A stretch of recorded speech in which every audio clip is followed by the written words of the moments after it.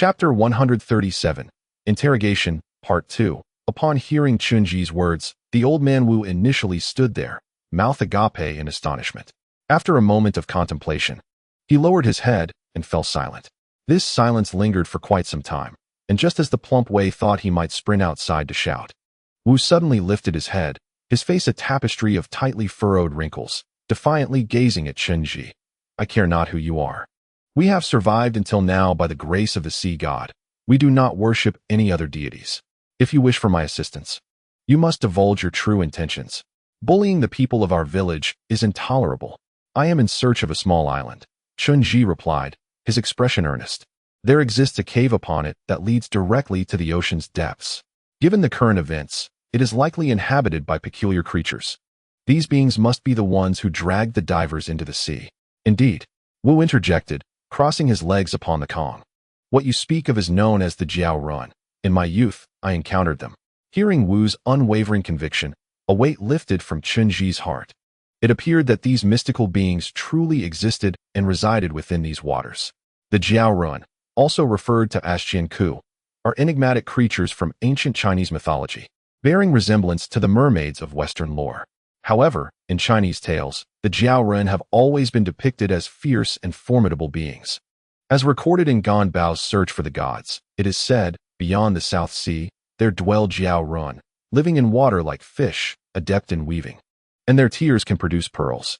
This implies that the Jiao Run are skilled weavers, capable of creating fabrics that do not wet in water. And their tears can transform into precious pearls, worth a fortune. The renowned Tang poet Li Shangyin's masterpiece, Jin's references these pearls, stating, "The bright moon over the vast sea weeps pearls," referring to the tears of the Jiao Run. Furthermore, it is believed that the oil from the Jiao Run has an exceptionally low ignition point, capable of burning for days with a single drop, suitable for use as everlasting lamps.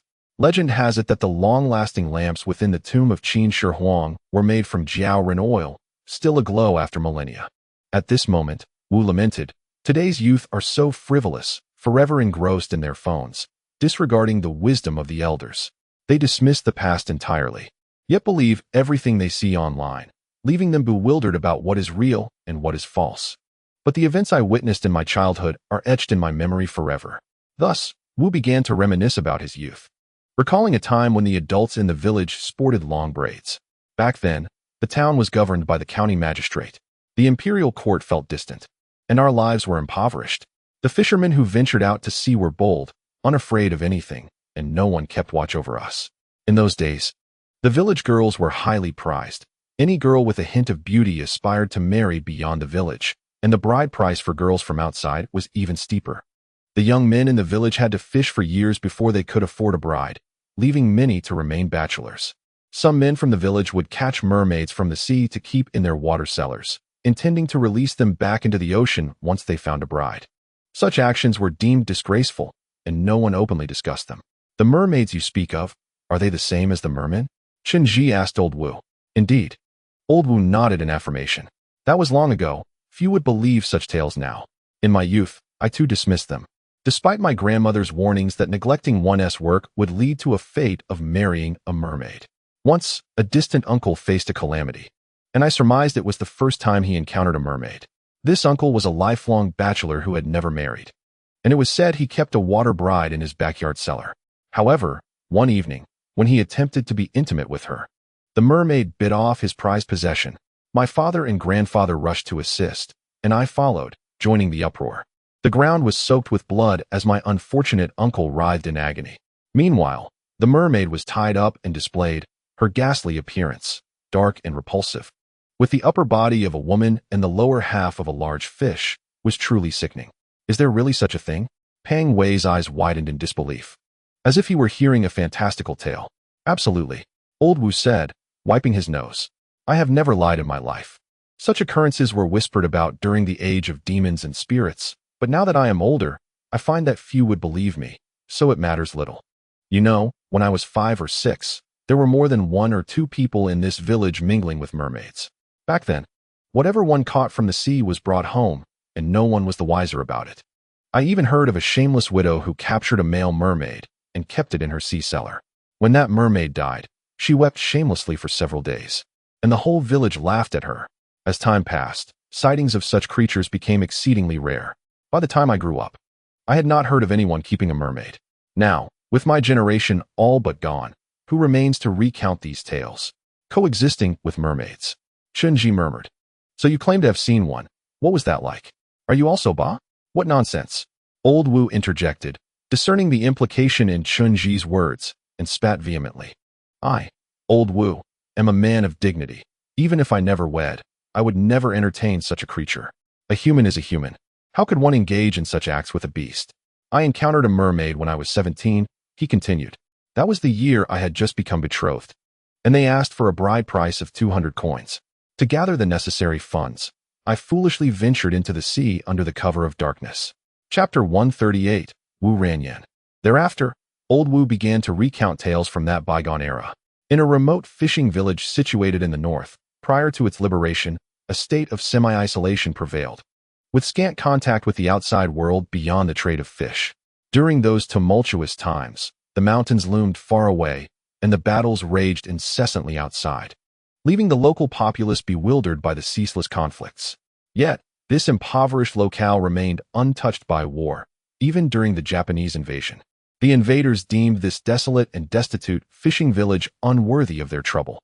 Historically, this small island was known as Pearl of the Sea, a name derived from the legendary merfolk of the region. The elderly gentleman, referred to as Mr. Wu, bore the full name of Wu Ranyan. His parents named him thus to mitigate the overwhelming influence of water in his fate, hoping to temper his connection to the sea and prevent him from being swept away by its tides. Nevertheless, Wu Ranyan possessed an innate affinity for the ocean. With broad feet and a steady stance, he took to the sea as soon as he could run, and before reaching adulthood, he was already adept at navigating boats to fish, surpassing the village's young men.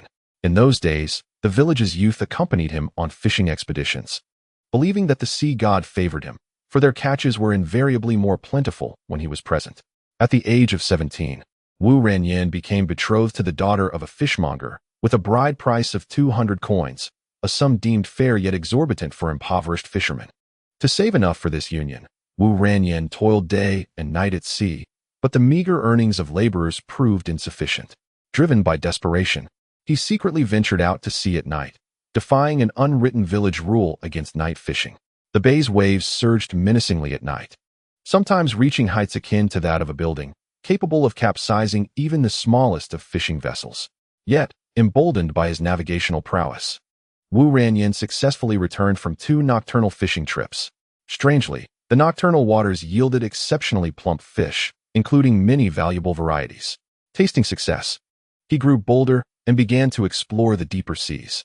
One fateful evening, as he skillfully maneuvered his boat through towering waves, he cast his net into the abyss.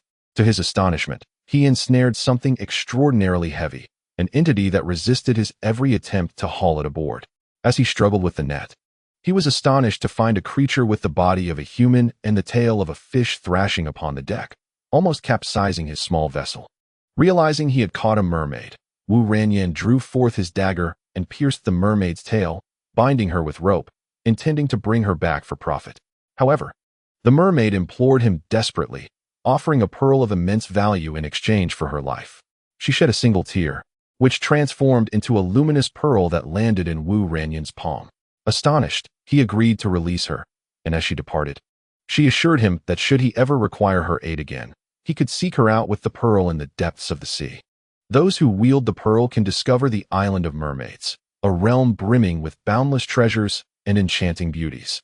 Wu Ranyan, having reaped the benefits, released the mermaid back into the sea and returned. Is that all? Chen Zhi inquired. Did you not mention that you were once captured by them and managed to escape? If you freed her, why did she come back to capture you again? Indeed, I was captured, Wu Ranyan confessed, his brow furrowing tightly, as if the recollection brought him immense distress. After a prolonged silence, he finally uttered, "Yet it is quite strange. I cannot recall how I was taken. I only remember that the mermaid was terrifying, with a gaping mouth ready to devour me, and somehow, I muddled my way back. When I regained consciousness, I found myself on the shore, and then," Wu Ranyan scratched his head, frowning as he insisted, "and then I returned, and eventually got married. What transpired back then is truly a blur. However, since that time, Every year at midnight, I have seen that mermaid by the sea. I called others to witness it, but they all claimed they could not see her. Yet I truly saw her, hiding in the crevices of the waves, smiling at me. It was a frightful sight, and since then, I have not dared to venture into the sea at night. After hearing Wu Ranyan's tale, Chen Zhi and Pang Wei exchanged glances, their trust in the old man's words evidently waning. Pang Wei broke into a grin, then turned to him. "Old man, I never thought you were one to boast. Just look at your spirited demeanor. You hardly seem the type to spin tall tales. Yet the more I hear, the more unbelievable it becomes. If you truly visited that island, how could you not remember how you got there? Did the mermaid simply stroll ashore and drag you along? Old man, we are discussing serious matters. Do not concoct stories to deceive us. We have no time for your nonsense." Wu Ranyan's stubborn nature was provoked by Pang Wei's remarks. He abruptly stood up, crawled beneath his bed, and retrieved a wooden box. From within the box, he produced a fish-skin pouch, unwrapping layers of cloth to reveal its contents. He then presented the object to Chen Zhi and Pang Wei. "Behold, am I merely boasting? Have you ever seen such a valuable item? Such treasures are likely unattainable in your city." Chen Zhi glanced at the contents of the cloth pouch, his heart suddenly racing. Within the tattered fabric lay a pure white pearl, the size of a pigeon's egg, glistening with an ethereal radiance, its brilliance illuminating the surroundings. It truly resembled the imagery encapsulated in Li Shangyin's poem, "The Pearl of the Vast Sea Shines with Tears." Chapter 139, An Unforgettable Matter. "Oh my goodness. Old man." Upon encountering the dazzling pearl, Fat Wei immediately lunged forward, eager to examine it closely. "You possess such a treasure. Why did you not present it sooner? Allow me a glance, and I shall appraise its worth." However, old Master Wu promptly withdrew his hand, cradling the pearl as if it were the most precious of possessions. "What are you doing? This is a pristine artifact. It cannot be handled carelessly. I assure you, I have never revealed this jewel in my lifetime. During the years of natural disasters, when I nearly starved, I did not part with this pearl. Today, I merely wish to show it to you. If you covet it, you shall find no opportunity, unless I am deceased." "Do not be alarmed," Fat Wei chuckled, waving his hand dismissively. "I merely wish to take a look. I have no intention of stealing. Your stinginess is quite amusing." He continued, "By the way, I must inquire, if the merfolk truly shed tears that transform into pearls, how is it that your village remains so impoverished? You ought to have prospered long ago." "What do you know?" Old Wu retorted, clutching his prized pearl. "The merfolk are not all the same. The ones captured in the village were merely inferior beings, akin to large fish. The one I captured is different.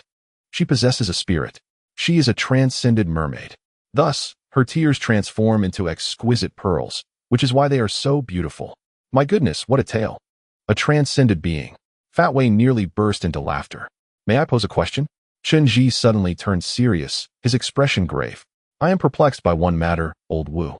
You mentioned earlier that you were in dire financial straits before your marriage and faced many hardships thereafter.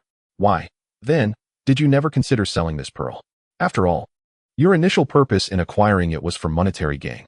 Furthermore, since the mermaid left this pearl for you and disclosed the secret of the island, it indicates she was friendly towards you. Why, then, did she later capture you? This seems illogical." At this point, Wu Ranyan appeared momentarily at a loss for words, yet stubbornly shook his head. "I do not recall how I was captured. The details escape me. As for why I did not sell the pearl, that is my own affair and no concern of yours." "Very well." Chen Zhi pressed on. "Do you still remember the appearance of that mermaid?" Upon hearing this question, Old Wu fell silent, then disdainfully replied, "What could she possibly look like? In any case, they all have that ghastly appearance. Merfolk are notoriously unattractive. What reason would I have to remember their features? I truly cannot recall. Now, I have shared what you wish to know. What is it that you intend to do? Aside from forbidding me from venturing into the sea at night, anything else is permissible." Chen Zhi regarded Old Wu in silence for a moment before calmly stating, "It appears we must trouble you further. We require your guidance to descend into the sea, and we must bring that pearl with us. Based on my current understanding, this bead appears to be a covenant. Possessing this token is essential to locate that island. Without it, one could scour the ocean to no avail. Moreover, it is quite possible that this covenant includes you, which implies that only you, bearing the bead, can find the island of the merfolk. This is unacceptable." Upon hearing this demand, the old man Wu immediately trembled uncontrollably. You have no idea how terrifying the merfolk are. For years, I have dreamt of that dreadful face. Though I cannot recall her features, I still remember her laughter echoing through the crevices of the sea. That ghastly visage is truly horrifying, and I wish never to see it again. Old man, are you not contradicting yourself? Fat Wei interjected, unable to suppress his confusion. You just claimed to have forgotten what the mermaid looked like. Now you speak of fearing her ghastly face. Do you remember or not? I speak the truth, Wu replied, at a loss for words. I have genuinely forgotten her appearance. However, I distinctly recall her face being terrifying, truly terrifying. Enough. Chen Zhi seemed to lose interest in Wu's words, abruptly rising to his feet. We shall set sail tonight. Whether you join us is your decision. I await your response. After stating this, Chen Zhi turned and walked away, not once glancing back at Wu. Fat Wei felt bewildered and hurriedly tugged at Chen Zhi's arm. Hey, what are you doing? We are asking him for assistance. We should communicate properly. Without his guidance, we won't be able to venture out to sea tonight. He will come. Chen Zhi replied softly with conviction. There are things he cannot let go of. In the time that followed, Chen Zhi began to prepare for the voyage. He first instructed everyone to organize their work attire and gear, then rented 2 spacious and sturdy boats capable of withstanding the evening's waves. Since arriving in this maritime region, Ding Ning had become somewhat dazed, plagued by nightmares once again. However, in this latest nightmare, it was not the terrifying face that haunted him. Instead, he found himself submerged in a frigid deep sea, surrounded by an overwhelming chaos. He felt excruciatingly cold, but could not cry out. Meanwhile, Xiaoqin Yuyang had also taken on a peculiar demeanor since arriving here, often babbling and mimicking sounds. At first, Chen Zhi was uncertain of what she was imitating, but soon realized she was pointing towards the vast ocean, incessantly replicating some strange noises. The sounds resembled a woman singing, yet upon closer inspection, they bore the haunting quality of a man's cries. They were no strangers to undertaking missions. The art of exploration had long become second nature to them. Preparations were swiftly completed, and Lao Jindo provided Ding Ning with a smaller-sized work suit. Though the fit was more snug, its functionality mirrored that of Chen Zhi's attire perfectly. The headgear and oxygen mask could be utilized for extended periods, automatically generating oxygen in enclosed spaces, and boasted excellent diving capabilities. Ding Ning donned it comfortably. Finally, Chen Zhi confirmed the personnel who would accompany him beneath the waves. Chen Zhi, Pang Wei, Gui Dao, Ji Ying, Ding Ning, and the coerced Yang Wu Mao gathered together. At 7 o'clock in the evening, Chen Zhi entrusted Xiaoqin Yuyang to the care of old Jin Do, emphasizing the necessity of vigilance to ensure she was neither lost nor seen by others. By 7:30, the elderly Wu indeed appeared before them, offering to take them out to the night sea. Chapter 140. Setting sail. This unexpected decision from old Wu left village chief Xiao Wu utterly astonished. Despite his usual lack of filial piety, in this critical moment, he revealed himself to be a devoted grandson. Upon receiving this news, he immediately embraced his grandfather, weeping profusely, resolutely objecting to the idea of his grandfather venturing out at such an advanced age, claiming it was tantamount to seeking death. He loudly accused Chen Zhi and the others of deceiving his elderly grandfather into embarking on a perilous adventure, declaring it inhumane, and threatening to report them the following day. Pang Wei hastily administered a dose of tranquilizing medication to village chief Xiao Wu, arguing that it was the old man's lifelong wish to undertake this journey. Furthermore, it was a noble endeavor aimed at saving lives. The foreign divers had come to China alive, yet now that an incident had occurred with no sign of them, it could undoubtedly affect international relations. For the country and the people, the old man ought to go. This would also pave the way for Xiao Wu's promotion. His grandfather's sacrifice would serve as a foundation for his promising future. He then gestured towards Yiqiu, indicating that this city official held considerable sway over Xiao Wu's career trajectory, thus placing the onus on village chief Xiao Wu's performance. It was unclear what motivated Yiqiu, but he surprisingly nodded in agreement, affirming Pang Wei's reasoning, suggesting that the young village cadre deserved a promotion.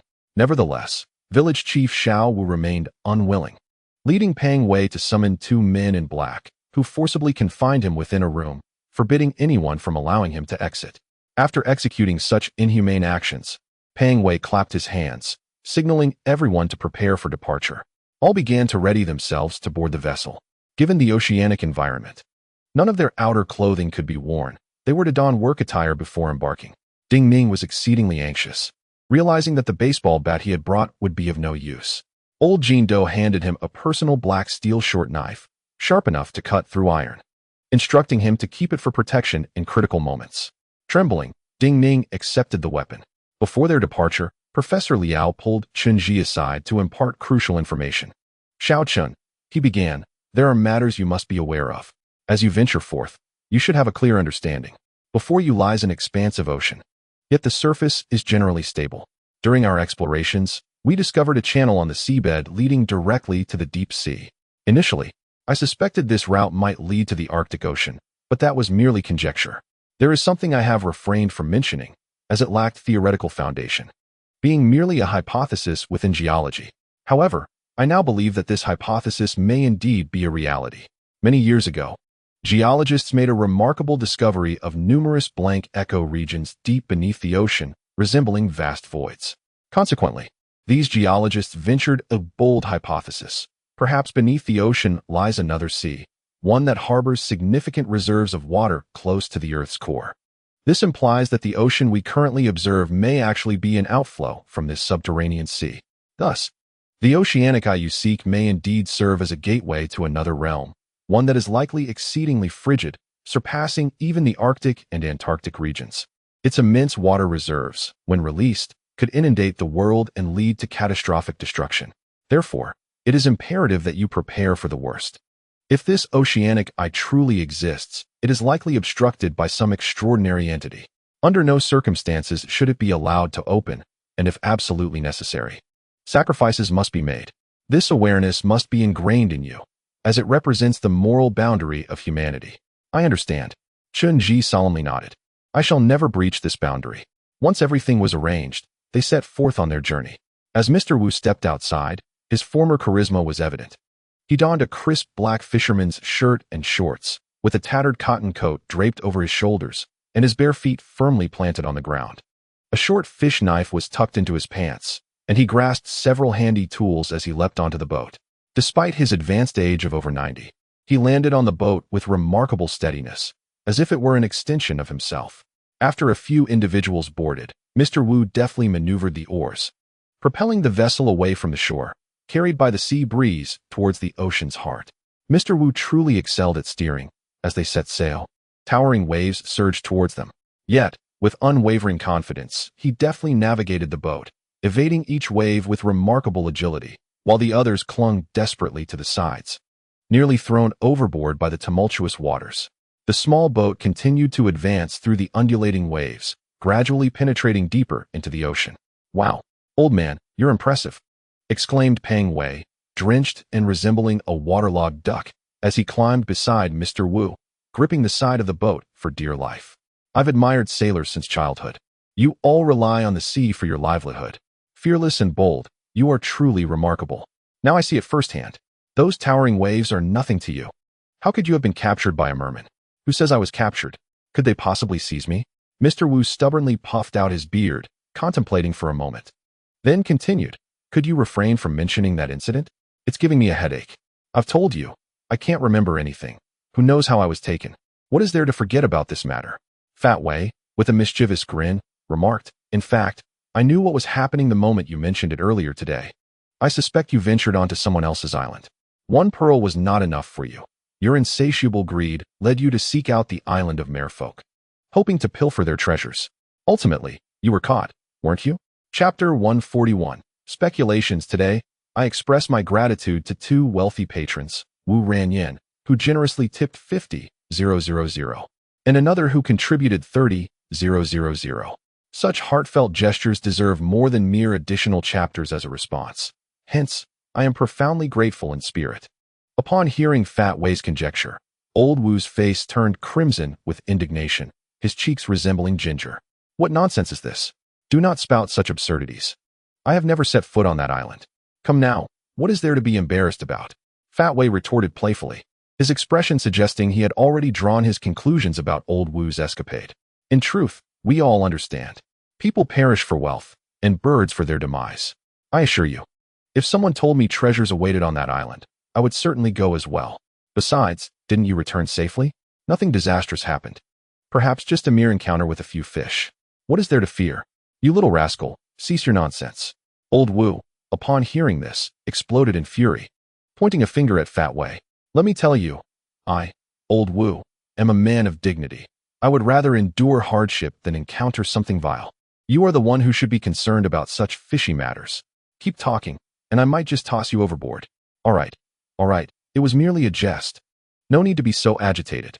After receiving a sharp retort, Fat Wei retreated back into the cabin. Chen Zhi had specifically rented the largest boat in the area. It was said that the town mayor had used this very vessel during his inspection of the village. Unlike ordinary fishing boats, this one boasted a spacious cabin capable of accommodating 5 or 6 individuals, with its aluminum panels polished to a smooth finish. Due to its high construction cost, the villagers seldom used this boat for fishing, rendering the interior clean and devoid of any fishy odors. A rarity for this occasion, as it had been rented at a premium by Chen Zhi. Yang Wumao had been coerced by Professor Liao to join the outing. After being battered by several waves, the boat rocked violently, nearly causing him to lose his lunch. He was now in a foul mood, swaddled in layers of cotton coats, his head covered with a hat, huddled in a corner, shivering and grumbling. In contrast, Ghost Blade and Ji Ying were seasoned adventurers, their warrior spirits unwavering in the face of crashing waves.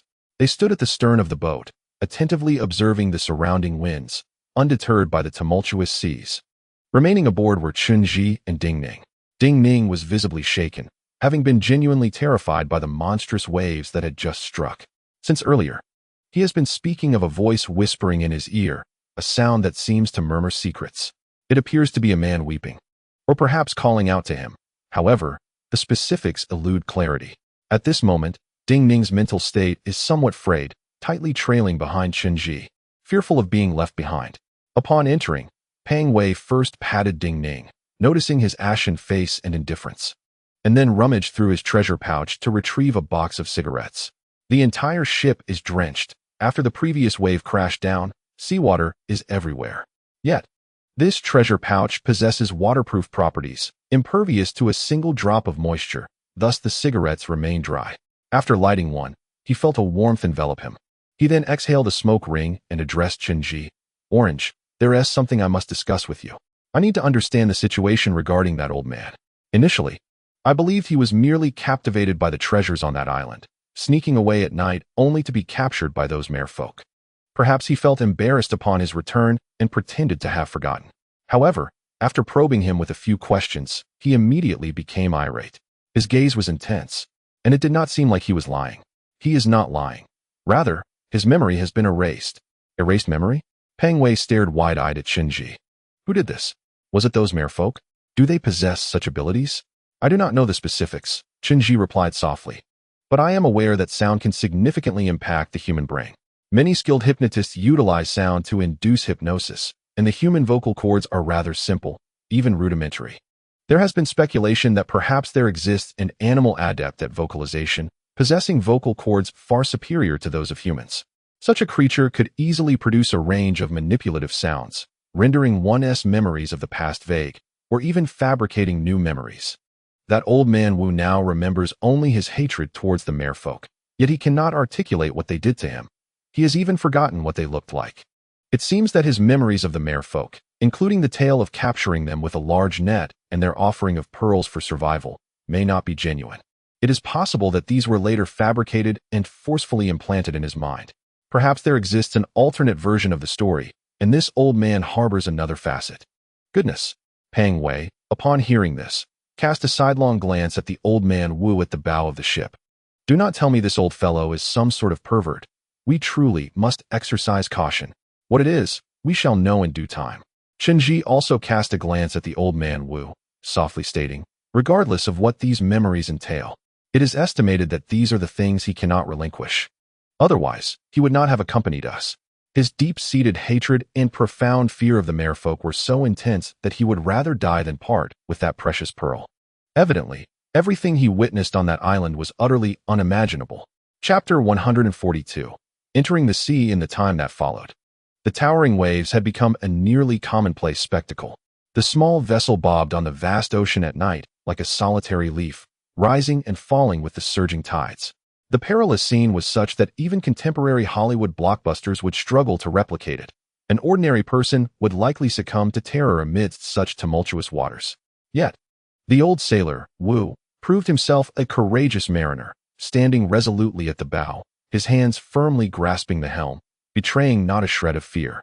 After enduring the ocean's fury for some time, the monstrous waves gradually subsided, revealing a tranquil expanse ahead, as though we had entered a different maritime realm. As Chen Zhi and the others emerged from the cabin, they beheld a sea that was remarkably calm. However, the scent of the wind had shifted, and the surrounding air felt transformed, as if they had stepped into another world. This was undeniably not a normal ocean. The temperature was entirely abnormal.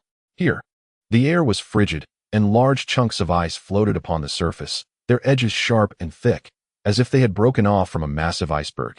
When these ice fragments collided with the ship's hull, they produced a dull thud reminiscent of metal. Chen Zhi and Pang Wei retrieved a piece of ice from the sea and discovered its density was immense. Even a knife struggled to carve into it, revealing its formidable hardness. Such ice could only exist on an ancient iceberg that had been frozen for an extraordinarily long time. The notion of millennia-old icebergs exists only as a speculative concept. While the freezing conditions are plausible, humanity's historical timeline is limited, and many aspects of prior civilizations remain unknown. For instance, the lifespan of icebergs in the Arctic Ocean has long surpassed human civilization. An ancient iceberg frozen for hundreds of millions of years would possess such high density, its hardness exceeding that of metal. As they ventured further, they encountered an increasing number of scattered ice fragments and blocks, large masses floating on the water, reminiscent of entering the Arctic Ocean. The biting cold was palpable. Their work attire provided insulation, and everyone donned hats and hoods to protect their eyes and ears from frostbite. Yang Wumao, lacking proper attire, was bundled in several layers of overcoats, a scarf tightly wrapped around his neck, and exaggeratedly large cotton gloves.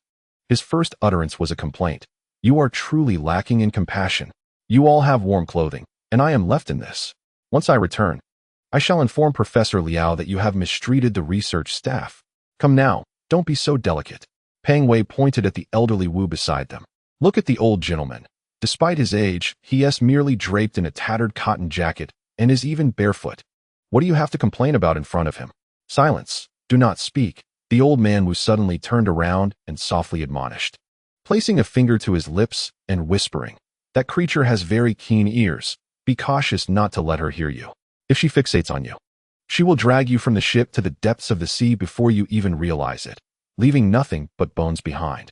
Upon hearing this, Yang Wumao was instantly terrified, his spirit fleeing as he hurriedly retreated back into the cabin, not daring to emerge again. They then stood at the bow of the ship, holding their breath and moving quietly forward. The waters in this region were distinctly different. The surrounding sea had transformed into a deep, vibrant blue, a hue so pure and rich that it could only be found in the untainted depths of the ocean. It appeared that this area was free from pollution, a pristine domain untouched by human presence. Their small vessel continued to sail ahead, yet the floating ice began to multiply, soon becoming an impediment. Ultimately, navigation became arduous as they struggled to maneuver through the narrow gaps between the ice. "Old man, perhaps we should disembark," Fat Wei suggested softly from behind Wu. "The ice is quite thick. We could traverse it more swiftly than remaining on the ship." "No," Wu immediately countered, "we must not abandon the ship. It is our refuge. Once we step off, we would be in their domain, and those creatures could drag us into the sea at any moment. Let us use our oars to push the ice aside and create a channel for the ship." "Understood. We shall follow your lead," Fat Wei responded, signaling to the others. Each person grasped an oar and began to push the large ice blocks aside. Though their strength was considerable, particularly that of Gui Dao and Ji Ying, seasoned warriors, the task remained challenging. They progressed slowly, inching forward through the icy gaps, while Wu continually gestured for silence, sensing the tension of an imminent threat in the unknown ahead. At last, an eerie phenomenon occurred. A melodious voice suddenly emerged from the tranquil waters, a hauntingly beautiful sound that resembled a woman's hum, ethereal and enchanting, spiraling through the air without discernible lyrics, yet more exquisite than any song. In that moment, Chen Zhi felt a subtle shift in his neural pathways, his thoughts undergoing a delicate transformation. He realized he had succumbed to the enchanting illusion of the voice. Just then, A creaking sound echoed from the aft deck, startling everyone as they quickly turned to investigate. To their astonishment, an extraordinarily beautiful woman with long, flowing hair had appeared, reclining on the deck of the ship. Her skin shimmered, her hair cascading like a dark cloud, lustrous and dense. Her enchanting eyes sparkled with a captivating allure, her lips a deep crimson, and her long arms and snow-white shoulders lay gracefully upon the deck, fragile and ethereal. She adorned her neck with a necklace woven from sea corals, while her lower body swayed rhythmically in the water, occasionally revealing a glimpse of her fish tail, unmistakably embodying the essence of a legendary mermaid. Chapter 143, The Extinct Merfolk. Chen Zhi had previously encountered such a creature. He had once laid eyes upon a renowned mermaid at the Royal Museum of Thailand. This particular mermaid possessed an enchanting aura, her appearance indistinguishable from that of a human. Yet, when she revealed her true nature, she transformed into a fearsome figure, leading to the demise of a notorious thief. However, the mermaid before him was entirely different. She bore no resemblance to the grotesque depictions of merfolk in folklore. Rather, in comparison to ordinary women, her beauty was unparalleled. Her form was supple and ethereal, with an alluring expression that captivated all who gazed upon her. As she glided through the water, her tail created soft ripples, her long, mist-like hair cascading down her back in delicate strands. Her visage was as pure as jade, characterized by enchanting phoenix eyes and distant mountain brows. One could assert that, according to ancient aesthetic standards, she possessed the visage of a flawless beauty. Yet, through the lens of contemporary sensibilities, there lingered an unsettling quality, as if this mermaid were a creation of art rather than flesh and blood. As all present beheld this astonishing mermaid, they stood frozen in awe. Fat Wei, with arms outstretched, found himself at a loss, pondering, what should we do? Should we greet her? He glanced back at Chen Zhi, silently inquiring whether they ought to act or speak. Yet, Chen Zhi felt an inexplicable disquiet, unable to articulate what felt amiss. His gaze drifted downward, fixating on the region of the mermaid's abdomen. Indeed, the rippling surface of the sea betrayed the illusion before them. The mermaid was not actually resting on the deck. Although she appeared to recline upon the ship, the deck exhibited no signs of weight or displacement. Everything was a mere facade. What we are witnessing is an illusion. It is not real, Chen Zhi stated calmly, taking a few steps forward to examine the exquisite mermaid more closely. He then turned to the others, instructing everyone, "Plug your ears. There are spare earplugs in the treasure pouch." Upon hearing Chen Zhi's words, the group swiftly opened their pouches, and indeed, within the side compartment lay a pair of nano earplugs, perfectly matched to their uniforms. They hurriedly inserted them into their ears. Yang Wumao, lacking a uniform, extracted 2 clumps of cotton from his jacket and stuffed them into his ears, also offering some to old Wu. Once their ears were sufficiently muffled, the group turned their gaze back to the mermaid, only to discover that there was no mermaid at all, merely a set of stark white bones adrift upon the sea. They collided continuously with the ship's hull. The skeletal remains stood out vividly against the deep blue waters, glistening white in their entirety. The bones formed a humanoid shape with a fish tail, the lower portion composed of sturdier skeletal structures arranged in the form of fins. The skull was identical to that of a human, and the once flowing, waterfall-like hair was now reduced to mere strands, drifting like seaweed in the water. The necklace of sea farm coral still hung upon the skeletal remains, presenting a most macabre sight. Astonishing! What manner of grotesque creation is this? Fat Wei gazed in disbelief as the enchanting beauty transformed into this ghastly apparition, nearly leaping from the vessel's deck.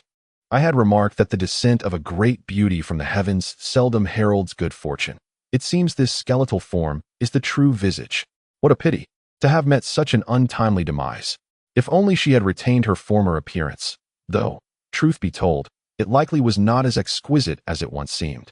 Chen Zhi approached, grasped an oar, and nudged the remains towards our side. We had all been influenced by the sound, which had induced a hallucination in our minds, leading us to perceive an illusion.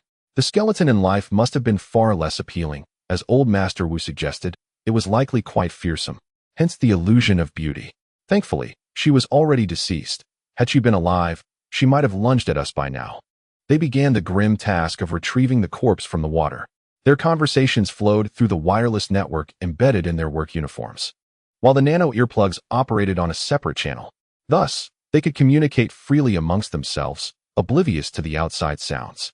Old Wu and young Wu Mao, lacking earplugs, stuffed their ears with cotton and exchanged perplexed glances, unaware of the ongoing discussions. Fat Wei and Gue Dao lent a hand, carefully maneuvering the skeletal remains onto the deck. Pressed closely against the bones, Fat Wei scrutinized them meticulously, muttering, "This is peculiar. By the reckoning of human anatomy, these bones are ancient, akin to the venerable grandmother of all fish. I estimate they have languished in the ocean for thousands of years. However, we have yet to encounter such remains in ancient tombs. It is best to summon Yang, our esteemed scientist, for a closer examination." Having uttered this, Fat Wei gestured animatedly towards Yang Wumao. The latter feigned ignorance, retreating repeatedly until, under duress and intimidation from Fat Wei, he reluctantly produced a magnifying glass to inspect the bones closely. Leaning in, he whispered loudly into Fat Wei's ear. "The exterior of the bones is encased in a thick patina.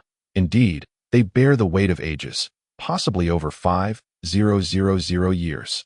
Moreover, this is the skeleton of an amphibious creature. The upper body closely resembles that of a human female, yet the lower half lacks a maternal womb, suggesting it is an oviparous species.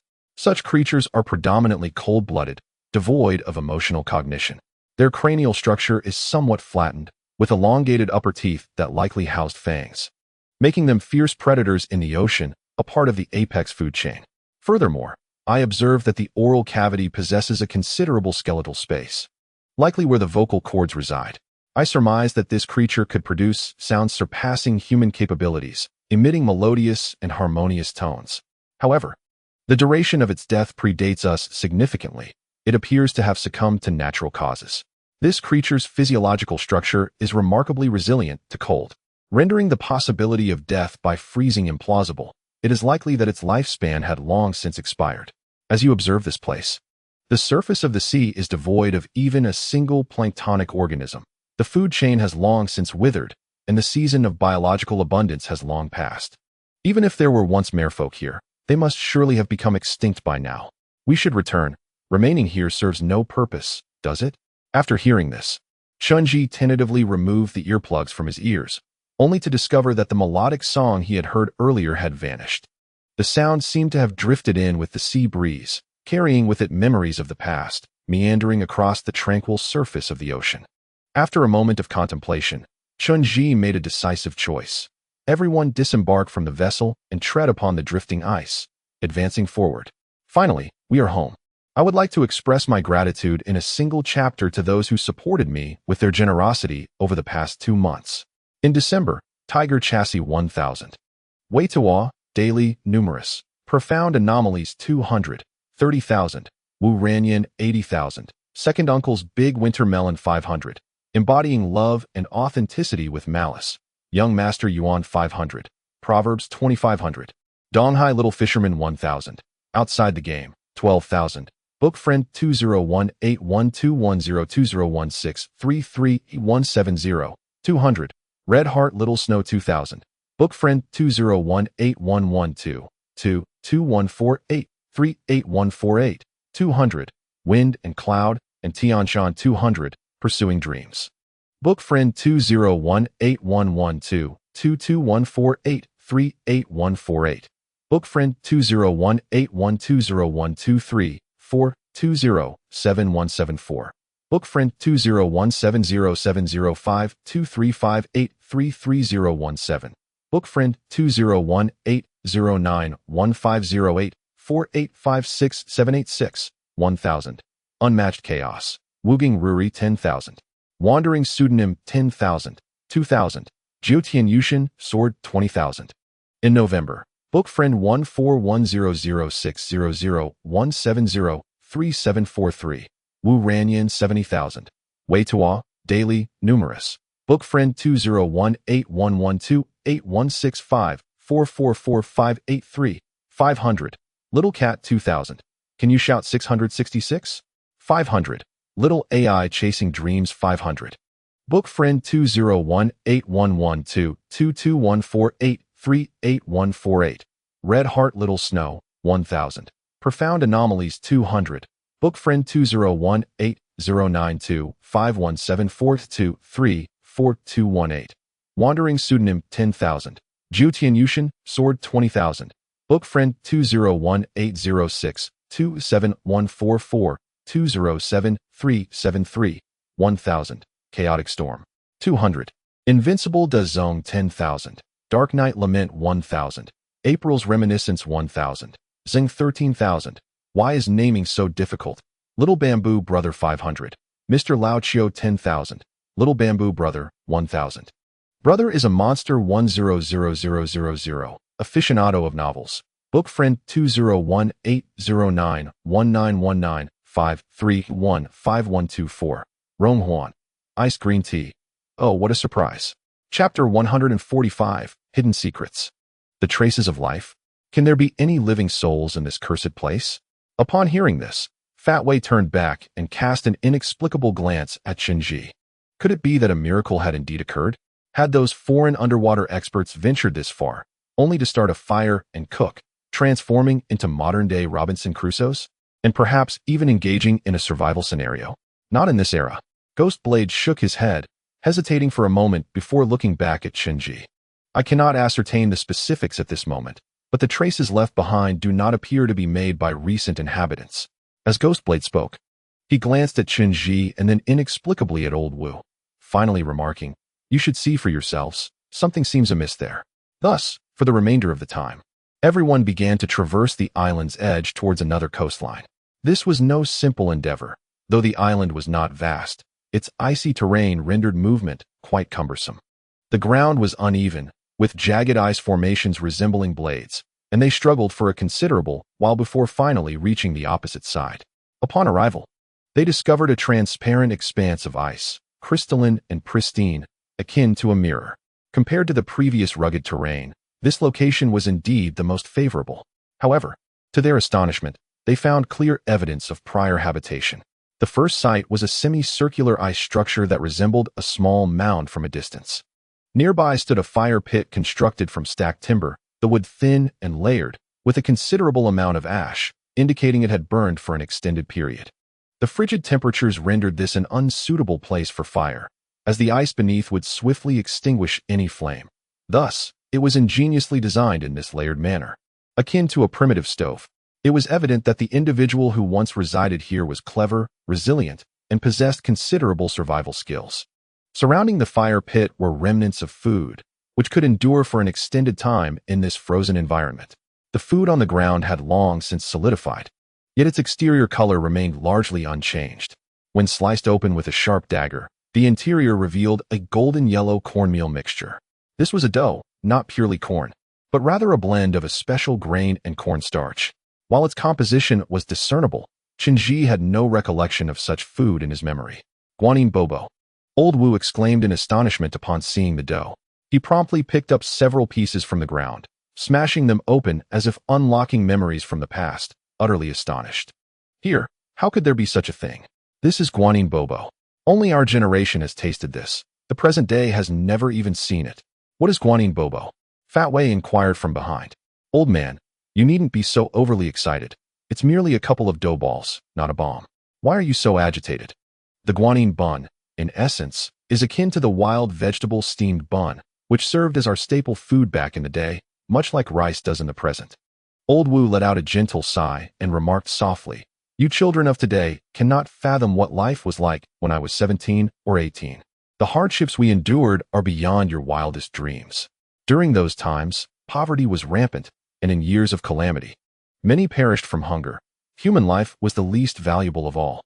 Our small fishing village has never produced any officials or wealthy individuals. We couldn't even afford white flour. And cornmeal was considered a precious commodity. Thus, we had to devise our own means, consuming the tender leaves from the old elm trees.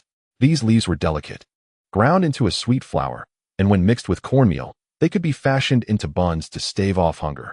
Many were saved by this, and we named it Guanyin bun.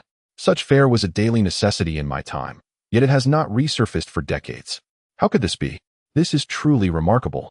Fat Wei chuckled as he glanced around at the others, noting that even foreign experts embrace simplicity, recognizing China's wild vegetable dumplings. It cannot belong to anyone else. Old Wu trembled as he held the wild vegetable buns, exclaiming, These buns were crafted by my own hands. I know my own skill, and I would never mistake it. That is entirely plausible. The previously silent ghost knife suddenly interjected. These items are, in fact, relics from decades ago. Moreover, they still carry your essence. Ghost Knife's voice was cold as he spoke. Chen Zhi immediately grasped his implication. Warriors possess a heightened sense of smell compared to ordinary individuals, despite the passage of years. In such frigid climes, objects retain the scent of their original owners. This subtle aroma could easily be detected by a warrior like Ghost Knife. As Old Wu indicated, he had indeed visited this island and resided here alone for a time. However, his true intentions remained obscure. What is this? Fat Wei lightly kicked at a nearby ice fortress, discovering its surface to be rather solid. The ice structure was semicircular, measuring over a meter in diameter, resembling an Eskimo igloo from the outside. Leaning in, he peered down and exclaimed, "Come and see. The space inside is quite spacious. By my word, it resembles a sizable dwelling. You must come take a look. There are items within." After speaking, Fat Wei positioned himself to jump inside, as if slipping. Chen Zhi also bent down to investigate, and indeed, it revealed an artificially excavated ice cavity, covering several square meters. Inside lay some tattered grass roots and ragged cotton quilts, indicating a rudimentary living space. After rummaging for a while, Fat Wei emerged with a bundle, wrapped in coarse fabric, now frozen and hardened like stone. After softening the fabric with a heater, they cautiously unwrapped it, revealing 2 sets of frozen, coarse cloth garments, each adorned with numerous patches, clearly intended for men. Above these garments lay several long bandages, which, rather than being mere bandages, were remnants of old rough cloth, stained with blood. Given the amount of blood, it was evident that the individual was beyond saving. Chapter 146, The Hidden Secret, Part 2. Once these bloodied items were presented, everyone's gaze involuntarily shifted towards Old Wu. The elderly man, nearing a century in age, stood frozen, as the garments that had lain undisturbed for decades stirred many memories within him. Trembling, he caressed the fabric, particularly the bloodied bandage, as if striving to recall something, yet the memories eluded him. "Old man, you must explain this thoroughly. What are you trying to convey?" Fat Wei's expression turned serious as he scrutinized Old Wu, asking earnestly, "You insist you were captured and brought to this island, then somehow escaped back through the fish's mouth. Yet here we see you arriving with a large bundle and residing on this island for a considerable time. You appeared quite content, chopping wood, cooking, and seemingly had no intention of returning. I have yet to see a prisoner exhibit such enthusiasm. We are not fools. Look around. There isn't a single piece of wood or grain on this island. These items must have been brought by you from elsewhere. Clearly, you've made multiple trips between this island and your village to gather such provisions. You've lived here for an extended period. Yet you tell us you were captured by a mermaid and feign amnesia. What kind of game are you playing?" Old Wu listened attentively to Fat Wei's words and sensed the skepticism in his voice. However, for reasons unbeknownst to him, he refrained from offering any rebuttal. Gripping his head with both hands and shaking it incessantly, as if attempting to unlock the mysteries within. "My mind is troubled," Old Wu stubbornly muttered. His face flushed as he vigorously struck his own head. "These are my clothes. That cloth bandage is what I wrapped around myself. I remember those events clearly. But here, I truly cannot recall. No, it's my mind that is truly troubled. I distinctly remember being captured and brought to this island, but everything that followed, everything, I cannot remember. And also, yes, the matter of catching that mermaid. The tale of you capturing a mermaid is nothing but a fabricated memory. It is not true." Chen Zhi interjected coldly from the side, addressing Old Wu. "Now, allow me to present some realities to you. The first reality is that mermaids, in essence, are beastmen, yet they are not of low intelligence. Orcs are classified into various tiers, with some possessing remarkable abilities while others are considerably weaker. It is true that, as you mentioned, some may be not only physically unattractive but also intellectually deficient, finding themselves ensnared by humans for various reasons. However, there exists another kind of orc, those who are exceptionally intelligent, endowed with formidable powers, and even possess the divine blood coursing through their veins. I surmise that it is the tiers of such orcs that could potentially coalesce into the pearls you speak of through their innate gifts. Of course, the specifics of how this occurs are beyond your need for comprehension. What you must grasp is a singular truth. The mermaid you reference can never be a low-intelligence orc. She would have no reason to fall into your trap. What is the matter? At this moment, the old man Wu appeared to be in great distress, vigorously striking his own head. For reasons unknown, tears began to cascade down his cheeks. He was engulfed in anguish, as if the memories within his mind were the most cherished treasures of his life, now lost to him. This brings me to my second point. Chen Zhi regarded the old man Wu and continued, "Since your claim of capturing a mermaid is unfounded, all subsequent tales you've spun are equally baseless. Why do you find yourself on this island?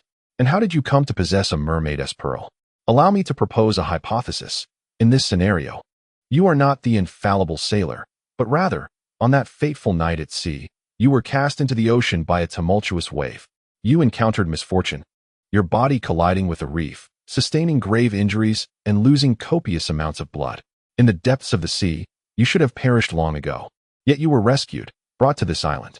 The one who saved you tended to your wounds with great care, bandaging them with white cloth and using their own body fat to heal you. This fat possesses potent energy, and coupled with your remarkable recuperative abilities, you survived. But who was this savior? I suspect there are no humans on this small island. Are you implying that it was the mermaid who saved me?" The old man Wu, upon hearing this, suddenly became exceedingly agitated, his face turning a deep shade of purple. Indeed, Chen Zhi, gazing steadily at him, calmly affirmed, "It was the mermaid who rescued you. I have already observed that the bloodstains on those bandages contain a substantial amount of fat, distinct from that of ordinary fish, rich in calories and capable of accelerating healing. Moreover, this fat exudes a unique scent, one that is all too familiar to me. It is the essence of orcs. Specifically, it belongs to a highly advanced breed of cold-blooded orc, likely a member of the marine tribes that dwell in the sea and possess remarkably long lifespans. For reasons unknown, this otherwise emotionless cold-blooded orc saved you, even going so far as to sacrifice her own fat to heal your wounds. Such a benevolence is beyond the comprehension of ordinary folk. I believe this is the very reason you ultimately chose to remain." "What are you talking about?" The old man Wu suddenly erupted in a fit of madness, his voice transformed. "Are you suggesting that I am connected to a mermaid? That I am tied to that creature?" "Yes." Chen Zhi gazed at him and spoke with unwavering certainty. "In your youth, it was not you who captured a mermaid, but rather you who were saved by one. You fell in love with her, yearning to dwell here for eternity. Yet ultimately, she stripped you of your memories and sent you back. I surmise she bestowed upon you her tears and fabricated a memory, wishing for you to forget her and sell the pearl to sustain yourself. However, you would rather starve than part with that precious gem. Your mind has long forgotten the mermaid, and the memories of your life together have faded. Yet, the resentment of being abandoned lingers in your subconscious, which is why you harbor such hatred for her." Chapter 147. Memories Nonsense. Nonsense. The old man Wu suddenly erupted in madness. He could not fathom the reason, but he leapt from the ground, seizing the garments and tearing them apart in a frenzy. After destroying the clothes, he began to violently slam his head against the ice fortress, seemingly consumed by an insatiable loathing for everything here, as if he wished to end his own life. Pang Wei and the others swiftly restrained him, urging him to calm down and not to seek his own demise. Yet, the old man Wu remained in a state of profound sorrow and fury, abruptly producing the pearl from his grasp, poised to cast it into the sea. However, the pearl possessed an extraordinary spirit. Upon arriving on this icy isle, it seemed to have returned home. Bathed in sunlight, it radiated a brilliant and resplendent light, indescribably beautiful. Just as the pearl was about to slip from his fingers, the old man Wu suddenly found himself reluctant to part with it. He clutched the pearl tightly, curling up beside the ice fortress, tears streaming down his face. "I have lived my life in vain." The old man's voice trembled like leaves without a resting place. The pain he felt truly beyond words. "Let me die here. What have I lived for? Unable to remember anything, so bewildered and lost. Living in vain, forgetting everything. Living in vain." Given his advanced age, after weeping fervently for a while, his body began to convulse, foam gathering at his mouth, teetering on the brink of unconsciousness. Pang Wei, witnessing this alarming scene, was nearly paralyzed with fear. He hastily retrieved emergency medicine from his satchel and forcefully shoved it into the old man's mouth. "Old sir, please do not frighten me. You must not succumb here. Your grandson would surely hold me accountable. Quickly, take the medicine. Hurry, hurry." After uttering these words, Pang Wei continued to push the medicine into the old man's mouth, But the old man resolutely clenched his jaw, gripping the pearl tightly, his face ashen, refusing to swallow the medicine. It was clear he genuinely wished to perish here. Meanwhile, Chen Zhi stood before him, observing his anguish, and finally spoke. I can assist you in reclaiming your memories, but it will require a certain sacrifice. Are you willing? What? Old Wu suddenly opened his eyes. His vision blurred with tears as he gazed at Chen Zhi, seemingly unable to comprehend the words that had just been spoken. Chen Zhi continued. I need to implant a spell into your mind. This incantation is highly stimulating, and given your advanced age, it may inflict significant harm upon your body. There is a possibility that you could become completely paralyzed or even suffer from dementia. Is this a fate you are willing to endure? I am willing, Old Wu exclaimed, rising abruptly. In that moment, he no longer pondered the veracity of Chen Zhi's words. Instead, he seized Chen Zhi's hand with fervor. I am willing. I am indeed. At 98 years of age, I may soon meet my end. At this age, there is little left to fear. I have weathered life's storms and have never feared death. Yet, for reasons unknown, I find myself terrified now, terrified of dying without retaining any memories. You are correct. There has always been a void in my mind. I lack education and cannot articulate my feelings like you young ones, but I know that without this piece of memory, I would not rest easy even in death. I implore you, please help me remember those things. Do not let me live in obscurity. Very well, Chen Zhi replied, nodding earnestly. I respect your choice. Hearing this, Pang Wei was struck with fear and quickly pulled Chen Zhi aside, whispering urgently, Are you out of your mind? That old man is nearly a century old. Even the slightest touch could shatter him. If you cast a spell on him and something goes awry, you could be held liable for his demise. Your audacity is astounding. This is far more perilous than aiding an elderly woman. Nevertheless, this must be done. Trust me, Chen Zhi replied dismissively before returning to Old Wu. Closing his eyes, he placed his hand upon Old Wu's head and silently began to chant the incantation. The spell, mingled with healing energy, gradually penetrated Old Wu's consciousness. In that instant, Chen Zhi sensed that Old Wu's memories had indeed been thoroughly erased. The method of erasing memories was peculiar, not one of sealing, but a complete cleansing. This incantation was not merely sorcery. It was an innate capability, akin to the doppelganger technique of the cold monkey. Chen Zhi chanted the incantation for what felt like an eternity, the spell's intensity causing Old Wu to turn pale and foam at the mouth. Eventually, Chen Zhi managed to uncover fragments of the past hidden within the folds of Old Wu's mind. These remnants comprised all that he could recall, piecing together an exceedingly brief memory. Upon grasping these memories, Chen Zhi swiftly extended his other hand, conjuring a fiery spell diagram in the air. This diagram, resembling a transparent screen, projected all of Old Wu's mental fragments into the surrounding space. At that moment, everyone in the image beheld the youthful visage of the venerable Wu. In this depiction, let us refer to him as Wu Ranyan. It can be said that in his youth, Wu Ranyan was indeed quite handsome. Although his skin was somewhat darkened, his features were remarkably striking, exuding a sense of gallantry, resembling a man of great stature, far superior to the contemporary young men. He appeared to be merely 17 or 18, with a hint of youthful defiance etched upon his face. Standing upon the sandy shore, clad in a tattered cotton coat revealing bits of stuffing, his complexion was tinged with a bluish hue from the cold. Before him stood a woman with flowing hair. Though she did not turn to face him, her silhouette was exceedingly graceful, with a long neck and a slender waist. Her thick, beautiful hair suggested that her countenance was likely enchanting beyond compare. From the way Wu Ranyan gazed at her, it was evident that he held a profound affection for this woman, having completely succumbed to the throes of love. In the vision, the woman's voice was unimaginably beautiful, akin to the celestial harmonies produced by a multi-frequency sound system, far beyond the capabilities of ordinary humanity. Her melodious voice lingered, saying, There is a way to the heavens, and all things follow their own rules. We all have tasks we wish to evade, yet must fulfill. I am trapped here by fate. Yet you insist on remaining with me. This place is eternally frigid, and you shall surely perish from the cold. Depart. Some things are better forgotten than remembered. Chapter 148, Reminiscences, Part 2. For the sake of death, death, death, let it be so. Additional content. In that vision, the youthful Wu Ranyan found the woman's words utterly unacceptable. His reaction was intensely fervent, his brows furrowed with unwavering defiance. If forgetting you is the price of survival, I would rather embrace death this very moment. Sending me back is out of the question. I would sooner starve here than leave. Subsequently, the two exchanged many words, but the fragments of their conversation were too indistinct to be discerned in the image. However, from their expressions, it was clear that Wu Ranyin was in constant rebellion, unwilling to part from the woman, engaged in fervent debate, while she remained resolutely silent. Ultimately, all present witnessed a poignant scene as the woman leapt gracefully into the sea, and in the sunlight, a shimmering fish tail emerged, adorned with iridescent scales that sparkled like crystal, displaying a breathtaking beauty. Yet, this enchanting vision was fleeting.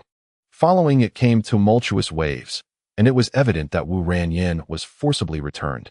He was swept to the shore, his expression vacant, presumably devoid of any memories at that moment. Amidst the chaos of the surging waves, he caught a final glimpse of the woman's face. Her visage was blurred, as if a special effect had obscured her features within the frame. This final scene constituted the remnants of Wu Ranyin's memory, the very image he spoke of, depicting the mermaid amidst the crests of the waves. After this brief fragment of memory vanished, Chen Zhi retracted his heartfelt incantation. At this moment, blood gushed from Wu Ranyin's nose, his jaw clenched tightly, his complexion ashen, and he had succumbed to a profound state of unconsciousness. His advanced age rendered him vulnerable, and the side effects of the spell had fully manifested. Gui Dao promptly applied pressure to his philtrum and checked his pulse, then turned to Chen Zhi and said, "There is no immediate danger to his life. However, his breath is exceedingly faint. It is unlikely he will awaken anytime soon. Oh my goodness. Thank heavens nothing serious has occurred." Hearing this, Pang Wei felt as though he had received a reprieve, hastily assisting the old man in bandaging his clothing. Reluctantly, he addressed Chen Zhi, stating, "You individuals possess an audacity that is truly remarkable. You dare to act against someone of such advanced age? If anything were to happen to him, his grandson would surely hold you accountable. It is likely that the Fate Hall would have to be sold off, and even that would not suffice to repay the debts." As Pang Wei spoke, he applied a cooling ointment beneath Wu Ranyin's nose. The old man was indeed in no state to regain consciousness. Once the nasal bleeding was under control, the group helped wrap him in a cotton coat and transported him to the ice fortress below, which offered better insulation for a brief respite. Upon entering, they discovered the unique structure of the ice fortress. The layers of ice were meticulously crafted, revealing the considerable effort Wu Ranyin had invested. Looking upward from below, they noticed the entrance was densely littered with irregular iron spikes. Chen Zhi carefully detached one, scrutinizing it to find it was a primitive trap. Such devices are often encountered in the deep mountains of the northeast. When a beast triggers the metal wire, it swiftly forms an iron net, with the sharp spikes poised to impale the creature. This trap effectively prevented threats from descending to attack those inside. Yet, the presence of this trap illuminated a troubling issue. During his residence here, Wu Ranyin must have felt significantly unsafe. The danger was so acute that he felt compelled to don this protective barrier each night to fend off potential assailants from outside. This situation posed an intriguing question.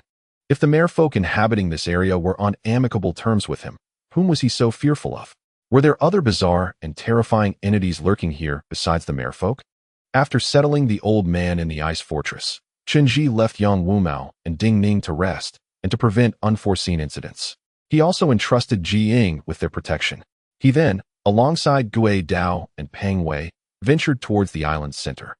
Gui Dao and Ji Ying had previously surveyed the terrain, discovering this island to be eerily silent, a desolate frozen isle.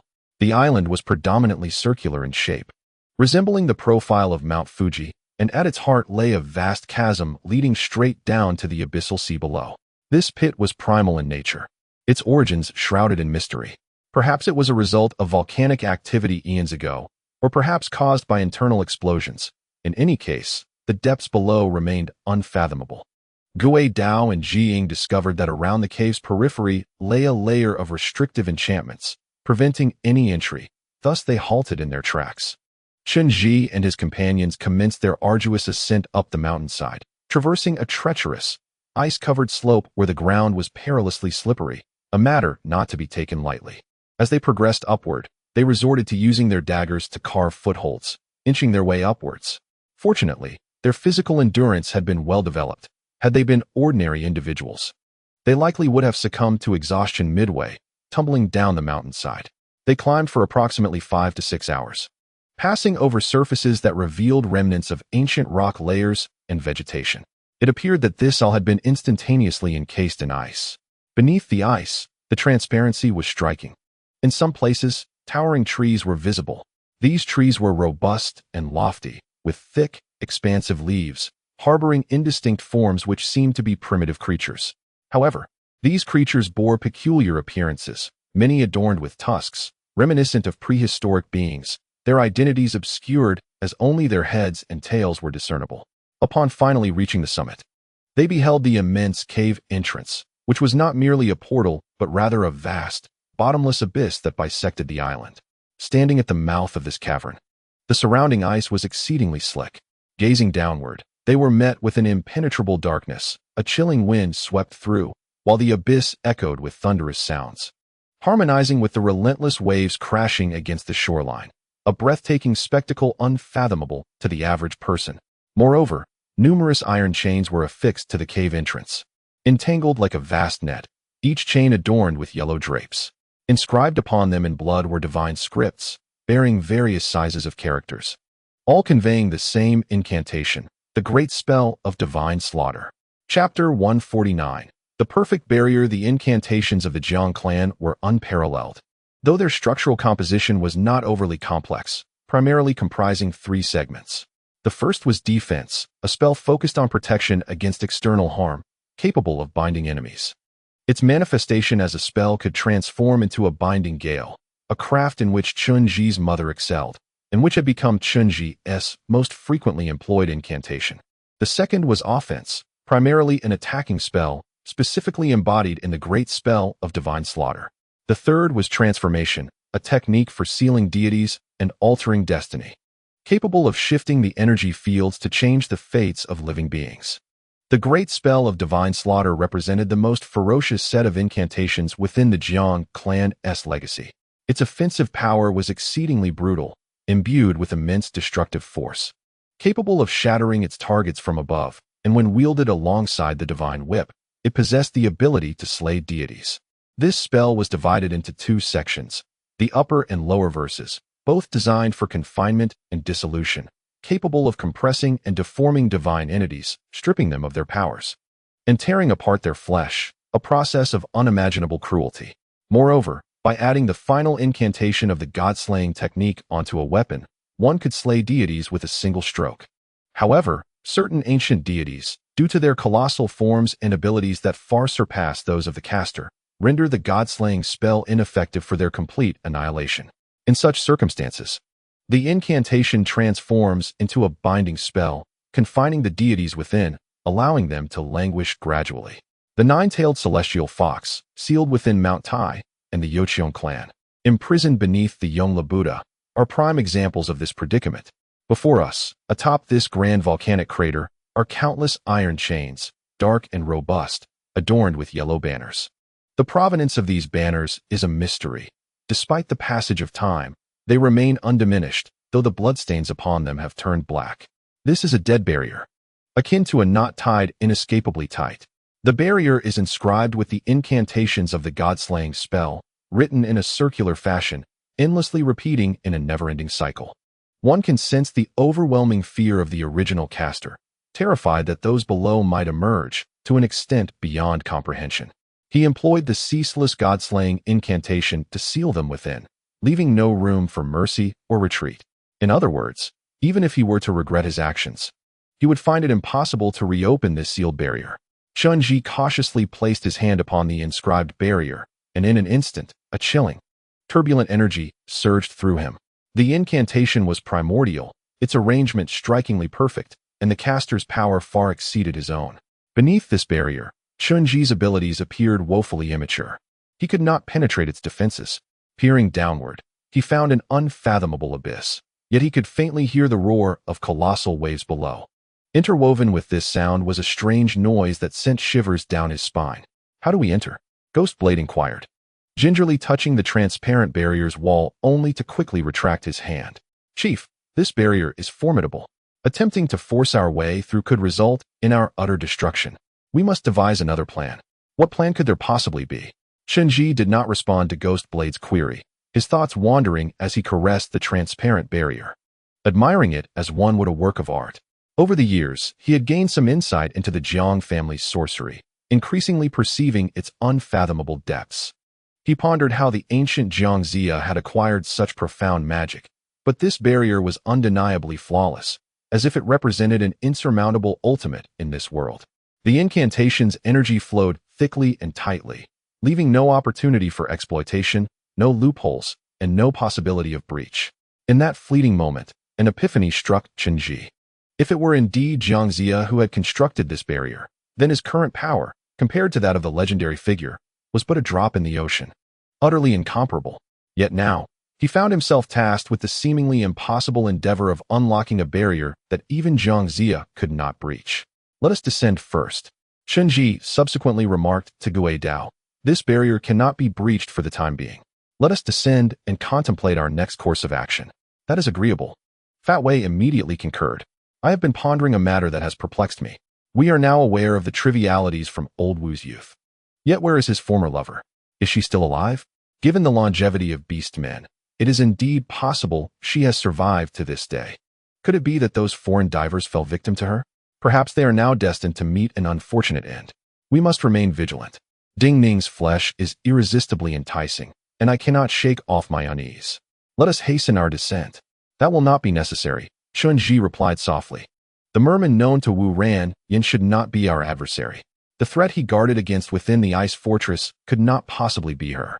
There must be something else that intrudes upon his sanctum during the night. This entity must possess formidable power, as even the merman could not shield him from it, necessitating the trap for his own protection. This might explain why the merman felt compelled to escort him back. Oh, whatever it may be. Fat Wei, consumed with worry for Ding Ning, had lost interest in these matters. We must proceed downward.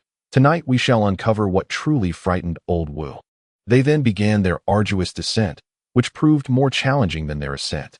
This island had never welcomed human visitors, and the icy terrain was treacherously slick, nearly causing them to tumble several times. By the time they finally returned from the mountain, the day had completely vanished, and darkness enveloped them. Although they found themselves in a frozen realm, their provisions were ample. They possessed a rudimentary alcohol stove, compressed food, and preserved meats and noodles. Fat Wei had also brought along some spirits and chocolate, perfect for combating the biting cold. Wu Ran Yin remained in a state of unconsciousness, suffering the lingering effects of the spell, which would take time to dissipate. Of greater concern was Ding Ning, who had succumbed to a deep slumber. Seemingly plagued by nightmarish visions, his brow furrowed and drenched in sweat as he muttered, "Do not pull me. Do not pull me. I fear being drawn to the sea's mouth. Please, I beg you." Chen Zhi and the others managed to administer some water and a calming incantation, which brought him a modicum of tranquility. Fat Wei set up a stove to prepare some compressed food. Yang Wumao, having succumbed to the cold, shivered as he sipped on some liquor and burrowed into the ice fortress to keep Ding Ning company, no longer vocalizing his complaints. After replenishing themselves with water and food, they laid out their sleeping bags beside the ice fortress. Old Wu, Yang Wumao, and Ding Ning rested within, while the others kept vigil outside. Night had fallen, and the silent coast echoed with the tumultuous roar of the sea. Those entities that were originally dwelling in the sea began to gradually approach the shore. Chapter 150. The creatures crawling from the sea. Ding Ning and Yang Wumao, having exerted themselves throughout the day, easily succumbed to slumber.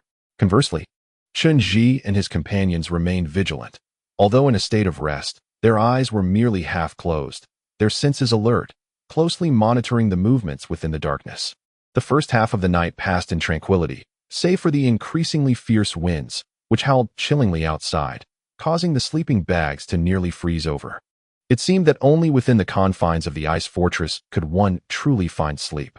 However, in the dead of night, a sudden, piercing gust of wind surged forth, propelling a massive wave that crashed against the shore. Even from a considerable distance, Chen Zhi and the others could feel the mist of the water. The small island trembled under the onslaught of the waves, and at that moment, the sound of the surf transformed into something peculiar, as if numerous strange entities were emerging from the depths, crawling ashore. These creatures were bizarre, each seemingly possessing a substantial tail, producing a series of popping sounds, unmistakably utilizing their sleek, fish-like tails to strike the shore. Countless in number and swift in movement, they appeared indifferent to being detected, making noise without hesitation. Yet, they exhibited an alarming ferocity, slamming their bodies against the icy edge, creating a cacophony, while their claws scraped into the ice with a grating sound. As these beings emerged, an unusual odor permeated the cold air, a scent that, upon first whiff, seemed fragrant, yet upon closer inspection, bore the briny, putrid stench reminiscent of long-submerged corpses being unearthed from the sea. As Fat Wei caught a whiff of this scent, he immediately flipped over as if electrocuted. Leaning close to Chen Zhi's ear, whispering softly, "Orange, we struck gold this time. What we encountered here is the ancestor of all zombies. Do you remember when I mentioned that zombies are classified into 5 tiers? Hearing Fat Wei's words, Chen Zhi felt a jolt of alarm. He recalled Fat Wei's previous discourse regarding the hierarchical classification of zombies, various types such as purple zombies, white zombies, and green zombies, all belonging to the lower tiers. The 4th tier, reputed to be capable of flight, was known as the flying zombie. The 5th tier, the most formidable, was referred to as the water ghost, also known as the vengeful spirit. It was said that these creatures were exceedingly savage, their hair growing uncontrollably in water, ensnaring and drowning individuals. Ancient beliefs held that these water zombies were women who, after suffering indignities, were cast into the waters, their lingering resentment coalescing within their bones. As all their grievances lay hidden within their remains, they emitted a peculiar fragrance. Lacking specific targets, they would drag anyone they encountered into the depths, mercilessly suffocating them. Fat Wei recounted an encounter from his youth, when he and 2 brothers had faced such a creature during a maritime duel. The situation was exceedingly perilous. He and his 2 companions nearly succumbed to the grasp of such entities. Consequently, Fat Wei has been haunted by this experience, recounting the horrors of that year each time he indulges in drink. What a twist of fate! Fat Wei suddenly exclaimed to Chen Zhi, raising his voice. After all these years of struggle, I dread encountering such beings. Who would have thought I would cross paths with them once more? Lower your voice, Chen Zhi urgently interjected, urging him to silence himself to avoid attracting the creatures crawling ashore. Yet, Fat Wei showed no inclination to comply. What do you mean, lower my voice? Let me tell you, those things can't hear a thing. As long as you're alive, they'll pounce. Do you think pretending to be a corpse will fool them? Just watch me. With that, Fat Wei sprang into action, seemingly emboldened, and shouted into the darkness ahead. Come on, you wretched beings. Your fat grandpa is here. Let me see if your hair has grown longer and prettier. This audacious act left everyone in shock. Chen Zhi leaped up, channeling his internal energy. The essence required time to weave, otherwise it could not take form. In that fleeting moment, Chen Zhi could only create a bubble of energy, intending to elevate everyone into the air at the first sign of an assault. However, the individuals within the ice fortress could not be shielded, rendering Fat Wei's recklessness exceedingly precarious. Ghost Blade and Ji Ying also jumped to their feet, with Ji Ying instinctively leaping atop the ice fortress, her long blade gleaming menacingly in the moonlight. Ghost Blade swiftly vanished into an unseen position, likely preparing for a flanking maneuver against the approaching threat. Yet, it was Fat Wei who displayed the greatest theatricality. After his shout into the dark void, he bounded forward to an open area. The creatures emerging from the sea, upon hearing his voice, reacted as if provoked, emitting piercing, shrill cries, and scuttling towards him with frenzied urgency. The sound was excruciating, akin to scraping stone against metal, causing one's eardrums to throb painfully. Their large tails crashed against the icy ground, propelling them rapidly towards Fat Wei. Just as they were about to reach him, Fat Wei suddenly produced a handful of bright orange powder from within his clothing and scattered it before him. The powder shimmered with a fluorescent glow. Chen Zhi recognized it immediately as a lightweight explosive, compact yet highly potent. As the powder settled, Fat Wei ignited it with his lighter, exclaiming, "You wretched beings truly have a connection with me. Even after changing the map, you still cling to me, haunting me day and night. Have you fallen in love with me?" With that, he hurled the lighter to the ground, and with a resounding bang, flames erupted, engulfing the surroundings in a blazing inferno.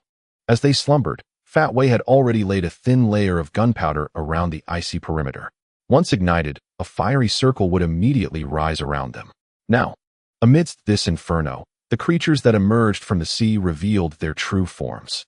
Chapter 151, Natural Enemies. For additional updates. Indeed, they were mermen, thrashing their robust, powerful tails. These mermen possessed an exceedingly grotesque appearance, precisely as described by Old Wu. Their tails were devoid of scales, dark and greenish, resembling eels. Their faces were hideous, with exposed fangs, disheveled hair, webbed hands, and gills adorning their ears, exhibiting both male and female physiological traits. However, these mermen were evidently not alive, judging by their condition. They were monstrous zombies, having transformed post-mortem. In contrast to the spirit ladies, the term water zombies seemed more fitting for them. Their eyes appeared putrid, emanating a bluish-purple glow, while their hair resembled robust seaweed, incessantly growing. Their faces were decayed, features grotesquely contorted, and their eyes devoid of whites, resembling the ghastly visage of a mutilated corpse. Most of their bodies were incomplete, exposing stark, white bones.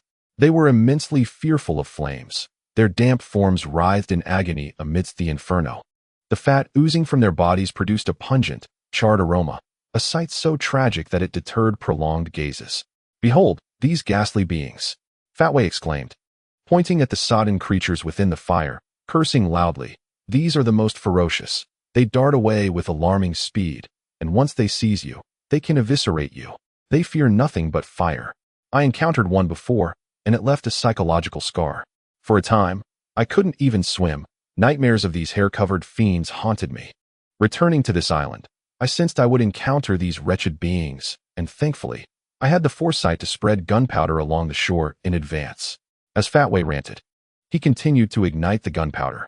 This particular gunpowder had evidently been treated specially. Despite its small size, sparks erupted in rapid succession, crackling across the icy surface.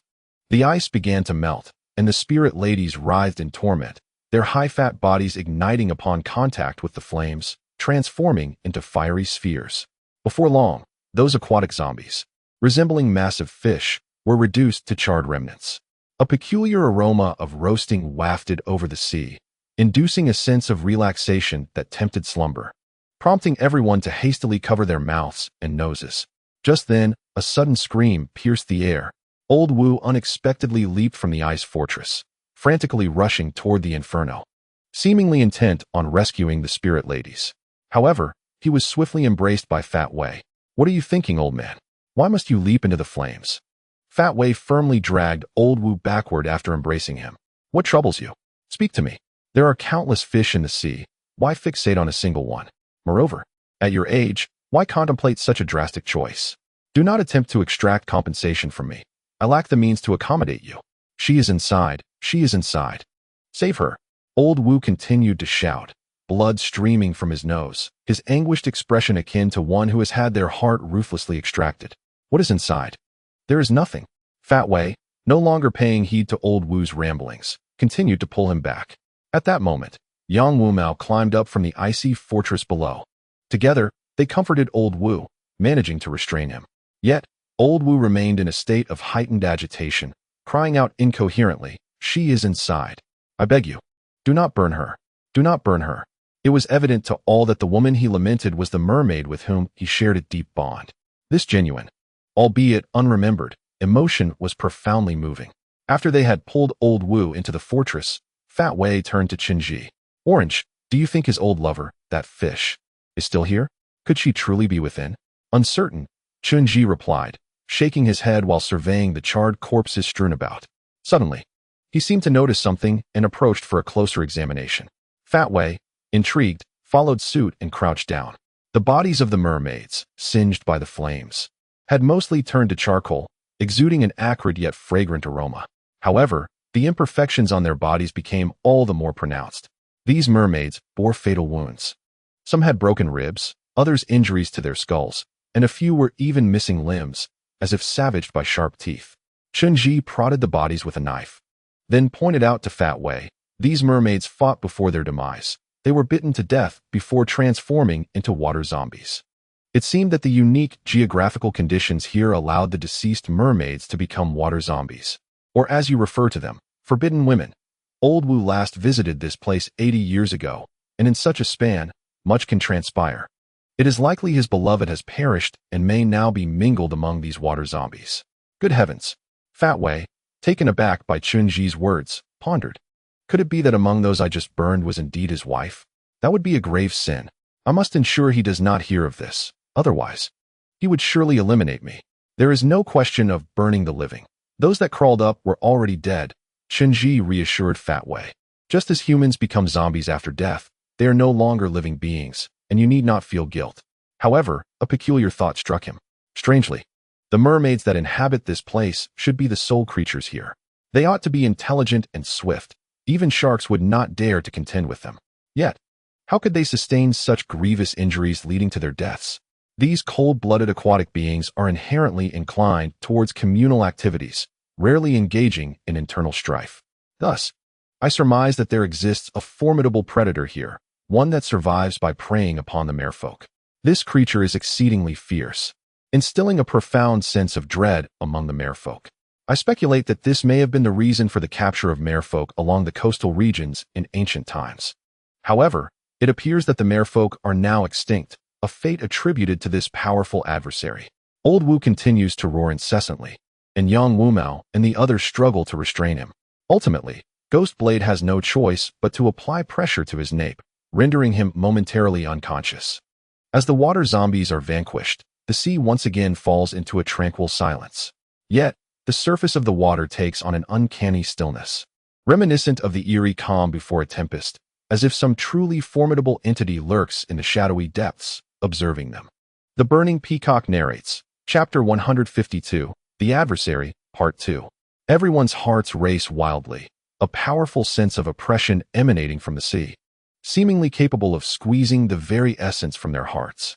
Ghost Blade and Ji Ying deftly draw their blades, standing vigilant at the water's edge. The unknown enemy is the most terrifying, and amidst the boundless expanse of the ocean, this small island appears diminutive, akin to a mere grain of sand. It seems that a colossal wave could easily engulf the island and all its inhabitants, dragging them to the ocean's depths. Yet, they remain on edge for what feels like an eternity, until dawn begins to break, and that overwhelming sense of pressure gradually dissipates. The sea regains its calm, as if nothing had transpired.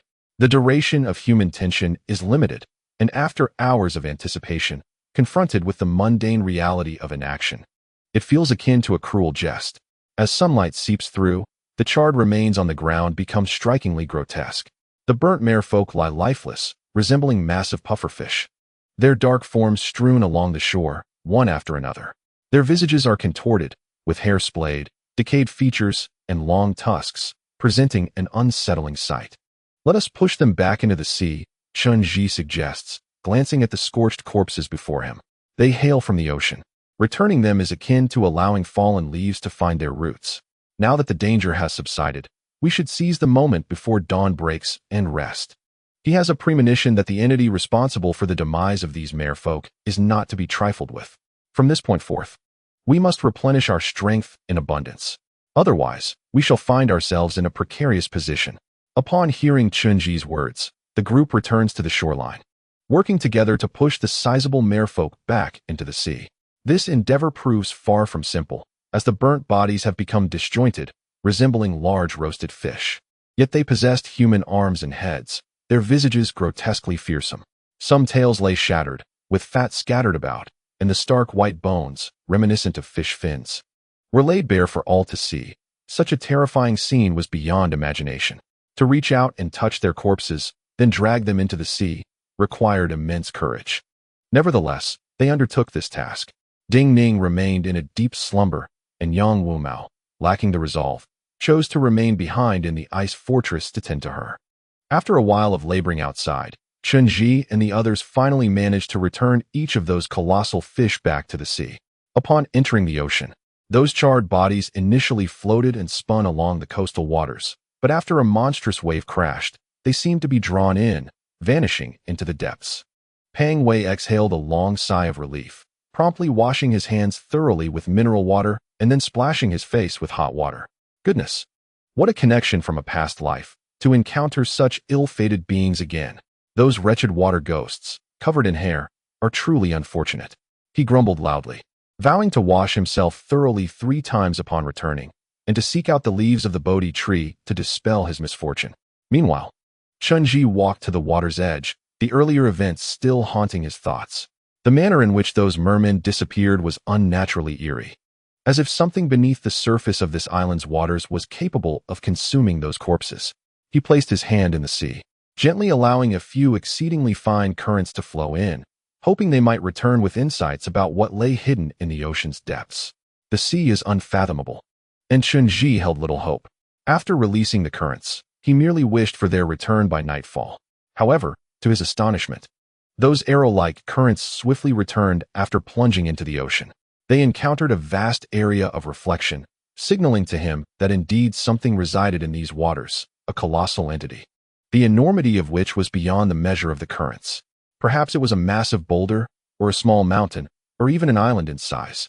Yet the most terrifying aspect was that this thing moved slowly beneath the waves. Chen Zhi quickly withdrew his hand, his nerves taut with apprehension. Could such a massive creature exist in these waters? Was it a giant whale? Unlikely. Even the largest whales could not reach such proportions, nor would they inhabit such a locale, let alone evolve into the merman's nemesis. Could it be a sea monster? If this area were indeed a sealed domain, might it conceal primordial beings from ancient times, names long forgotten? No, that was too absurd. The food chain could not possibly accommodate such a notion. What then could inspire such fear in the fierce merman and possess such vastness? Orange, come quickly and see, Pang Wei suddenly shouted, beckoning Chen Zhi over.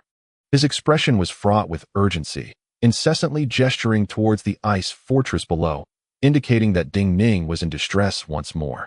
Chen Zhi hurriedly ran over and leaped down from the ice fortress, only to find Ding Ning still in a deep slumber.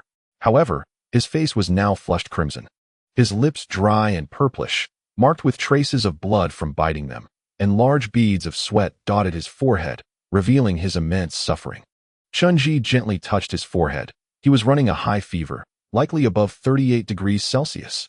This child is in danger, Yang Wumao exclaimed, cradling Ding Ning's head anxiously as he spoke to Chen Zhi. This place is too malevolent. This child has been feverish since yesterday. His muscles are so tense as if someone were strangling him. I just administered some medication and applied ice water to his head, yet for some reason, his temperature refuses to drop. Adolescents and children are not the same. His brain cannot endure such heat, and something terrible will happen. We must find a way to cool him down. I fear he may have a severe cold. Not merely a cold. Chen Zhi gently shook his head, then lifted Ding Ning's eyelid, revealing a dark hue within, the whites of his eyes clouded. Gritting his teeth, Chen Zhi glanced up at the small island. Within its center lay a force, a kind of mental obsession. This obsession was akin to a noose of impending doom, tightly coiling around Ding Ning, ensnaring him. However, I cannot enter the heart of this island. We must devise a plan, otherwise, this malevolent obsession will ensnare Ding Ning to death. Chapter 153. Heart like fire. As Chen Zhi articulated, maintaining ample physical strength is of utmost importance. This is a frozen wasteland where poor health can lead to a deficiency of warmth, rapidly succumbing to the cold that drains life away. In the ensuing hours, they began to take turns sleeping. The external ice layer was unbearably frigid, the wind causing pain in their heads. The ice fortress undoubtedly provided the best sleeping environment, yet it could accommodate only four at most. They ultimately rotated, with some huddling together to sleep while the others took refuge in sleeping bags outside, keeping watch over the surroundings. Eventually, Old Wu also awoke. He no longer caused a ruckus as he had before, but had become eerily silent, resembling a mute. He ceased to disturb others, instead squatting alone at the shoreline, lost in thought. They remained in this state for a day and a night, yet nothing transpired. The island was still beset by biting winds, encased in ice, and the anticipated adversary did not materialize. However, Ding Ning's condition deteriorated increasingly. His complexion turned ashen, his breaths grew shallow, and he could scarcely ingest water, while his forehead burned hotter, as if set ablaze. Yang Wumao, having studied some Western medicine and spent time in a clinic, remarked that if this continued, Ding Ning would truly suffer irreparable damage to his brain. At this point, everyone was genuinely anxious. Fat Wei paced frantically, almost desperate enough to resort to superstition. During this time, even Chen Zhi had contemplated various methods to break the barrier in the center of the island. Yet, each attempt resulted in overwhelming recoil, nearly shattering his heart. The reality was undeniable. The disparity in strength between him and Zhang Zia was insurmountable. He was utterly unable to breach that perfect barrier, no method would suffice. And it was futile even to contemplate it. During this time, Chen Zhi considered momentarily suspending the mission to return Ding Ning to safety, employing modern medicine and the resources of the organization to conduct an urgent rescue, in hopes of salvaging some possibility of recovery. However, he soon realized that this approach was entirely unfeasible, for Ding Ning had been ensnared for quite some time. That haunting obsession was intangible, akin to a vengeful specter. As soon as Ding Ning was placed aboard the vessel, he suddenly gasped as if his breath had been snatched away and screamed in a voice filled with anguish. "Do not pull me. I am dying." He clutched at my throat, insisting, "Do not drag me away." After uttering that desperate plea, he fell into unconsciousness. Had it not been for the timely intervention, his life might have truly been extinguished. The group dared not act rashly again, and they were compelled to return him to the ice fortress, where they watched him suffer through a high fever, their hearts filled with profound anxiety. By the third night, Chen Zhi could no longer find solace in sleep. He suddenly felt a sense of helplessness he had never experienced before. On this island once meticulously orchestrated by Jiang Zia, he found himself devoid of options. Over the past 2 days, he had traversed the entirety of this peculiar isle, discovering it to be bizarrely pockmarked with numerous holes of varying sizes. Although frozen, these openings appeared to connect to the depths of the sea, suggesting that should anything lurk beneath the waves, it could easily emerge through these apertures onto the island. Ultimately, Chen Zhi extended his arm, inscribing a summoning sigil in the air, invoking the demigods. He then dispatched them to search for those holes, seeking an entrance into the mountains to uncover a path to the heart of the Great Range. Deep down, Chen Zhi recognized the folly of his actions. If Jiang Zia had established such stringent protective enchantments around the mountain's core, he would undoubtedly have sealed any ingress, avoiding such elementary oversights. Yet, at this juncture, Chen Zhi truly found himself bereft of alternatives. The divine generals had been dispatched, and Gue Dao along with Ji Ying were scouring the island with utmost speed. Pang Wei remained vigilantly by Ding Ning's side, ensuring the safety of all. Initially, Chen Zhi had intended to stay there as well, but he could no longer remain still and ventured up the mountain alone. Upon closer examination of this icy isle, it resembled a fabric pricked with 1,000 needle points. Behind each ice block or rock, there could be a minuscule opening. Some were so small they could only accommodate a rat, while others were wide enough for a person to pass through. As he ascended to the mountainside, Chen Zhi discovered behind a large boulder a thin, transparent layer of ice. This peculiar ice sheet was noticeably out of place, its surface color discordant with its surroundings, as if someone had deliberately splashed water upon it, forming a temporary barrier. Drawing his dagger, he struck the ice layer, which shattered easily, revealing a substantial opening behind it. The entrance was several meters wide, and though it descended into darkness, the rhythmic sound of ocean waves echoed from within. As Chen Zhi ventured deeper into the mountain, he unfastened the god-slaying blade from his back and activated the searchlight on his arm, illuminating the encroaching darkness as he proceeded alone. The abyss was overwhelmingly dark, so much so that one could not discern their own hand before their face. An acrid, briny scent permeated the air, reminiscent of the natural mineral caves often found in such remote locations. These caverns, untouched by human presence for years, had fostered a unique geological environment, even yielding toxic minerals. As he delved further, icicles hung from above, indicating that water had once traversed this place, only to be frozen in the frigid climate. After traversing several meters, Chen Zhi sensed something amiss. Firstly, the depth of the cave was extraordinary, distinctly unlike the ordinary crevices of the mountains. It appeared to be a genuine passageway. Secondly, he detected a faint yet palpable presence of life within the cavern. This essence was weak, as if someone were deliberately holding their breath, fearful of being discovered. Yet, Chen Zhi could distinctly hear the rhythmic beating of their heart. The creature was evidently terrified, trembling uncontrollably, and he could even perceive the soft sounds of its quaking form. All of this pointed to the existence of a living being within this icy rift. Chapter 154. The survivor upon realizing the presence of life ahead. Chen Zhi swiftly directed the currents of energy within him to expand outward, enveloping the cavern like an invisible net. There was undoubtedly something concealed within the darkness ahead. The entity was paralyzed with fear, trembling incessantly, and Chen Zhi could hear its anxious heartbeat.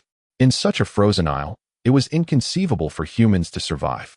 Ordinary animals could not endure either. Only extraordinary beings could inhabit this space, likely with a deep connection to the island itself, potentially presenting Chen Zhi with his sole opportunity to penetrate the mountain. He had to seize this entity, yet the cave's myriad directions and branches posed a threat of escape. It was imperative to ensnare it with a binding spell beforehand. Once Chen Zhi confirmed that his energy net had ensnared the entity firmly, he enveloped himself in a viscous aura. Then, with a sudden leap, he propelled himself forward, akin to a spring. The elasticity of the sticky energy was immense, and Chen Zhi shot forth like a bullet into the darkness, landing directly before the living being, catching it completely off guard. The surroundings were pitch black, so obscured that visibility was non-existent. However, Chen Zhi could distinctly feel the creature before him, its body reflecting a spectrum of colors, radiating a warm yellow aura, strikingly different from that of a human.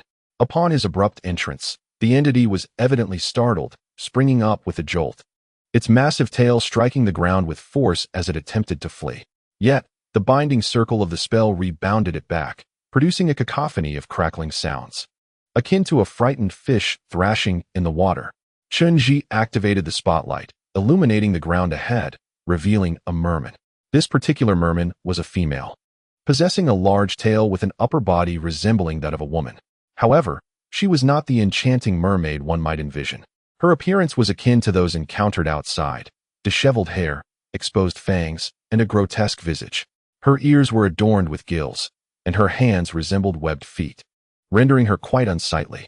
What set her apart, however, was the iridescent scales adorning her tail, sparkling like delicate gemstones in a myriad of colors, a splendid sight to behold. "Do not be afraid," Chen Zhi reassured, casting a glance at her vibrant tail and swiftly discerning her identity. "I know who you are. You recognize the human outside, do you not? The one named Wu Ranyan. I am with him. I mean you no harm." The merman evidently comprehended Chen Zhi's words, yet she remained silent, her fierce gaze fixed upon him, exuding an intense animosity. Her tail lashed against the cold, rocky ground, while her webbed hands crawled on the surface, retreating gradually, leaving a trail of mucus as she remained vigilant in the darkness. "You must be able to speak our language." Chen Zhi noted her fear and deliberately maintained a safe distance to prevent her from fleeing. He spoke gently. "I know you can understand me. I have heard your voice in Wu Ranyan's memories. It is quite beautiful. I have a few questions for you, and if you answer me, I will approach you without causing you any harm." He softly inquired, "Are you the only merman left? What happened to your companions? How did they meet their demise?" The merman's gaze remained fixed on Chen Zhi's face, devoid of any reaction.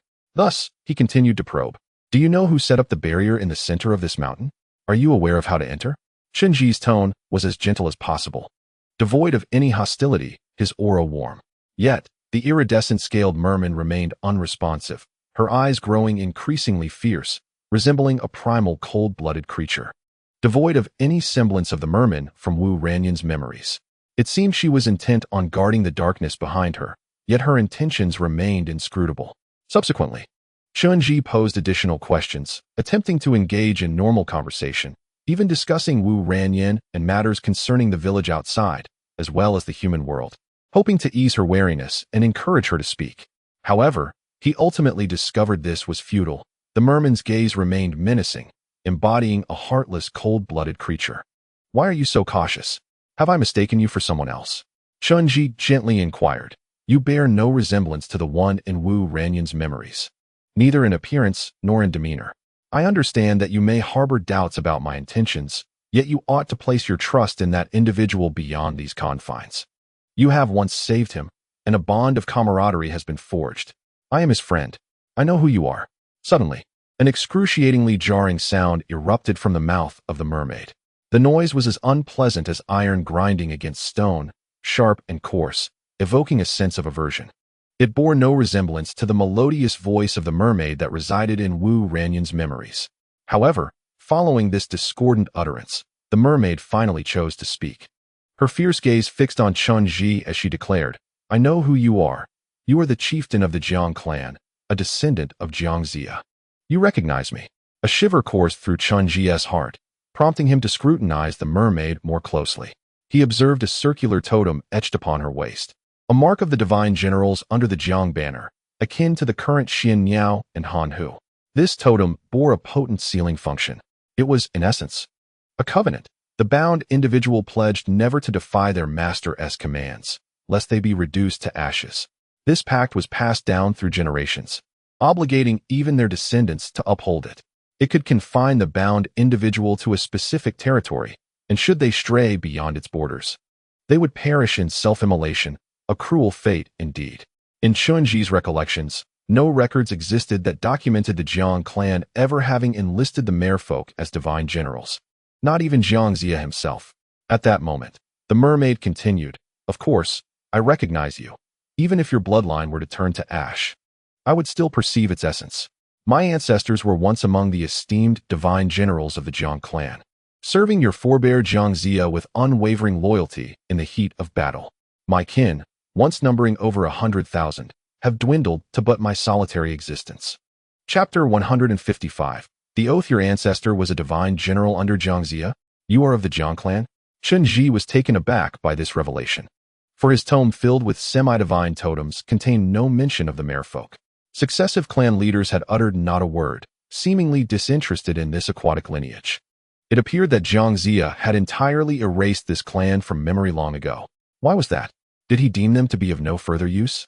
Or did he believe that this aquatic race could not possibly endure in the world? Then you and I share a connection, Chen Zhi gently remarked to the mermaid. The rules of the covenant dictate that the divine pact is established and passed down through generations. You shall always belong to the Jiang clan. The oath sworn by your ancestors is one that you, as their descendant, ought to honor. However, I shall not regard you as a slave. Your ancestors were my forebears. At the very least, we are friends. You can trust me. Oath. Huh. The mermaid suddenly let out a cold laugh, her sea-like azure eyes brimming with disdain. Do you Jiang clan members even deserve to speak of oaths? Jiang Zia once promised my ancestors that he would grant them the title of sea god, bestowing glory upon our lineage.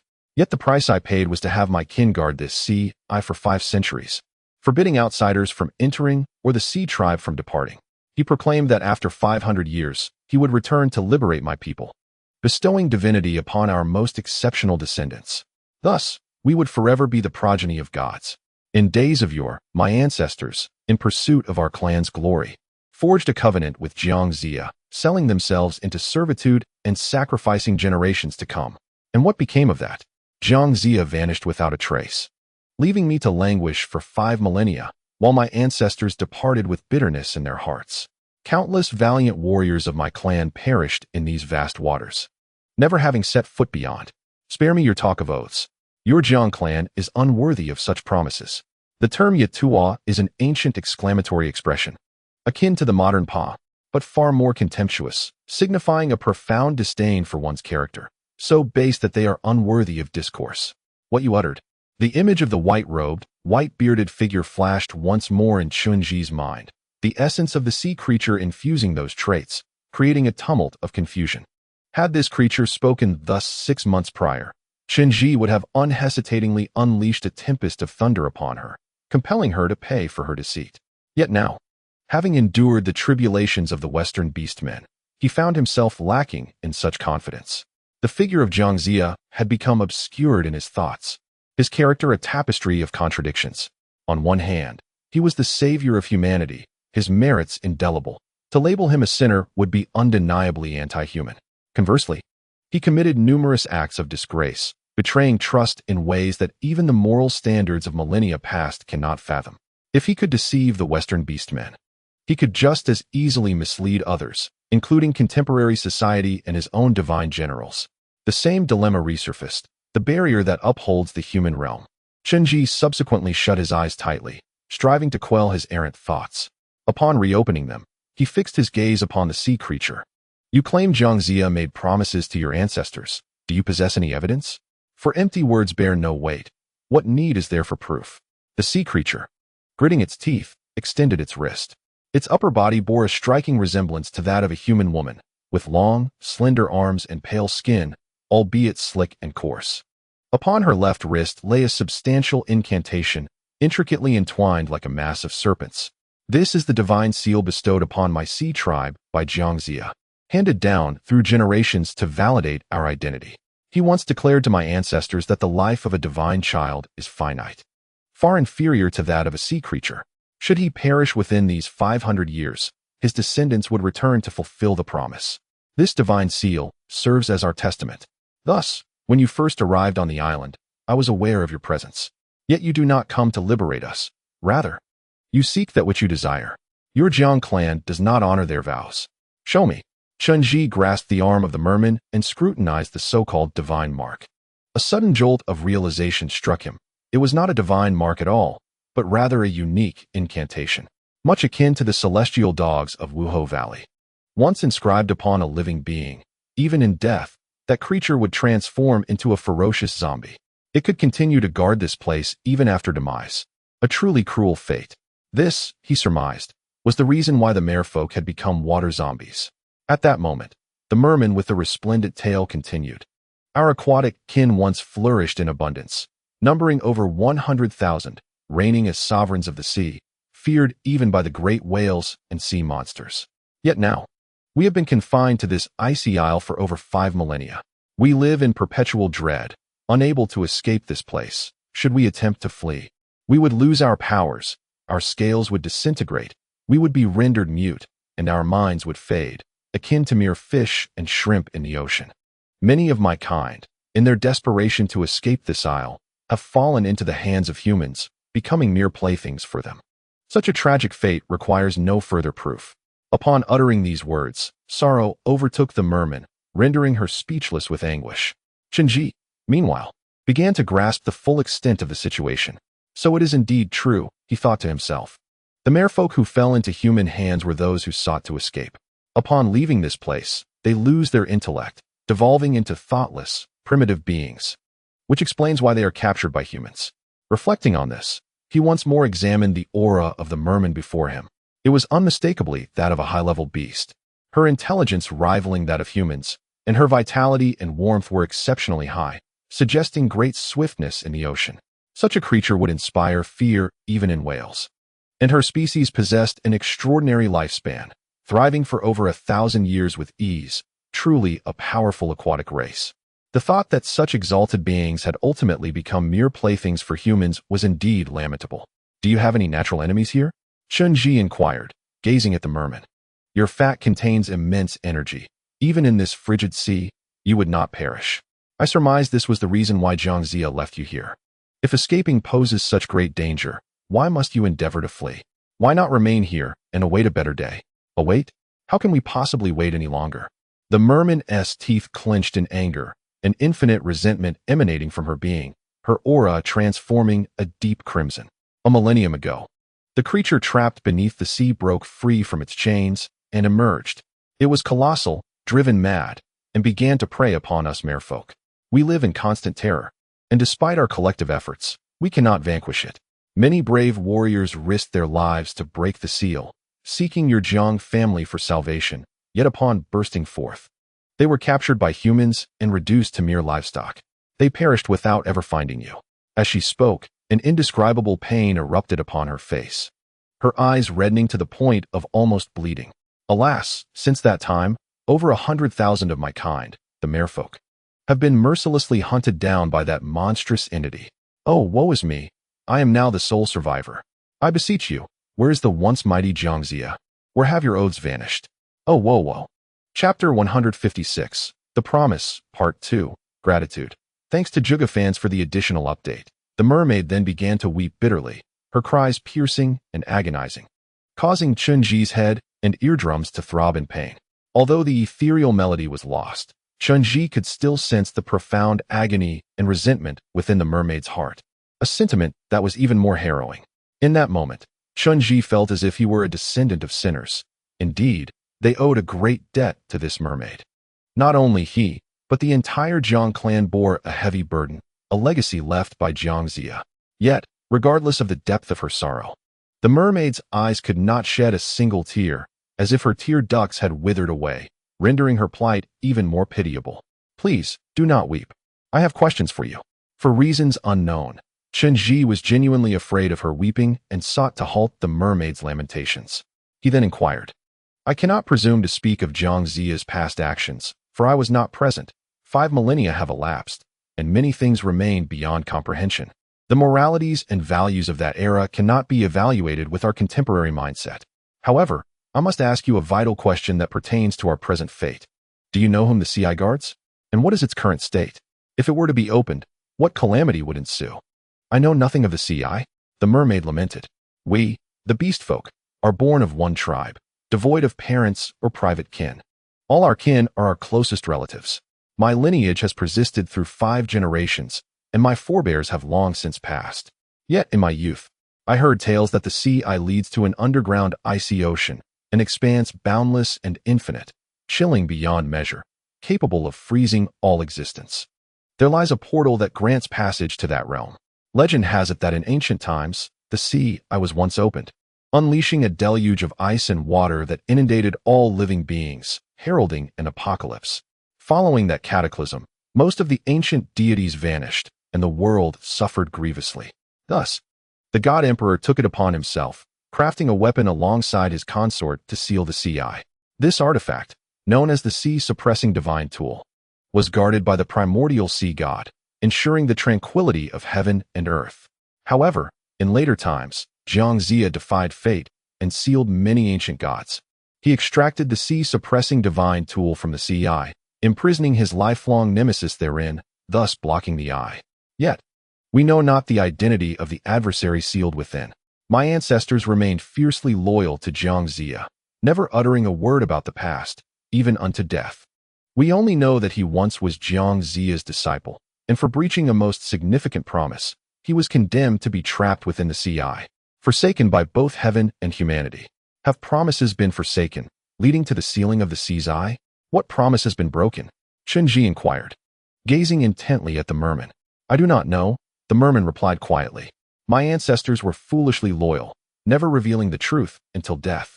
However, the divine offspring value promises above all else. To speak and not repent is to invite retribution. Those who violate their oaths deserve the punishment of being sealed away. Yet, it is lamentable that my kin, who have faithfully guarded this icy isle for generations, have been annihilated. Enough with the tears. The merman's voice was sharp, laced with an unbearable sense of guilt that left Chen Zhi feeling utterly drained. Since you are a descendant of the divine general, you must exhibit strength and refrain from weeping like a child. Let us set aside past grievances for now. Surely, Wu Ranyan has informed you that the world has undergone profound changes, with dynasties rising and falling. Now, tell me about that immense entity lurking beneath the sea, the one that preys upon your kind. What is it? That is the ancient sea god. The merman trembled as he spoke, clearly gripped by terror. The realms of heaven and earth are defined, but the ocean knows no bounds. All seas are interconnected. We, the sea folk, are not divided by nations. The ancient sea god once ruled over all waters, holding a position of great reverence. Legend has it that he emerged from the abyssal ice sea, cold and vicious, devoid of human speech, and feasted upon the great whales of the ocean. A mere hint of disobedience could lead to devastation and suffering for all living beings. He was sealed as the sea god by the ancient divine emperor to guard the artifact of the tranquil sea. Yet, over the course of time, the chains binding him beneath this have loosened. A millennium ago, those chains were broken, allowing him to rise from the depths. Though he remains bound by his seal, he can wreak havoc within this maritime domain. In the days when our kin were plentiful, brave warriors clashed with him, but they were all slaughtered. Subsequently, he began assaulting our islands, dragging our kin away to devour them. Now, I am all that remains, a mere wretch. The merman's lament echoed as he resumed his piercing cries, causing Chen Zhi's heart to ache profoundly. Closing his eyes, the image of the pure-hearted Chen Zhi surfaced once more, but this time, an inexplicable fury simmered in his throat, struggling to be unleashed. Enough with the tears. Chen Zhi's eyes suddenly shifted in hue, his mood darkening as he shouted at the merman. Startled by his outburst, the merman recoiled, her massive tail thrashing as she instinctively opened her arms to shield the darkness behind her. What lies behind you? This minor gesture ignited Chen Zhi's suspicion, prompting him to peer into the shadows. There, he discerned the outline of a small opening, as if something were concealed within. Is there something behind you? Show me. Chen Zhi strode forward with determination. No, there is nothing. Do not approach. The merman suddenly became exceedingly agitated, his aura igniting into a vibrant red. His hair standing on end, revealing elongated fangs as he shouted directly at Chen Zhi. "There's nothing here. Don't come any closer. If you dare approach, I shall bite you to death." "Bite me to death? Is that so?" Chen Zhi disregarded the threat, resolutely advancing into the darkness, determined to discern what lay ahead. However, the merman, as if provoked beyond endurance, erupted into a frenzy. His hair bristled, fangs extended, and with a sudden lunge, he sank his teeth heavily into Chen Zhi's shoulder. As the story unfolds, one could not have anticipated such behavior from the merman.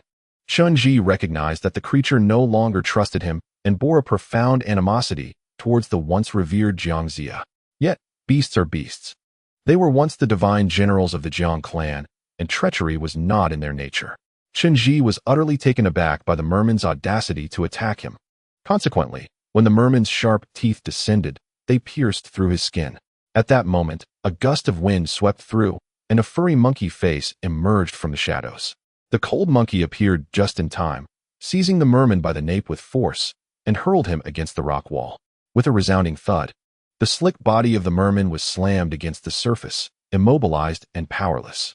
"Impudent creature," the cold monkey admonished fiercely. "What wretched being are you to dare assault my master? Kneel at once and plead for mercy, lest my master's wrath be too great for you to endure." The merman, having been thrown with such force, crashed into the wall, its large tail snapping ineffectively against the ground. The creature, appearing far from formidable, seemed to have lost its strength entirely from the impact. Yet, it remained on the ground, defiantly guarding the darkness behind it, baring its teeth in a fierce display that bordered on the absurd. "Come any closer, and I shall devour you. Do not approach." Observing the merman's antics, the cold monkey chose not to engage further, turning instead to kneel before Chen Zhi. "Master," he said, "this beast seems nothing more than a foolish creature, merely a trivial presence in the vast sea. You, of such esteemed stature, need not concern yourself with such a lowly being, nor tarnish your hands. For the sake of its solitary existence and ignorance, might you grant it a reprieve?"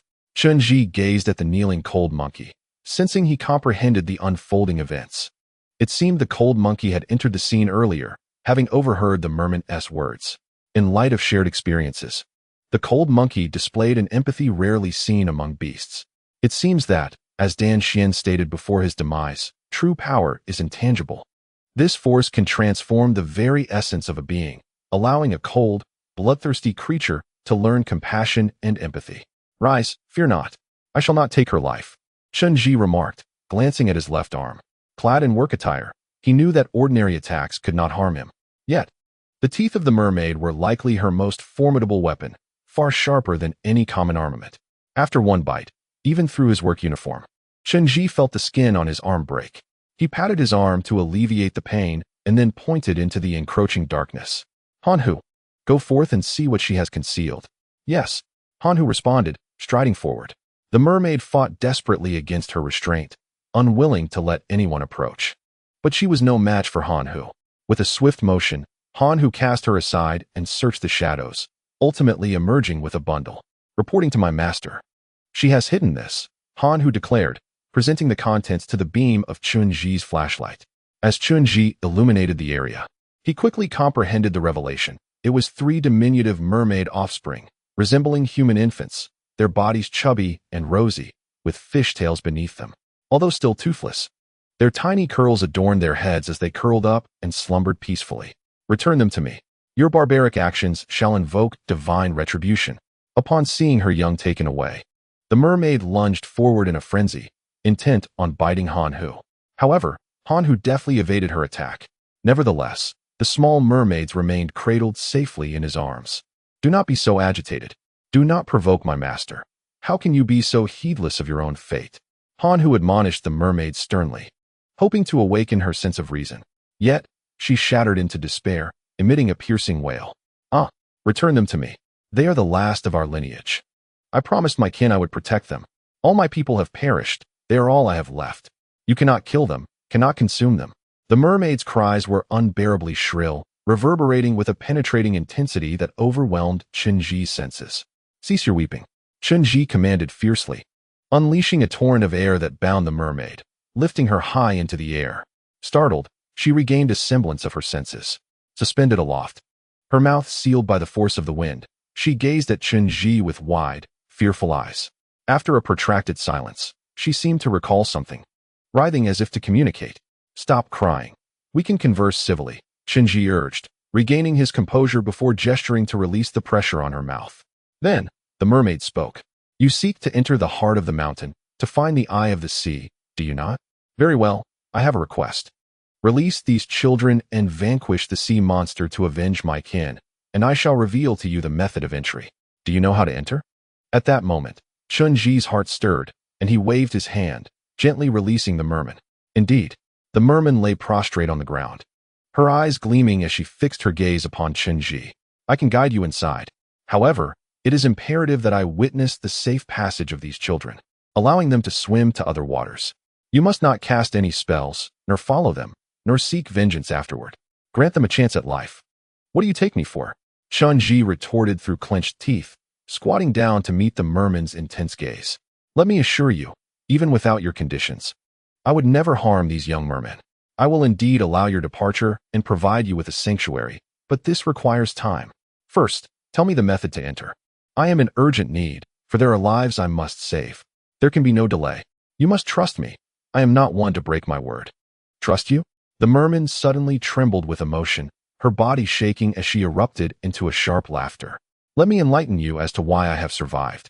It is precisely because I am not a warrior by nature that my kin have placed me here to care for these children. They fought against the sea monsters on the island and ultimately perished. Before their demise, they imparted to me the truth. Our downfall is solely due to the treachery of the Jiang clan. Never again place your trust in those of the Jiang. You are colder than we, the sea folk." Chapter 158. A new promise. As the merman spoke, her face was once again awash with profound indignation. Her resentment akin to a sheet of frigid ice, forged over countless years. Her facial muscles, already taut and fierce, quivered with agitation, imparting a somewhat neurotic demeanor. She looked at Chen Zhi with flickering eyes, her tone sharp as she declared, "We have been imprisoned here for over 5,000 years. Surely, that old fool Jiang Zia has long since perished? Yet the Jiang clan endures across generations, their divine generals inheriting the legacy. Our clan's emblem bears witness to our servitude. We are the handmaidens of Jiang Zia, and thus your handmaidens as well. For over 5 millennia, your lineage has passed down, yet has any leader ever cared for us? How can I trust you? It is not that we have not sought you, but we were entirely unaware of your existence," Chen Zhi admitted, momentarily at a loss for words. A surge of anger welled within him, a mix of resentment towards Jiang Zia and guilt towards the merman. Resolutely, he lifted his head to face the merman. "I speak the truth. All records of the Jiang clan are in my possession, even those from millennia past. The annals of every leader are here. Yet, there is no record of any having claimed you as divine generals. It seems that beyond Jiang Zia's era, no one else knows of your existence. On the vast expanse of the land of Huaxia, your legends have faded into oblivion, and humanity's impression of you is reduced to the tears that form pearls in the sea." As Chen Zhi uttered these words, his voice diminished to a whisper. Yet he ultimately summoned the courage to declare, "From the very beginning, you were forsaken. I believe Jiang Zia never intended to release you. Thus he obliterated all records of your existence." Upon hearing this, the mermaid was initially struck dumb, but soon, as if a revelation dawned upon her, she began to wail loudly, her cries echoing with unbearable anguish. The sound pierced the air, a cacophony of pain that made Chen Zhi's head throb as he struggled to endure it. "Enough. Cease your weeping." Chen Zhi felt a surge of frustration. "If you continue, I shall drag you out to face that human. Is that what you desire?" "No." The mermaid, upon hearing Chen Zhi's words, was overtaken by fear, clutching his leg in terror. "Please, don't let him see me like this. We, the merfolk, are destined to possess but a single pearl in our lifetime. Once I gave my pearl to him, my voice vanished. Without my voice, I can no longer conjure illusions or alter my appearance. I do not wish for him to witness my true form. I beg you, until my dying breath, I do not want him to see me in this state. To confront others with a fade while being too timid to reveal oneself is a lamentable fate." Chen Zhi sighed deeply, and beside him, the cold monkey observed the weeping mermaid with compassion. He knelt before Chen Zhi and implored, "Master, I can act swiftly. There must be desolate islands across the sea. I am willing to lead these young merfolk to a gentle and suitable haven. Please, allow this matter to rest." Very well, Chen Zhi responded with a soft sigh. But you need not go. Let Xian Niao handle this task. Her movements are more convenient, and you have more pressing matters to attend to here. Chen Zhi then turned his gaze back to the mermaid. Regardless of your thoughts, I must clarify, I am not Jiang Zia. I cannot discern the truth of your claims or the oaths he made to you. However, unlike him, I cannot guarantee that the promises I make will be fulfilled. Yet I shall strive earnestly to uphold them. I now vow to you that not only will I rescue your young kin, but I shall also vanquish that ancient sea deity to avenge your people. Once all is resolved, I shall ensure that you and the children may dwell peacefully upon this island, liberated from bondage and free from fear and the torment of freezing. Moreover, I shall grant you one personal request once these matters conclude, provided it remains within reasonable bounds and within my capabilities. Consider it a restitution for what our Jiang clan owes to your kind. The mermaid lowered her head, falling into a prolonged silence, seemingly having heard, yet also not having heard. Chen Zhi understood that no matter what she said now, she would not be believed. Only the final outcome would restore her faith. Subsequently, Chen Zhi and Han, who brought the merman out of the cave, in accordance with the merman's wishes. The ghost blade tightened its grip around Old Wu's neck momentarily, allowing him a brief respite. The merman was filled with trepidation, fearing that her past human lover would see her true, unsightly form, and thus she remained huddled in fear, hesitant to emerge. This sentiment bore a striking resemblance to that of human women. In this regard, the merman truly did not appear to embody a cold-blooded creature. It seemed that the merman had not basked in sunlight or embraced the sea for quite some time. Upon reaching the shore, she first collapsed in tears, then let the waves caress her fish tail as she swam into the ocean, relishing the long-missed seawater. Chen Zhi summoned the Xian bird and procured a large waterproof cloth. Gathering the merman's offspring and placing them in the Xian bird's grasp, he instructed the merman to watch as the Xian bird soared into the sky, its speed swift as it soon vanished into the clouds.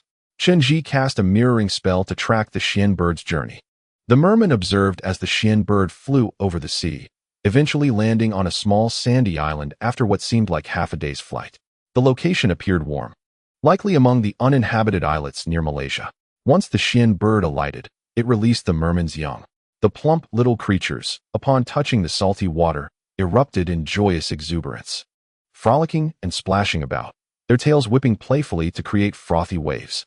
Surrounding the island were numerous small pools, safe from the vast ocean and large predators, ensuring the little mermen were entirely secure. Is this satisfactory? Chen Zhi glanced back at the merman, seeking her approval. The merman gazed at the scene with bright eyes, hope illuminating her face, and nodded in affirmation. Very well, Chen Zhi declared. I shall now attend to your second request.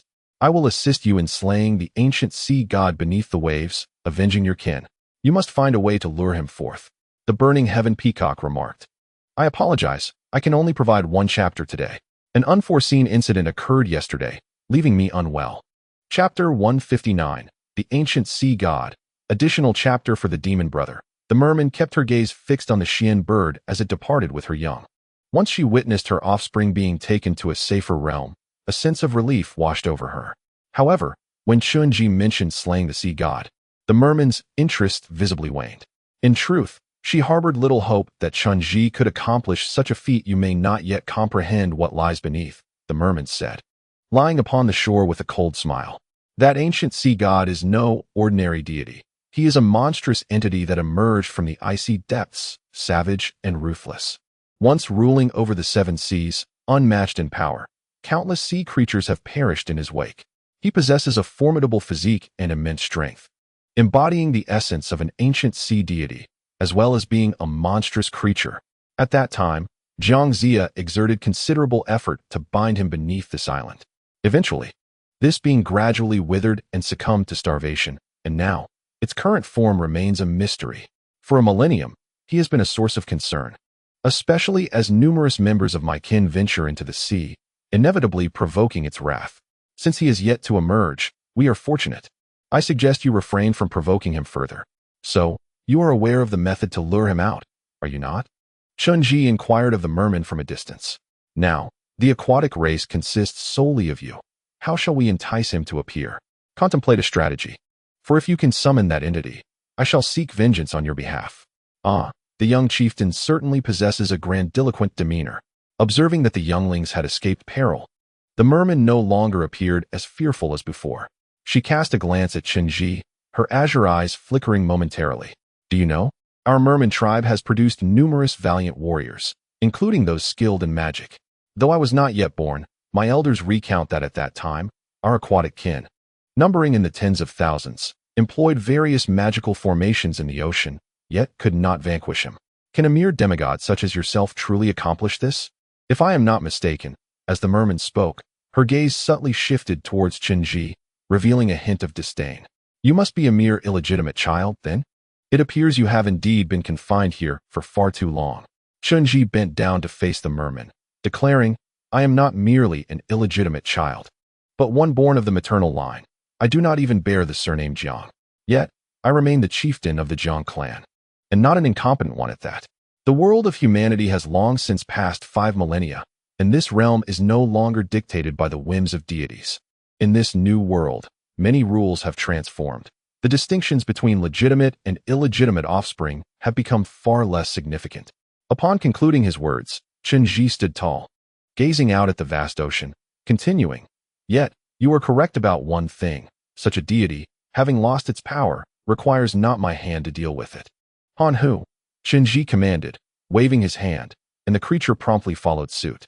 Master, please give your orders. You may proceed, Chen Zhi instructed Han Hu. Since this little fish harbors such distrust towards us, let it witness our might. As commanded, Han Hu replied, stepping forward to approach the merman. Lowering his eyes as he coldly addressed her.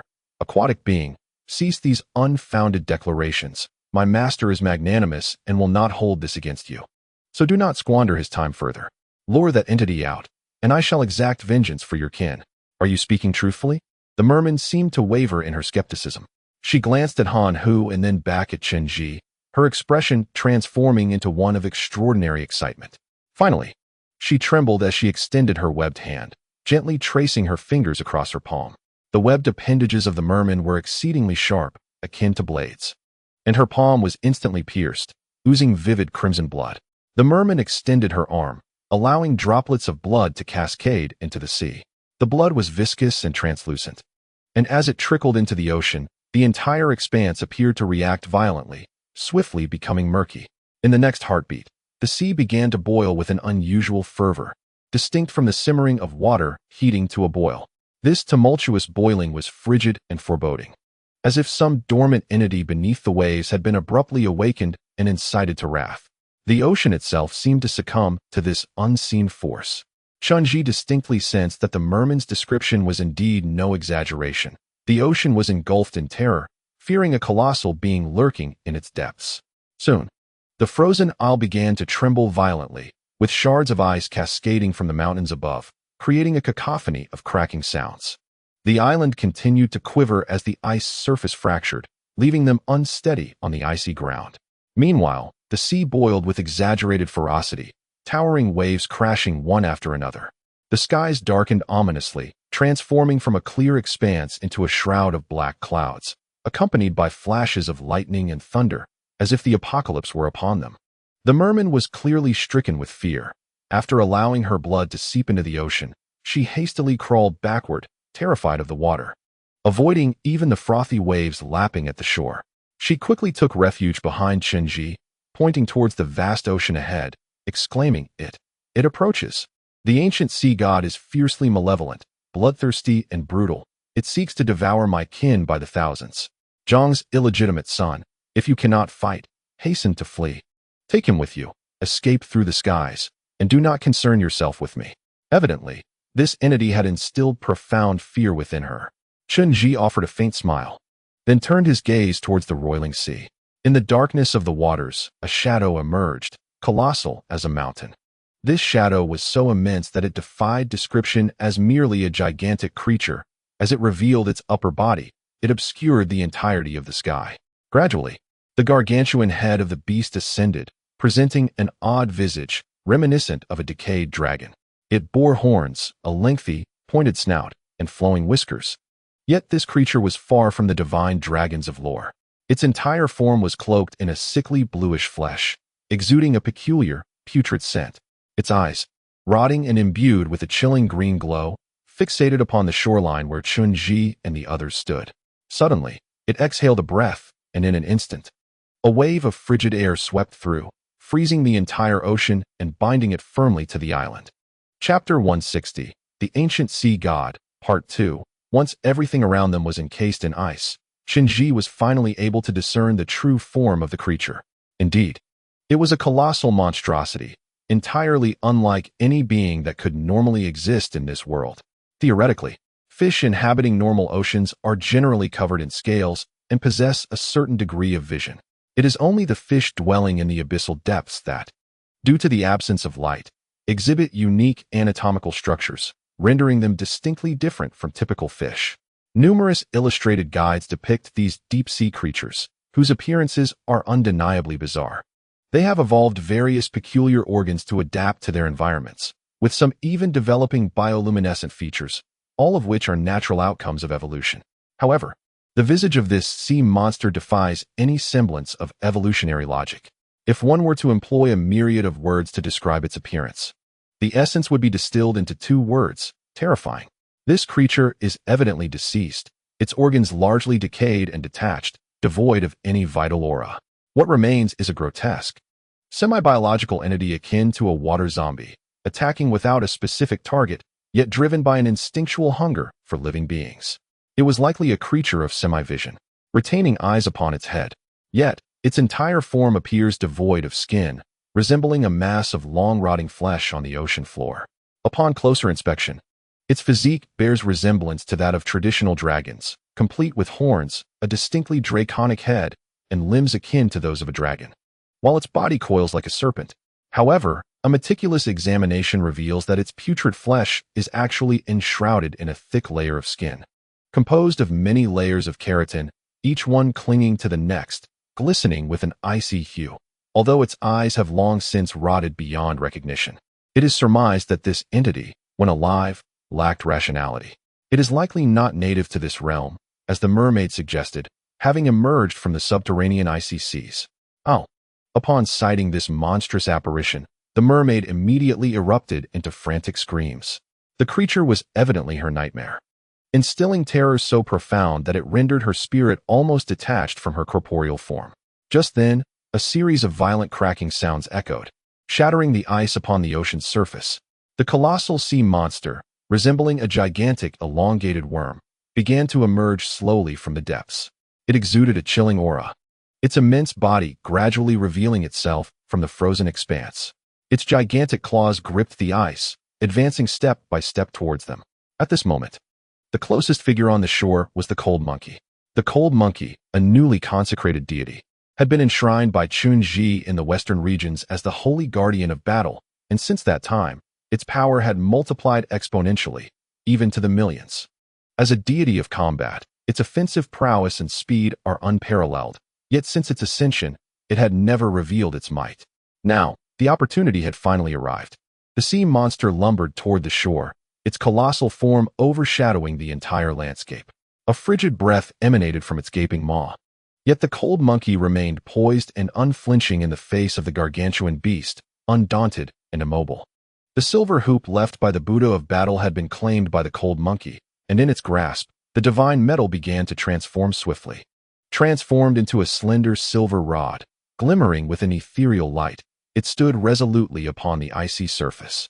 The colossal sea monster, upon catching sight of this divine iron, seemed to succumb to madness in an instant. It raised its immense dragon-like head and let out a piercing howl that resonated through the heavens, its serpentine form thrashing wildly beneath the waves. In a heartbeat, the ocean churned violently, and the earth trembled as a vast expanse of frigid air enveloped the realm. Under the relentless chill, the body of the frost monkey rapidly succumbed to ice. His fur, limbs, and even the rod were instantaneously encased in frost, transforming him into a figure of ice and snow. Simultaneously, the monstrous sea creature lunged forward with the swiftness of lightning, its claw descending upon the frost monkey's frozen form. With a resounding crack, in less than a second, the frost monkey was shattered into countless ice shards, reduced to a pile of powder. He was dead. He was dead. How foolish you are to think you could ever contend with him. You are utterly naive. The merfolk, witnessing this calamity, instantly descended into chaos. Waving its powerful tail, it swiftly turned to flee, urging, "Hurry, follow me to the cave, let us escape." Yet, the plump Wei intercepted her, saying, "Dear mermaid, with such a terrifying appearance, how can your temperament be so gentle? As Confucius once said, what a foolish endeavor. Do you think that monkey is easily subdued? When I dealt with him in the past, I nearly lost my life. Have you not heard the tales of Sun Wukong, who, after attaining his powers, dared to urinate in front of the Jade Emperor in the heavenly court? Do you believe he would stand there passively for anyone to strike? Let me tell you, becoming a spirit is not frightening. Becoming a deity is what instills fear. Today, you shall witness the audacity of a monkey that has ascended to divinity." No sooner had Wei finished speaking than a blinding flash erupted from the darkness above. A golden cross of light, akin to a falling meteor, exploded in the shadows. In an instant, the frost monkey, propelled by a fierce gust of wind, descended from the heavens upon the sea monster's head, wielding the silver rod with arms outstretched. With a thunderous roar, he proclaimed, "Strike!" Boom! The force was akin to a tempest and the blazing sun, unleashing an unstoppable fury that struck the creature's crown. A tremendous crack echoed, reminiscent of mountains splitting apart. As the monster's head was instantly shattered, the gargantuan beast became motionless, standing bewildered for a fleeting second before crashing down upon the ice with a thunderous thud. Its decaying flesh and the chilling air dissipated together, rapidly melting upon the ocean's surface, causing the waves to surge once more. The frozen sea regained its vitality, and the immense form of the creature, in that singular moment, collapsed with a resounding roar, shattering the surface of the water. The waves cascaded layer upon layer, and the colossal form only bobbed on the surface a few times before it gradually sank into the depths, disappearing from view, leaving behind only the spectators on the shore and the astonished merman. The merman was utterly stunned, fixated on the spot where the sea monster had perished, rendered speechless. She could scarcely fathom that this behemoth, which had obliterated her entire aquatic lineage and haunted this realm for over a millennium, had been vanquished so effortlessly by Han Hu's singular strike. Chapter 161. The merman's desire the might of true divinity was indeed beyond question. Han Hu's blow was executed with such finesse that all present bore witness to the formidable prowess of a genuine deity. Not only the merman, but everyone gathered experienced an immediate surge of security. Han Hu was a living god, perched at the pinnacle of the biological chain, wielding absolute power over other beings, a fact that was irrefutable. Most importantly, he was now Chen Zhi's divine general. A contracted divine general could harbor no treachery. Destined to remain unwaveringly loyal to Chen Zhi, everyone now comprehended an unchanging reality. Henceforth, they need not fear anything that crossed their path, for the mightiest figure stood within their ranks. The merman seemed to instantly grasp the significance of such power. Her eyes, wide with wonder, gazed at Han Hu as he descended from the sky, her entire being trembling with excitement, rendered speechless. Over 1,000 years of familial enmity, a millennium of fear and a hellish existence had come to a swift conclusion within that single moment. The end arrived so rapidly that there was hardly time to react. "What say you, mermaid sister?" Fat Wei bent slightly, teasingly addressing the merman. "I wasn't deceiving you, was I? If this monkey ascends to divinity, not even the Jade Emperor could restrain him. Are you not afraid now? Just look at how frightened you were moments ago. Where's your semblance of a sea-dwelling merman? You hardly resemble a beast man either. A little adversity had you trembling. It seems you haven't diligently practiced the foundational skills of your kind, too busy with matters of the heart." Upon hearing Fat Wei's words, the merman recollected herself, turning to gaze at the ice fortress where Wu Ranyan lay. With rapid flicks of her tail, she swam towards it, peering down at him from atop the transparent ice, resembling an innocent child in her purity. Everyone understood that she longed to see Wu Ranyan. "I say, you are quite the love-struck one. After 80 years, you still think of him?" Fat Wei chuckled, squatting beside the merman, also peering downward. "Let me tell you, just a glance, but don't be disappointed. That charming young lad is no more. Now he is just an old fellow drooling. How do you feel about that? Regret, perhaps? Was that tear you shed for him truly worth it? You could have given it to me." The merman did not respond to Fat Wei's banter, her gaze unwavering and bright as she continued to watch Wu Ranyan below. However, what sets her apart is that she remains oblivious to the changes in Wu Ranyan's expression. On her grotesque countenance, an unmistakable affection still lingers. The brevity of human existence is indeed a curious phenomenon, for they often place undue emphasis on physical appearance. The merman murmurs, her voice piercing and shrill, unlike us beastmen, whose lifespans are extensive and whose appearances can be transformed. The body is merely a hollow vessel. Upon death, it returns to the earth. So why should one be so concerned? Yet humans are different. They are persistently enamored with these beautiful yet illusory facades. Even when acutely aware of their falsity, they continue to cherish them. Such fascinating creatures they are. I surmise that if he were to discover my true form, he would no longer harbor any affection for me. At this juncture, the merman suddenly grows apprehensive, covering her face with her hands, revealing a sorrowful expression. Her eyes squint tightly, muscles constricting, rendering her visage even more unseemly. She yearns to weep, yet her parched eyes betray her, devoid of tears. We mermen possess but a single pearl throughout our lives, lodged in our throats from a young age. Through this pearl, we can produce enchanting melodies, crafting illusions to alter our appearances, allowing others to behold our beauty. You humans claim that we deceive the heart, labeling it a sin. Yet, I perceive no fault in beguiling the heart. Human emotions are inherently fragile and require nurturing. If a lie can perpetuate indefinitely, it ceases to be a lie. If I can convince him of my beauty, that belief enduring until his last breath. Even if it is a deception, he shall never be disillusioned. I hope he remains unaware of my true self. As the merman concludes her thoughts, she suddenly turns and prostrates herself at Chen Zhi's feet, exclaiming, "Oh, Divine One, I have been disrespectful in the past, my words and actions unbefitting. I beseech your forgiveness. But does the promise you made within the cave still hold?" Chen Zhi gazes silently at the merman before him. "I have promised you that I would rid this place of its maritime afflictions, leaving this island for you and your young to inhabit. That is one. I also promised to grant you a wish, provided it is reasonable and within my capabilities. I shall not refuse." "Very well." The merman, humbly prostrated at Chen Zhi's feet, bows her head and declares, "I now possess a singular wish. Since my pearl has been expelled, I am bereft of power. I can never return to my former self, nor conjure illusions. I hope, esteemed leader, that you can use your strength to transform me once more, allowing me to revert to my past appearance, to meet him again. After that, should I perish, I shall harbor no regrets." Oh dear, Fat Wei, who had been listening nearby, could no longer contain himself. "I must say, dear mermaid, you are quite the romantic. Do you not see how this nearly century-old man has withered? Why do you still cling to him? With his wrinkled skin and white hair, what is there left to hold on to?" As Fat Wei spoke, he felt a wave of sentiment wash over him, reflecting on the green tea bitches in our human society. Realizing that they pale in comparison to your devotion, dear fish. Having squandered so much of my wealth, it feels as though my efforts were akin to throwing meat buns to dogs, no acknowledgement whatsoever.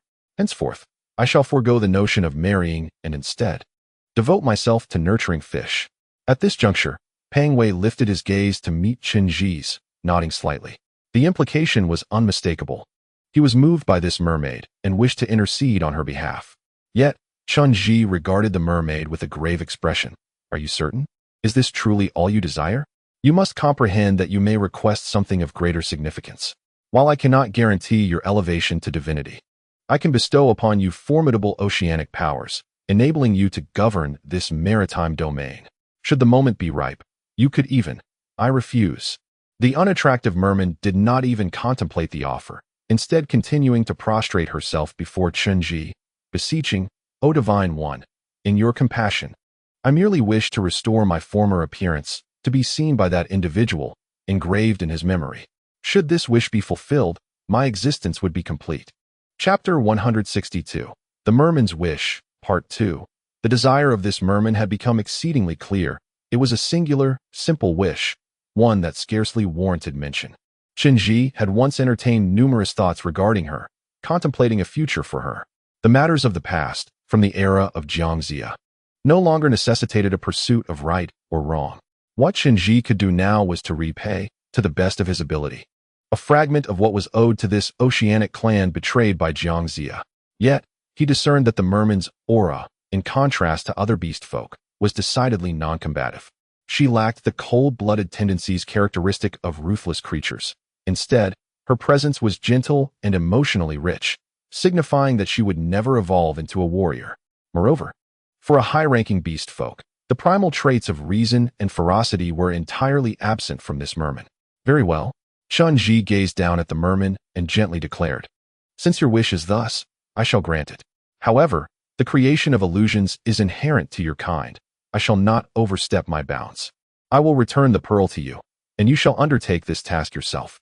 After all, you are most familiar with your former visage." Upon hearing Chen Zhi's words, the merman's eyes instantly brimmed with disbelief, staring vacantly at him, questioning whether she had misheard. "Chieftain, is this truly the case? Can I truly regain my former abilities? Yet, my pearl is long gone." "You underestimate humanity," Chen Zhi replied with a subtle smile. "You believe that by surrendering your pearl to a human, they would inevitably sell it for profit. This is not the case. Among humanity, there exist many who are deeply sentimental. He cherished the gift you bestowed upon him as if it were a precious gem, and despite having his memories stripped away, he never considered parting with it. It appears your ardor was not misplaced. That jewel has remained with him for the past 80 years, never once leaving his side. I possess a modicum of restorative magic, and now I shall return what is rightfully yours."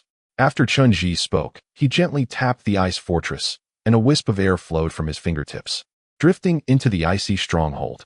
This ethereal breeze descended directly into the body of the old man, delicately parting his clothing to reveal the jewel, which he had treasured against his chest. Chen Zhi retrieved the gem and sent it aloft with the air, where it instantly shimmered brilliantly under the sunlight, softening the surrounding ocean with its radiant glow. At this moment, Chen Zhi declared, "I shall employ my restoration technique to reintegrate this jewel. Bear with me, for there may be some discomfort." Upon finishing his words, he unleashed a gossamer stream of air, gently delivering the jewel to the merman's mouth. With a subtle compression of the breeze, the jewel lodged itself in her throat, transforming into a warm light that melded within her. The merman began to cough uncontrollably as the jewel settled in her throat, her body trembling violently from the intense pain, eventually rolling on the ground, her massive tail thrashing against the icy snow. Ultimately, the jewel manifested into a unique radiance, enveloping her in a thin, translucent membrane akin to a delicate film. This transformation imbued her form with an enchanting luminescence, elevating her aura to a celestial level, rendering her far more ethereal than before. "Thank you, Divine One," the merman uttered as she lifted her head once more, her voice resonating like a heavenly melody. The sound was so exquisite that it eclipsed her imperfect visage, enveloping listeners in a sensation akin to savoring sweet spring water. "The chief's grace is unforgettable to me. I shall devote myself entirely to repaying the chief's kindness. Born with an uncomely appearance, I dare not reveal my true face, fearing it may tarnish the chief's pure vision. Now, allow me to cast a spell to assume a different countenance to conceal my flaws. Please forgive my transgression." Upon uttering these words, the merman covered her face, and soon thereafter, an incredibly beautiful celestial song began to emanate from her throat. The melody was ineffably enchanting, dreamlike, and layered. Her vocal cords produced a multitude of tones, each nuanced and variable. Even the most skilled of vocalists could not hope to replicate it, nor could the finest instruments compare. As this exquisite music enveloped the entire ice domain, it felt as though the air, the earth, and even the surrounding ocean had been transformed into something wondrous and unfathomable. The onlookers were enraptured, seemingly forgetting the very essence of time and place. When the merman lifted her face once more, everyone beheld an entirely different visage. One cannot help but admire the enchanting illusions of the legendary merfolk, which truly are revolutionary spells. The once grotesque and fearsome visage has vanished, replaced by the exquisite countenance of a ravishing woman. Her brows arch gracefully, her eyes resemble shimmering apricots, and her lips, imbued with emotion, can stir the hearts of onlookers with every fleeting smile. The disheveled hair that once resembled tangled seaweed has transformed into a flowing cascade of dark silk, dancing in the wind, beautifully thick and ethereal. The webbed hands of the mermaid have disappeared, revealing delicate, jade-like fingers. Her upper body glows with a translucent radiance, akin to sculpted white jade. The iridescent tail, already a spectacle of colors, now, paired with her stunning upper half, gleams with even more vibrant hues, enhancing her beauty manifold. Fat Wei's eyes widened in astonishment, nearly sparkling with blue light. Goodness, this transformation is even more captivating than reality. Sister Fish, I didn't realize you possessed such talents. Your figure is unmatched, surpassing even movie stars. Why do you still seek that old codger? Such a waste. You might want to reconsider. I am not so bad myself. Enough with the nonsense. Chen Zhi interjected, gesturing to the others. Let us depart and allow them some privacy. Subsequently, they all retreated to a nearby fissure in a large rock, seeking temporary refuge. Ding Ning, suffering from a severe fever, remained in the icy fortress, while Ghost Blade pinched the back of Old Wu's neck, rousing him from slumber. Ghost Blade led him to the ice surface before quietly departing. At that moment, Old Wu's eyes were clouded, and as if awakening from a profound dream, he surveyed his surroundings. Upon looking straight ahead, he beheld the beloved figure that had haunted his dreams. The following section depicts intimate moments between Wu Ranyin and the mermaid, containing sensitive content, designated as a hidden chapter. Hidden chapter. Due to specific reasons, this segment is not publicly available. Please join the captain's group and consult the administrator, Cat, for access. Chapter 163. The underground waterway. When Chen Zhi and his companions returned to the beach, Wu Ranyin lay peacefully in the mermaid's embrace. Having departed from this world, the mermaid clutched Wu Ranyin tightly, her tears soaking her long hair. Her illusions had dissipated, and the enchanting beauty had faded. Reverting to her original, unappealing form, she wept in anguish over Wu Ranyin's lifeless body, resembling a heartbroken widow. The bond between them was more genuine and pure than that of human love, evoking deep sighs from onlookers. Despite their calls, she seemed oblivious, as if her heart had departed alongside Wu Ranyin. Fat Wei, moved by the scene, approached to offer comfort, gently pulling her away from Wu Ranyin's body.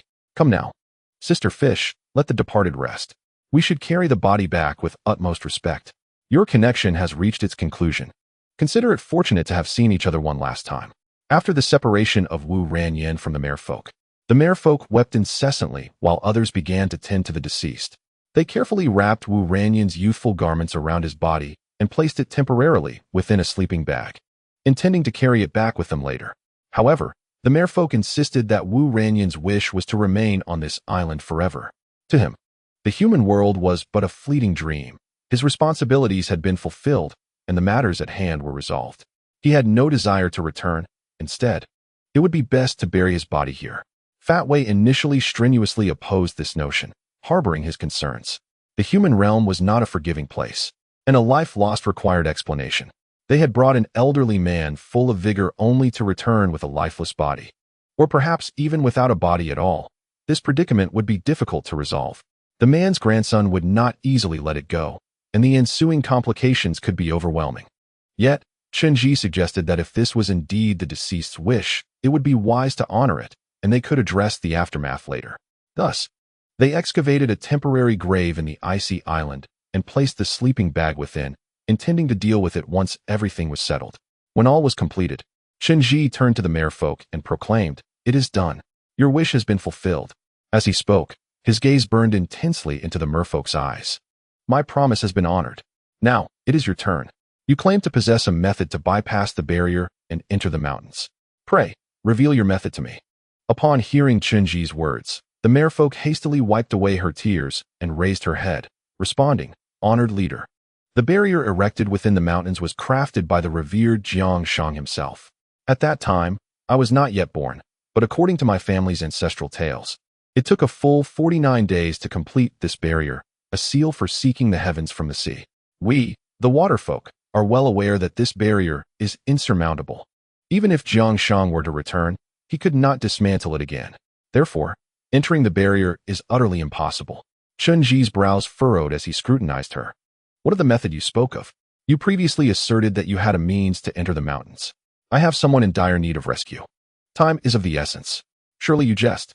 "I would not dare," the merfolk replied promptly. "While I am unaware of how to break the barrier, our family has inherited a legend regarding my ancestor. As waterfolk, we possess no parents. Our kin are all close relations. According to my elders, my ancestor was the foremost general under Jiang Shang. He was a noble merman, standing 9 feet tall, endowed with immense strength, with long beard and hair, gliding through the sea like a divine dragon. Yet, he was naturally taciturn, adept at keeping secrets, and fiercely loyal to his master, earning Jiang Shang's utmost trust. Subsequently, He was imprisoned here by Jiang Shang to guard the underwater sea eye, awaiting the day of the deity's return to crown him as the sea god.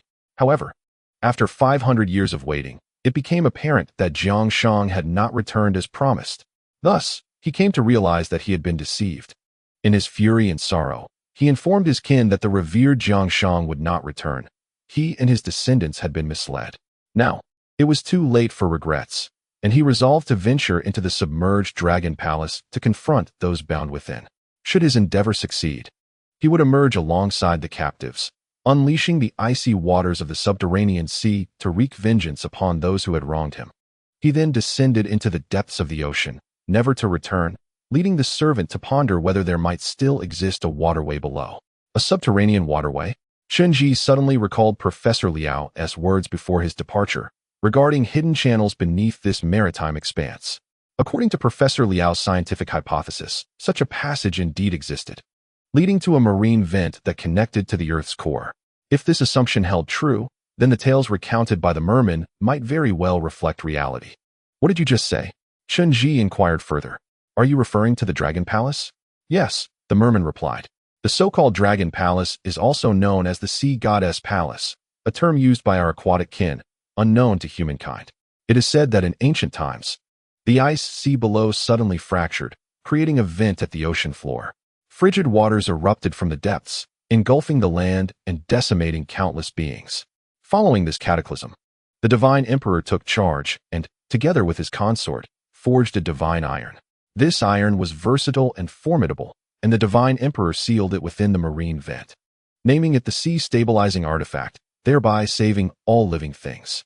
Later, the three sovereigns and their wives procreated, leading to the resurgence of life on Earth and the emergence of the people of Huaxia. When the underground ice sea erupted, a monstrous entity emerged from the vent, which you just witnessed, the old sea god. It is said that the old sea god was exceedingly cruel and remorseless, bringing suffering to countless lives. The divine emperor subdued him, assigning him to guard the sea-stabilizing artifact and bestowing upon him the title of sea god. The divine emperor also commanded the aquatic beings to construct the sea goddess palace to house the sea-stabilizing artifact. Eventually, Jiang Shang found this place, removed the sea-stabilizing artifact, imprisoned the old sea god, and sealed his nemesis within the vent, blocking the entrance to the underground ice sea. Thus, the route taken by my ancestors was the most direct path to the marine vent, circumventing the barriers above. If such a waterway truly exists, Chen Zhi pondered for a moment. Have none of your aquatic kin ventured through it to the Dragon Palace? Certainly not. The merman bowed his head in response. We mermen hold our elders in the highest regard. It is said that my ancestor once decreed that should he fail in his mission, he would be walking to his own grave. From that day forth, no descendant of mine was permitted to enter. Chapter 164. The Subterranean Waterway, Part 2. The merman's words plunged Chen Zhi into profound contemplation. The possibility he mentioned was not without merit. In fact, it seemed to hold considerable potential. Before arriving, Professor Liao had clearly informed him that there existed an icy sea tunnel in this subterranean maritime region.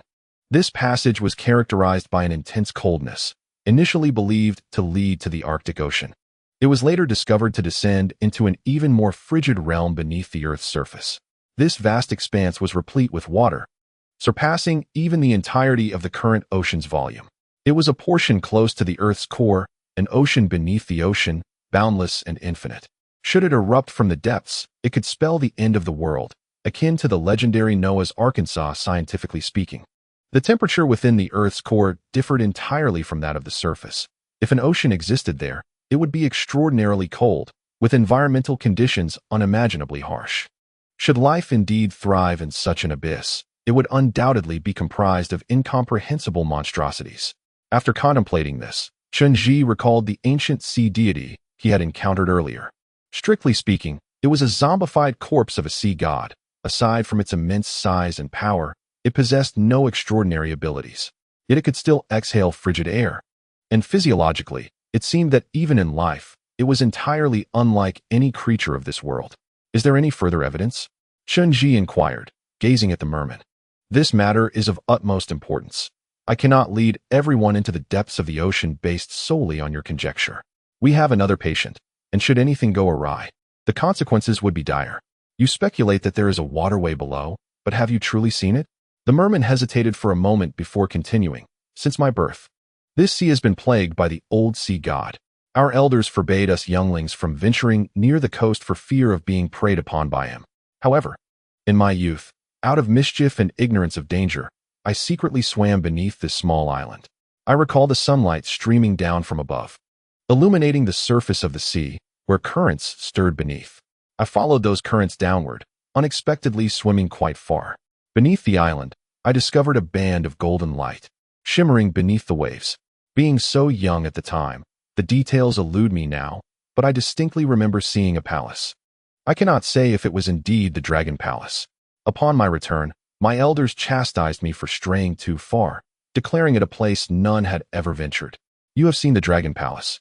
In that case, Chen Zhi thought, quickly retrieving a black sesame seed he had found in Genghis Khan's tomb.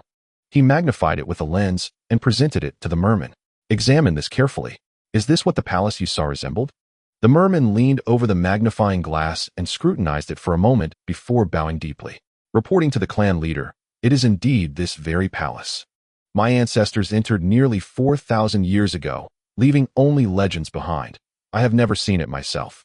We, the water tribe, guard the outside but have no knowledge of what lies within, nor has anyone ever dared to explore. Moreover, later, the ancient sea god broke free from his chains, transforming into a lifeless specter, relentlessly slaughtering us, leaving us devoid of the energy to explore the depths beneath the island. Were it not for the chieftain's recent mention, I would not have recalled that there exists a waterway below. Upon reaching this juncture, the merman turned his gaze toward the sealed area in the center of the ice island, and then addressed Chen Zhi once more. I faintly remember that when I swam beneath this small island, I discovered that its entirety was shaped like an olive. The center of the island seemed to be hollowed out, extending straight down to the ocean below. Thus, even though the upper portion of this island is shrouded in a barrier, it ultimately leads to the sea. The land is bounded, yet the ocean knows no limits. If the path above is impassable, we shall abandon the conventional route and seek a passage beneath the waves, circumventing our way in. I am confident that by following the direction of the current, we will naturally find that maritime route, and in due course, we shall locate the Dragon Palace. Chen Zhi felt a stir of excitement, yet remained hesitant. The underwater passage was fraught with peril, the vast ocean stretching endlessly, and losing one's way could spell disaster. Furthermore, this merman was a recent acquaintance, and given her deep-seated animosity with the Jiang clan, one could not ascertain whether she might engage in treachery once submerged. At this moment, Ding Ning was in no condition to endure such turmoil. Then, the merman continued, "Chieftain, there is no need for concern. My kind are inherently adept in navigating the waters. If the chieftain does not mind, I would be willing to lead you to the depths below in search of that waterway. The ailing child can remain on the island for the time being, and we shall return to fetch him once we have succeeded." After speaking, the merman gracefully leapt into the sea, her body displaying remarkable agility as she quickly transformed the surrounding waters into her realm of movement. After exploring the depths for a considerable duration, she resurfaced and called out to Chen Zhi, "Chieftain, the sunlight has penetrated. The waters below are exceptionally clear. We may utilize the light from above to guide our descent. Now is the perfect moment to enter. Do not hesitate. Chen Zhi, let us proceed as she suggests." Chimed in Peng Wei, "Our work attire has diving capabilities, so there is no cause for concern. Moreover, given Ding Ning's current condition, time was of the essence. And this was our sole option. I shall descend first," declared Gui Dao, adding, "We will be swift. With me accompanying you, there is nothing to fear." Chen Zhi turned to glance back at the ice fortress where Ding Ning resided, ultimately making a decisive choice. "Very well. We shall embark in 1 hour." The ensuing moments were exceedingly urgent. Yang Wumao hastened to devise a temporary construction plan on the island, making a fundamental structural estimation of the lower mountain. To the naked eye, the elevation of this small island appeared to be less than 3,000 meters, comparable to that of Mount Fuji. Typically, such islands possess a mirrored structure, implying that the depth extending into the ocean should also approximate 3,000 meters. If the barrier established by Jiangxia years ago commenced from the mountain's peak, then the total descent would amount to an impressive 6,000 meters. The vast expanse of the barrier is indeed unimaginable. However, if they were to discover an entrance beneath the sea, Chen Zhi could gain access to the interior of the barrier. The barrier possesses a dual-layered structure. As long as Chen Zhi successfully infiltrates it, he would be able to unlock the barrier from within, akin to opening a door from the inside. At such depths, the endeavor was beyond Chen Zhi's expectations. This venture had long surpassed the limits of human capability, rendering it exceedingly perilous without the aid of submarines or similar equipment.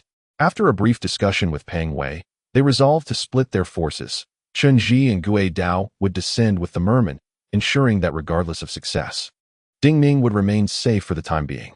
Should they succeed, the mermen would signal, and Pang Wei, Jiying, and others would escort the unconscious Ding Ning down the main path of the mountain, where they would regroup below. Chapter 165, The Underground Waterway, Part 3. Once the plan was established, there was no need for further discussion. Chen Zhi and Gui Dao donned their work suits, which had been significantly refined through their previous missions. The hoods of the suits featured a thin membrane that shielded them from the external environment, preventing water from intruding. After covering their faces, they extracted the soft silicone oxygen tubes and secured them over their mouths and noses, enabling them to breathe within the suits. Equipped and prepared, they followed the merman into the depths. From an aura perspective, this merman appeared to be a creature devoid of guile.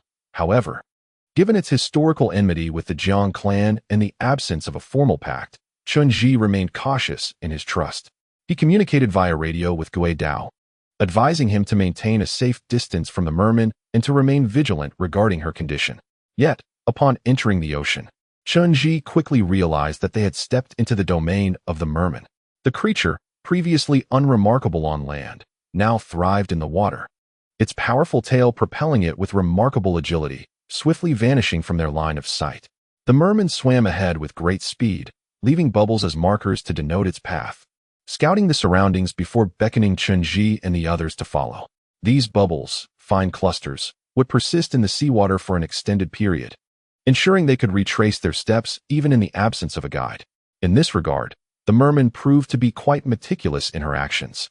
Beneath the small island lay deep rocks, riddled with green sea moss and vast cavities. Following the merman deeper into the island, they soon beheld a massive chain composed of control stones, measuring over 3 meters in width, each segment intricately linked, creating an awe-inspiring sight underwater. One end of the chain was firmly embedded in the small island, while the other end dangled a colossal fish fin, the decayed flesh strewn about, clearly torn away with brute force. It appeared to be the very chain that once bound the ancient sea deity. As they ventured deeper, they entered the abyssal zone, where the pressure of the ocean began to bear down upon them, triggering high-pressure alerts from their suits. Everything around them morphed into a heavy shade of blue-black. At that moment, they once again beheld the immense corpse of the ancient sea god. The creature was truly gargantuan, its visage grotesque, with serrated fangs that appeared even more sinister in the water. Its icy blue skin, swollen from immersion, was riddled with festering flesh, saturating the surrounding waters with a nauseating sight reminiscent of rotting meat. The merfolk, upon sighting this abomination, felt a surge of dread, hesitant to approach. Observing this, the ghostly blade swam ahead, positioning himself before her. Only then did she muster the courage to navigate a path around the giant carcass, guiding Chen Zhi and the ghostly blade alongside her. Once they had traversed the formidable remains of the sea deity, the underwater landscape beneath the island grew increasingly slender, finally revealing the true shape of the island above. Just as the mermaid had described, beneath the surface, the island tapered to a pointed form, resembling a colossal olive pit.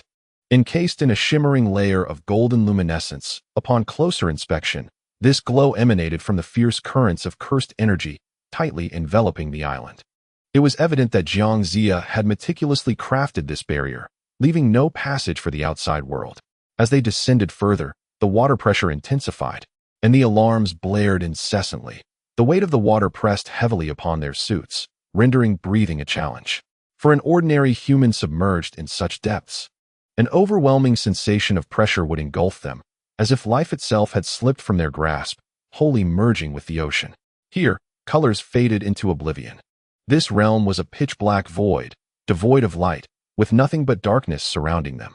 Chen Zhi and the ghostly blade activated the searchlights on their suits, illuminating their surroundings. Yet in this absolute abyss, their beams barely penetrated more than 2 meters. Within the inky expanse of the ocean, they frequently observed flickering lights, resembling ethereal will-o'-the-wisps. Upon closer inspection, they discovered these were various deep-sea fish, some familiar from the surface world, while others seemed long extinct. Indeed, these creatures were better described as sea monsters, each bearing bizarre and frightening forms. Most were eyeless, with certain parts of their bodies glowing faintly, while others were adorned with jagged teeth, swimming in peculiar patterns that sent shivers down one's spine. As they continued their descent, a fantastical scene unfolded in the depths of the ocean. Beneath the depths of the ocean floated an array of peculiar corpses, each towering over 9 feet, adorned with massive fish tails and bearing the ravages of time. These were the ancient remains of merfolk, their flesh largely decomposed, yet some still clad in armor, wielding rusted weaponry. Judging by their condition, they had perished long ago. The armor appeared to be crafted from a unique material, remarkably supple, reminiscent of fish skin, yet the stitching bore no resemblance to human craftsmanship. Clearly, these oceanic beings had existed eons prior. The subsequent encounter with several more substantial merfolk corpses revealed a similar form, muscular and robust, adorned in armor and brandishing weapons, embodying an ancient lineage. It seemed to affirm the words of the matron merfolk. This aquatic tribe had once been valiant warriors in ages long past. The primordial merfolk may have towered even taller than humans, engaging in fierce battle with the sea gods, their bodies sinking to rest in the ocean's embrace. As they ventured further downstream, visibility waned, and even the merfolk's remains vanished from sight. All that remained was the deepening abyss beneath the small island. At this juncture, several currents of water surged upwards against the tide, their peculiar form resembling crystalline pillars. The merfolk, upon seeing these currents, expressed immense joy, gesturing excitedly to Chen Zhi and Gui Dao, indicating they had found their destination. The merfolk then flicked their tails and propelled themselves along the reverse currents, prompting Chen Zhi and Gui Dao to hasten after them. Eventually, they reached the base of the small island, the pointed tip of an olive-shaped landmass, hollowed from within.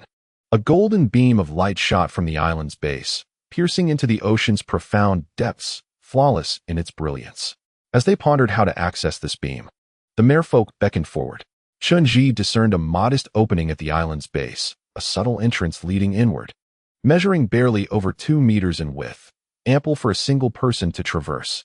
Chapter 166. The Underground Waterway, Part 4. The immense golden beam resembled a radiant tube extending into the ocean's depths, illuminating the surrounding waters.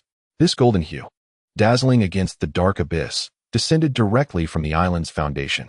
Within that luminous beam seemed to envelop something indistinct, obscured from clear view. Chen Zhi trailed behind the merfolk, gradually advancing forward, sensing a power emanating from the golden light that felt eerily familiar. In the depths of Genghis Khan's tomb in Inner Mongolia, they had once descended into the earth, where he glimpsed a colossal golden figure. The power it radiated bore a striking resemblance to this golden beam, almost as if it were a remnant of that ancient force. Chen Zhi had often contemplated the true extent of Jiang Ziya's sealing power from 5 millennia ago. Yet now, confronted with its reality, he found himself profoundly awestruck. To my astonishment, this formidable force from 5,000 years past is indeed colossal and utterly unattainable. Even a mere glance invokes an overwhelming sense of awe. The mermaid, however, is more intrigued by the quest for an entrance. After swimming around the golden beam of light, she discovers a modest opening at the base of the island's rocky wall.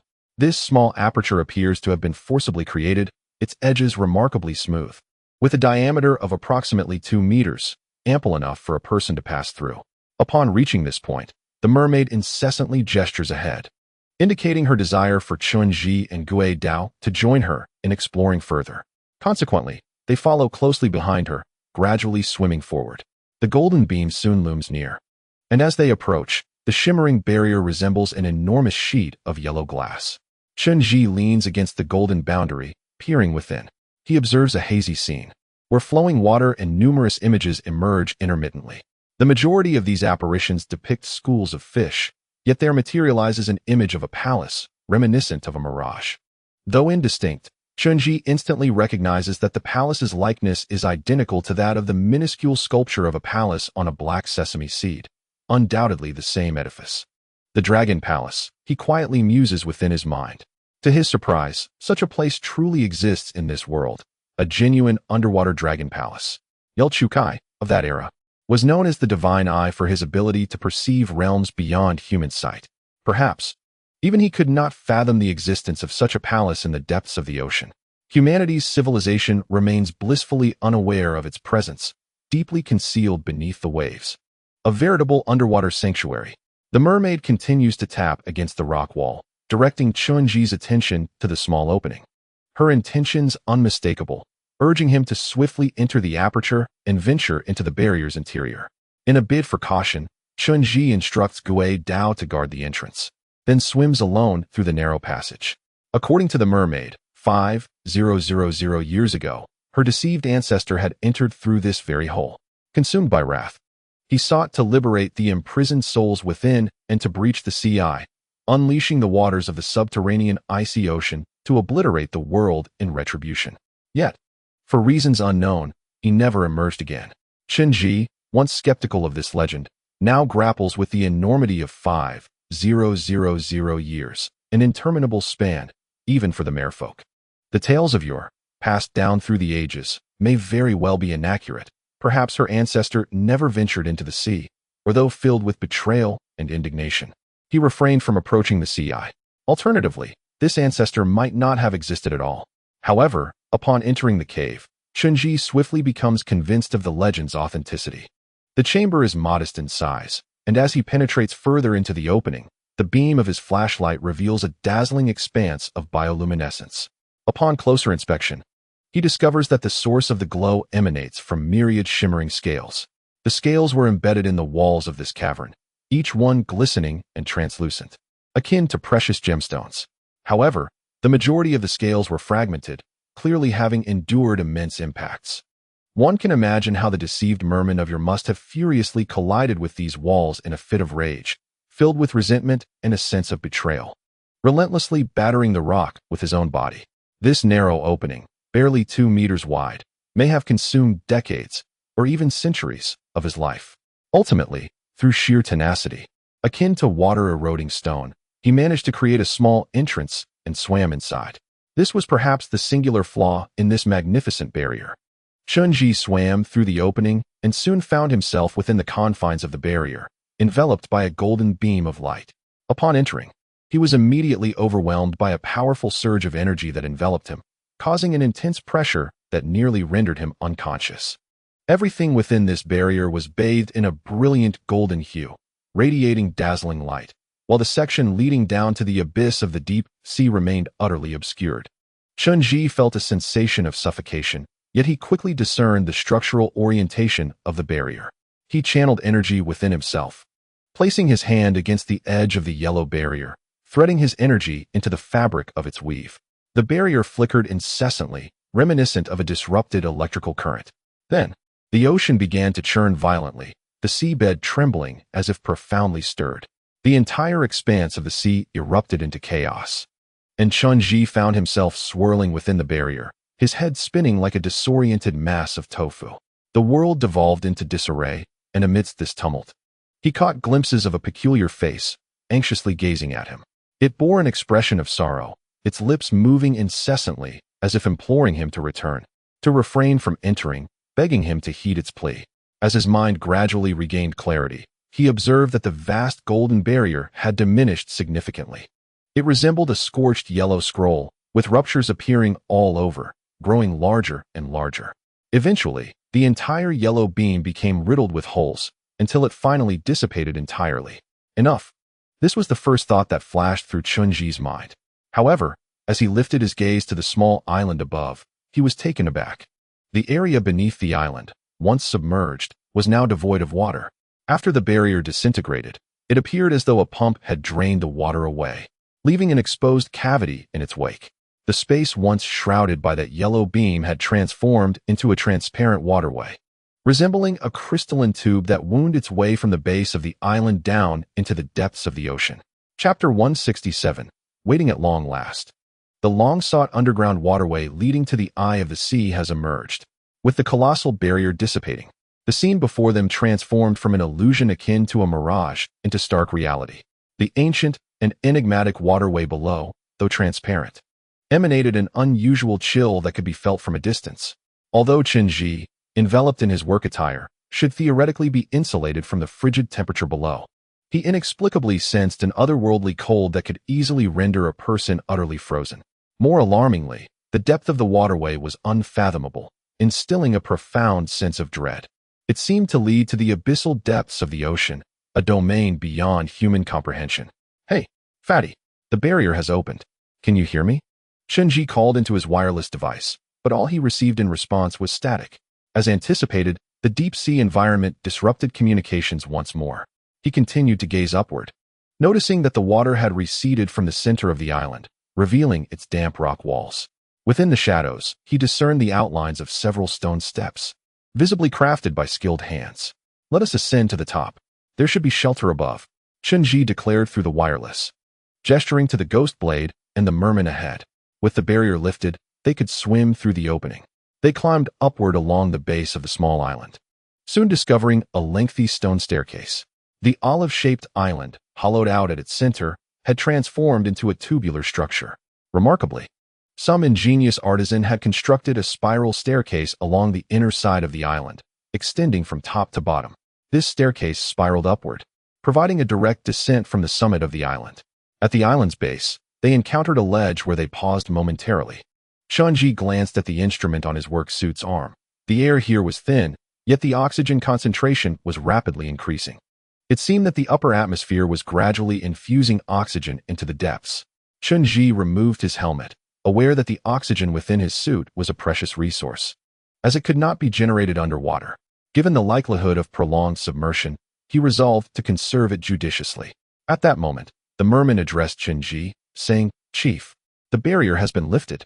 However, the waterway below is exceedingly deep. It would be unwise for you to proceed recklessly. I am adept in navigating these waters, so allow me to lead the way. I shall ascend to inform those above to enter through the center of the island and join us here. Until my return, please do not rush."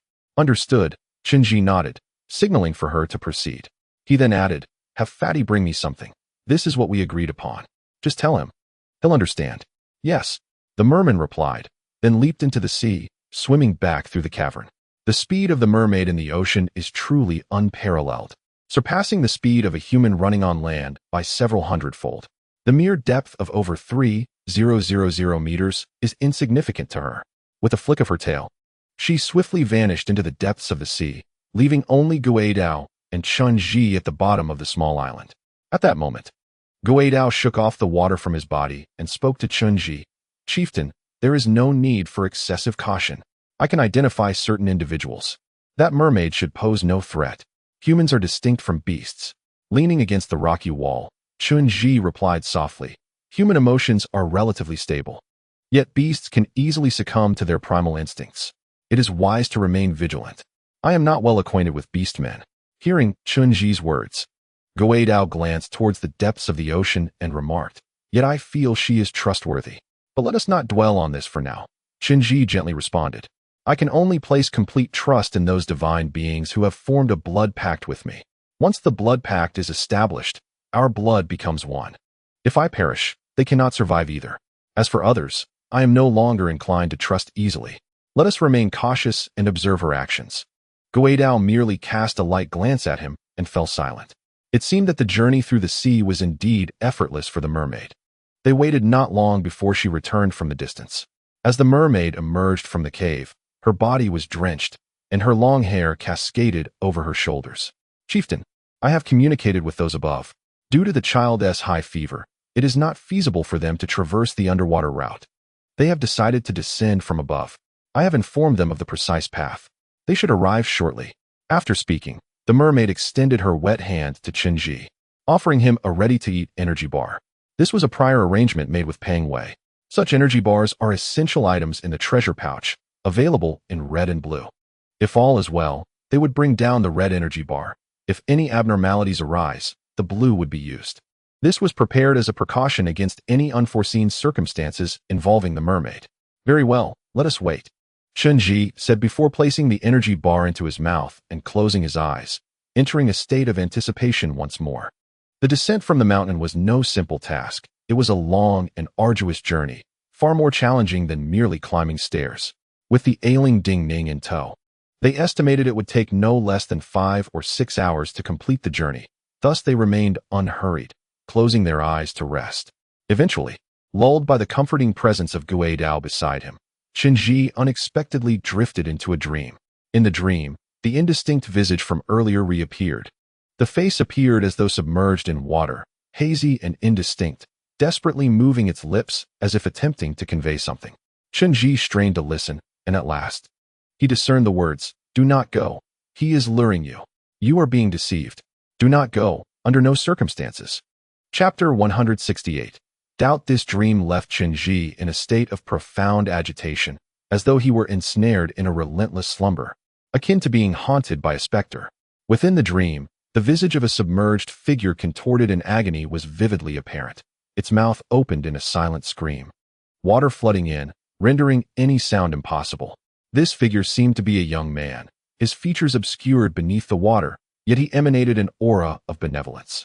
Notably, his head was adorned with an elaborate array of braids, reminiscent of the intricate hairstyles of women from Xinjiang, and he bore a large collar around his neck.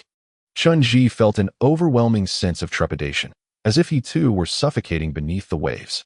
Just as he struggled in despair, a massive face suddenly emerged before him. It was the very face from Ding Ning's dreams, grotesquely bloated and decaying in the water, lunging towards Chen Zhi with hands that resembled iron hooks, fiercely gripping his neck. Chen Zhi attempted to scream, but his voice was trapped within him. The scene was so vivid that he felt utterly immersed in it. Abruptly, a jolt awakened him. Upon reopening his eyes, he discovered himself leaning against a rock wall, drenched in sweat, the one who roused him being Gui Dao. "You were thrashing about," Gui Dao remarked softly. "I am unsure of what you dreamt, but you appeared to be on the verge of asphyxiation, as if someone were choking you." After speaking, Gui Dao glanced at Chen Zhi's neck, pulling down the collar of his work uniform and furrowing his brow. "It appears this is not merely a nightmare." "What do you mean?" Chen Zhi inquired, tapping his arm, where a small screen akin to a mirror revealed his reflection. Inspecting his neck, he was horrified to find a pair of bluish fingerprints etched upon his skin. "Have they come for me?" he murmured, casting a glance at Gui Dao. This is just like Ding Ning's situation. Both men then checked the time, realizing they had been waiting for an extended period. Logically, Fatty and the others should have descended by now, yet they had not seen anyone emerge, nor had they heard a single sound. Fat Wei and Ji Ying were not timid individuals. Despite the oppressive darkness above, they would not shy away from the shadowy passage. Moreover, the vast silence within the mountain's core meant that even the faintest footfall would resonate below. If they were nearing, silence would be improbable. Why haven't they come down yet? Chen Zhi began to harbor doubts, raising his gaze to Gui Dao and then to the mermaid. "Did you convey their precise location to them? Was it made clear?" "I provided them with all the necessary information." The mermaid replied with unwavering certainty. "I described the situation down here thoroughly, and the barrier had already been lifted. The child was no longer feverish. They intended to set off immediately, yet for reasons unknown, they have yet to arrive. The stout individual is not one to procrastinate." As Chen Zhi pondered this, an unsettling premonition suddenly seized him, prompting him to swiftly glance back at Ghostblade. "Knife. Ascend and investigate, quickly." "Yes," Ghostblade replied. And like a shadow, he leaped upward, vanishing into the enveloping darkness above. It was uncertain how high Ghostblade had ascended, but soon he communicated through the wireless. "I smell blood. It is fresh. Something may have occurred. I will ascend further. Be cautious."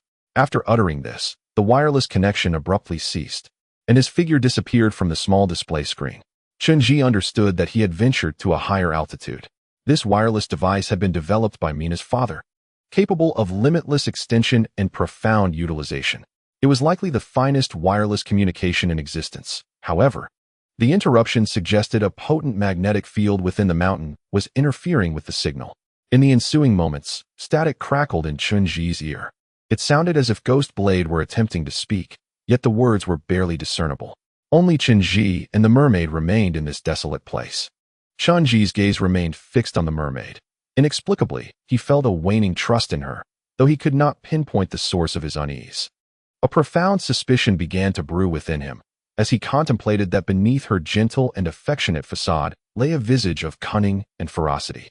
Her earlier ascent might have merely been a ruse, Perhaps she had concealed Chen Zhi's presence from Fat Wei and the others. Or worse still, they may have already fallen victim to her, slain at her hands. Perhaps she had never intended to forgive. She undoubtedly harbored resentment. Recalling the treachery inflicted upon her family by Jiang Zia, the more he contemplated, the more chaotic his conjectures became, intensifying his wariness towards the mermaid. Eventually, even her slightest movement set him on edge. Before long, however, Ghostblade descended from above. His expression was grim, and Chen Zhi clearly discerned that he clutched a treasure pouch, its edges mended with colored thread. This was a mark made by Fat Wei to hold vermilion stones. He would never abandon such an item. What happened? Chen Zhi immediately rose, directing his gaze toward Ghostblade. I found this on the coast above. Ghostblade's face was pale, with a chilling countenance. On my way, I encountered a great deal of blood. Judging by its freshness, it must have been spilled just hours ago, likely belonging to them. They may have been attacked, and thus did not descend from here. Additionally, I discovered a covert message left for me by Ji Ying. As Ghostblade spoke, he glanced at the mermaid and covered his mouth with his hand. Whispering into the wireless, the content of the message was, "Beware of the mermaid." Chapter 169, Suspicion, Part 2, Beware of the Mermaid, echoed in Chen Zhi's mind, causing an immediate and profound disturbance. He raised his head once more to gaze upon the mermaid, whose aura radiated a gentle warmth. Such an aura reflects the essence of a creature's character. It is not a facade that can be easily feigned. By all appearances, this mermaid did not embody a ruthless or cunning entity, which was truly astonishing. Chen Zhi refrained from addressing this unspoken truth and did not turn his attention back to the female mermaid. Instead, he continued to inquire of Gui Dao. Can you locate them? With your abilities, you should be able to trace their whereabouts by following the scent of blood. It is quite difficult, Gui Dao replied softly. Shaking his head, I have already searched. Although the scent of blood is fresh, it has clearly been deliberately concealed. It is scattered everywhere, creating a chaotic atmosphere, making it impossible to pinpoint its source. There are two possibilities. First, they may have hidden themselves. The island is riddled with numerous branching cavities. Perhaps they have taken refuge within those crevices. Of course, there is another possibility. Perhaps they have already fallen prey to an attack and their bodies have been hidden by the assailant, rendering them undiscoverable. We have been surrounded by enemies all along. My negligence is deeply regrettable, Chen Zhi lamented. Since he had gradually grown stronger, he had begun to forget the very notion of fear. He had to admit, unwittingly, that he had lost the meticulousness of his former self. In the past, he had always been vigilant, never overlooking even the minutest details. His previous lack of strength had instilled in him a fear that a minor oversight could cost him his life. However, things had changed. The warriors at his side were formidable, and the divine generals under his command were immensely powerful, even housing deities among them. He had now mastered all the incantations of the Jiang clan. Subconsciously, he felt indifferent to the traps that others might lay for him, believing that no such traps could genuinely harm him. Yet, therein lies the peril of confidence. Excessive self-assurance can lead to ignorance. This adversary is no ordinary foe. Chen Zhi softly conveyed to Gui Dao. It can withstand Ji Ying's powers. It might even inflict harm upon her. It cannot possibly be human. Thus, it must be some other creature. I confirmed before my arrival that no other beings inhabit this island, save for this mermaid. This indicates that Ji Ying's information is indeed accurate. She is the sole entity, Chen Zhi remarked, casting a furtive glance at the mermaid ahead. She is our enemy. Gui Dao listened intently to Chen Zhi's words, maintaining a calm demeanor without turning back. Chief, may I deploy your divine generals? If they are not deceased, but rather concealed, they could assist in the search. No, Chen Zhi gently shook his head. The nature of summoning divine generals is that they must accompany me. Wherever I go, they follow. The divine beings possess a strong territorial limitation, which is their vulnerability. The divine generals under my command are primarily of earth or fire attributes. With the cold monkey being a quintessential fire-oriented beastman, it weakens in water and suffers in cold. Now, we have descended into the depths of the ocean, where the temperature is exceedingly low. If we were to summon it, we could easily inflict severe damage. As Chen Zhi pondered this situation, he raised his gaze once more towards the merman. The merman possessed large, expressive eyes, and her gill-like ears fluttered incessantly, exuding an aura of innocence. She seemed oblivious to everything, unaware of Chen Zhi's suspicions. Upon noticing his gaze, she immediately inquired, Chief, why do you stare at me? Is there something amiss? Chen Zhi approached her, presenting a treasure pouch before her, and coldly questioned. The circumstances appear to contradict what you claimed. They have not descended from the mountain, but remain on the shore. Do you know where they have gone? At this moment, the merman finally grasped Chen Zhi's doubts. I do not know, my lord. Please do not suspect me. I truly have no knowledge of the situation above. When I met with them, we indeed agreed to rendezvous here. However, I now sense that the air is dwindling. We should descend through this waterway. His reasoning is sound. Gui Dao remarked through the communication device. When I ascended, I observed something peculiar about the mountains. After the barrier was removed, the opening above is gradually constricting, as if it possesses a life of its own, slowly healing itself. Though the process is slow, it is likely that in a few days, the opening will be entirely sealed. At that point, attempting to ascend will pose significant challenges. We cannot afford to waste any more time. Descending immediately is the best course of action. Moreover, with this merman accompanying us, we can keep her under surveillance. Should any unforeseen circumstances arise, Gui Dao added, lightly adjusting his blade. With me here, there is no need for concern. Chen Zhi nodded slightly, casting another glance at the merman. Very well. We shall plunge into the ocean. You must stay by our side and not stray away. They then donned the masks of their work suits. Looking down from the base of the small island, the transparent waterway resembled a massive glass tube, entirely distinct from the surrounding seawater, creating a separate current. The merman was the first to leap in, and for reasons unknown, she vanished in a swirl, as if drawn into the drum of a washing machine. Chen Zhi and Gui Dao followed suit, and upon entering the waterway, they were immediately enveloped by a bone-chilling cold that penetrated their very beings. Indeed, the water within this passage was extraordinarily frigid. Chen Zhi heard the alarm of his work suit blaring furiously. He quickly realized that the temperature had plummeted to a staggering -100 degrees. Under normal circumstances, water at such a temperature would surely freeze. Yet, the water in this waterway remained vividly alive, flowing swiftly downward, akin to a rapid underwater conveyor. As soon as they leapt inside, their bodies were involuntarily swept along by the current. The human brain possesses a profound aversion to tumult, and in a swift turn, Chen Zhi succumbed to unconsciousness. In a hazy realm, he glimpsed the fierce visage of the merfolk emerging abruptly from the depths, seizing his form with alarming ferocity. In that fleeting moment of capture, the merfolk's features morphed, its webbed appendages expanding, ensnaring him with an octopus-like grip. It then unleashed a cavernous maw, poised to sink its teeth into his neck. Chapter 170 suddenly plunged into darkness in a state of disorientation under the merfolk's menacing fangs. Chen Zhi gently closed his eyes. He harbored no trepidation regarding these physical assaults. Years of undertaking perilous missions had ingrained in him an instinctive preparedness for defense when faced with danger. His form was enveloped in an intricate layer of potent protective spells, akin to the finest armor, encasing him securely. No sharp weaponry or the fangs and claws of beasts could inflict harm upon him. Most crucially, the ghostly blade lay close at hand. Yet, inexplicably, as he hovered on the brink of unconsciousness, Chen Zhi was enveloped by a peculiar sensation. He sensed that, from this moment forth, his incantations had become less significant. What lay ahead was a trial of the spirit. Many matters could not be pondered too deeply, for the world beneath the waves likely adhered to entirely different rules. Upon reopening his eyes, he found himself entirely prone upon the ground, surrounded by an impenetrable darkness, utterly unaware of how long he had lain there. His first instinct was to activate the liquid crystal display on his arm, which recorded the surrounding physical data and the passage of time. To his astonishment, he discovered that his work attire had sustained damage. The sturdy fabric crafted by the Indian artisan had succumbed to a layer of snowflake-like cracks on the screen, likely a consequence of immense water pressure. Upon closer inspection, he could still discern the text on the display, yet the data was disconcerting. He had slid from the upper waterway to below, traversing over 1,000 kilometers, equivalent to crossing 14 Chinas.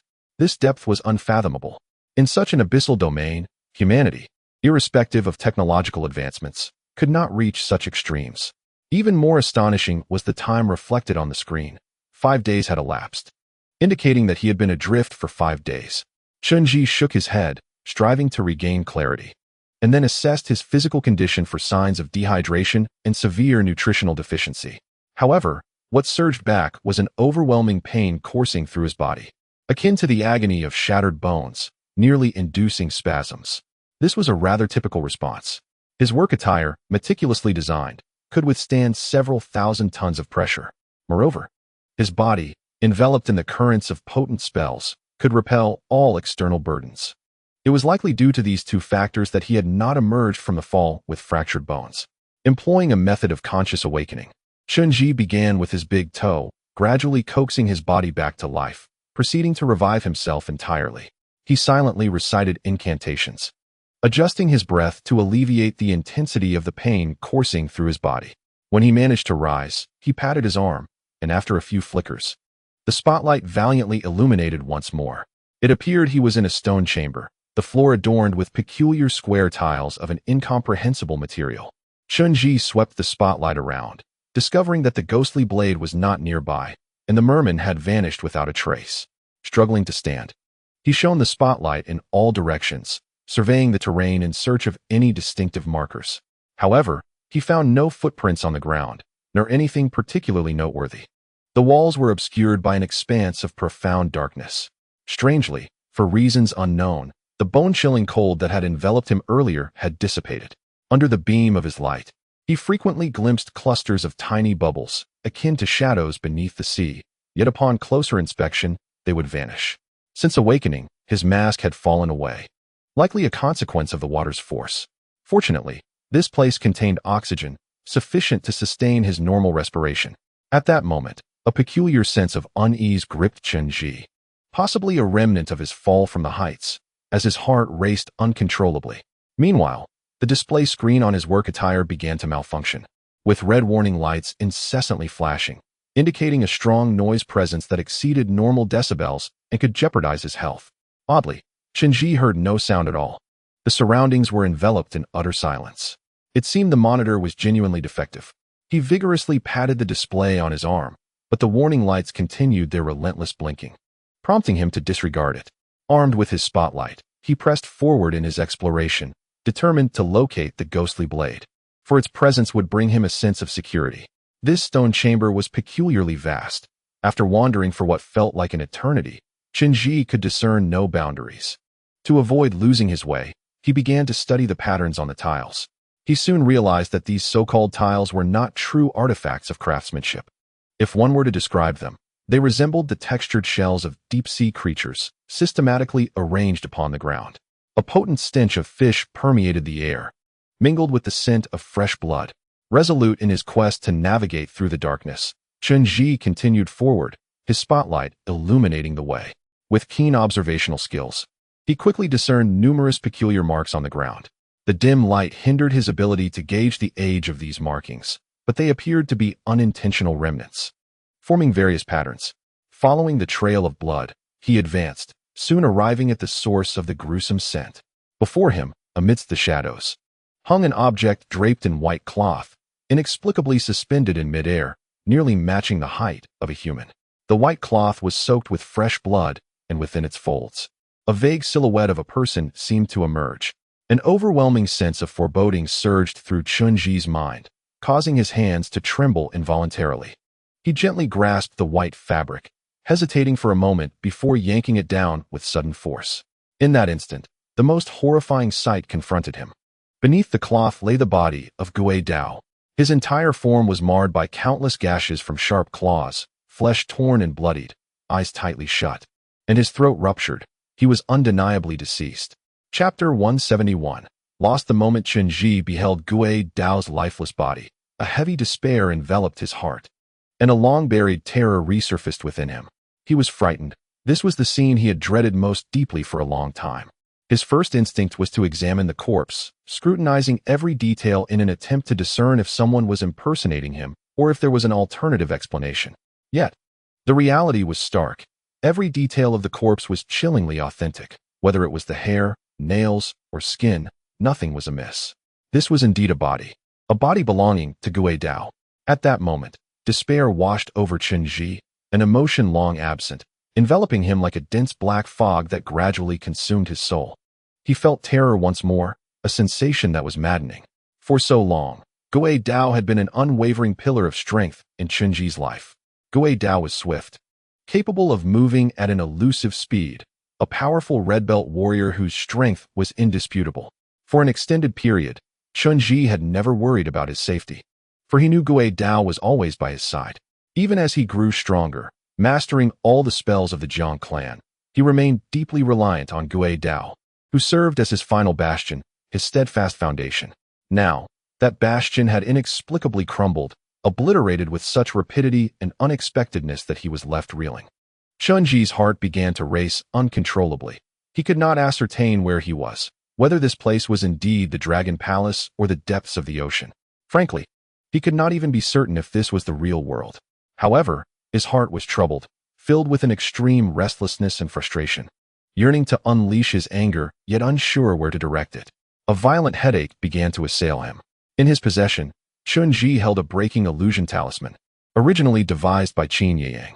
This talisman could disrupt the magnetic field created by spells, rendering ordinary illusions ineffective. However, there were exceptions. Exceptionally powerful illusions and innate illusions remained unaffected. Chen Zhi activated a searchlight and hastily moved in a singular direction. He needed to locate the edge of this darkness, to ascertain his whereabouts and the orientation of his location. As for other matters, particularly that chilling phrase about the ghostly blade, it can be contemplated later. However, after traversing a short distance with haste, he soon discovered that this space was astonishingly peculiar, enshrouded in complete darkness without any discernible boundaries. In essence, no matter the direction he chose to walk, it remained an endless expanse devoid of reference points. The surrounding gloom instilled a profound sense of despair. The spotlight illuminated merely a meter ahead, while the encircling darkness loomed ominously, making Chen Zhi feel as though something within the shadows was perpetually watching him. Undeterred, Chen Zhi pressed onward, yet his emotions teetered on the brink of collapse multiple times throughout this ordeal. The mounting irritation gnawed at him, igniting a murderous urge. But ultimately, he subdued these impulses, repeatedly adjusting his breathing and controlling his emotions in a relentless pursuit of an edge. Alas, he discovered that no matter how far he ventured, the path ahead remained a void, a boundless, uncharted territory. Time lost all meaning as he wandered, his body succumbing to fatigue, his legs nearly cramping from exertion, yet he still beheld nothing. This place offered no sense of direction, rendering east and west indistinguishable. Even the patterns upon the ground were monotonously uniform. The sole distinction lay in the myriad of scuff marks adorning the tiled floor. These marks crisscrossed in a manner that seemed trivial at first glance, yet upon closer inspection, they revealed a discernible order, appearing almost systematically every 10 meters. It was as though they chronicled the passage of those who had traversed these grounds before. However, the patterns formed by these marks were strikingly consistent, hinting at a particular message. As Chen Zhi scrutinized the labyrinth of scratches, he suddenly stumbled upon a horrifying realization. These marks indeed followed a systematic arrangement, resembling a variant of Morse code. This so-called variant was a creation of his own during idle moments, a random amalgamation of symbols. He possessed a keen sensitivity to numerical data, and in his leisure, had inverted the arrangement of Morse code to craft a sequence of numbers. This method of decryption was simpler and more intuitive. His father had praised this new cipher for its practicality. Yet, Chen Zhi had never disclosed the template of this novel code to anyone. Thus, it dawned on him that this encoded arrangement was known only to himself. Upon this revelation, Chen Zhi's mind began to swirl with dizziness. For reasons unknown, an overwhelming fatigue washed over him, rendering him nearly unable to resist the urge to succumb to slumber right where he stood, his eyelids growing heavy. In a frantic effort, he retrieved some water from his pouch, drinking deeply to restore clarity to his mind. Subsequently, he bent over the tiles to swiftly decipher the information hidden within those markings. To his immediate astonishment, he discerned that these scratches were, in fact, fresh knife marks, some even still dusted with the remnants of a recent incision. The scars etched upon the surface were undoubtedly created by a short dagger, their dimensions remarkably akin to the one currently wielded by Chen Zhi. His heart began to race as he withdrew the dagger from his pant leg. After comparing sizes, he tentatively scraped it across the floor. In that instant, the truth unveiled itself before him. The scar he had just carved matched precisely with the markings on the tiles below. This revelation indicated that these marks were indeed left by Chen Zhi himself. At some point in the past, he had traversed every corner of this place. inscribing his presence with the blade. Yet, he possessed no recollection of such events. It felt as if his mind had been completely emptied. A buzzing sensation enveloped his thoughts, plunging him into introspection. Could it be that I have been awake all along? I have not been in a coma for 5 days, but rather consciously residing here during that time. Otherwise, why do I not feel hunger? If I have been unconscious for 5 days, I should be parched and too weak to stand. One cannot survive without water. A human deprived of sustenance for 5 days would be in a state of dehydration. Yet here I am, unharmed. What does this signify? It suggests that I have consumed food each day, yet I have forgotten it. Why? Has someone erased my memories? Chapter 172. Released just as these thoughts crossed his mind, an overwhelming wave of drowsiness surged into his consciousness. It was an inexplicable fatigue, as if some unseen force compelled Chen Zhi to succumb to sleep, urging his mind into immediate slumber. The fragmented memories he had just contemplated began to fade. His brain, now disobedient to his will, rejected further thought, yearning only for rest.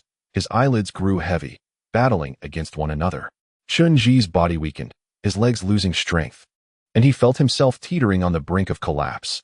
In that moment of disorientation, the figure who had previously invaded his dreams materialized once more, still submerged in water. The man struggled to speak, his mouth opening and closing in desperation. Don't sleep. Wake up.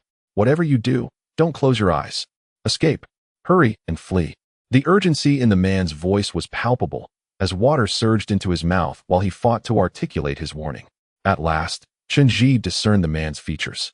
He was indeed a man in his 30s, with refined features and a flawlessly sculpted face. His hair was intricately braided, reminiscent of women from Xinjiang, and he wore a massive, shimmering collar around his neck. Upon hearing the man's urgent plea, Chen Zhi jolted awake, drenched in sweat, without granting himself a moment to breathe.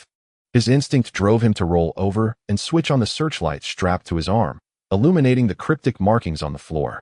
The intricate symbols intertwined, translating into a singular message. Put on the earplugs.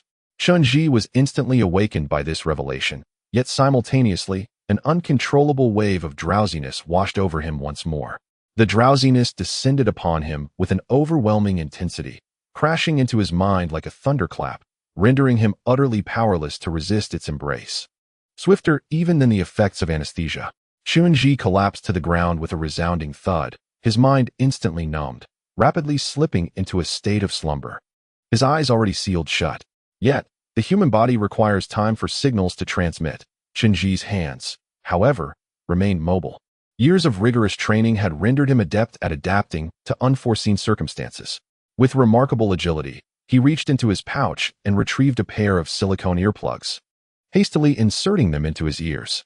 In that fleeting moment, he perceived a profound stillness enveloping the world around him, as if his brain had been liberated, banishing all negative emotions.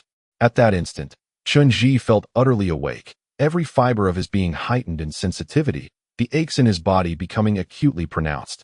When Chen Zhi finally reopened his eyes, he realized he truly found himself in a stone chamber. A searchlight lay scattered a short distance ahead, and through its beam, he finally discerned the walls.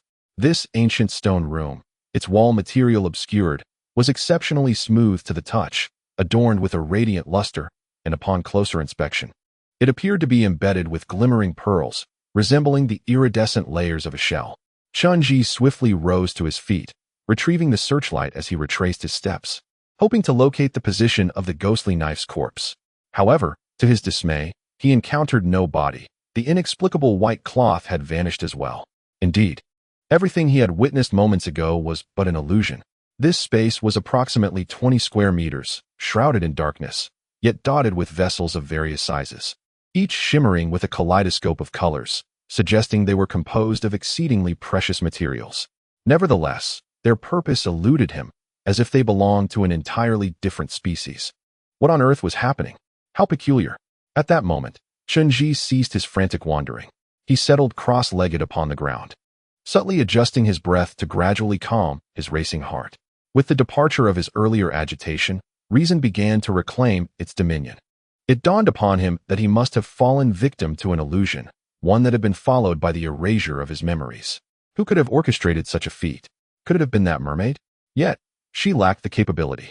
But who then? As he pondered this, A colossal figure materialized in his mind, one with an immense tail, thrashing powerfully in the depths of the sea. The silhouette felt eerily familiar, yet entirely unrecognizable. Who could it be? Chen Zhi silently mused, considering that, aside from the mermaid's innate abilities, who else could wield such memory-erasing illusions? Such a feat transcended any known sorcery. No, I must not confine my thinking to such narrow parameters. I should adopt a broader perspective. Who has drawn me into this underwater venture? Jiangxia? No. It feels more akin to another individual, Shengongbao. He had been incessantly visiting Ding Ning in dreams for quite some time. How he achieved this remains a mystery. But what could be the purpose behind it? Is it merely to torment his former disciple? No, such a notion seems exceedingly mundane. 5 millennia have elapsed. Yet he has never pondered Ding Ning. Why, then, does she occupy his thoughts at this very moment? Is he to have Ding Ning seal the CI on his behalf? This notion strains credulity. Even if Ding Ning were willing, does she possess the requisite ability? Or perhaps this entire affair is merely a ruse, with Ding Ning serving as a mere facade. If indeed the CI harbors Shengongbao, a being who has been confined for 5,000 years, what would be his utmost desire now? To escape? The persistent noise indicator on Chen Zhi's arm continued to flash, compelling him to momentarily abandon his musings. He surmised that addressing the immediate situation should take precedence. Although he could discern no sound, the surroundings were overwhelmingly cacophonous. Chen Zhi then commenced illuminating the area with a searchlight, scrutinizing every detail. By all accounts, this was an unremarkable small stone chamber, square in shape. Though the material of the walls remained indiscernible, they were encrusted with various green organisms, indicative of a damp environment permeated by water, and the temperature was exceedingly cold. However, Chen Zhi felt little chill, a fact that troubled him greatly. As he cast his light about, he found himself enveloped in a void of darkness, save for a peculiar small door nestled in the far corner. This door bore an oddity. It was not situated prominently on the wall, as one might expect, but rather concealed within the corner, perfectly circular, suggesting that passage required not an entrance but a swim. Just as Chen Zhi contemplated approaching this circular door, a familiar voice emerged from beyond it. "Patriarch, are you well? It is I, the servant, the mermaid you saved." Chapter 173. The mermaid in the darkness. Upon hearing that familiar voice, Chen Zhi's heart fluttered involuntarily. He could never forget that voice, as enchanting as celestial music, harmonizing in dual tones, truly the unique timbre of that mermaid. "How did you come to be there?" Chen Zhi inquired coldly, peering into the darkness at the door. "If you are there, why not step forward to meet me? Furthermore, I have donned earplugs. How is it that I can still hear you?" "That is our merfolk's gift," the mermaid replied with a melodious voice. "We possess vocal pearls, rendering our voices inherently distinct from those of humans. When we speak in our highest tones, we can penetrate human eardrums, directly reaching the mind. Thus, what you hear is, in essence, the voice within your own consciousness.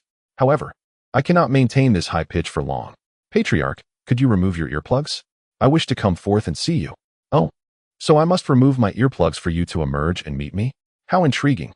Chen Zhi responded with a cold smirk, unhesitatingly removing both earplugs. "Very well, I understand. Come forth. Allow me to behold your visage." As Chen Zhi withdrew the earplugs, the mermaid revealed her head from behind the door, subsequently unveiling her entire form. Her powerful tail thrashed against the ground, propelling her body forward. She remained the same grotesque visage, devoid of enchantment, yet her appearance at that moment was peculiar. The muscles of her face were rigid, and her gaze bore a hint of nervousness. Her natural ugliness, characterized by pronounced facial muscles, rendered her ghastly countenance even more terrifying in the shadows, akin to a specter. "Are you well, chief?"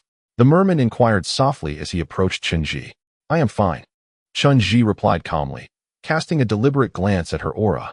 He noted that her serene presence remained unchanged, warm, uncontentious, and entirely non-aggressive. "Where were you moments ago?" Chen Zhi gently probed. "Do you know where the ghost blade has gone? Are you referring to that warrior from West Qi? He is likely dead." The merman's voice was haunting, with an odd cadence. Each word seemed to carry a weight, as though spoken through clenched teeth. "This waterway is certainly not a place for humans. It is far too frigid. Any creature entering will be frozen solid. This is, after all, a grave. When you descended, the current knocked you unconscious. The warrior must have vanished along the way. Perhaps he was shattered by the rushing waters." Such occurrences are commonplace. Humans are inherently fragile, yet they often overestimate their capabilities. How amusing. The merman's voice was melodious, enchanting to the ear. As she spoke, she playfully twirled her hair, seemingly intent on alluring Chen Zhi with her feminine charm, though her movements were clumsy, as if she were deliberately portraying a captivating woman. And you? Chen Zhi inquired softly. Where did you go? During my unconsciousness, why were you not here? A servant, perhaps?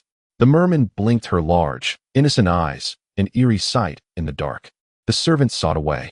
Chief, you have been unconscious since your fall, 5 days and nights. I had no choice but to search for a path myself. But this place is vast, filled with endless chambers, interconnected and innumerable. The Sea God Palace was originally constructed for the Sea Clan, known for their fecundity, boasting countless descendants. There are 99,000 chambers here, each unique. It seems we have lost our way. What to do? Chambers? Were you referring to chambers just now? Chen Zhi inquired gently. Observing the merman. Yes, she replied after a moment of contemplation. That is what I meant. This dragon palace indeed has 97,000 chambers, built at the behest of the divine emperor. Did I err? Not at all, Chen Zhi remarked, glancing around before returning his gaze to her. Do you know? The term chamber is one I only recently learned. Since the Zhou dynasty, rites and music have deteriorated. Many ancient customs have fallen into disuse. The term chamber originates from the era of the divine lineage and has long since faded from common knowledge. Even those from a millennium ago would be unaware of it. It was only when I occasionally stumbled upon an ancient text in my personal library that I became acquainted with this term. It appears you possess far greater knowledge of historical matters than I do, unlike a youthful mermaid. Oh, this mermaid seems to have not fully grasped Chen Zhi's words. Or perhaps she is simply disinterested in what he has to say. After a moment of silence, she continued, Chieftain, we find ourselves trapped here with no path to escape. What shall we do? The icy depths of the sea could harm your health, rendering this place unsuitable for prolonged stays. Your mastery of the incantations relies on the harmonious balance of the 5 elements, drawing upon the forces of heaven and earth. Yet these elements are now absent. Have you not noticed that your strength has waned considerably? Upon hearing the mermaid's words, Chen Zhi promptly adjusted his posture and tentatively channeled the energy within him. Indeed, if one were not attentive, they might not perceive the diminishment of his power. While he could still manipulate the normal flow of energy, he found it increasingly challenging to concentrate multitudes of energy. In the mortal realm, there exist 5 elements: metal, wood, water, fire, and earth. The Jiang clan's incantations require a balanced draw from these elements. However, only water is present here. A preliminary assessment suggests that Chen Zhi's strength would gradually deplete, eventually losing 90% of it to the boundless ocean. He now needed to conserve his energy, refraining from unnecessary exertion. Creating small barriers was feasible, yet conjuring an expansive barrier would prove exceedingly difficult.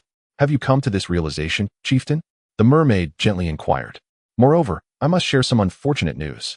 When we descended, the waterway above inexplicably shattered and has vanished into the depths of the sea. We can no longer retrace our steps, and you have lost your strength. The only course of action now is for you to summon your divine general to escort you back to the surface. I recall you recently recruited a divine general, a descendant of the fighting Saint Buddha. He is exceptionally loyal and fearless. Chieftain, summon him so that you may depart from this place. Chapter 174. The peculiar mermaid Chen Zhi listened attentively to the mermaid's words, noting her mention of Han Hu, and smiled. It seems you are quite well informed about my recent endeavors, remembering even the name of my newly appointed divine general with such clarity. You truly are diligent.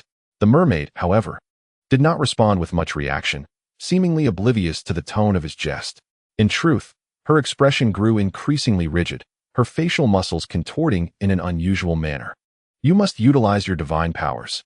Summon your general. The waterway outside has been destroyed, and this frigid underground sea is too harsh for one of your esteemed status to linger. Your newly appointed deity possesses formidable abilities and conducts matters with precision. Summon him to escort you to the surface. Yet, at this moment, Chen Zhi lowered his head, drawing closer to the merman, and spoke softly, but you must understand. The divine orc holds great reverence for territory, and the water element is most averse to conflict. That cold monkey is of the fire element, surrounded by earth. Yet we are deep beneath the ocean. If the frigid seawater clashes with it, he will perish.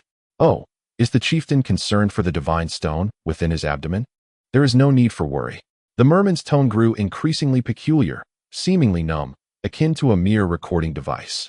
After all, the cold monkey is a newly appointed deity. Possessing formidable power, he can endure from here to the surface, even if he exhausts his energy and is swept away by the sea. The divine stone within him will eventually reveal itself. The chieftain need not fret, but my concern does not lie with the divine stone. Chen Zhi inched closer to the merman, scrutinizing her eyes intently. What I fear is the life of the cold monkey. It cannot simply be extinguished. You jest, chieftain. The merman's voice remained calm, chilling as the waters of the abyss. A divine general is merely a servant, even when exalted as a deity. Why should one fret over the life of a servant? In the future, the chieftain can simply select another divine offspring for consecration. Do you truly believe so? Very well. Upon hearing these words, Chen Zhi fell into silence. After a moment, he gently inquired, "There is no rush. We humans have a saying, since we have come, let us find peace. Since we have traveled such a great distance, why must we hurry to depart? I have 2 matters I wish to ask you. If that is agreeable, please, chieftain, speak," the merman replied, her gaze cast downward. "It is nothing of great import." Chen Zhi coughed lightly. "I merely wish to inquire about your merman's vocal gifts. Do they solely manifest as illusions, robbing individuals of their memories? If one merman possesses exceptional abilities far surpassing the others, even that of a leader, might he not wield even greater power? For instance, inducing despair, agitation, or forcing one to confront their greatest fears, leading to self-doubt? Perhaps, the merman responded in a melodious tone. Our power is derived from our vocal gifts, distinct from illusionary magic. Our abilities can directly influence the brain, altering biological thought processes, even instilling joy, anger, sorrow, and happiness. We can compel individuals to act against their will, yet they remain unaware, mistakenly believing it to be their own consciousness. However, there are few mermen capable of such feats. In ancient times, only a handful could accomplish this. Yet, as the merman spoke, a profound melancholy washed over her visage, rendering her somewhat neurotic. But most of those mermen have long since perished. Even if they fought valiantly for their masters, bearing countless scars, they ultimately could not escape their grim fate. This is the destiny of the beast men, to be driven, deceived, and ultimately trapped in their own demise. That is all in the past, Chen Zhi gently remarked. The world has transformed into an entirely different realm. The human lifespan is fleeting, which is why we do not favor things of lasting duration. This world operates at a rapid pace. Both deities and beastmen have long since become mere myths. We do not dwell on bygone events. They remain oblivious to the truth and are not fixated on it, which is indeed a virtue of humanity. Perhaps, the merman sighed softly. His voice still as melodious as a celestial melody, yet tinged with an oddity, somewhat masculine in nature. The human lifespan is indeed brief. Many matters can simply be forgotten. However, we beastmen are different. Our lifespans are considerably longer, particularly among our aquatic kin, some of whom may live for thousands of years, or even longer. The deep-seated grudges and the humiliations born of deception are memories that linger on, and when they can no longer bear it, they may succumb to madness. After uttering these words, the merman lifted his gaze toward Chen Zhi, saying, "Chief, let us not dwell on such matters any longer. You must find a way to escape. Remaining in this cold dragon palace beneath the sea for too long will surely lead to your demise from frost and hunger. Regarding your armor." The merman's eyes darted to Chen Zhi's work attire. "If I am not mistaken, humans cannot breathe underwater, and your armor has a time limit. I suspect it will not be long before you reach its threshold. What will you do then?" "No rush." Chen Zhi cast his eyes downward at the diminishing oxygen levels displayed on his arm screen. He then lifted his gaze once more to the merman. "There is something I have always wanted to ask you. However, I had no opportunity to do so until now. May I inquire?" "Please do," the merman replied obediently, though his tone remained frigid. "Very well. I shall ask." Chen Zhi scrutinized the merman for a considerable time before finally posing his query. "There is one matter that perplexes me. When we descended from above and passed by the corpse of the old sea god, you appeared so filled with dread. Such fear was palpably genuine. Ultimately, it was my friend who shielded you, allowing you to swim past the divine remains, indicating your profound terror of that entity. Yet curiously, when I instructed you to ascend and deliver a message, You swiftly went and returned without hesitation. How is it that within such a brief span of mere minutes, you were no longer afraid? This seems rather peculiar. After Chen Zhi voiced this inquiry, the merman quickly became entranced, her face resembling a statue, frozen in place, with an expression that betrayed none of her thoughts. She remained in this cold rigidity for a considerable duration before finally responding. There is no need for the chief to harbor doubts. At that moment, I was solely focused on delivering the message for the chief, which instilled me with courage, allowing me to pass by the corpse of the sea god without fear. My singular devotion to my master did not delay the chief's command, and you should be pleased. Why then, dwell on such trivial matters? You should summon the divine generals. You have newly consecrated that divine being, the valiant and loyal Saint God Han Hu, who will assuredly escort you back to the land. Pray, unleash your divine powers. Will you? It seems you have a keen interest in Han Hu. After Chen Zhi spoke, he half knelt upon the ground, gently caressing the cold floor, exclaiming, "What a wondrous place this is! Deep beneath the sea, such a hidden realm exists, entirely concealed from the world, a surreal maritime spectacle. Though the chill envelopes me, I have yet to perceive any frozen waters. Perhaps I remain ensnared in a dream, unable to behold the true visage of this place. Yet, I surmise that mortals cannot linger here for long. I have heard tales that 5 millennia ago, a great deity under Jiangxia was also a merman. He felt deceived and misled by his master and sought to confront the imprisoned souls at the eye of the sea. However, upon arriving here, he vanished without a trace. With 5,000 years having elapsed, I wonder, could that merman still be alive?" After voicing this thought, Chen Zhi cautiously observed the merman, keenly watching for her response. Yet she remained motionless, akin to a statue, unyielding and silent. Chen Zhi continued, "Numerous legends surround the mermen. It is said that they possess an extraordinarily long lifespan, and consuming a morsel of merman flesh grants immortality. In ancient Japan, there are even records of hunts for mermen, pursued in hopes of eternal life. Furthermore, the precious oils within their bodies are said to yield lamps that burn for millennia without extinguishing. I ponder, if one could be a deity under Jiangxia, then it is hardly surprising if such an extraordinary merman lived longer than others. However, if he has been trapped here, unable to ascend to the surface or commune with other sea folk, I wonder what he has become." At that moment, the merman finally reacted to Chen Zhi's words. Her voice had transformed entirely. It was now dry and grave yet melodious, akin to a man whose throat is greased with oil. Yet, I suspect she has succumbed to madness. A mad merman, perhaps? It is quite conceivable. Chen Zhi's gaze, cold as ice, fixed upon the merman as he gently remarked, "In the realm of biology, madness is, in fact, a common affliction. The fragile soul, when faced with harm and betrayal, shatters. Humans may go mad, animals may go mad, and even deities may succumb to insanity.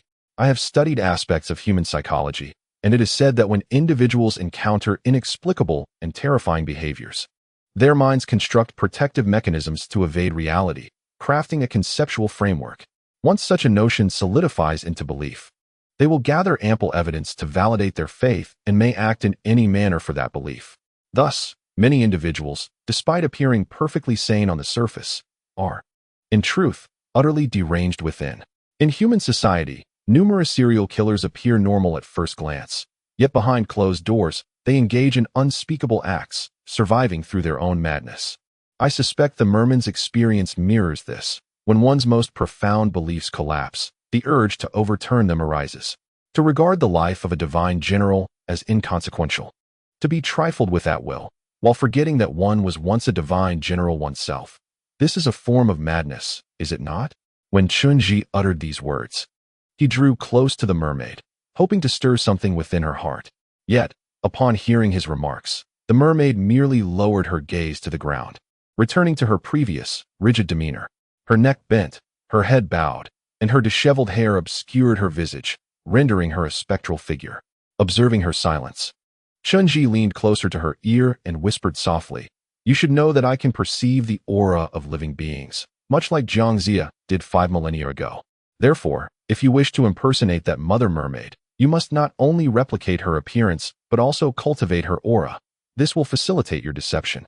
However, do you realize that human emotions are intrinsically linked to their aura, and this holds true for beast folk as well?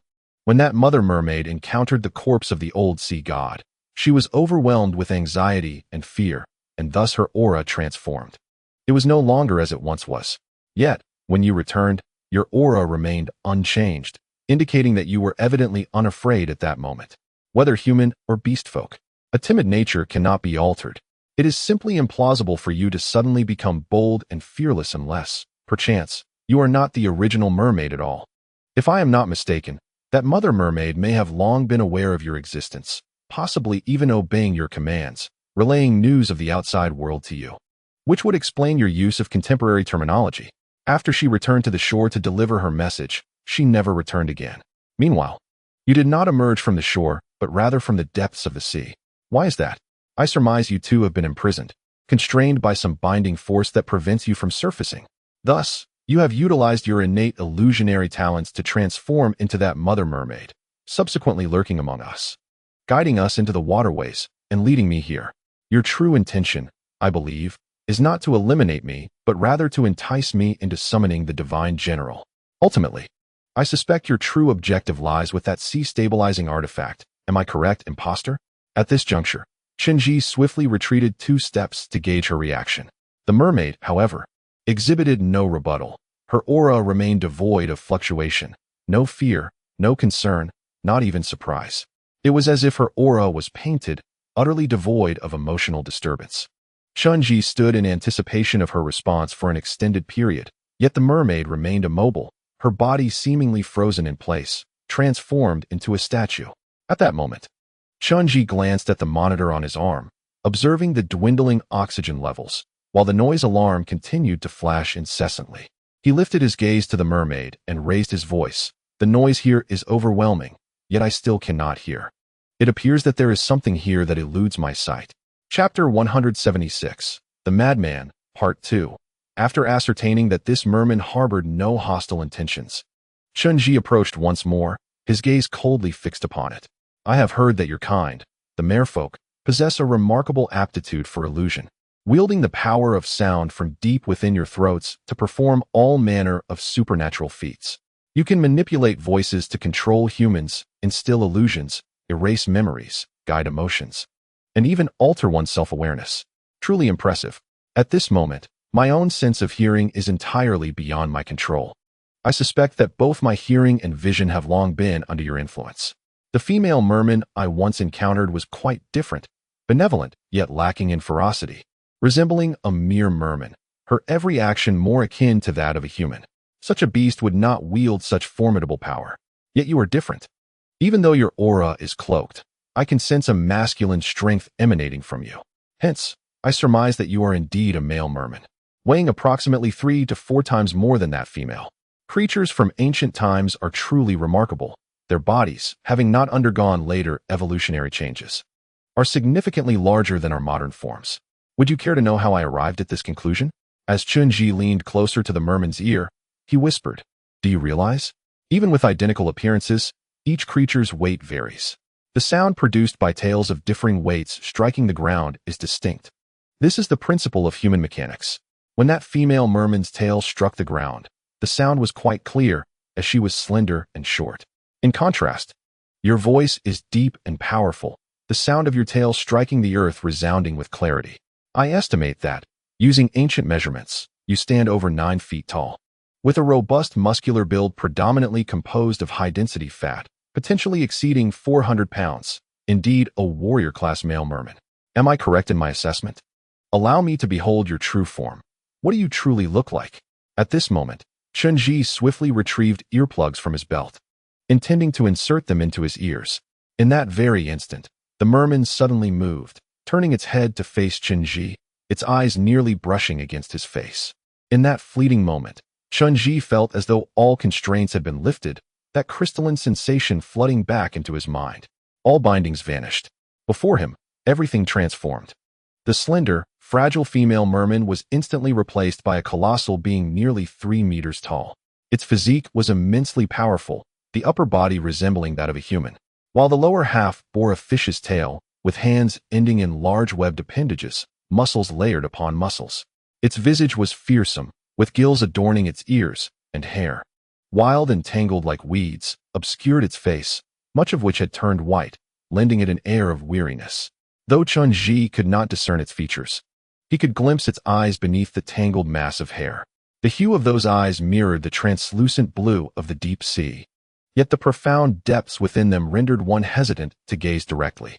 It was not due to any grotesqueness, but rather an ineffable resentment, sorrow, and madness that dwelled within those orbs. They resembled a corpse, buried for millennia, suddenly unearthed, sending shivers down one's spine. At that moment, the surroundings underwent a transformation. No longer was this a dark stone chamber. Rather, it was indeed the depths of the ocean, the fabled and wondrous dragon palace. The sky above was entirely transparent, akin to a crystalline panel, through which the icy blue waters cascaded down. The entire area reflected light, illuminating the waters outside. Massive chunks of ice, white as snow, drifted above Chen Zhi's head. Everything around him shimmered with a kaleidoscope of colors, dazzling like precious gems. In this realm, one could scarcely comprehend the splendor of earthly treasures, for all was dreamlike in its beauty. Enormous, vibrant red corals ascended audaciously, their blood-red hues glistening. A mere branch plucked would be worth a fortune. Rare pearls, like stones, were discarded here, embedded in walls, strewn upon the ground, radiating a resplendent brilliance.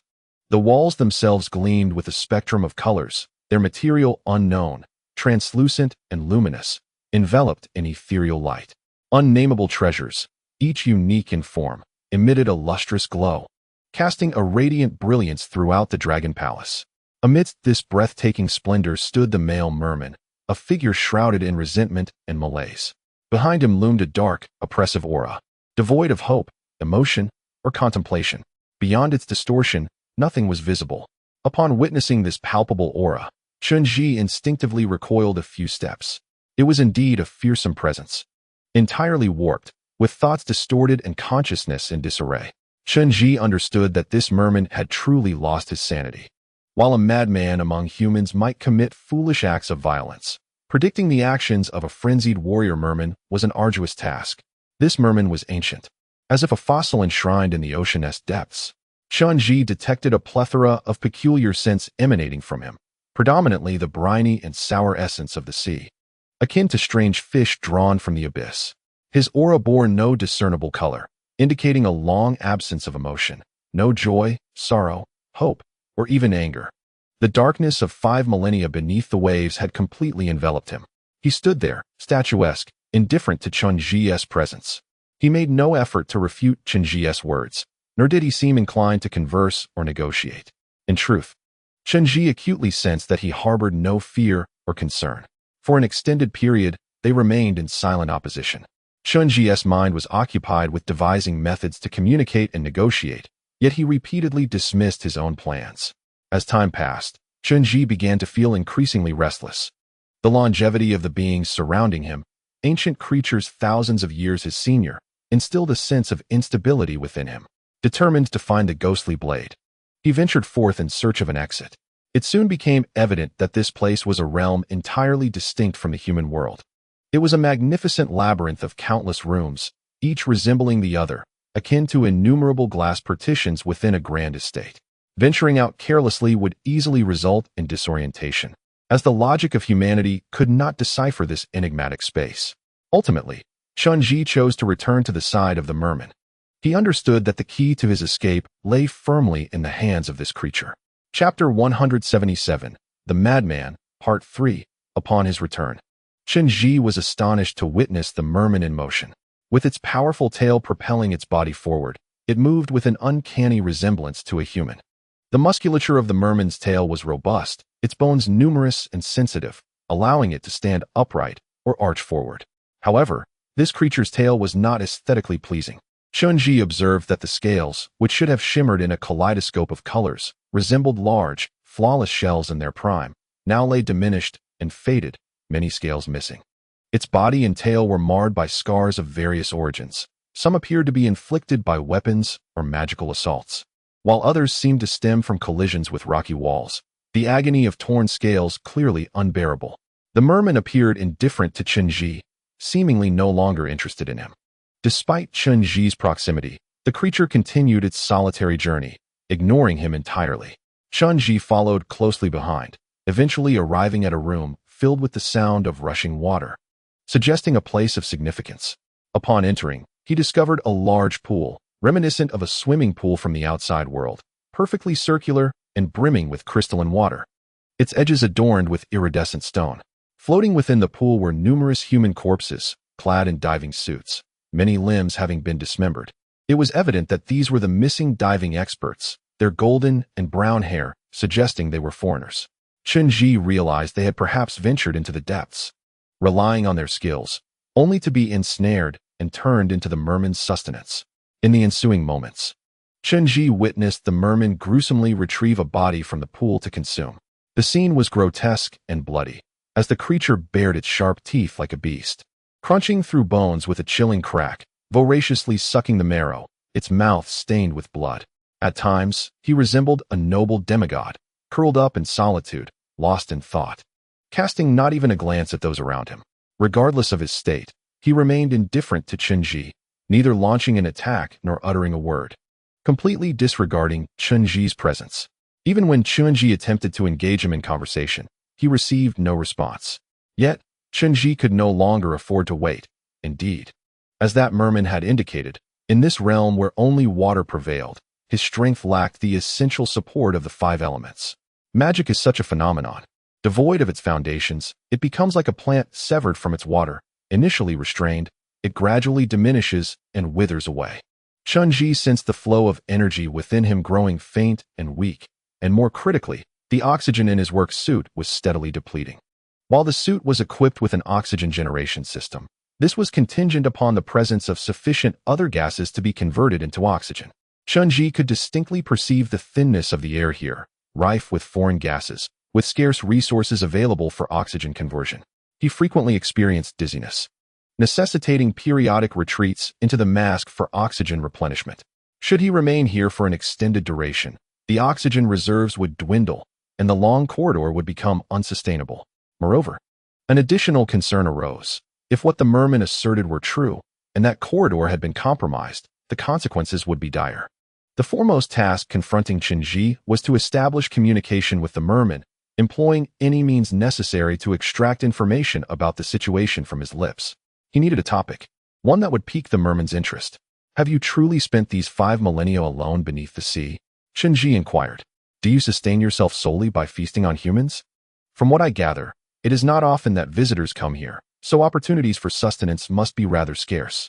Upon uttering these words, he still received no reply. The merman clearly heard Chen Zhi's questions, but remained unresponsive.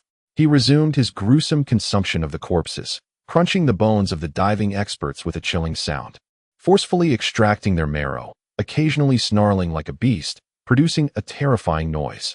I suppose, in your eyes, I have become indistinguishable from these corpses. Chen Zhi remarked with a faint laugh. You believe there is no need for contention between us. With patience, I shall eventually perish here, at which point, I will serve as your food, just like these bodies, correct? You have gone to such lengths to lure me here, hoping I would summon the cold monkey. Yet your intentions have been thwarted. Thus, you consider me of no further use and deem it unnecessary to converse with me any longer. But do you not find this regrettable? Do you not wish to learn what became of Jiang Zia? At the mention of Jiang Zia, the merman, mid-bite of a bone, abruptly paused. After a brief pause of 2 seconds, he resumed gnawing on the bone. Chen Zhi immediately discerned the implication and hastily continued. I surmise you have been confined here since the time of King Wu's campaign against Zhou, am I correct? You have yet to experience the events surrounding the investiture of the gods. The world you perceive remains that of your era, while humanity has undergone continuous evolution. Your tales have transformed into myth, passed down through millennia, now largely distorted from their original truths. However, Shi-Chi is different, although it has relinquished political dominion. Its legacy endures to this day. I am well aware of all that transpired with Jiang Zia. Indeed, all of it is veritable. This includes the deeds he later accomplished, the place he resided, and the bestowals of titles upon his loyal and valiant subordinates. Would you like to know whom he ultimately consecrated as deities? A deep, hoarse voice emerged from the throat of the merman. He finally began to speak. The creature, full of deceit, proclaimed that he had acquired the art of conferring divinity. When the grand enterprise is realized, I shall select the most exemplary and loyal among you for the sacred rites. Did it ultimately come to fruition? Of course. There were multiple deities who received such honors, Chen Zhi replied. The massive merman finally displayed interest, slowly lifting his bloodied visage to gaze upon Chen Zhi. Who were the final deities bestowed? Let us strike a bargain.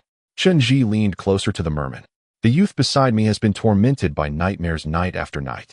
Those dreams must surely be under your control. Yet dreams always possess substance. I know that the prisoner sealed within the eye of the sea is undoubtedly confined here. I care not for your current relationship with him, nor the enmity he harbors towards the former Jiangxia, nor whether he is living or dead. I simply wish to meet him. I swear by divine blood. Once I behold him, I shall reveal to you the true investiture of the gods. The black merman, with a rich and heavy voice, questioned, an oath? From you? Upon uttering these words, he abruptly raised his fearsome countenance and transformed into a shadowy figure. With a swift motion, before Chen Zhi could react, the colossal merman appeared right before him. In that instant, Chen Zhi realized two things. First, this was a warrior possessing formidable martial prowess. In terms of physical combat, he stood no chance against this merman. The creature's movements were swift and agile, its form powerful, its speed akin to lightning. His naked eye could scarcely perceive it. With such physical prowess, should the merman wish to slay Chen Zhi, it would be but a matter of moments. It appeared the title of the foremost divine general under Jiangxia was far from mere embellishment. Secondly, although the merman had succumbed to madness, he was far from foolish. He exhibited a keen interest in the matter of function and was willing to engage in a transaction with Chen Zhi. As he leaned closer, the merman's filthy visage nearly brushed against Chen Zhi's nose. Chen Zhi could distinctly hear his labored breathing and detect the foul, decaying odor emanating from his hair. Along with an acrid scent of blood, the merman slowly lifted the hair obscuring his face with his claw-like hands, revealing a visage marred by fresh blood and bits of flesh, creating an appearance reminiscent of a nightmare. Yet, amidst the grotesqueness, Chen Zhi discerned a pair of deep blue eyes akin to the abyssal sea, and though his features were unattractive, the lines were strikingly resilient. Ancient Chinese wisdom posits that one's countenance reflects the heart. Thus, this merman before him appeared to embody a taciturn and remarkably obstinate nature, a characteristic often found in the resolute. A heavy yet melodious voice emerged from his lips. Do you, Jiang clan, swear allegiance to me? The merman's speech was peculiar, suggesting that after shedding his disguise, he had forsaken modern vernacular. However, his archaic diction was clumsy and difficult to comprehend. Nevertheless, Chen Zhi grasped the meaning instantly and swiftly placed his right hand over his heart. I know your thoughts. You believe Jiangxia has breached his oath. Therefore I too shall betray, correct? But if you possess wisdom, you must acknowledge that not all men are alike. Though I am his descendant, I am not he. I do not concern myself with whether Jiangxia is indeed treacherous or what entanglements he had with you. They bear no relevance to me. Yet, I assure you that what I promise now, I shall fulfill. Furthermore, this transaction entails no loss for you. Leaving me here to perish is no different from escorting me to the eye of the sea. However, you stand to gain the ancient roster of those who were once conferred the title of deities. Surely, those venerable names are reminiscent of your former comrades? Do you not wish to discover their ultimate fates? Humanity is fickle, unworthy of trust, the merman intoned with a heavy sigh before lapsing into silence. Regardless of Chen Zhi's attempts to engage him further, the merman remained unresponsive, as though ensnared in a trance. Chen Zhi finally comprehended the anguish of communicating with an individual afflicted by autism. No matter how he endeavored to persuade, his words fell upon deaf ears. This silence lingered for what felt like an eternity. Suddenly, the merman's webbed hand shot forth, resting upon Chen Zhi's shoulder with the swiftness of lightning. In that instant, Chen Zhi felt an immense weight descend upon him, as though he were bearing the burden of a mountain. Had it not been for the protective incantation enveloping him, he might have been crushed. At that moment, the merman spoke in a voice both heavy and ethereal. Should you deceive me, I shall pierce your heart and consume it. With that proclamation, the merman turned and departed, uttering not another word. Chen Zhi exhaled heavily, realizing that the merman had finally consented to guide him. Following the merman, he traversed numerous chambers, each connected by transparent partitions to an almost absurd extent. One could liken it to a beehive. As he moved closer to the center, The opulence and vibrancy of the rooms became increasingly mesmerizing. Legends of the mortal realm often spoke of the East Sea Dragon King, heralded as the wealthiest being in existence, with his underwater palace housing countless rare treasures. In his youth, Chen Zhi found these tales perplexing, questioning why the richest was not the Jade Emperor, but rather the dragon deity hidden beneath the waves.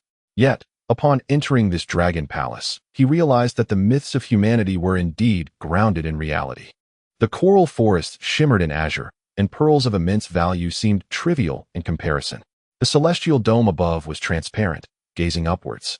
He beheld a cascade of glistening ice water, the radiant beauty of the jewel-like reflections defying description. As Chen Zhi wandered through several more chambers, he encountered floors of crystals sparkling like prisms, housing peculiar figurines of small beings. These figures, carved from crystal or white jade, bore human bodies with fish tails, their strange visages stretching necks and opening mouths, each adorned with a brilliant pearl nestled within their throats, dazzling in brilliance. After passing through countless enchanting rooms, he finally reached a path that diverged from the rest. The transparent glass partitions vanished, revealing a straight corridor ahead. At the end of this passage was a descending staircase, each step spiraling downwards, forming a geometrical elegance. Viewed from above, it resembled a diamond-shaped barrel. Below, radiant light ascended, indicating the significance of the route ahead. The mermen proceeded downward, and after a considerable distance, Chen Zhi arrived at its terminus, where he beheld a towering door. This grand entrance was a deep blue, encased in white stone along its edges, with an unknown material forming the vast central expanse, a solid block of azure stone.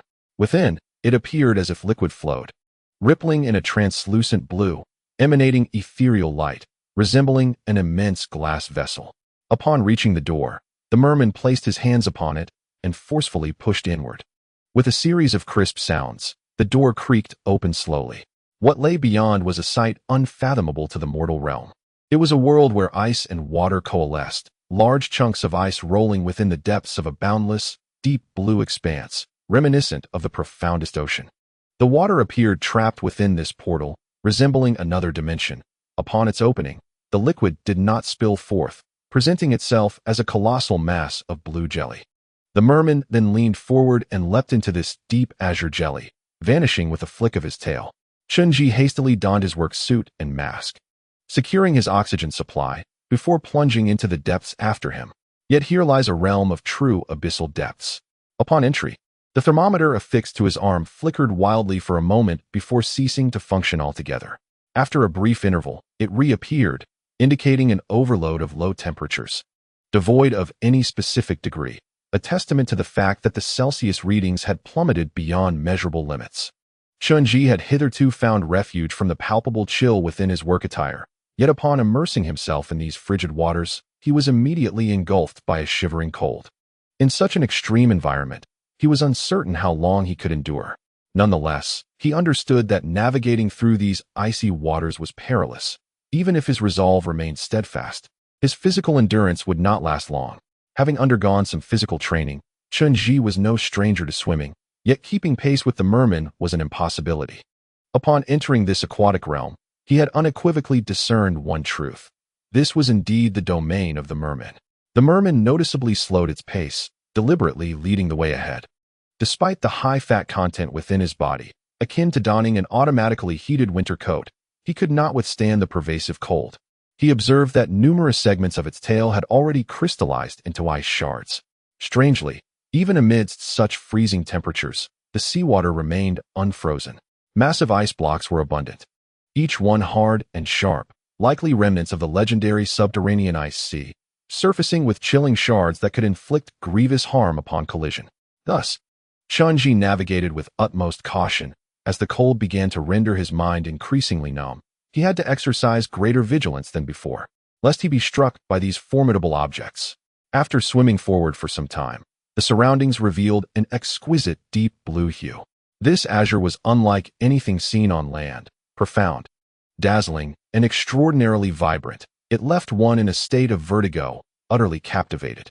Occasionally, various marine creatures would drift by, their forms bizarre and colossal. Some had succumbed to death, while others appeared to still be alive.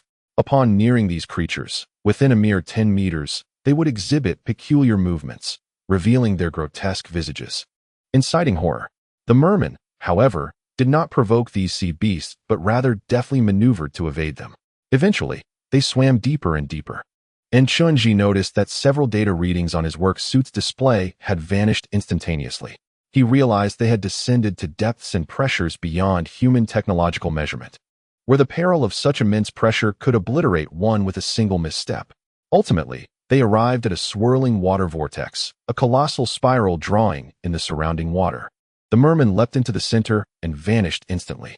Gathering his resolve and shaking his numbed limbs, Chen Zhi followed suit, plunging into the unknown. The water within was exceedingly profound.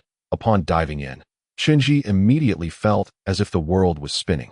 He struggled to maintain his clarity of mind. Yet the surroundings swayed violently, and the human brain soon succumbed to dizziness. Moments later, Chen Zhi felt as though he was plummeting from a great height, crashing into another realm. Upon entering this place, his first sensation was an overwhelming chill. In stark contrast to the surrounding sea, this realm was far colder. A bone-chilling cold as if all the world's frigidness emanated from here. He began to tremble uncontrollably, his work attire providing no solace. And he could distinctly hear the sound of ice forming rapidly on the exterior of his suit. Desperate to generate warmth through movement, he soon realized that his blood was nearly stagnant. The water pressure in this place was immense. Chen Zhi's heart began to race uncontrollably, feeling as though it might burst, and he struggled to draw breath. When he finally opened his eyes, he was greeted by the sight of vibrant, swirling seawater, rendering everything beneath the surface indistinct. The atmosphere was hazy, everything wavering like a dream. The mermen had seemingly vanished, and as Chen Zhi attempted to rise, the buoyancy of the water rendered him helplessly adrift. Everything felt surreal, ethereal, as if it were real yet not real. Frost had formed on his visor, obscuring his vision entirely. He exerted himself to wipe the frost away, and in that moment, he glimpsed a faint blue light rising from below, within which floated a figure. The visage was indiscernible, yet long hair swayed amidst the blue glow. What is that? A corpse? His corpse? Chen Zhi's mind felt as though it might freeze, each thought a laborious effort. No, I must see it. Resolute, he endeavored to swim toward the light. However, his body was truly beyond his control. He believed he was swimming forward, yet he was merely spinning in place. Just as he pondered how to reach the blue light, a sudden sound of bubbles erupted behind him, and a powerful current surged forth, propelling him at an astonishing speed toward the light. The current moved with such swiftness that it felt like mere moments had passed. Before he could fully comprehend what was happening, he found himself before the radiant beam of light. When he opened his eyes again, he was blinded by the brilliance, and in that instant, he beheld a frightful countenance. The face was swollen and grotesque, decomposing into a putrid mass. Yet it was evident that the creature was very much alive. Its eyes glared at Chen Zhi with ferocity, its mouth gnashing incessantly, the flesh of its lips in tatters. Around its neck was a large collar, in the center of which lay a substantial azure spirit stone, inscribed with an arcane symbol. SH and SHN? A name swiftly flashed through Chen Zhi's mind, Shengongbao. Chapter 180. The Prisoner in the Sea. Part 2. Chen Zhi stared blankly at the familiar, decayed visage before him, which had materialized in front of his very eyes. Countless times, he had pondered whether this face truly existed. It was the same individual who haunted Ding Ning's dreams, Shengongbao. This was a countenance grotesquely swollen and distorted by immersion in water, pallid with a greenish hue. His eyes appeared as if they were rotting, revealing a ghastly grayish white, while the mouth had transformed into a crimson abyss, a gaping wound of horror, and his entire being was ensnared in a state of partial decay. He was trapped within a bluish light, surrounded by dark blue water. Amidst floating pieces of flesh, fragments that had fallen from her body, an utterly revolting sight that sent shivers down one's spine. A large collar of chains encircled his neck, binding him tightly with multiple control stone chains. His limbs had been grotesquely twisted and broken, folded in a manner that was deeply tragic.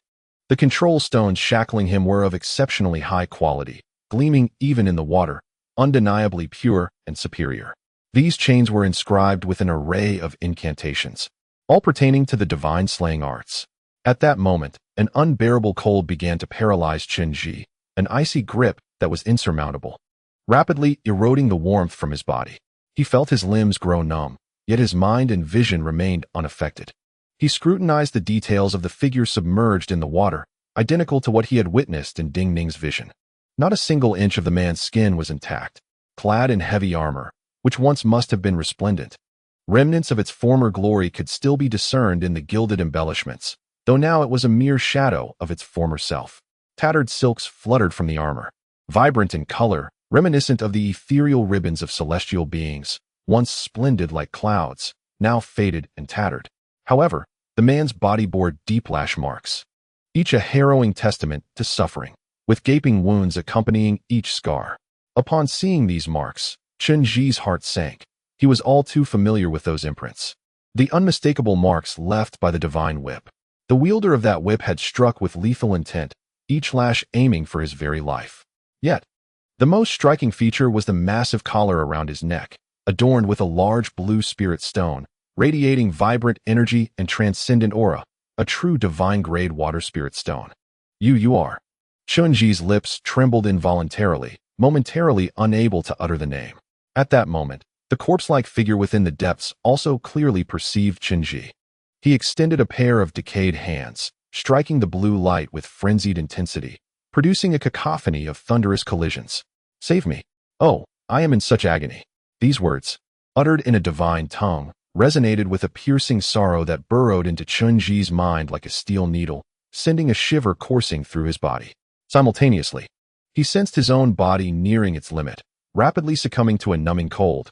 The sound of his bones and muscles freezing rang in his ears. Chen Zhi felt his teeth and tongue stiffening, followed by his brain. "I am to be frozen alive," was the last thought that flickered in his mind before he began to lose consciousness. In the final moments, he beheld a massive tail drifting before him, followed by a great hand seizing his shoulder with immense force, pulling his body away swiftly. For what felt like an eternity, Chen Zhi endured a state of rigidity. Watching the frigid seawater rush past him, he was propelled through the whirlpool, navigating the icebergs and the wandering sea creatures. Ultimately, when he was yanked from that great door, his body was thoroughly frozen. He was dragged back by a merman to the original chamber, beside a pool brimming with corpses, where the temperature was slightly elevated, allowing his work attire to commence its automatic warming process. Chen Zhi's consciousness was hazy. He noticed the merman pacing nearby, clearly affected by the cold, its body encrusted with thick frost. It submerged itself into the blood pool, allowing the warm water to gradually thaw his frozen form. Thus, Chen Zhi lay stiffly on the ground, awaiting the slow return of warmth to his body, while his consciousness gradually dissipated, leaving him in a void of oblivion. Time passed, though he could not discern how long, until the ice enveloping him finally melted entirely, and his heart began to beat rapidly once more. He abruptly opened his eyes, and after a brief moment of confusion, clarity returned. The male merman remained by the poolside, clearly showing signs of frostbite, with numerous frostbitten patches on its tail. Yet, it refrained from devouring the remains of the divers or engaging in any other actions. It was aware that Chen Zhi had awakened but chose to remain silent, patiently waiting. Chen Zhi understood that the merman awaited him to fulfill his promise. Struggling to rise from the ground, the recently revived body was immediately beset by excruciating pain. The muscles of a human, having been frozen and then thawed, ignited all the nerves once more, the agony rivaling that of broken bones. Nevertheless, Chen Zhi persevered, managing to sit beside the merman. "You have fulfilled your promise. Now it is my turn. I shall reveal to you the list of the divine record. You shall ultimately perish," the merman suddenly proclaimed with a voice heavy and resolute, its tone unwavering. "In due time, you shall meet your end. Life and death are but two sides of the same coin." Chen Zhi took a deep breath to acclimate to his body's restored warmth and replied, "We, the progeny of the divine, uphold our ultimate commitment. Before I depart from this world, I must fulfill the promises I made. I vowed to you that upon encountering the being within the eye of the sea, I would disclose the names inscribed on the divine list. Now, I implore you to listen attentively as I recount the names." In the ensuing moments, Chen Zhi painstakingly and meticulously narrated the list to the merman. The names on the divine list had long circulated within the realm of humanity, albeit in a modified version, rife with inaccuracies. Humanity has a penchant for infusing personal preferences into such records, arbitrarily adding names of their liking, resulting in an abundance of variations of the divine list. However, many of these names are mere fabrications. Even those that once existed did not ascend to divinity. Within the library of the Jiang clan in Shiqi, there exists a remarkably original record of the divine names. It is said to have been transcribed by the second clan leader of the Jiang family, following the writings of Jiang Zhi himself, thus representing the most authentic and precise version. Unfortunately, the true divine edict has been lost to time. Chapter 181. The Great Deity General. It is rumored that this original divine edict not only contains the names of the deities, but also delineates their strengths, weaknesses, and burial sites. This primordial record remained in the possession of Jiang Zhi, and upon his demise, it vanished alongside him. What circulates in human society today is but a verbal account derived from the Jiang family's library. Chen Zhi, thereafter, divulged the most original and accurate divine list he knew to the mermen. During this discourse, the merman's eyes, a profound and transparent blue, flickered with recognition upon hearing several familiar names, as though tears might spill forth at any moment. Yet, he refrained from weeping.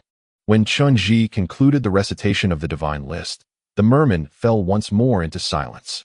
At this juncture, Chen Zhi continued, "Since you have served as a great deity general under Jiangshang, you share a lineage with me. Regardless of your past relations, you are my elder. Have you contemplated that the past is but a shadow? Jiang Zhi has long departed from this realm, and it has been 5 millennia since the time of King Wu's campaign against the tyrant Zhou. Let us resolve the grievances of yesteryears. I can grant you your freedom, allowing you to witness the outer world and the vast ocean beyond. Just moments ago, I discovered a water-type divine spirit stone within that eye of the sea, an artifact capable of bestowing divinity. Should I acquire it, I could achieve many feats, such as consecrating the sea god. With your strength and credentials, such honor is well-deserved." In the subsequent moments, Chen Zhi employed all his eloquence, fervently persuading the mermen in hopes of swaying him. It is unwise to oppose the sea tribe within their own domain. Yet, as the mermen articulated, in this realm of water, Chen Zhi's powers were significantly diminished. He hesitated to employ any abilities hastily, conserving his energy for more pressing matters. Although the merman seemed deranged, he did not appear to be devoid of integrity, and his transformation was not without cause. If it were possible to transform an enemy into a friend, it would be nothing short of splendid. Even if one could not utilize such an ally, at the very least, ensuring their non-hostile disposition would be immensely advantageous for Chen Zhi. Presently, the fate of the ghost blade remains uncertain, and Chen Zhi, with a heart ablaze, finds himself in urgent need of winning over this merfolk. He subsequently employed numerous mental techniques, uttering many poignant reminiscences of the past, articulating the current state of Shiqi. He even expounded upon various Buddhist philosophies, discussing the notions of forgiveness as expounded by Dan Xian, and recounted the past of the cold monkey, along with the matters concerning the beast men of the western regions. He endeavored to convey to the merfolk that he was not the sole victim of betrayal, that he was striving to rectify the ancestral wrongs that should not be laid at his feet. However, regardless of what was said, the merfolk remained silent, as if impervious to his words.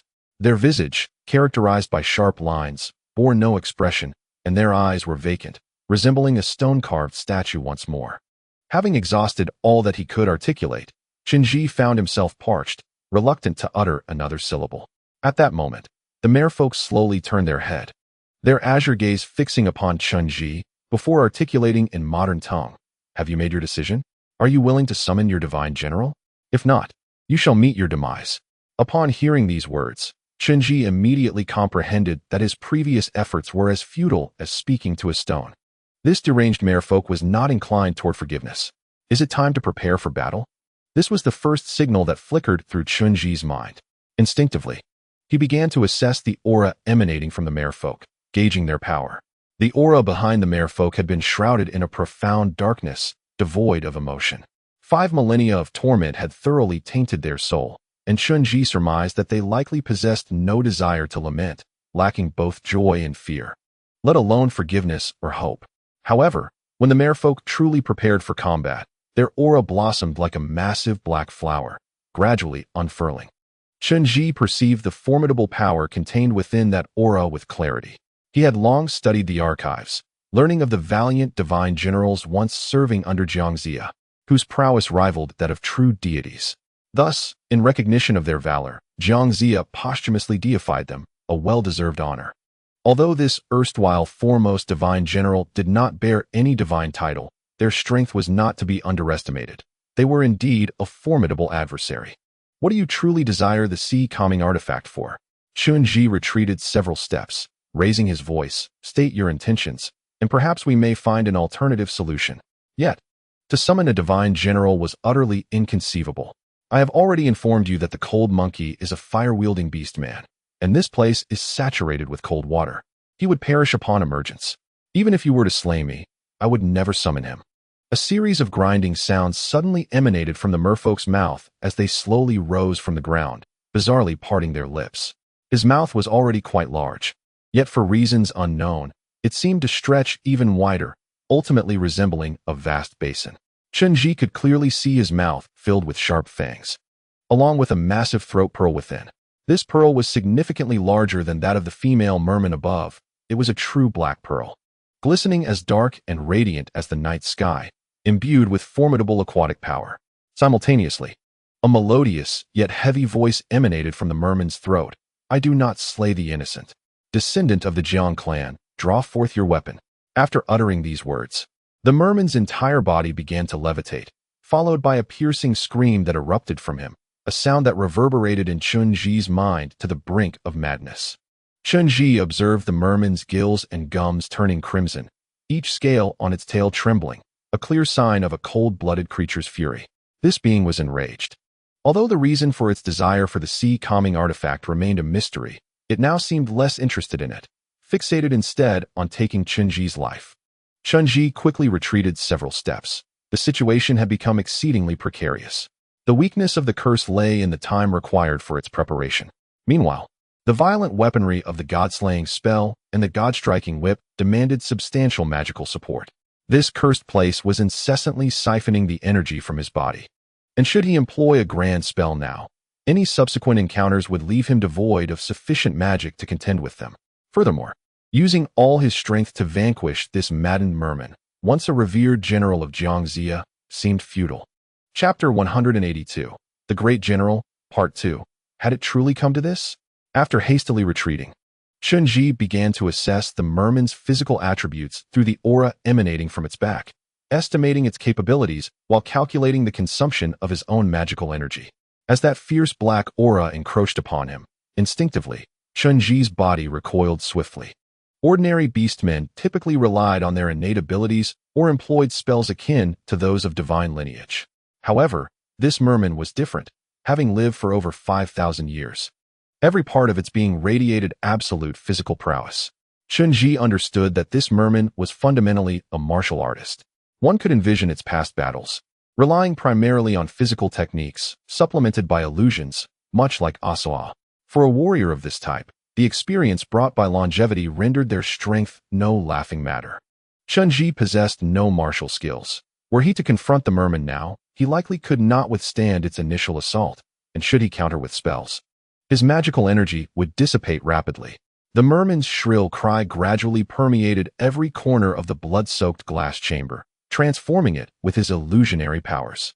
Chen Zhi observed tufts of wild grass sprouting at his feet as a gentle breeze swept by. Before him loomed majestic, undulating mountains beneath a cerulean sky, occasionally graced by the passage of enormous birds. Surrounding him was the chaos of war, with the ground littered with the remains of ancient warrior figurines and tattered banners of various hues. Upon those flags were the totems of ancient dragons, emblazoned with the insignia of the Shang dynasty. Meanwhile, the merman gradually transformed within this illusion. He was no longer the bare-bodied, white-haired figure, but returned to his youthful appearance from 5 millennia ago.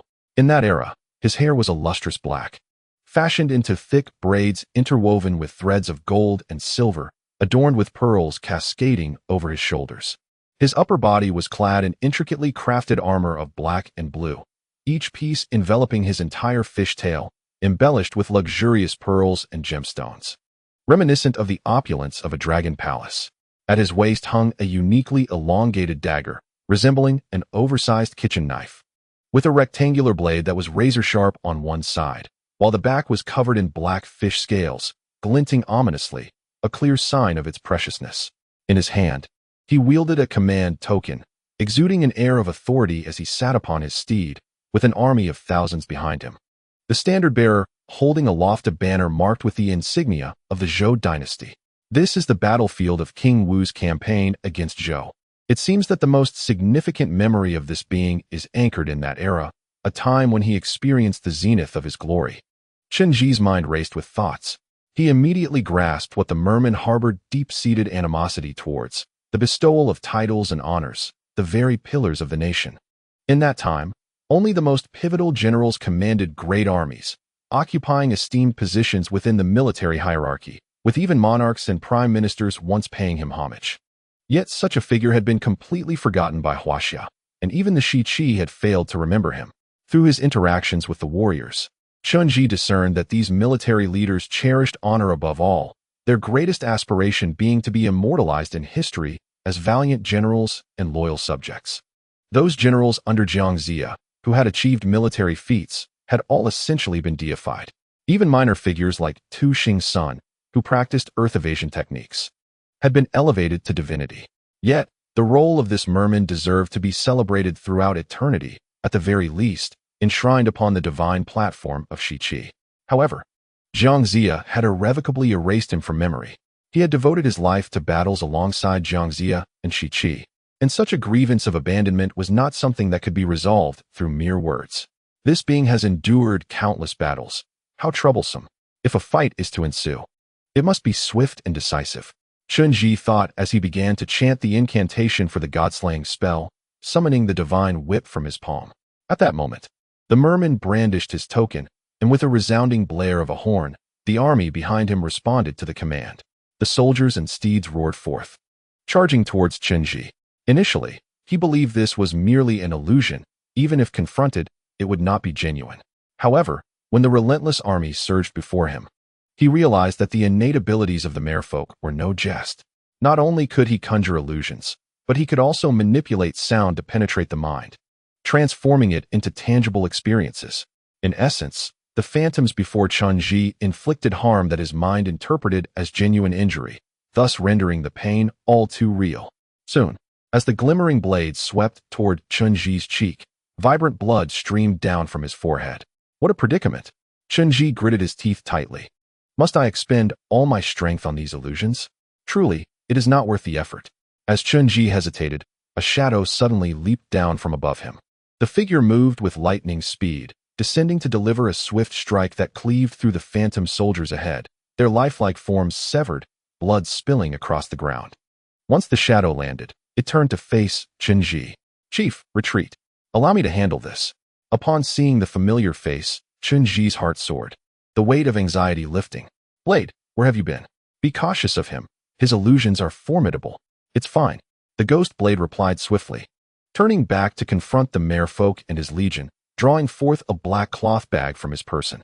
"We, the people of Shiqi, have trained in the art of swordsmanship from a young age, using our hearts as our eyes. What can illusions do to me when I neither listen nor see?" After declaring this, the ghost blade blindfolded himself with the black cloth and plugged his ears with cotton. He then stood resolutely before the merfolk, his long sword raised high. The attire of the ghost blade bore numerous signs of friction and frost, hinting at his recent travels through various terrains, enduring impacts and cold. With the black cloth covering his eyes and his auditory senses blocked, he faced his adversary purely on instinct. Chen Zhi had long heard that warriors underwent training from a young age in which they fought blindfolded. Unlike ordinary individuals, warriors possessed a heightened sensitivity to intuition. When their physical prowess reached a certain zenith, the remaining mastery lay in psychological acuity. The promotion to the red belt was a natural progression, compelling the hearts of warriors from ancient times to the present. Ascending to the rank of red belt warrior was often not determined by age but by one's insight, piercing through the veil of ignorance. Chen Zhi had learned that red belt warriors had an exceptionally sharp intuition, sensing danger within miles without the need for sight, sound, or even rationale. They could fight with their eyes covered, relying solely on instinct to launch their attacks, enhancing both speed and precision. This martial art was known as the blind sword. Previously, he had merely heard tales of it. Yet now, Chen Zhi finally witnessed the formidable power of the blind blade. The merman ahead, upon seeing the blindfolded ghost blade, appeared to ponder for a considerable time. After a brief interval, he once again waved his command flag, and immediately, a cacophony of battle cries erupted. The ancient armored soldiers behind him surged forward with ferocity, launching a fierce assault upon the ghost blade. Though fully aware that these were mere phantoms, their reality was strikingly vivid. These beings bore unmistakable primitive characteristics reminiscent of the specters from the Shang dynasty that Chen Zhi had once encountered. Their foreheads protruded, their teeth were enormous, and their roars resonated like thunder, exuding a fierce valor. Clad in heavy armor, they charged forth with their long halberds aimed directly at the ghost blade. As this tide of warriors descended with overwhelming force, the ghost blade remained steadfast, an unyielding figure amidst the chaos. Just as the long halberds were about to pierce his flesh, the ghost blade suddenly vanished like a flash of lightning. Moments later, he reappeared among the ranks of warriors, striking down upon one soldier with a swift stroke. With a whoosh, the long blade descended, and in an instant, the entire battalion dissipated. All that remained was the merman who stood motionless at the forefront. Chen Zhi could clearly see the wound on his shoulder, crimson blood trickling down his shoulder guard. The vibrant blood stained the merman's exquisite armor, seemingly awakening something that had long lain dormant within him.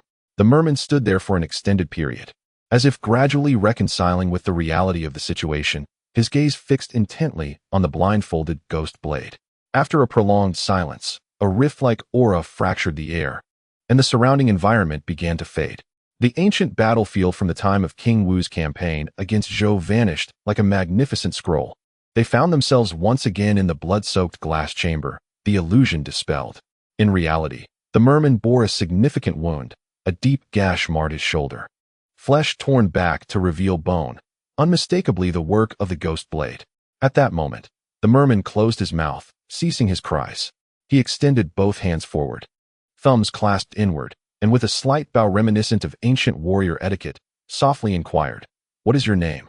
At this juncture, the ghost blade removed his earplugs and blindfold, taking a step forward to cast his long blade before the merman, declaring, "From the Ji clan of Shiqi, Jiling, you are without a weapon. I shall provide you one. Shiqi warrior, it is a pleasure to meet you." The merman appeared to grasp the ghost blade's identity instantly. After uttering this phrase in modern language, he did not reach for the fallen weapon. Instead, he retreated a few steps, moving towards a corner beside the bloodied pool, rummaging for an extended time as if seeking something elusive. Finally, he emerged with a package, glimmering with vibrant fabric. The male merman gradually unfastened the package, and in an instant, a chilling light radiated from within. The male merman carefully extracted the contents, and Chen Zhi distinctly observed that it was indeed the fish-scaled treasure blade he had glimpsed in the earlier illusion.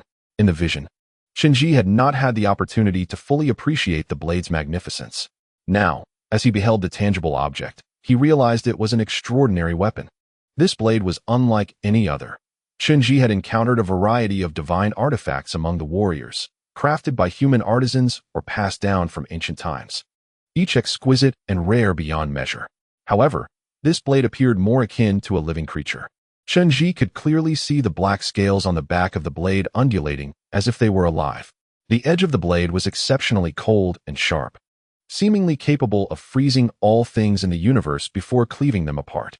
The blade was elongated and rectangular, and when its edge was fully exposed, it emanated an independent aura, resembling a living entity. This aura was a deep azure, continuously radiating an intense, wrathful energy that was utterly captivating, reminiscent of the merman's innate illusions, drawing one in irresistibly. The merman held the blade horizontally in his hand, raising it towards the ghostly blade before him as a gesture of respect. Subsequently, in a deep and melodious voice, he proclaimed, "Nameless beast, I challenge you." After uttering these words, the merman approached the ghostly blade with the weapon in hand. "Why do you fight? You must clarify." The ghostly blade suddenly interjected, positioning itself before the merman. "You wish to duel, yet I have other intentions. Shall we establish a pact? Life or death, no regrets." Upon hearing this, the merman stood still, tilting his head in contemplation for a moment before gently responding, "Speak." The ghostly blade continued, "Since earlier, I have been following you. Though you were unaware, I concede that the sea you lead us to is a frigid realm, one we cannot traverse freely without your aid. However, Even if we emerge alive, we will be incapable of further combat. Should I engage you in battle now? If I am defeated, you may take my life. But if I prevail, please allow us to re-enter that CI, and from henceforth, let our fates be separate, regardless of whether we live or die. Do not trouble us again. Are you willing to make this promise? Chapter 184. A swift draw, a dance of evasion upon hearing the ghostly blade's words. The merman stood there with his head tilted for an extended period, seemingly lost in thought, as if he had not heard. After a considerable time, he suddenly declared with conviction, "The beast is lowly and unworthy of promises." "No," the ghostly blade retorted decisively, "I do not regard status. I only value individuals." "I believe what you say now. How about it? Will you make that promise?" A profound breath escaped the male merman, who, for reasons unknown, began to breathe heavily. His fins began to flush with an intense crimson hue, leaving one to ponder whether it was indignation or exhilaration that fueled such fervor. As his entire aura oscillated with increasing frequency, he gasped for an extended duration before finally raising his hands, interlocking his thumbs, and solemnly vowing. Indeed, upon uttering this promise, the merman underwent a rapid transformation. His hair, resembling unruly weeds, fluttered away, revealing his inherently fierce and resolute visage. He charged towards the ghost blade with remarkable swiftness, wielding a rectangular broadsword, descending with unparalleled ferocity. The ghost blade hastily brandished his weapon to counter, and the two engaged in a breathtaking aerial duel, each a worthy opponent in martial prowess. Nevertheless, the ghost blade's paramount advantage resided in his speed. As he sought to deflect another downward strike with his weapon, it became apparent that his maneuver was merely a ruse. When the merman's broadsword swung down, the ghost blade vanished as if he were but a figment, only to reappear above the merman's back in the blink of an eye. It was unfathomable how he achieved such velocity. It was beyond the comprehension of the human eye, discernible only to Chen Zhi, who had focused the airflow upon his gaze. Ultimately, the merman failed to react. The ghost blade's long sword plunged perpendicularly toward the merman's back from his advantageous position, leaving the merman with no means of escape. Victory seemed inevitable.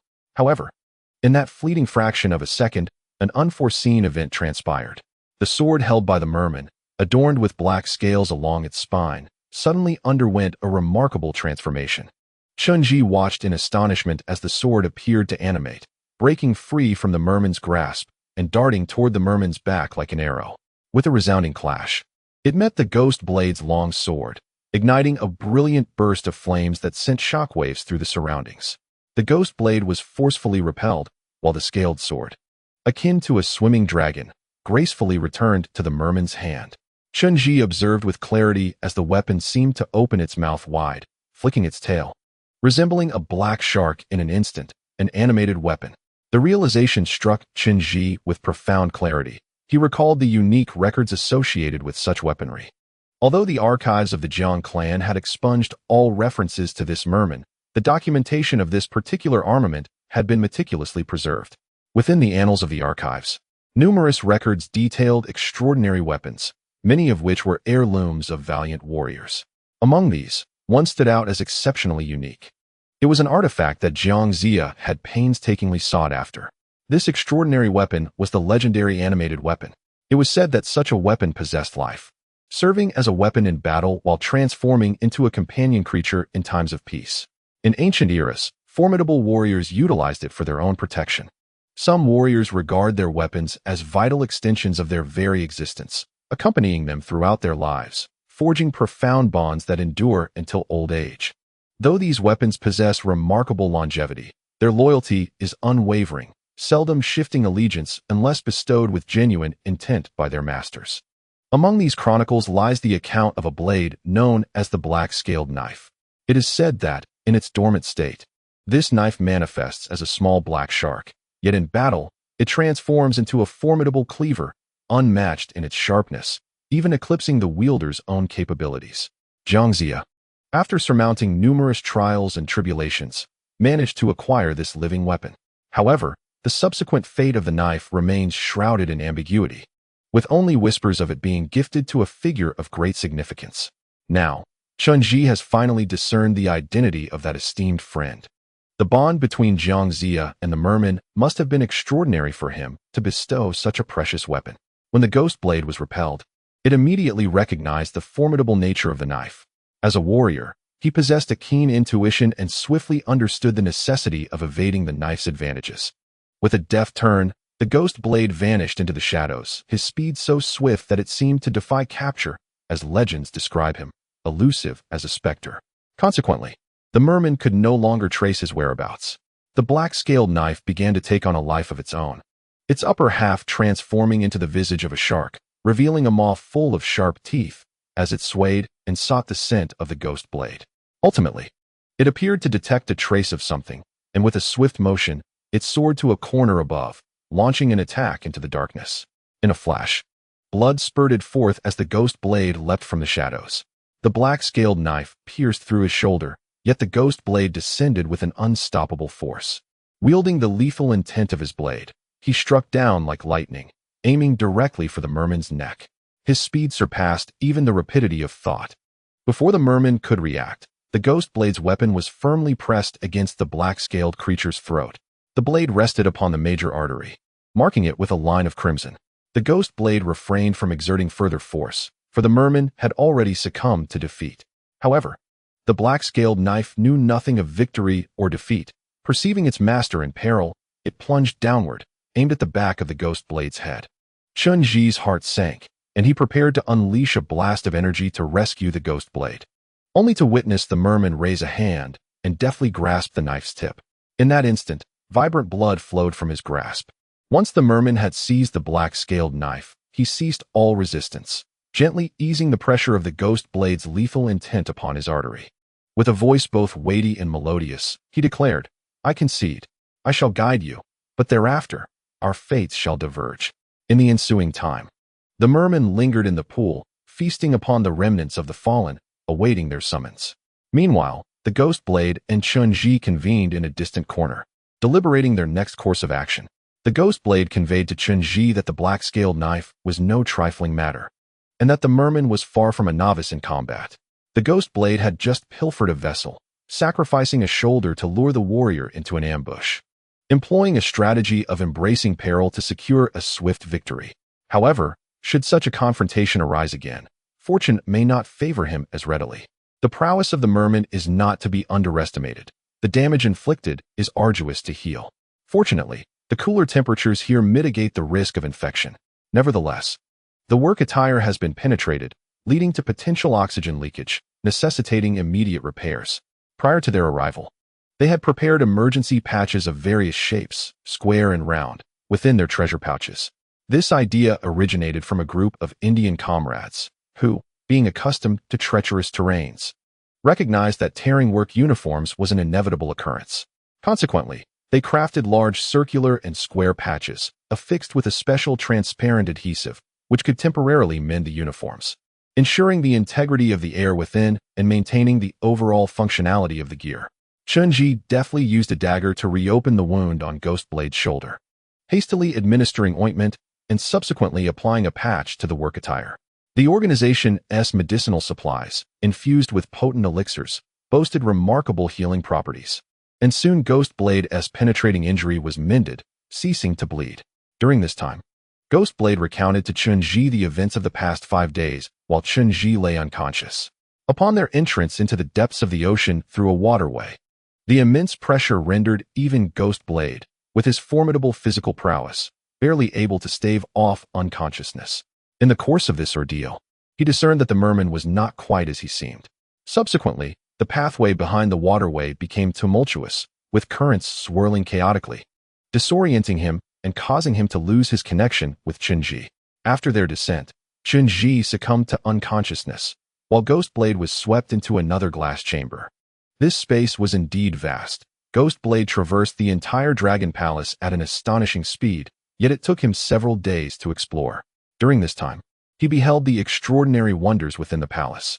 Moreover, Ghost Blade unearthed a significant revelation. The ruler of the Sea God Palace might possess a narrative of its own. The Mother Merman had disclosed that this Sea God Palace was erected by the Divine Emperor himself following the cataclysmic deluge, intended to house the sea's stabilizing artifact and to seal away an ancient sea monster, rendering it a residence for the sea god. However, Ghostblade, having scoured this grand palace, traversing over 90,000 rooms, discovered that it had once been inhabited by numerous sea dwellers. Indeed, it is a stunning and magnificent edifice, breathtakingly grand, with an opulence that defies description. Evidence of former sea inhabitants permeates the structure, and Ghostblade even glimpsed unique everyday items and delicate scales. Thus, it is evident that, long ago, this palace accommodated many aquatic beings akin to the mermen. Yet, if the sea god palace was constructed for the sake of that monstrous sea creature, how could other sea dwellers ever dare to reside within its confines? Thus, this sea god palace must possess a true master, who, for reasons unknown, has been usurped. In later times, the Spectre Blade entered an extraordinarily spacious glass chamber. The opulence within was beyond description, filled with verdant glass artifacts. The room was suffused with seawater, where brilliant light cascaded, creating an ethereal and mesmerizing spectacle. Yet, at the very center of this grand hall stood an extraordinarily exquisite throne. The throne was magnificent and towering, adorned with dazzling jewels, most of which were precious treasures from the ocean floor, pearls, corals, and shells, alongside some whose names remained elusive. Surrounding walls were composed of transparent glass panels, intricately carved with patterns of pearl shells, forming a unique mural. Although this mural appeared as mere ornamental designs to the untrained eye, reflections from the water revealed vivid, independent scenes. In these murals, the Spectre Blade discerned that the colossal sea monster was merely a steed, ridden by a man clad in blue. This blue-clad figure exuded an unmistakable air of nobility, crowned and with flowing hair, bearing a strikingly handsome visage. With a mere gesture, he seemed to embody the vastness of the ocean. His features bore a remarkable resemblance to humanity, yet were imbued with a greater perfection. The Spectre Blade recognized this man. "Patriarch, do you recall the one who descended from the heavens to rescue us during the Great Fire at Wuho Valley?" he inquired of Chen Zhi. At that moment, I was despondent.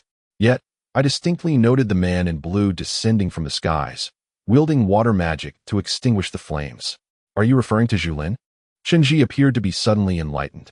"Are you suggesting that the true master of this sea god palace is, in fact, Julin?" He recalled the image of the ethereal figure in blue, the one who bestowed upon him the authority of divinity. It stands to reason. If indeed a primordial sea god exists, who else could fulfill such a role? Chen Zhi pondered the true name of Julin, which remained unknown to him, save for the fact that he was the direct descendant of the divine Emperor Fu Shi, a figure of immense stature. Chen Zhi had speculated extensively regarding this identity, which, while not difficult to trace within the annals of Chinese historical lore, lacked tangible evidence. If he were to be the genuine sea god, it would indeed be logical for the former divine Emperor Fu Shi to construct the sea god palace for his beloved son. However, the era of his dominion over the oceans was an exceedingly distant memory.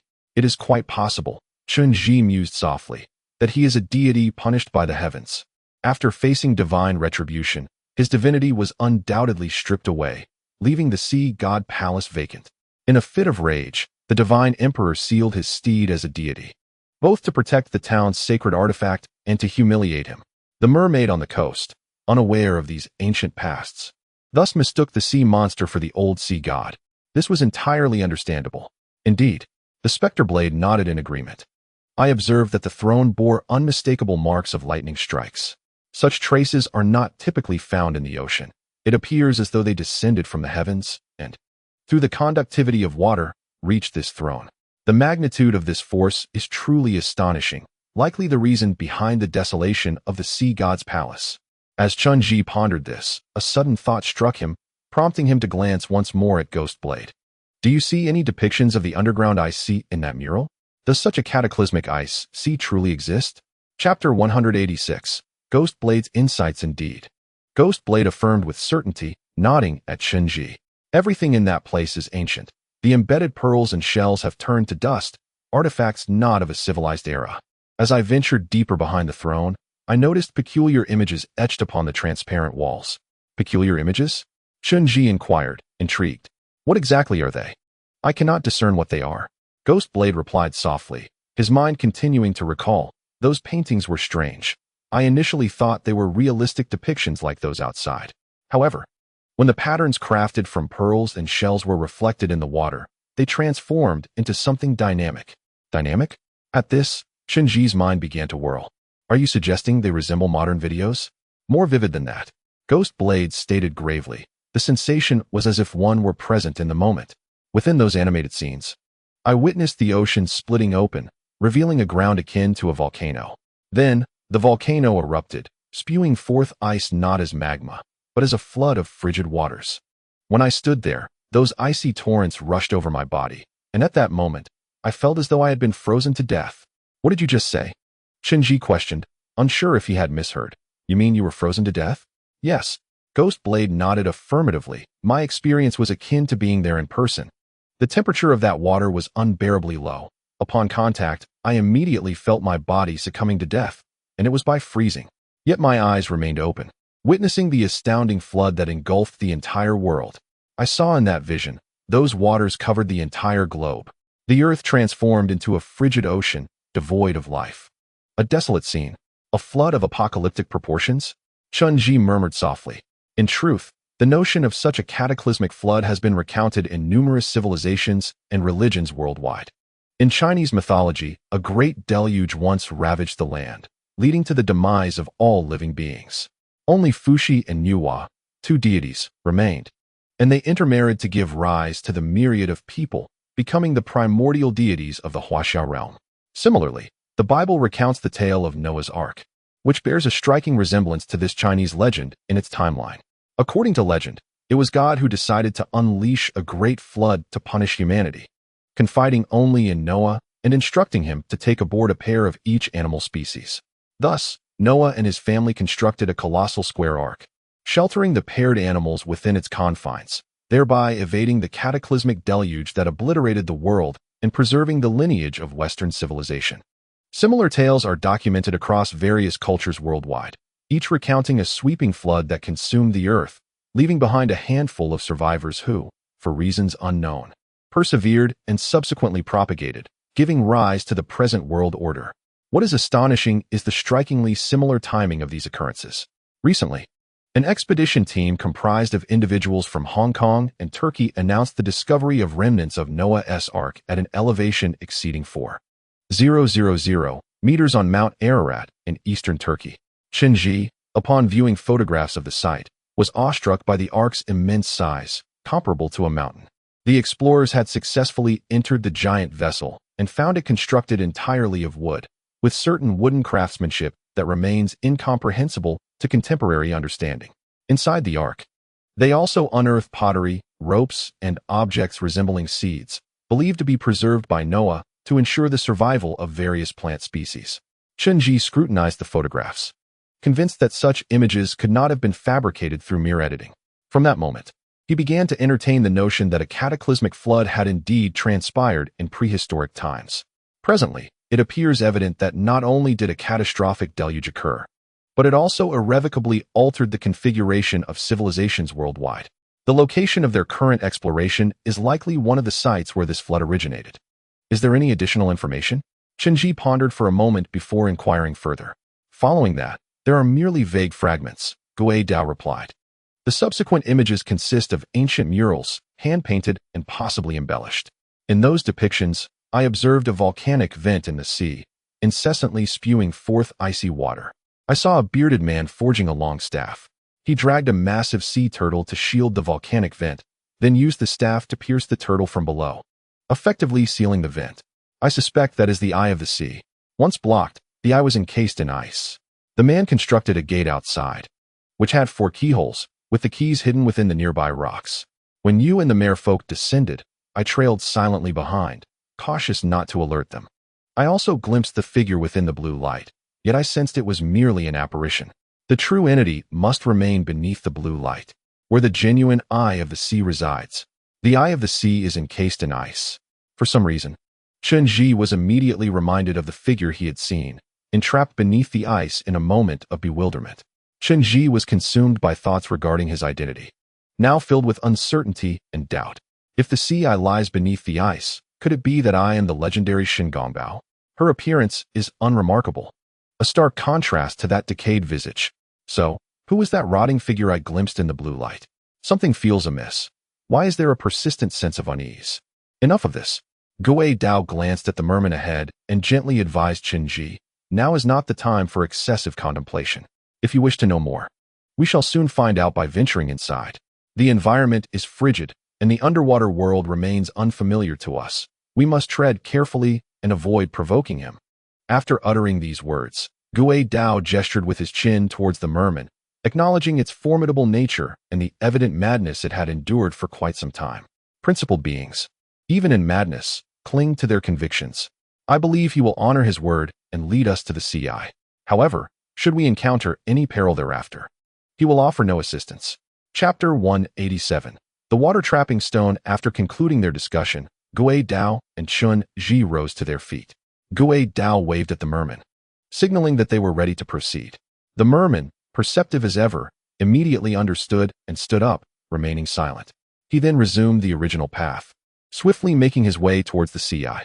During their initial passage through this crystalline palace, Chen Zhi had overlooked the finer details. However, on this subsequent journey, he distinctly observed the myriad signs of habitation within this grand structure, reminiscent of a crystal palace. The traces of underwater life bore similarities to human existence, yet were predominantly unique. Due to the passage of time, many of these signs had been submerged, revealing only subtle details, evidence of repeated impacts upon the ground. The circular windows and doors displaying signs of movement, and various bizarre vessels that, when considered from the merman's perspective, held practical value. Eventually, they followed the merman down a staircase that seemed to plunge into the abyss, spiraling downwards until they once again stood before the azure gates. Upon returning, the doors still shimmered with a brilliant blue hue, their transparency resembling a massive gem filled with liquid, sealing off the icy ocean within. Beyond these gates lay another realm, a world so frigid it was bone-chilling. With ample time at hand, Chen Zhi meticulously inspected the blue doors. There were no traces of fierce spells or any binding enchantments. Hence, the ability to confine the seawater within was undoubtedly due to the material of these gates. This is the water trapping stone. The previously silent merman suddenly spoke. There are but 2 of these in existence. They confine water upon contact. Bestowed here by the divine emperor, this pair of water trapping stones serves as the barrier. As long as the substance filling the CI remains, this gate will forever confine the icy ocean beneath the earth. Oh, Chen Zhi sighed softly. He had previously known little of the sea tribe, for these aquatic beings had long vanished from the demigod realm, nameless and unrecorded, with scant references to their history. Nevertheless, fragments of ancient texts alluded to the sea tribe's considerable wealth and their talent for treasure hiding. They hoarded many precious artifacts, rare to the skies above and seldom seen beneath the earth, treasures that even the oldest deities would envy. Among these are the well-known water-repelling pearl, the water-trapping mirror, and the sea dragon pearl, all legendary treasures said to originate from the ocean. This azure gate, imbued with liquid, clearly possessed a remarkable control over the sea, capable of sealing away the frigid waters within, truly a rare marvel. Yet, the door crafted from the water-trapping stone was incredibly heavy, and based on its size, an ordinary person would find it utterly impossible to open.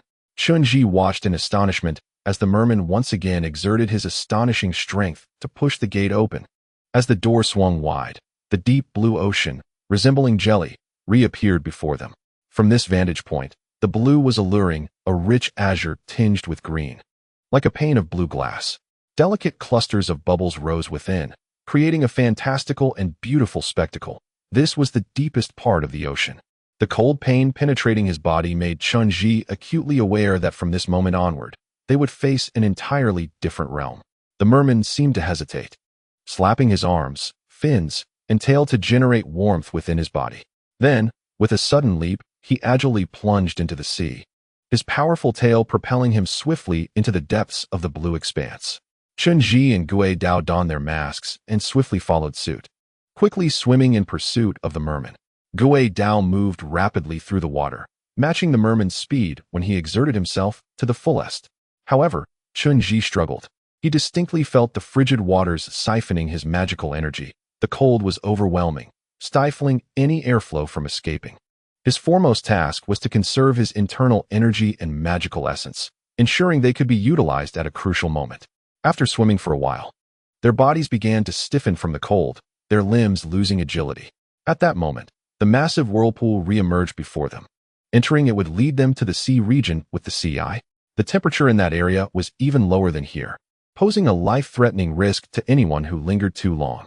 As the merman reached the whirlpool's edge, he circled before Chen Zhi and Gui Dao, gazing at them with a numbed expression, though his eyes flickered with uncertainty. It seems he wished to convey something to them, yet no sound emerged. However, both Chen Zhi and Gui Dao understood his intent. He was informing them that upon entering this place, his promise had been fulfilled, and he would no longer extend a helping hand. Yet, the mermen did not believe they could survive this ordeal, advising them to take care of themselves. Gui Dao waved underwater, signaling his agreement to proceed. Once the merman confirmed, he flicked his tail and swam toward the center of the whirlpool, with Gui Dao and Chen Zhi following suit. As they entered the vortex, Chen Zhi had prepared himself.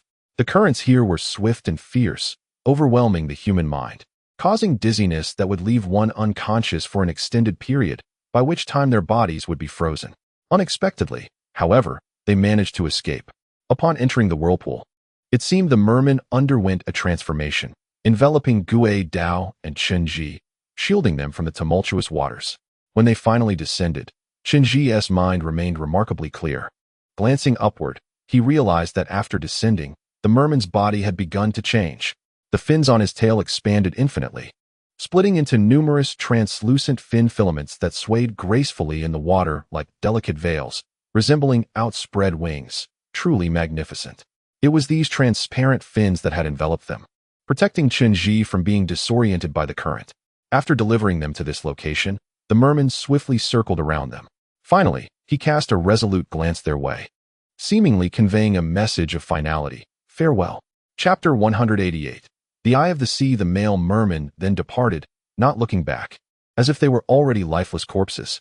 Chen Zhi felt an undeniable intuition that the merman harbored a secret, one that concerned their very existence. He sensed an impending event.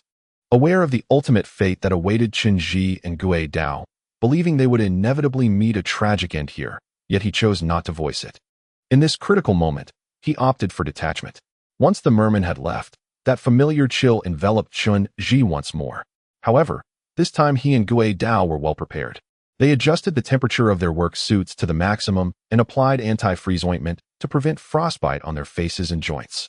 Additionally, Chen Zhi donned an exquisitely crafted fiery curse armor, immediately fitting it upon himself and Gui Dao upon their arrival. This layer of armor alone could withstand half of the biting cold, rendering them far less vulnerable than before. Yet, upon their return, the depths of the ocean were evidently altered. For reasons unknown, the internal ocean exhibited irregular vibrations, manifesting in spirals of water patterns, characteristic of sonic wave emissions.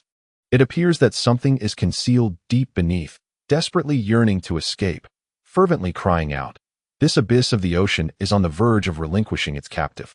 Upon entering, a beam of blue light ascending from below immediately captivated their vision. Chen Zhi and Gui Dao swiftly swam towards the column of azure radiance. Upon closer inspection, this beam resembled a projection, imprinting what lay within. There, they beheld a decayed visage, grotesquely distorted in the blue glow. Its mouth gaping wide as if it were silently screaming, yet no sound emerged. The surface of the sea trembled incessantly, and at that moment, Gui Dao tapped Chen Zhi and gestured below. Chen Zhi glanced downward and discovered a tightly locked grand door at the base of the blue beam. Just as Gui Dao had observed in the mural, the formidable iron door was securely fastened, inscribed with ominous incantations. The 4 imposing padlocks, each spanning 2 to 3 meters, were crafted from high-grade control stones, firmly affixed to the door and intertwined with the spells, rendering them unbreakable. Chen Zhi sought a breakthrough point amidst these ancient curses, meticulously unraveling them to unlock the powerful enchantments. Subsequently, guided by the images Gui Dao had previously witnessed, he began to search the surrounding reefs for keys. The keys were not difficult to locate. However, the seemingly diminutive keys depicted in the mural were, in fact, colossal. Chen Zhi and Gui Dao shattered the reefs, prying out keys that measured over a meter in length, entirely composed of control stone, still gleaming brilliantly after being submerged for so long. They methodically inserted these keys into their respective locks, twisting them in both clockwise and counterclockwise directions, accompanied by a series of crisp clicks. The 4 padlocks fell away, and the grand door finally swung open. As they unsealed the door, the blue light intensified, illuminating the surroundings, confirming that the beam outside indeed emanated from within. However, as the door creaked open, a torrent of water waves surged forth, followed by spirals of sound waves cascading from the entrance. Through these sound waves, one could almost discern heart-wrenching howls. "We have found the right place," Chen Zhi exclaimed to Gui Dao over the wireless communication before swimming through the gap of the door, with Gui Dao following closely behind. Inside lay a wondrous realm, shimmering with blue light, though its source remained a mystery. The clarity of vision was sufficient, rendering flashlights unnecessary. Yet unexpectedly, this subterranean world was devoid of water, entirely vacuumed of air. As they entered, they lost their balance and fell heavily to the ground. The chamber was not deep. Upon landing, Chen Zhi felt around and immediately discovered the surroundings were enveloped in ice and snow, the ground frozen solid, revealing a true realm of ice and snow. The alarm on their work attire blazed with urgency. The temperature here was far colder than above, and there was a complete absence of warmth.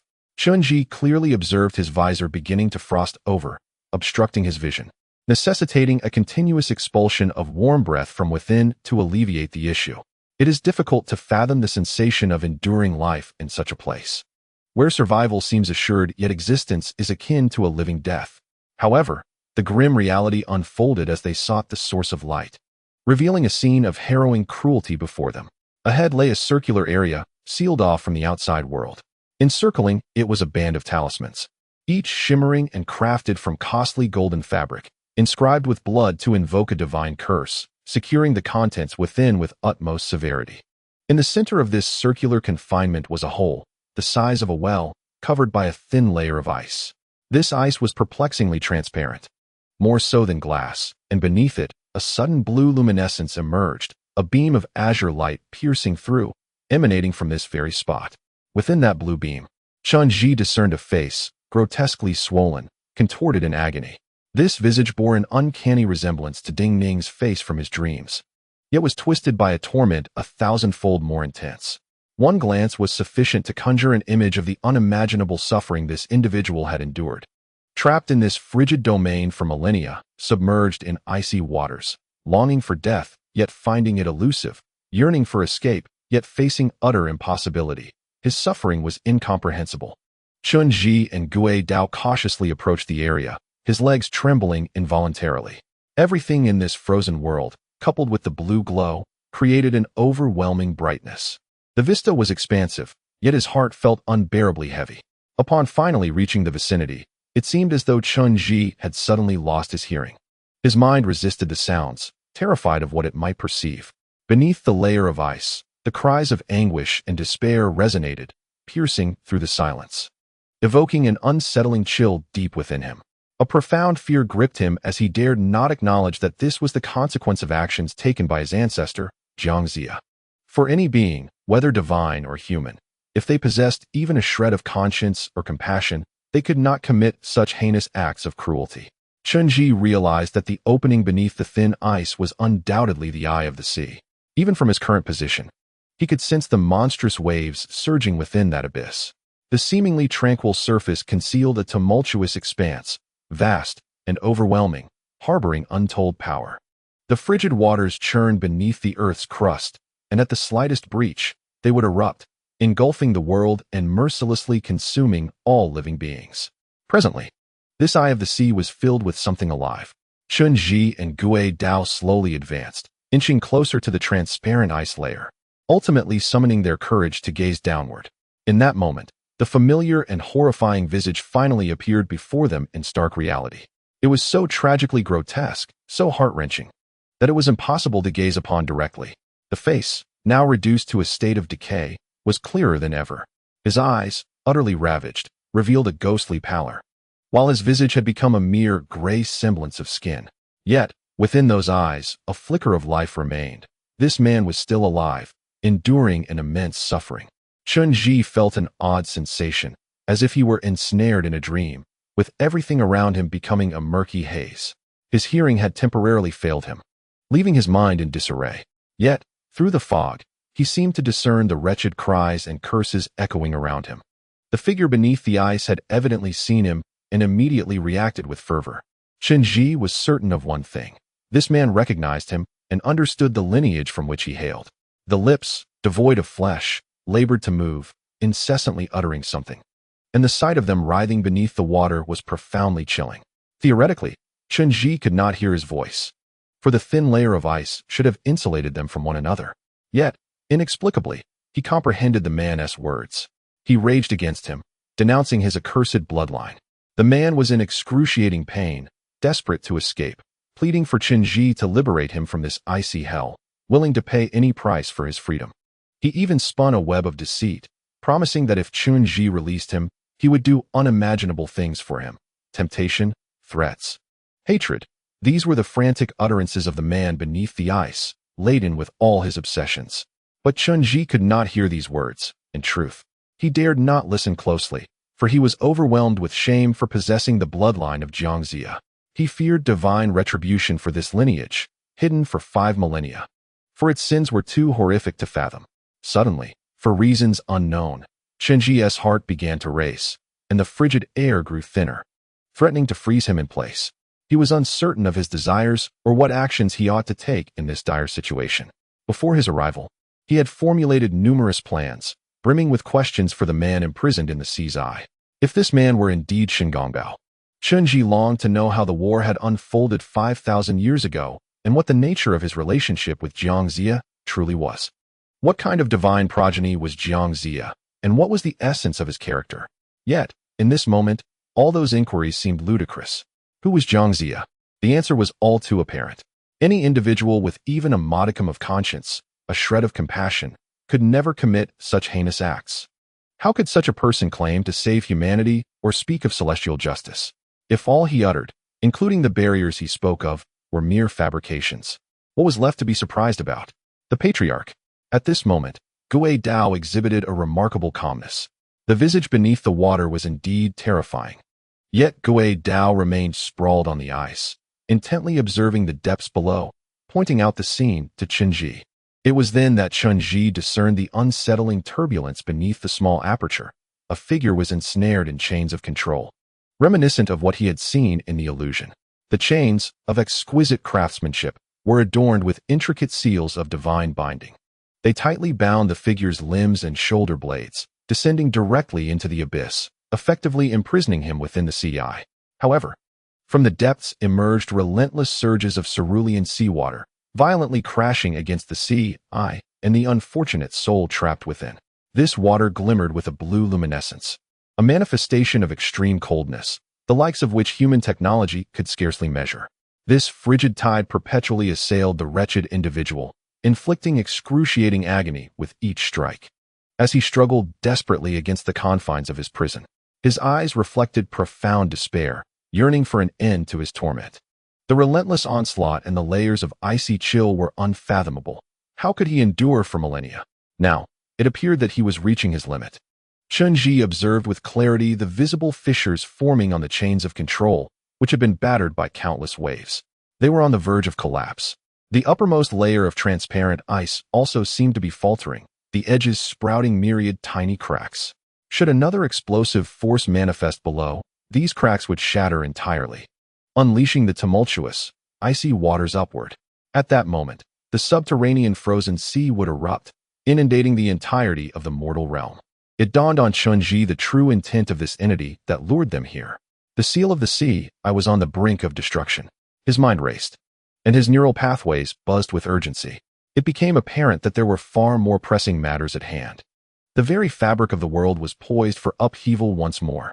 Yet here they were, akin to frogs at the bottom of a well, oblivious to the impending catastrophe. What course of action should he take? Should he breach this icy layer and liberate the captive? If he were to emerge, what would he do to Chen Zhi? No. If he were to chisel through the ice now, the subterranean sea would surely surge forth, and amidst the chaos, could anyone truly escape? Gui Dao turned his face towards Chen Zhi, awaiting his decision. The gravity of the situation was abundantly clear. This so-called seal had long since begun to falter, incapable of containing the subterranean frozen sea any longer. The current circumstances were indisputable. The ice layer could fracture at any moment. Delaying even an hour could yield unforeseen consequences. Once the subterranean sea erupted, it would likely be more ferocious than they could ever imagine, a force against which neither mortal nor divine might could prevail. Beneath the icy expanse of the sea, relentless waves surge forth, each impact exerting immense pressure upon the fragile ice layer. The chains binding the decayed figure are unlikely to endure much longer. Chen Zhi watches helplessly as these chains gradually shatter, perhaps in mere moments. He will break free from their grasp, unleashing his full power. At that juncture, this wretched soul may transform into a vengeful demon, thirsting for the lives of them all. The greatest adversary of Jiangxia surely cannot be a mere incompetent. It must be a figure of equal stature. Chen Zhi is acutely aware of this reality and recognizes the necessity of self-awareness. This ancient master, who lived 5 millennia ago, might possess strength far beyond legendary accounts. Employing arcane spells unseen by Chen Zhi, potentially obliterating him before the icy depths can rise. Alternatively, he may seek to cast Chen Zhi into the abyss, avenging 5,000 years of enmity.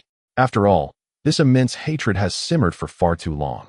Chen Zhi has contemplated methods for communication with the entity below, hoping for a semblance of dialogue, only to realize the futility of such attempts. Given the current circumstances, it seems this master has lost all semblance of rationality. Prolonged suffering has shattered the essence of this being, leaving Chen Zhi uncertain if he still qualifies as a divine descendant. The specter of the ghostly blade lay upon the translucent ice, peering downward. The chains binding him appeared intact, though significant cracks had begun to form at their roots.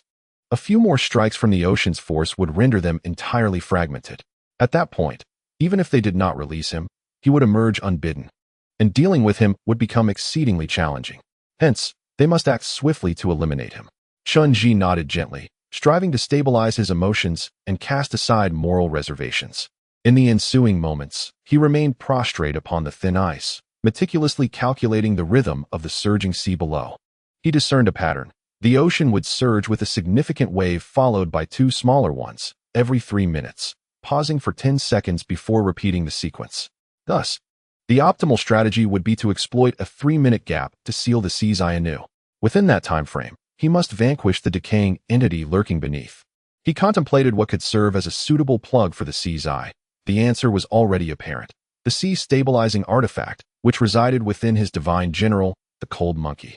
As this artifact was originally retrieved by Jiangxia from this very place, it was only fitting that it return to its rightful owner. The cold monkey, a fire beast, harbors an intense aversion to icy waters. Summoning him from this realm would likely inflict considerable harm upon his form. Yet, there was no alternative. Chen Zhi needed to act with haste, swiftly calling him forth to acquire the sea-stabilizing needle and then expeditiously dispatching him back. One must not allow the frigid waters of the sea to touch him, for this newly ascended monkey deity may face utter annihilation, even if he survives. His vitality would be severely compromised, rendering him incapacitated henceforth. Yet, this is not the gravest concern. The true dilemma lies with the individual submerged beneath the ice. This pitiful soul who has endured 5 millennia of torment. Must he truly be slain in this final moment? He is afforded no opportunity to utter the truth or to defend himself. As this thought crossed his mind, Chen Zhi's hand involuntarily trembled, for he understood the root of his hesitation. Perhaps it is the essence of humanity. After all, he is still a man, and humanity is imbued with guilt and compassion, a duality that embodies both beauty and fragility. As long as he retains a vestige of humanity, he shall forever be unable to reconcile his current actions, and he will ultimately bear the weight of guilt for this decision throughout his life. Chief, do not hesitate. Ghost Blade gently interjected, seemingly attuned to Chen Zhi's troubled thoughts. To resolve this now would also grant him liberation. It is not your fault. I understand, Chen Zhi replied softly. The moral quandary had become devoid of significance, and to ponder blame was equally futile. Assist me from the side.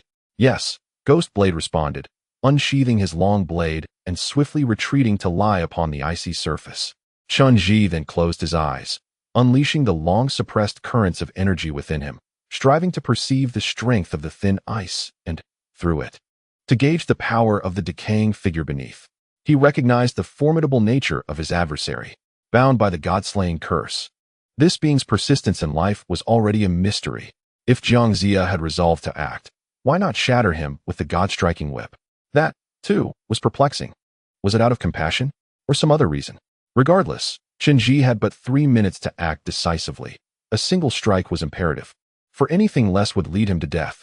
Upon examination, he discerned that the thin ice possessed no inherent strength. Rather, it was encased in an exquisitely crafted fierce curse seal. Fierce curses are woven barriers, and even the most flawless of them possess a breach, akin to a vital thread in a knitted garment. As a scion of the Jiang lineage, he was naturally gifted in perceiving the directional flow of these energies. Should he locate the initial fierce curse energy, he could unravel the barrier as one would a tangled knit. Once the thin ice shattered, he would then strike the figure below with the god-striking whip and swiftly summon the cold monkey, retrieve the sea-subduing artifact, and insert it into this sea's eye to complete the task at hand. Having contemplated all of this, Chen Zhi began to channel the energy into his hand, gradually leaning towards the thin ice to seek out the densely woven fierce curse energies. When the fierce curse reaches such perfection, it resembles a tightly entangled mass of hemp, akin to a meticulous mathematical formula that demands unwavering focus to unravel. Compared to the style of Jiang Zia, Chen Zhi's flow is subtle and delicate, akin to a slender serpent weaving through those fierce incantations, seeking the very origin of their inception. This endeavor is far from simple. Ultimately, beads of sweat began to bead upon Chen Zhi's forehead. Gradually, he managed to fully integrate the entire array of incantations into his mind, weaving them together, intertwining them in a complex tapestry. Yet, in the end, he successfully discerned the underlying thread. Then, akin to unraveling silk from a cocoon, he slowly began to dismantle the fierce incantations layered upon the ice. Ultimately, only a single button remained. With a mere tug, the incantation upon the thin ice would be completely undone. Below, the decayed figure would be liberated from its most crucial restraints. Perhaps in the next moment, it would break free from the icy confines. Chapter 191.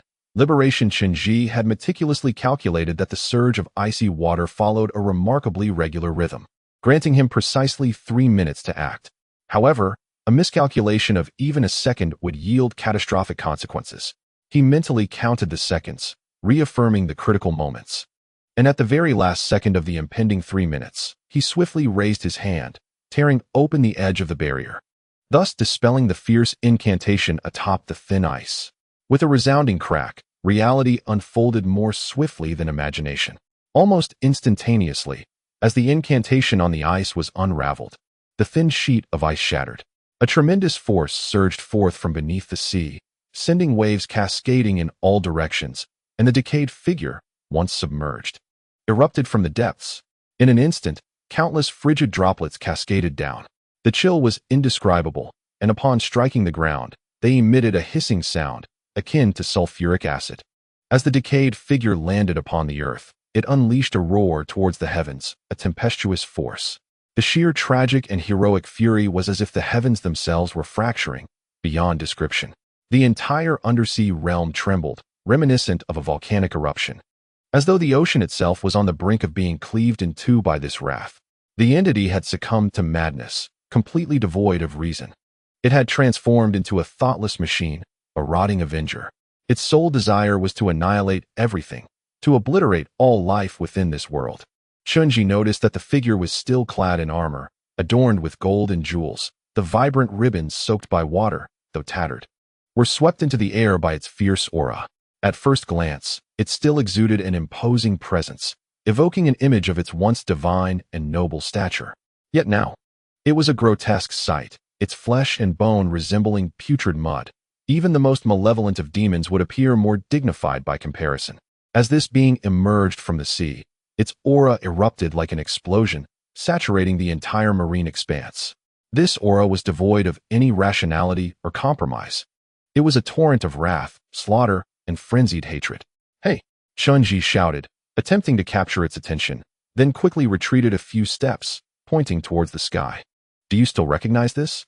In an instant, a tremendous luminous aura spread forth, and the divine whip descended from the sky like a silver dragon, swirling gracefully through the air. It confronted the decayed entity below, baring its fangs and claws. In that fleeting moment, two forces collided as if celestial bodies had met, creating an awe-inspiring spectacle. Strangely, however, the putrid being did not exhibit fear upon encountering the divine whip. Rather, it became even more frenzied. Ignoring the divine whip, it brandished its skeletal hands forward, intent on seizing Chen Zhi.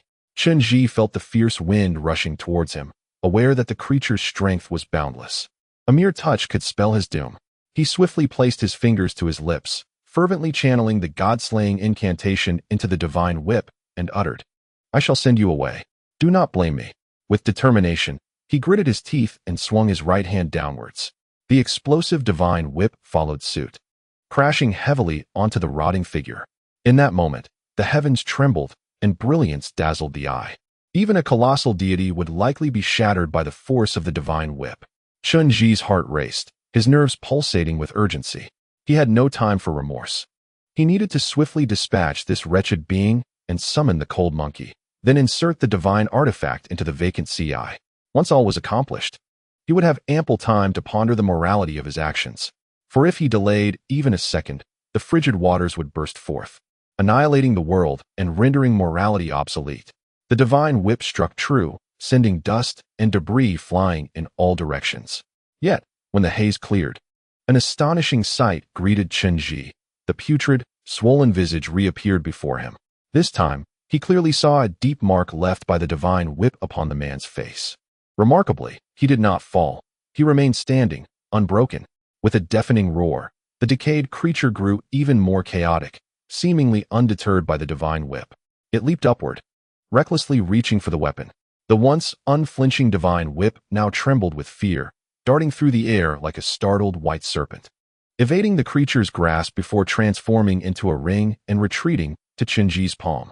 The rotting figure then turned its gaze back to Chen Zhi, who noted that the aura behind the creature had ignited with fury.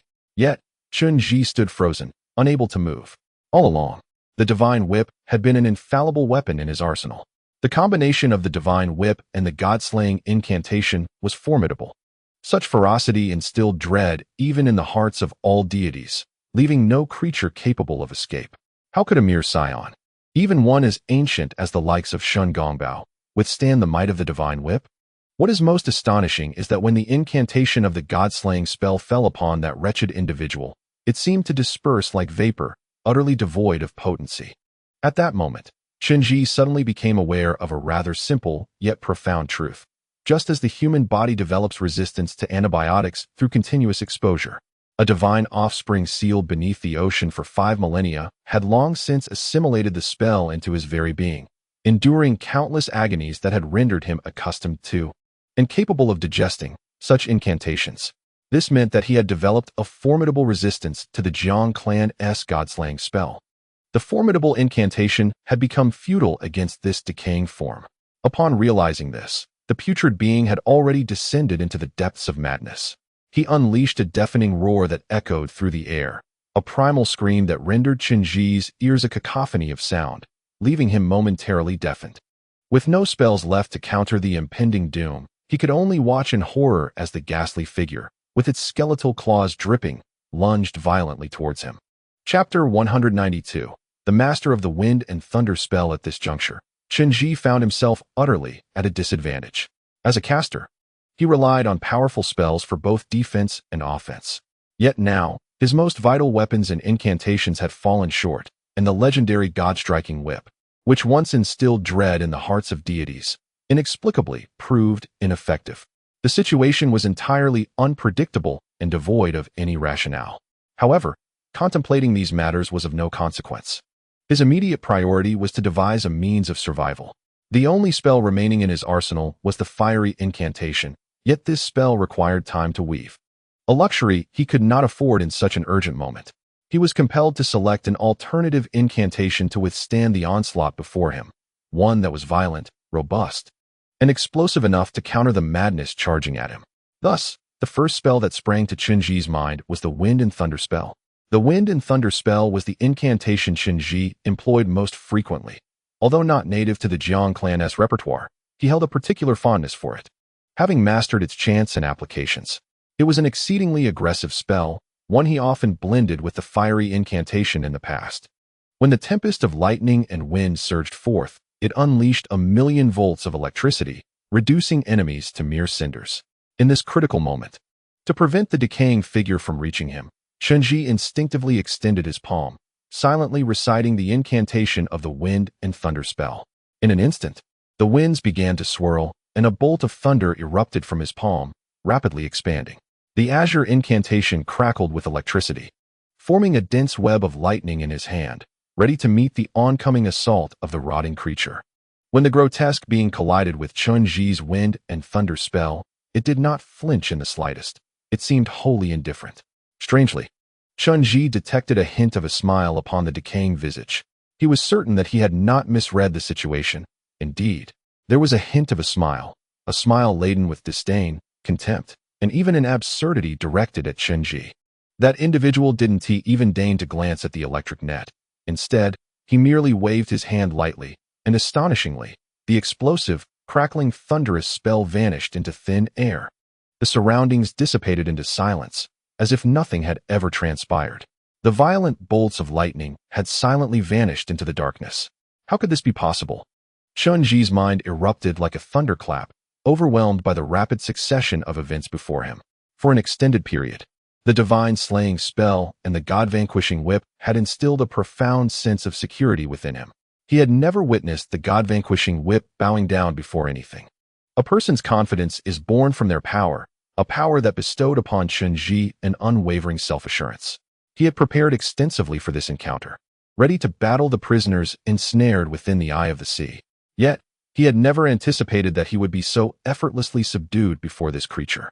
Rendered unworthy of combat, all his strength seemed akin to a child's plaything in the presence of this decaying being. After several failed attempts to cast spells, the foul, rotting claw descended upon him. Its material was decayed and pallid, its nails as hard as hooks, aimed directly at Chen Zhi's head. Just as that claw was about to strike his face, a sudden flash of blue blade wind surged forth. The ghost blade, biting into his Shiranui, swept in like a tempest. The physical slicing power of Shiranui was indisputable, severing 4 of the creature's fingers in a flash. The ghost blade then grasped Chen Zhi's shoulder, dragging him into the surrounding darkness. After being rescued, Chen Zhi's heart raced rapidly. The recent failure had sent his confidence plummeting to an all-time low. He no longer dared to utilize any spells in the presence of this entity. It seemed that, at this moment, physical attacks were far more reliable. Time ticked away, each second dragging on like thick oil in Chen Zhi's mind. He could not afford to wait. Even a moment's delay could prove fatal, as the eye of the sea had already opened, and the icy waters from the depths would soon surge forth, mercilessly sweeping everything in their path. The ghost blade pressed down, its gaze sharp and resolute, preparing to gamble for survival. Yet, this was far from a wise choice. At this juncture, a warrior relying solely on physical prowess against a godly being drenched in icy water would surely lead to a foregone conclusion. Nevertheless, there were no alternatives left, and time allowed no room for hesitation. The ghost blade surged forth like an arrow, aiming to strike the decaying creature's right shoulder before it could turn around.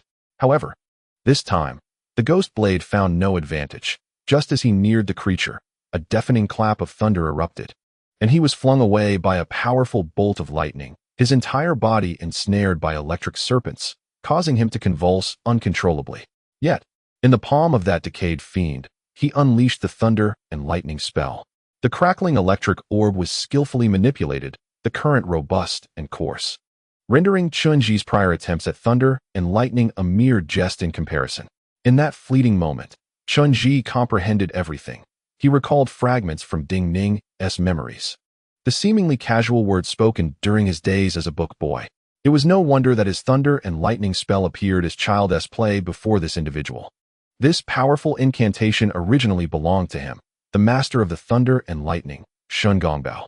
That wretch was indeed the progenitor of the spell. Raising his decayed hand, he emanated an overwhelmingly potent current, one so fierce that Chen Zhi had never before encountered. Remarkably, he accurately located Chen Zhi's position and advanced swiftly, each step heralding Chen Zhi's impending doom.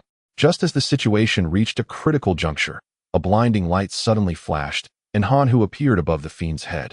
Filled with fervor, his fur bristling with electricity.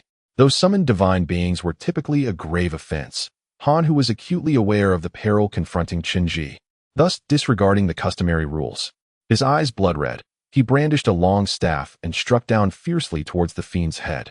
With a resounding crash, the staff descended as if the sun itself were plummeting, unstoppable in its descent.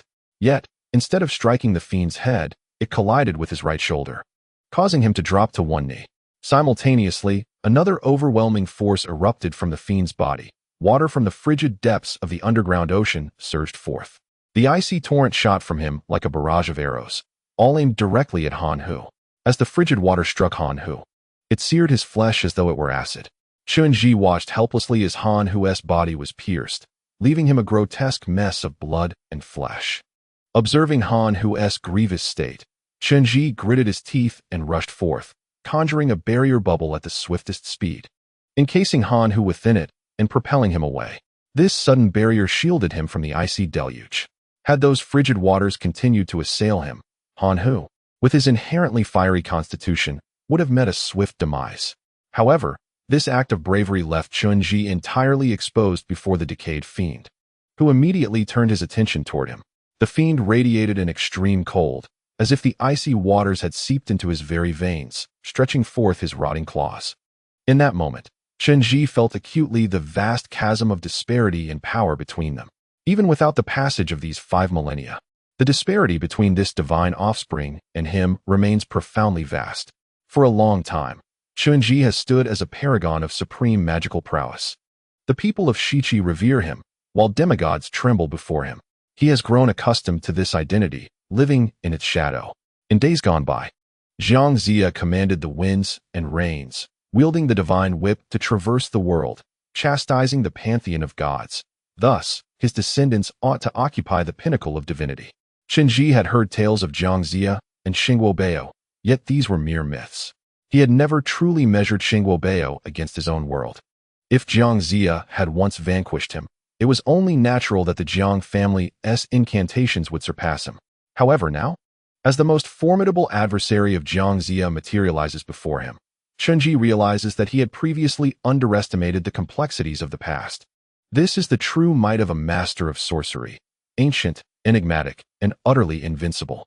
When that hand reached for Chen Zhi's shoulder, he felt an immobilizing force seize him. He recognized that the opponent was employing sorcery to control him, yet he was oblivious to the nature of that magic. Such ancient powers were far removed from human society, realms unattainable by someone of his modernity. All he could perceive were the decayed fingers crackling with lightning, unleashing an overwhelming current of energy. These currents now obeyed their true master, far surpassing the tempest he had once conjured. In comparison, Chen Zhi's thunderous incantations appeared almost laughable, rendered utterly motionless.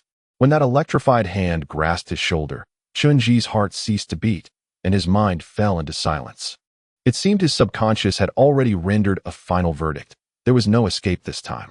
In that moment of impending death, he appeared to glimpse the shadow of the great merman, its cold, indifferent eyes floating upon the surface of the sea, watching him without a trace of emotion. This being had remained outside, silently observing all that transpired below.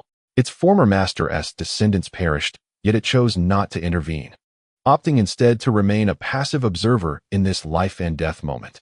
With a chilling grip, that claw, drenched in frigid seawater and akin to being encased in sulfuric acid, plunged deeply into Chen Zhi's being.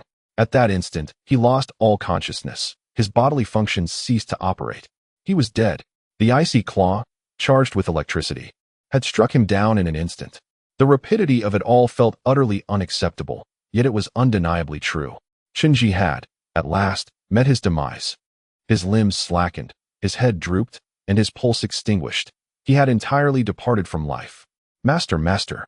In the air bubble above, Han Hu raged, howling with anguish and fury, brandishing a stick in a desperate attempt to confront the decayed entity below.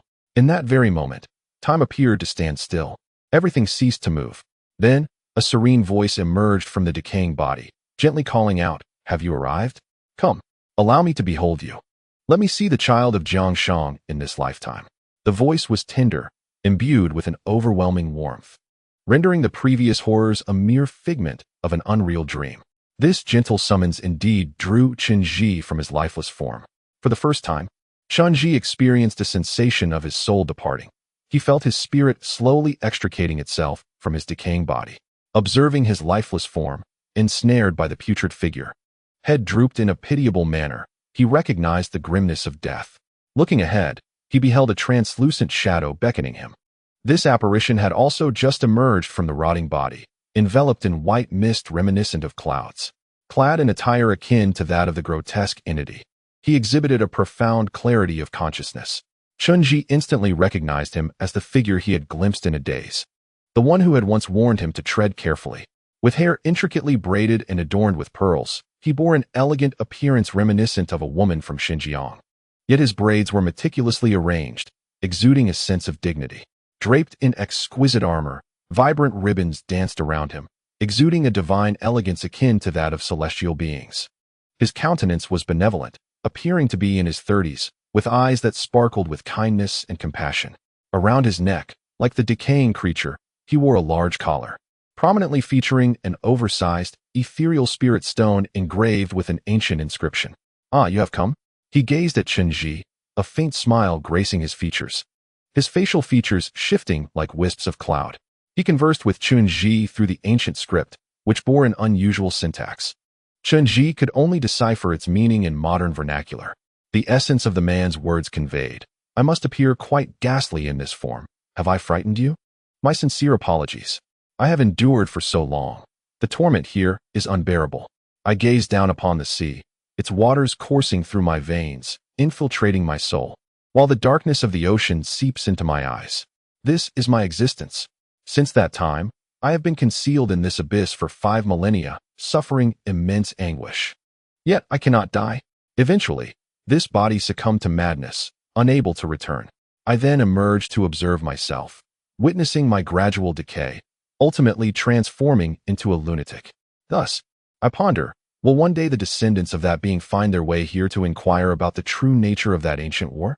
Chapter 194. The incantation of wind and thunder. The man's presence was ethereal, resembling a wisp of white smoke, appearing both tangible and elusive, his features blurred and ever-shifting. As Chen Zhi glanced downward, he discovered, to his astonishment, that the figure possessed no feet. Chen Zhi suddenly recalled the legend that true souls are untouchable by the ground. "Are you Shingongbao?" he inquired through an unrefined divine script. Yet he found himself unable to utter a sound. His current existence felt ethereal, akin to that of a spirit. "Am I dead?" Chen Zhi pondered silently. Yet words eluded him. However, he soon realized that the figure before him could hear his thoughts. In other words, this entity could perceive everything dwelling in Chen Zhi's heart. For the remainder of the time, there was no room for Chen Zhi to interject. In this realm, devoid of sound, all communication relied solely on perception.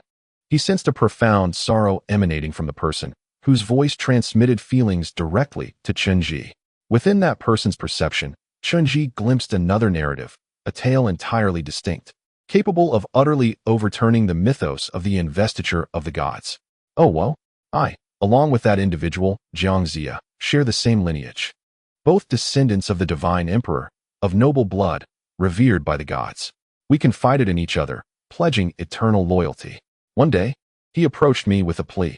After the divine emperor's eternal slumber, many gods have become traitors, committing heinous acts, showing disrespect to the emperor. As descendants of the divine emperor, we cannot remain indifferent.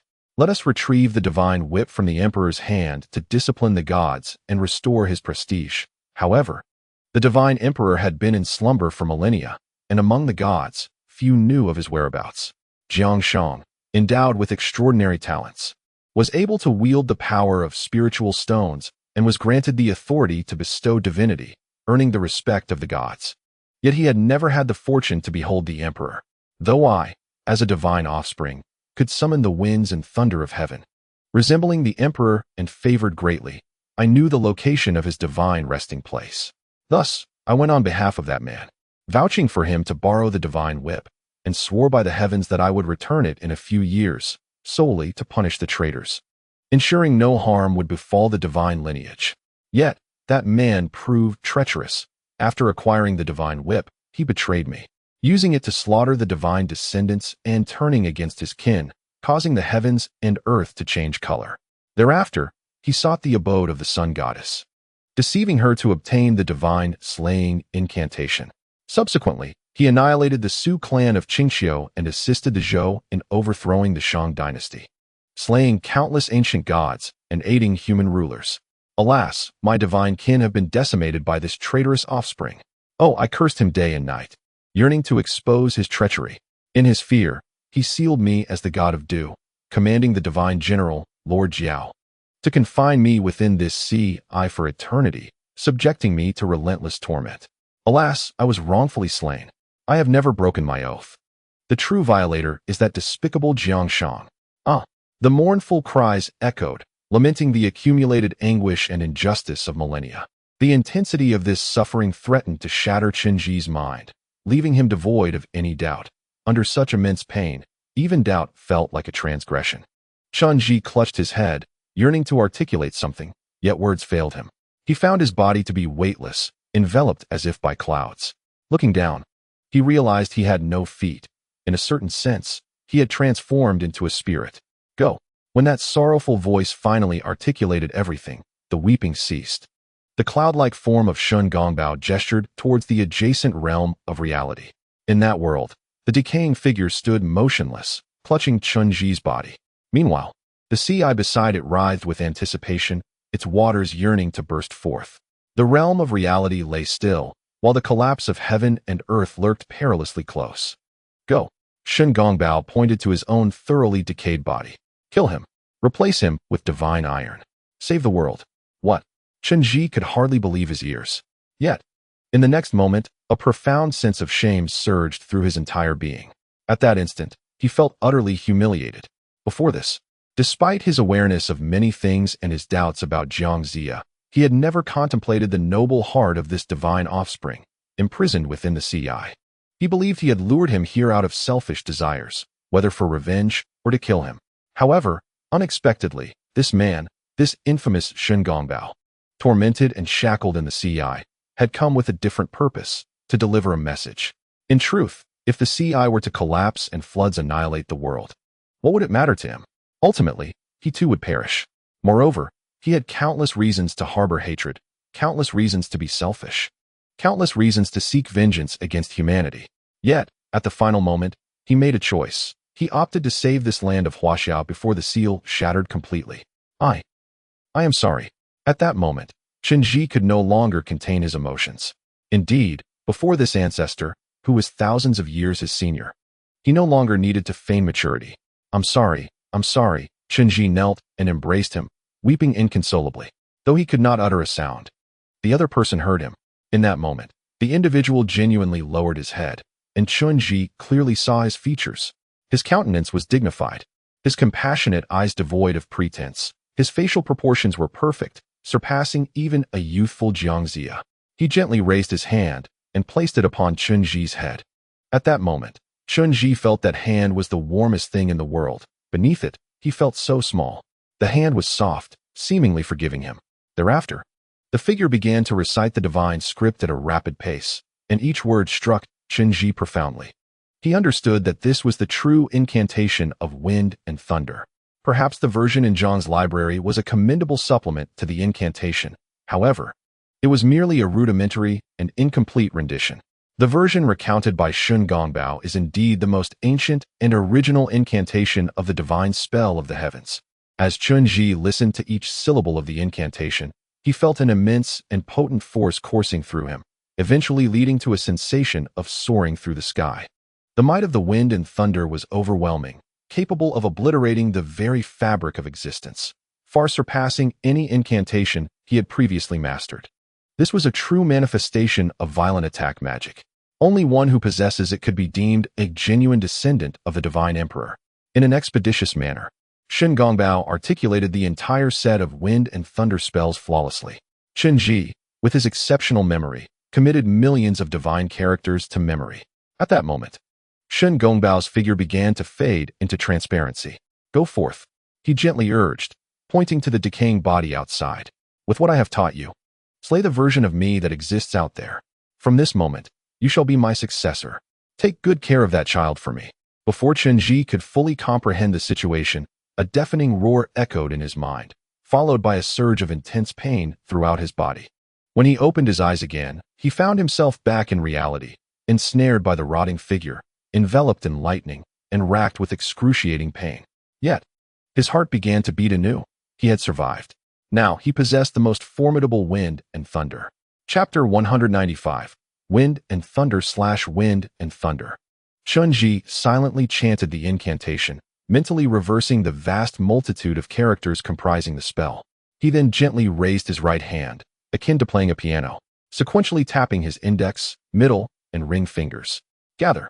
With a crackling sound, the wind and thunder that had entwined around the decaying body, which had earlier been spitting electric snakes in a frenzied challenge, instantly obeyed, coiling like docile serpents and gradually slithering into Chen Zhi's fingertips. The powerful current that had recently assaulted him dissipated rapidly. At this juncture, Chen Zhi's shoulder had sustained a grievous wound, with the rotting hand embedded in his flesh like a vicious hook. Coupled with the frigid seawater, the agony was unbearable for any soul. His teeth were on the verge of shattering, and the surge of pain sent his blood racing. Nevertheless, this torment heightened his mental clarity, instilling within him a profound awareness of his necessary course of action. Clenching his fist, he then transitioned to an open palm, slicing gently towards the decaying entity before him. Slice! With a swift flash of urgent lightning, the right shoulder of the rotting creature was severed in an instant. The claw that had held Chen Zhi captive fell away, granting him the freedom to move. Over 2 minutes had elapsed, and every second counted. The pain and his grievous injuries threatened to send him into unconsciousness at any moment. He recognized that he could not afford to delay a moment longer, nor could he permit failure. The consequences would be dire. With determination, he raised both fists high into the air, silently reciting the incantation of wind and thunder. In that fleeting moment, a tremendous crackling mass of lightning manifested between his clenched fists. The grand and noble incantation of wind and thunder was upright, ascending vertically to pierce the sky. A resounding roar erupted. The ocean beneath seemed to sense something, and suddenly, the sea began to rage, tumultuous and frenzied. Even standing here, one could feel the shattering of the heavens, a series of thunderous booms reverberating, as if the entire ocean trembled, akin to an earthquake in the strait, turning the world upside down in an instant. Above, the surface of the sea gleamed unexpectedly. At that moment, a formidable manifestation of wind, thunder, and lightning revealed itself above, appearing as if it could slice through the air, penetrating the ocean's surface and plunging downward into the depths. The sensation was overwhelmingly vast, as if a divine emperor walked among mortals, a celestial decree ablaze. I bid you farewell. The world owes you. Let them repay you in the next life. Ah! Chen Zhi shouted, his fists imbued with the weight of 1,000 bolts of lightning descending.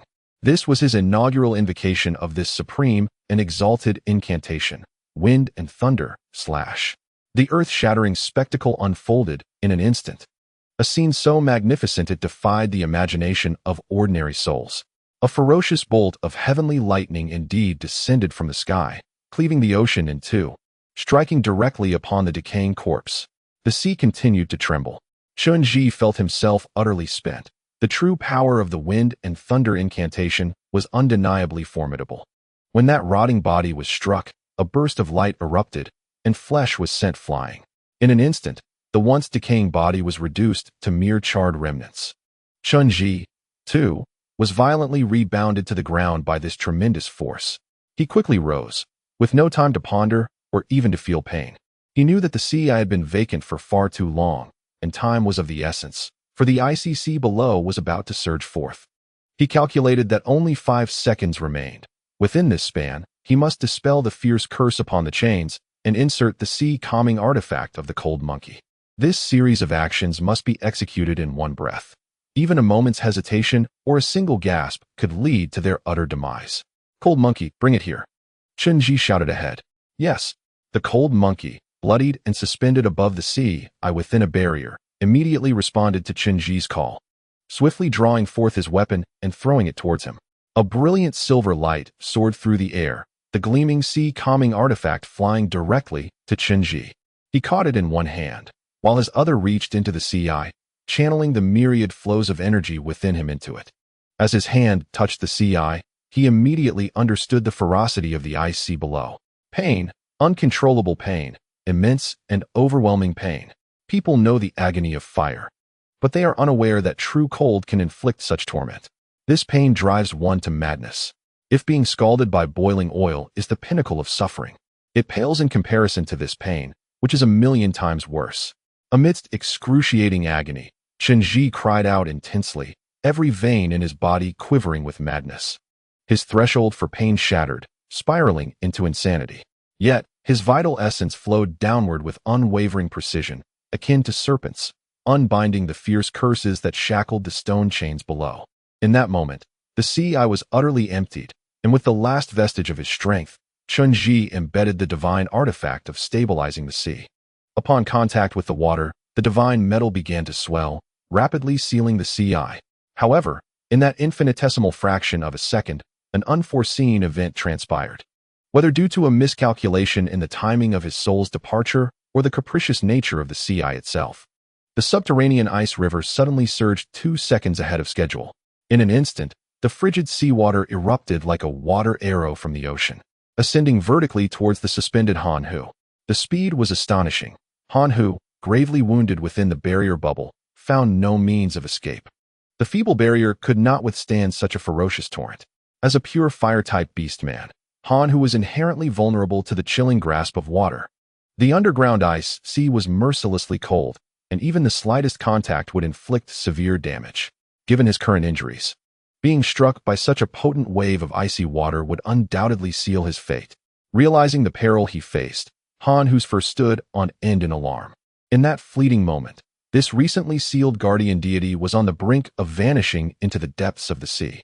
Chapter 196. Ice and fire. Was Han Hu destined to perish? No, that could not be allowed.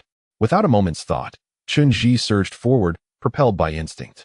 He did not contemplate the severity of his own wounds, nor did he ponder the ramifications of saving Han Hu, whether he, a mere mortal, would also succumb to the icy waters. He did not weigh the worth of sacrificing himself for a divine warrior, nor did he consider the consequences of Han Hu's demise on their escape. In any case, he charged forth, a reflexive act of bravery.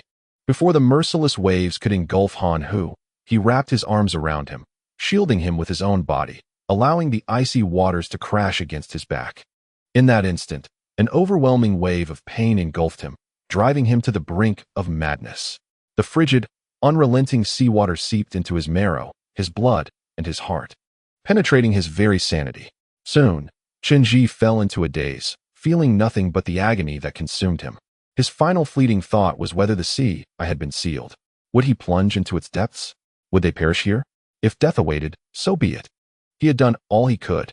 That accursed Jiangxia. Swiftly, Chen Zhi descended, his ears filled with the heart-wrenching wails of Han Hu. However, as he plummeted, he did not land upon the ocean's eye as he had envisioned. Instead, he caught a glimpse of a colossal fish tail swaying before him. It was the merman. Returned at last, the deranged merman, who suddenly descended from the surface of the sea, enveloping Chen Zhi in a firm embrace. Then, through a haze, Chen Zhi beheld the silvery artifact of the sea god rapidly expanding within the ocean's eye, its edges stirring countless frigid waves. The merman shielded him with unparalleled resolve.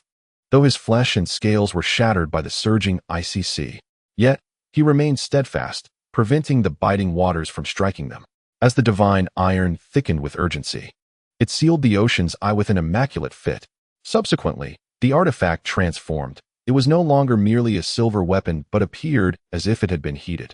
Glowing a deep crimson, golden cloud patterns emerged at its apex, radiating immense heat as the warmth surged forth, staunching the chill that emanated from the depths of the ice sea. In that fleeting moment, the ocean floor erupted with a deafening roar, as if the elements of water and fire were locked in a fierce battle. Instantly, the fragile ice layer began to collapse, torrents of seawater cascading down upon them. They were on the brink of being shattered by this violent collision. The merman surged again, his lower fin transforming into delicate, butterfly-like wings, ethereal and light. Those grand fins, akin to a fairy's flowing ribbons, enveloped them all, propelling them swiftly upwards. Chen Zhi, in a semi-conscious state, grasped fragments of awareness and sounds, yet words eluded him. Wrapped in the merman's fins, he ascended, observing the world around him tremble violently, ice and fire erupting, the seabed boiling. The very places they had just traversed morphed into a battlefield of ice and flame, a cacophony of explosions trailing closely behind them. The mermen swam with remarkable swiftness, nimbly maneuvering to evade these perils, yet countless shards of ice and fire mercilessly rained down upon him. Throughout this tumultuous ordeal, Chen Zhi's wounds throbbed with excruciating pain, clouding his thoughts. Yet, amidst the haze, he discerned the merman's grave voice, seemingly addressing the cold monkey. "I shall leave this to you. It has accompanied me through life and death without resolution. Take good care of it. It is a fine blade." Chen Zhi understood that the merman referred to the living weapon, the obsidian-scaled sword in his grasp. He then faintly heard the merman conversing with the cold monkey, their words indistinct, seemingly about that war, that era, and matters concerning him and Jiangxia. This distant ocean route was incredibly long. As they swam onward, Chen Zhi grew increasingly numb. Yet the merman appeared to have fallen behind. He could not discern where he had gone. In a blur, he spotted Ji-ing swimming down from the surface. Her visage reflected in the water like a beautiful fairy, yet her expression was one of great urgency. Upon encountering Chen Zhi, she swiftly swam over and embraced him tightly, her hands gripping him as if she were clutching her very life. When Chen Zhi finally opened his eyes, he discovered that he had returned to the small island. He lay within a cave on the island, where Peng Wei, Ding Ning, and Yang Wumao were all safe and sound, along with the female merman. This merman revealed to Chen Zhi that she had indeed followed her ancestors' wishes by luring him and his companions down, but she had not acted upon their desire to kill those above. Instead, she had sensed the signals from the male mermen below and, alongside Ji-ing, had plunged into the sea to rescue Chen Zhi and the others. Because Chen Zhi and his companions had shown her kindness, and Jiangxia held enmity towards her kin, she had first deceived them and then saved them, thus resolving their animosity. This was the logic of her kind. Regardless of the outcome, she bore no regrets. Han, who had sustained severe injuries, clutching the black-scaled dagger tightly, bloodied and leaning against the rock wall, gasping for breath while Peng Wei tended to his wounds. Chen Zhi inquired about the fate of the merman, wondering why she had not surfaced with them. When Han, who spoke of the merman, his expression turned grave. After a lengthy silence, he finally said that merman had already sustained grave injuries beneath the waves. She had sacrificed her last breath to bring them to safety. In the end, she lacked the strength to reach the surface, her fins and scales shedding as she succumbed to exhaustion. Han, who had wished to invite her to join them, but she had replied, "Every divine being must have its own master.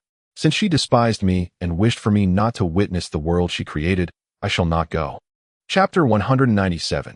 If life were only as it was at first glance upon returning to the surface, it was midday, and the brilliant sunlight streamed down, illuminating the pristine sea, making it shimmer with beauty. Everything seemed to awaken, and for reasons unknown, the ice on the island began to gradually melt. With the surrounding temperature no longer as frigid as before, the harrowing experiences beneath the sea, filled with thunder and fire, were suppressed by the ocean, as if nothing had ever transpired. In the ensuing time, everyone remained quietly in the cave to recuperate. Gui Dao had suffered injuries from a high-voltage shock, his skin charred and unable to move for the time being. Peng Wei administered emergency medication to soothe him for a while. Han, who fared worse, as a fire-type beast man. He was severely weakened by water, and this time, he had been utterly defeated. Now, the mere sight of water sent shivers through him, making him averse even to the sea.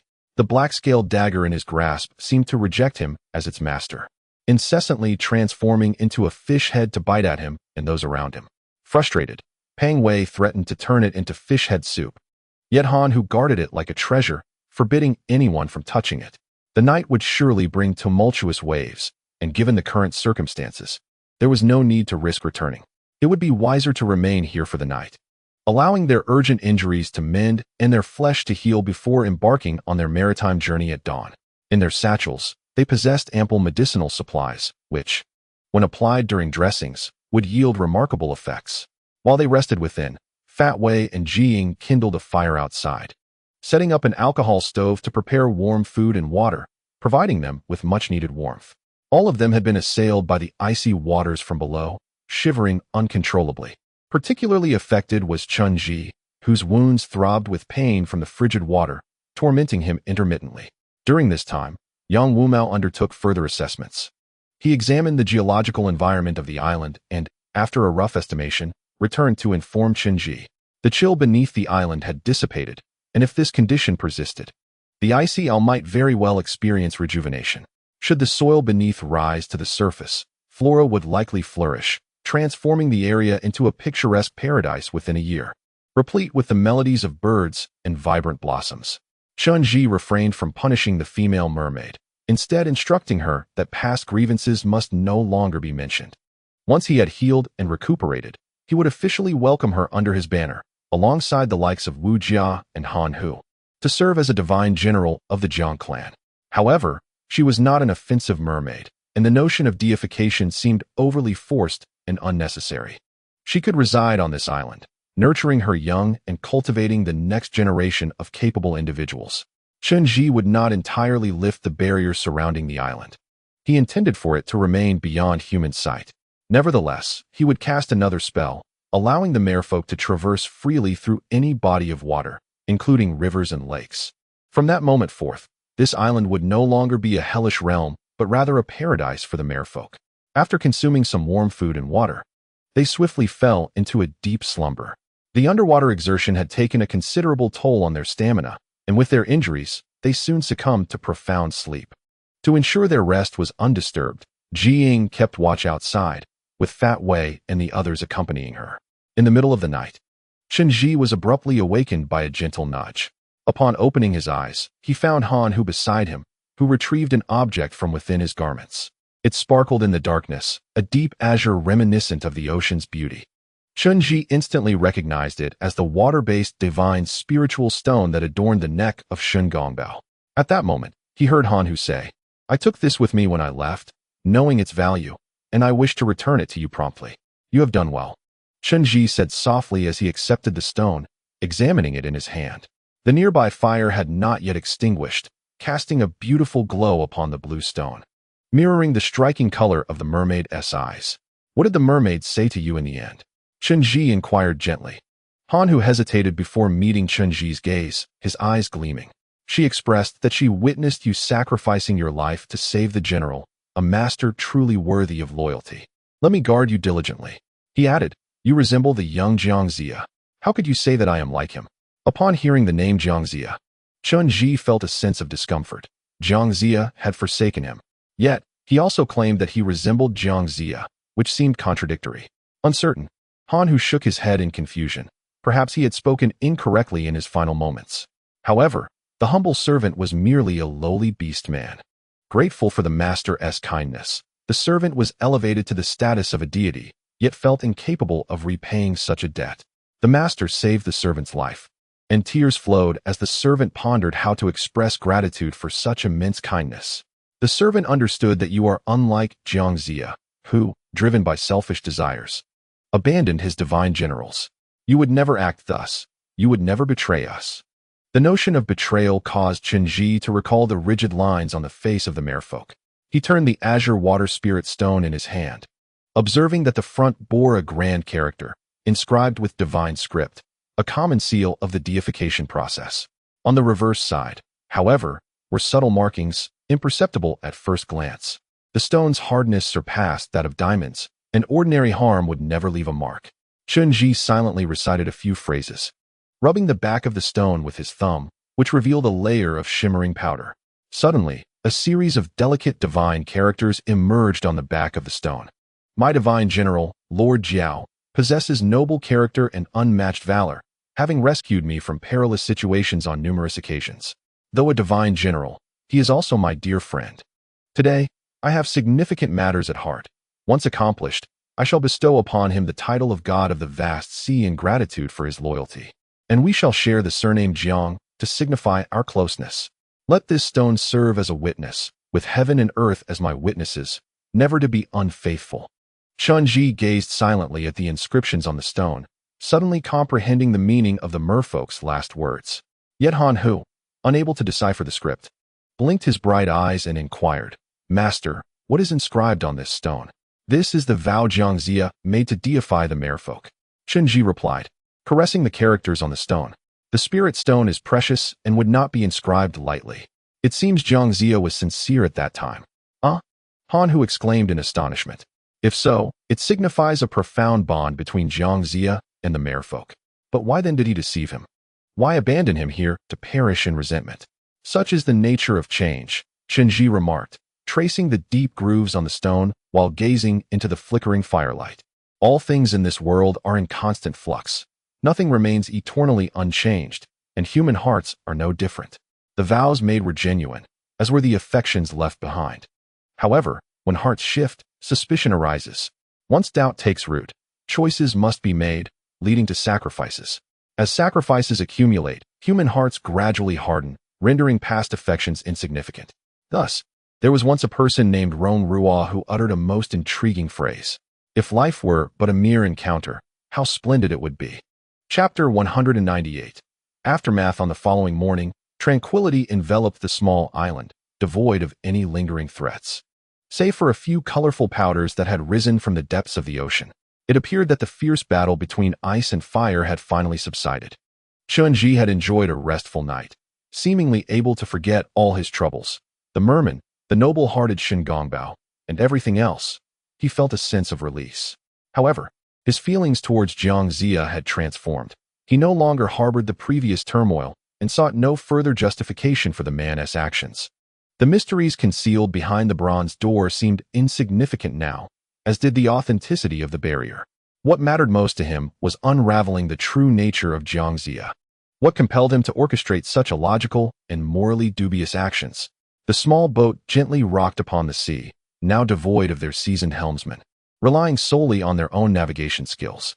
They had arrived at the island under the guidance of Old Wu, yet he remained behind as they prepared to return. The mermen had been trailing them, ensuring their safety amidst the turbulent waves.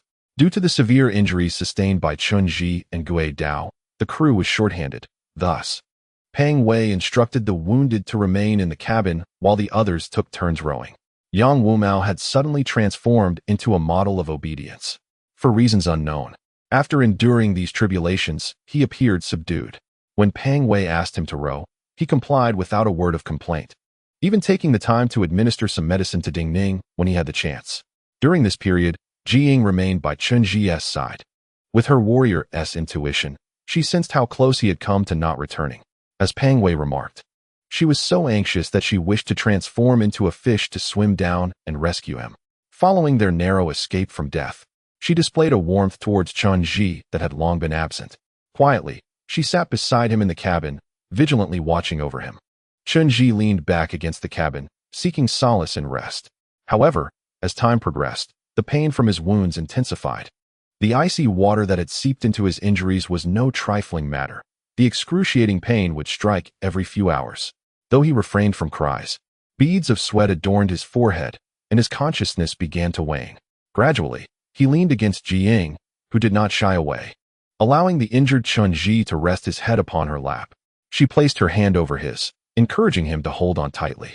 Chen Zhi felt her touch, soft and warm, and with this tenderness, the chilling sensation of the icy water infiltrating his wounds seemed to lessen. Thus, the small boat continued its journey, gliding forward with the wind, navigating smoothly across the calm sea, ultimately reaching Wu family village.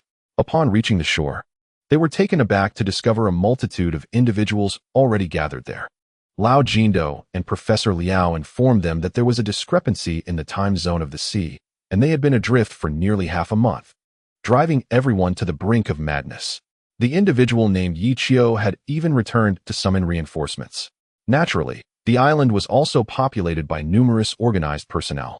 Those clad in black executed their tasks with remarkable efficiency. Once Chen Zhi and his companions disembarked, a specialized medical team promptly arrived, carrying them away on stretchers. Gui Dao had sustained severe electrical injuries, with extensive skin damage, a matter of grave concern, and was immediately transported to the county hospital for emergency treatment.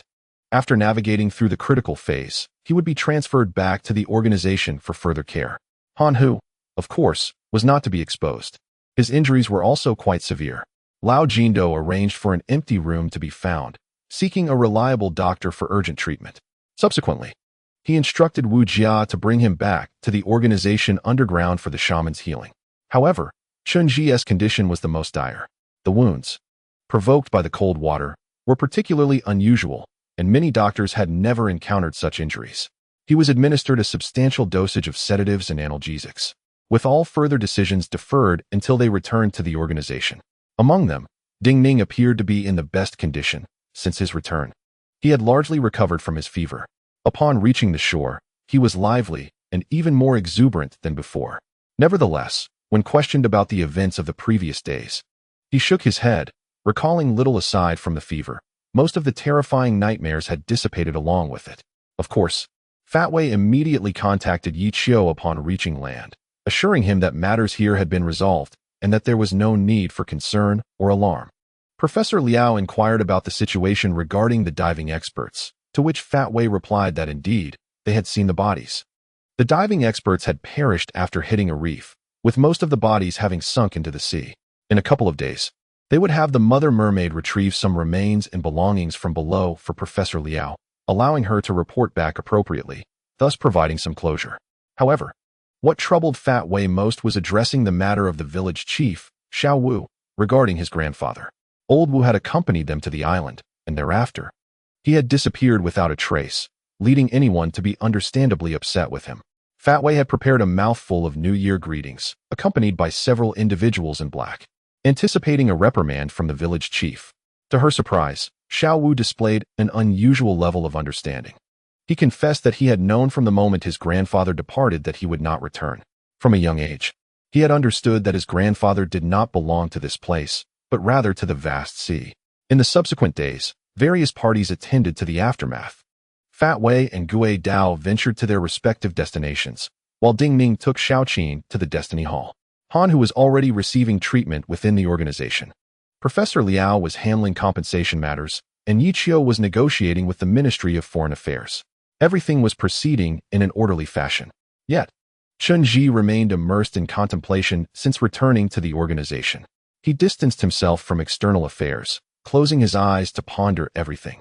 Sifting through all available materials concerning the era of King Wu's campaign against the tyrant Zhou, desperately searching for records of the Shang dynasty's tombs, only to ultimately find nothing. Finally, he discovered a name among the ancient records, bygone. Chapter 199, King Zhou of Shang, Dxian.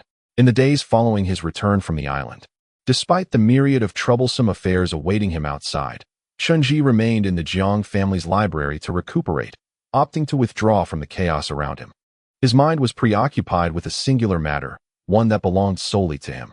During this time, he immersed his body in the water, allowing the coolness to gradually dissolve the frigid ice embedded in his wounds.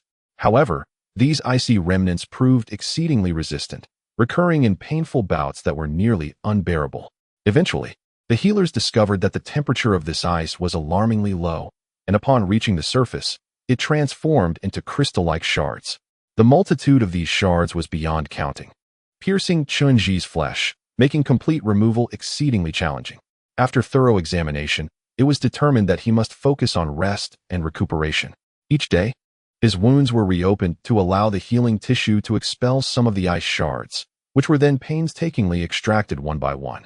Though this method was detrimental to the healing process, it was the only way to ensure thorough cleansing. This was a profoundly arduous and painful endeavor, necessitating a meticulous caretaker. Ji Ying naturally assumed this role. As the sole warrior permitted entry into the Jiang family's library, she visited at regular intervals, bringing meals for Chen Zhi, assisting in reopening his wounds, and delicately extracting the ice shards with tweezers before re-bandaging the injuries.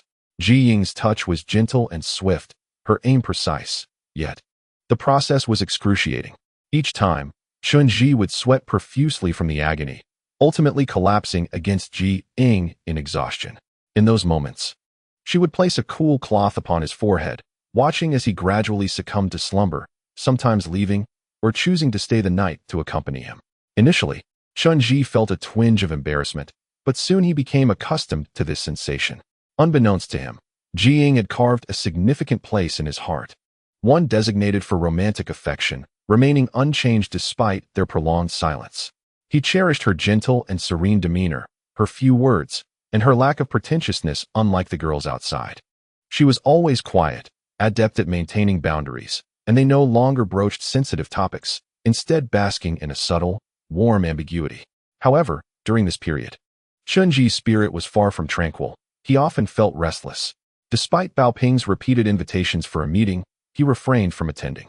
The events unfolding beneath the sea rendered self-deception impossible, and he could no longer turn a blind eye to the past transgressions of Jiangxia. The fierce visage of the merman, along with the final words of Shen Gongbao, burned into his heart like a searing brand. According to the words of Shen Gongbao, the divine whip does not rightfully belong to Jiangxia, nor does the slaying deity spell. Both were deceitfully acquired through Shen Gongbao under the auspices of the Fushi clan. Such actions are inherently contemptible, constituting a betrayal of the sacred oaths that the divine offspring hold dear. What, then, could his true intentions be? Was it to establish the then Western Zhou Ji clan and seize control of the realm? What advantage would this confer upon him? Chen Zhi is no longer a child. Notions of justice and heavenly principles possess their own limitations and biases. To assert that Jiangxia undertook these actions in the name of so-called justice is rather naive. Furthermore, from the perspective of the deities, Jiangxia's rebellion against his divine lineage is, in itself, an act of treachery. Being the subject of universal condemnation is an undeniable reality. What, then, was his ultimate aim? To share dominion with the Ji clan? To seek power? Is it truly that simplistic? How was the entire process executed? What is the true nature of the war that transpired 5 millennia ago? In recent days, Chen Zhi has been consumed by thoughts, neglecting food and showing little interest in matters beyond this obsession. He fervently scours the vast archives, poring over various texts and historical records. The wealth of information here is astounding, encompassing both canonical and apocryphal accounts, as well as ancient manuscripts.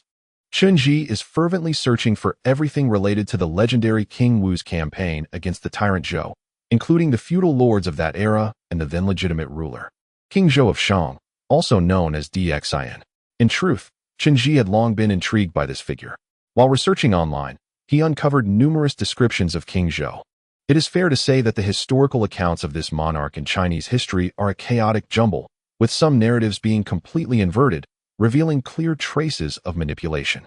These evaluations can be broadly categorized into 2 segments, the first being positive assessments.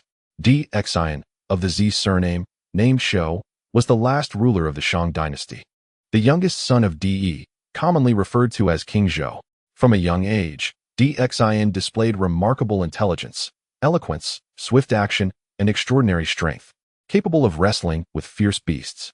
During his reign, he constructed the capital of Chaoga, imposed heavy taxes, strictly enforced the ritual system, altered employment policies, and implemented severe laws, repeatedly launching military campaigns against the eastern tribes. Viewed from these angles, he was a ruler of considerable merit. However, on the other hand, he was also an exceedingly debauched, pleasure-seeking, and brutally tyrannical monarch. Historical records narrate that Dxin indulged in wine and sensual pleasures, engaged in reckless warfare, and imposed harsh penalties. He was excessively proud, flaunting his talents before his ministers, demanding that all acknowledge his unparalleled strength. He reveled in drinking and debauchery, filling the treasury of the Deer Terrace, amassing exotic animals and curiosities to stockpile within the palace. He even transformed wine into a pool and hung meat as if it were foliage, allowing men and women to frolic naked among the revelry, drinking and seeking pleasure until dawn, a scene famously dubbed the wine pool and meat forest. Moreover, the records within Zhang's library largely align with the prevailing sentiments of today. Although the account does not explicitly describe the tyrannical nature of King Zhou of Shang, it vividly records the debauchery of the capital, Chaoga, with its pools of wine and feasts of flesh, alongside the barbaric punishment known as the burning torture. It also details the heinous acts committed during that time. The court, for reasons unknown, imprisoned the noble Ji Chong of the Western Zhou, executed his eldest son, and forced Ji Chong to consume his own flesh, a violation of human decency. This incident is attributed to the notorious nine-tailed fox, who was favored by the royal family of the Yinshang. In response to the cruelty of the Su clan, various feudal lords expressed their discontent and rose against them, ultimately slaying the nine-tailed fox. However, the narrative does not clarify what transpired thereafter. It simply states that King Zhou met his demise, and the Shang dynasty fell into ruin, leaving the matter unresolved. From a contemporary perspective, numerous inconsistencies emerge within this account. Chen Zhi, having explored the tomb of the fox deity, beheld the extravagant and opulent Lu Tai. He recognized that the licentious and brutal acts were not directly linked to King Zhou, but rather stemmed from the Fox clan's control over the regime, which justified their actions. Furthermore, within the tomb, Chen Zhi unearthed a scroll bearing a decree personally inscribed by King Zhou, wherein he denounced the extravagance and cruelty of the nine-tailed Fox clan, expressing a fervent desire to annihilate them. This suggests that King Zhou's relationship with his queen was far from amicable, and he harbored considerable fear. Zhang Zia was commissioned by him to seal the fate of the nine-tailed fox. From this, it can be inferred that King Zhou was aligned with the forces of Western Qi. Thus, following the defeat of the nine-tailed fox, it would seem logical for the lords to continue supporting King Zhou as their sovereign. Why, then, did they choose to depose him? Was it merely due to his perceived incompetence? Such reasoning hardly justifies the overthrow of a legitimate monarch. It appears that many truths about that conflict remain obscured from present understanding. Subsequently, Chen Zhi delved into a plethora of peripheral texts, scouring the ancient scrolls for any clues. Yet, these marginal materials offered scant information about King Zhou. Even when mentioned, references were cursory, and his burial site and subsequent events were left unaddressed. This pivotal legitimate ruler during the time of King Wu's campaign against Zhou has thus been shrouded in obscurity. Eventually, Chen Zhi stumbled upon a peculiar item inscribed on a weathered animal hide scroll, which bore a familiar name, Bygone. Chapter 200. Not consuming Zhou grain. This fragmentary record, inscribed with the juice of a peculiar leaf from ancient times, remains vibrant on a pure white animal hide. The content is familiar to Chen Zhi, as it pertains to the well-known idiom not consuming Zhou grain, which has persisted for millennia. The term grain refers broadly to food. The anecdote recounts that Bo Yi and Shu Qi were the two sons of the last ruler of Guzhou, surnamed Mo Tai. Upon the ruler's death, a successor was to be chosen. Shu Qi departed to allow his elder brother Bo Yi to inherit the position, leading to mutual humility and eventual estrangement. Encountering each other on their journeys, they learned of the benevolence of the Western Duke Ji Chong, who was revered by the people for his care of the young and old, prompting them to seek refuge in Zhou. Upon entering the realm of Shiqi, one soon learns that King Wen has passed into the realm of the immortal, and King Wu of Zhou has ascended to the throne. Amassing an army to wage war against the tyrant Zhou, they, believing that lords rebelling against their sovereign is an act of inhumanity, earnestly counsel against such actions. Yet, King Wu remains resolute, determined to eradicate the Shang dynasty. The noblemen Bo Yi and Shu Qi scoff at King Wu's conduct, deeming him a treacherous usurper, and they vow to never serve the Zhou. After the world submits to Zhou, they refuse to partake of Zhou's sustenance, choosing instead to retreat to Mount Shouyang, subsisting on wild fruits. Upon encountering them, a woman remarked, "You claim to abstain from Zhou's provisions. Yet have you considered that the wild vegetables and fruits you gather also flourish upon Zhou's soil?" Realizing that every blade of grass and every tree belonged to Zhou, they resolved to fast unto death, thus giving rise to the tale of refusing Zhou's grain. This idiom has since been employed to depict noble integrity and unwavering spirit, a commitment to resist compromise unto death. However, their actions are met with disapproval, as critics label them narrow-minded, asserting that the Zhou dynasty governs with virtue, and that the vast expanse of the world is the king's land. Their failure to recognize the times is lamented, raising questions about the necessity of their obstinacy. Regardless, this idiom has endured. Chen Zhi once pondered how a ruling class could permit such a tale of antagonism to be passed down through generations, leading him to suspect that it was a fabrication of later times. It was not until the discovery of an ancient hide scroll that he realized this story, indeed, transpired during the early Zhou dynasty, meticulously recorded with a coherent narrative. The reason it escaped suppression by the ruling elite was that the events took place beyond the boundaries of Zhou's influence. The scroll bore archaic foreign script adorned with totems, likely preserved by a hunting tribe of that era. The content aligns closely with contemporary accounts, albeit the two figures displayed greater fervor and the scene was more sanguinary. They did not perish from the derision of an ignorant woman, but rather, during the coronation ceremony of King Wu, they ascended the highest tower, vociferously cursing the Zhou royal family below, before plummeting to their demise. This spectacle was witnessed by numerous onlookers, including tribal leaders who had come to celebrate, and they duly recorded the events. Consequently, the truth could not be obscured, only embellished. However, the The fervent lamentations of these two men conveyed profound sentiments. Their song lamented, "O tyrant, do you not discern your transgressions? Shenong, Yushuan, and Xiaoyu, where are your traces? O bygone, loyal minister and valiant son. I vow to entomb the king with blood and flesh. O my king, where shall you be interred today? O bygone, loyal minister and valiant son, where shall your heart be severed?" From these words, it is evident that Bygone was regarded as a paragon of loyalty and virtue in the hearts of the people.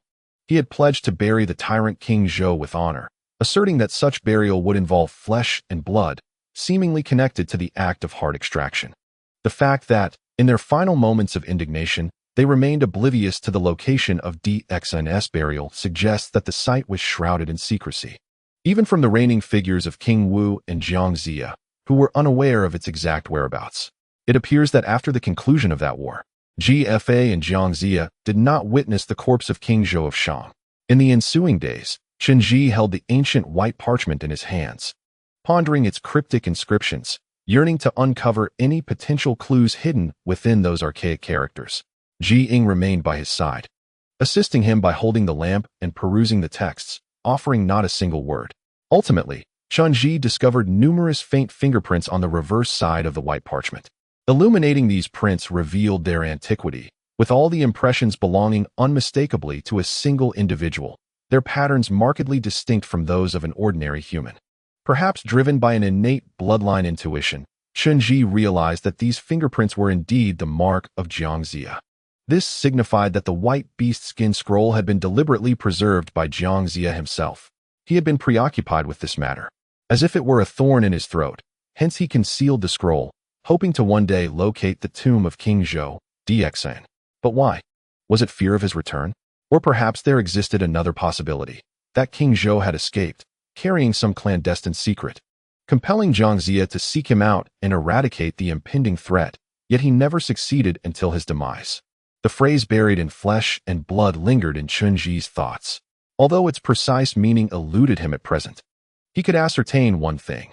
DXIN's burial must have been overseen by Bygone. Thus, locating Bygone would likely lead to vital clues. However, if Chen Zhi could arrive at this conclusion, then 5,000 years prior, Jiang Zia would undoubtedly have sought out Bygone as well. The subsequent events in history validated Chen Zhi's hypothesis. The Zhou dynasty held Bygone in the highest esteem, venerating him as the foremost loyal minister, bestowing upon him the title of national deity, actively searching for his descendants, granting them land and power to form alliances. Yet, one glaring inconsistency remained. This loyal Bygone seemingly had perished long before the death of King Zhou, having met his end at the hands of the very king he served. Chapter 201. The Forbidden Grain of Zhou Bygone, of the Bai surname, was the second son of King Wending of the Shang dynasty, a brother to Di, and an uncle to King Zhou, thus also referred to as Wangshu Bygone. He was a prominent minister within the Yinshang royal family, holding the esteemed title of Minister of Education. Entrusted with the grave responsibility of mentoring DXIN, he served under two monarchs of the Shang dynasty, reputed to possess a heart of unparalleled clarity, displaying unwavering loyalty to his sovereign and love for his country, unafraid to speak candidly and offer counsel, earning immense respect among the populace, and being dubbed an eternal loyal minister. As for the cause of Bygone's demise, folklore recounts that he incurred the wrath of the vixen Su Daji after setting fire to her fox den, ultimately being subjected to a heart extraction punishment at the hands of King Zhou, passing away at the age of 64. In recognition of his loyalty, Jiang Zia honored him in the investiture of the gods, bestowing upon him the title of Wenkuxing, overseeing literary affairs, as a testament to his reverence. However, this narrative represents a folkloric interpretation rather than historical fact. Chen Zhi was aware that this title did not appear in the official list. Yet, in the annals of history, there exists a passage that describes the circumstances surrounding Bygone's death. One day, Bygone lamented, stating, "To remain silent in the face of a ruler's transgressions is not loyalty. To fear death and remain voiceless is not courage.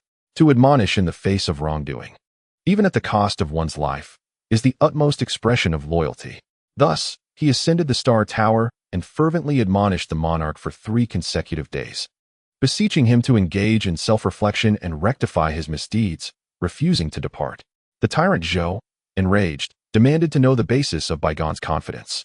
Baigon replied, "I rely on my virtuous deeds and the principles of benevolence and righteousness." In his fury, Zhou retorted, "I have heard that the sage's heart possesses 7 orifices. Is there truth to this?" He subsequently had Baigon executed, eviscerating his heart, all at the age of 64. From this historical account, it appears that Baigon, for reasons unknown, accused King Zhou of being a tyrannical ruler, offering his life as counsel from the Star Tower. He was ultimately slain by Zhou. There is no mention of the nine-tailed fox, nor was he swayed by external influences. His actions merely provoked the wrath of King Zhou, leading to his untimely demise. Nevertheless, Chen Zhi finds the logic behind this account somewhat perplexing. Would a sovereign as illustrious as Emperor Xine truly resort to such brutality over a few spoken words from his uncle? Such a reaction would suggest that King Zhou was not only foolish but also mentally unstable. Moreover, while Baigon may have harbored discontent towards King Zhou, his actions at that time seem rather dreamlike and lacking in prudence, inconsistent with the common portrayal of his character. Regardless, Baigon met his end at the age of 64, while King Zhou was still in his prime. The Battle of Mai, which would see the downfall of Zhou, had yet to unfold. How, then, should one address the aftermath of a man who perished before King Zhou? Subsequent events, however, are rather bewildering. According to historical records from the West Qi, following the Battle of Mai, peace was restored across the realm, and King Wu of Zhou established the Zhou dynasty. In admiration of Baigon's virtues, he held him in high esteem, proclaiming him a paragon of loyalty. At the time of Baigon's death, his wife, Lady Gui, was 3 months pregnant. Fearing for her safety, she fled from Chaoga and gave birth to a son in the Longlin stone chamber. After the realm was pacified, King Wu of Zhou, along with Jiang Zia, sought out Baigon's descendants, learning of the orphan born in Longlin, and personally went to find him. He bestowed upon the child the surname Lin, naming him Jian, and granted him a fief in bowling. Thus, Baigon became the progenitor of the Lin clan. But the honors did not end there. King Wu posthumously enshrined Baigon as a national deity, extolling his unwavering loyalty, constructing temples, and establishing grand mausoleums, personally visiting to pay homage. From that point on, Baigon's lineage flourished, and as a symbol of loyalty, he received continued recognition from successive emperors. Emperor Xiaowen of Wei established temples in his honor.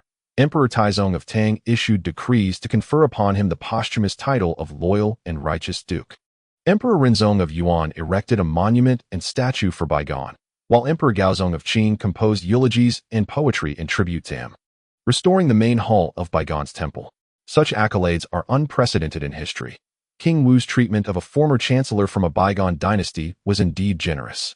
Even today, Baigon's tomb stands tall in Weihu, Henan, with offerings being made year after year.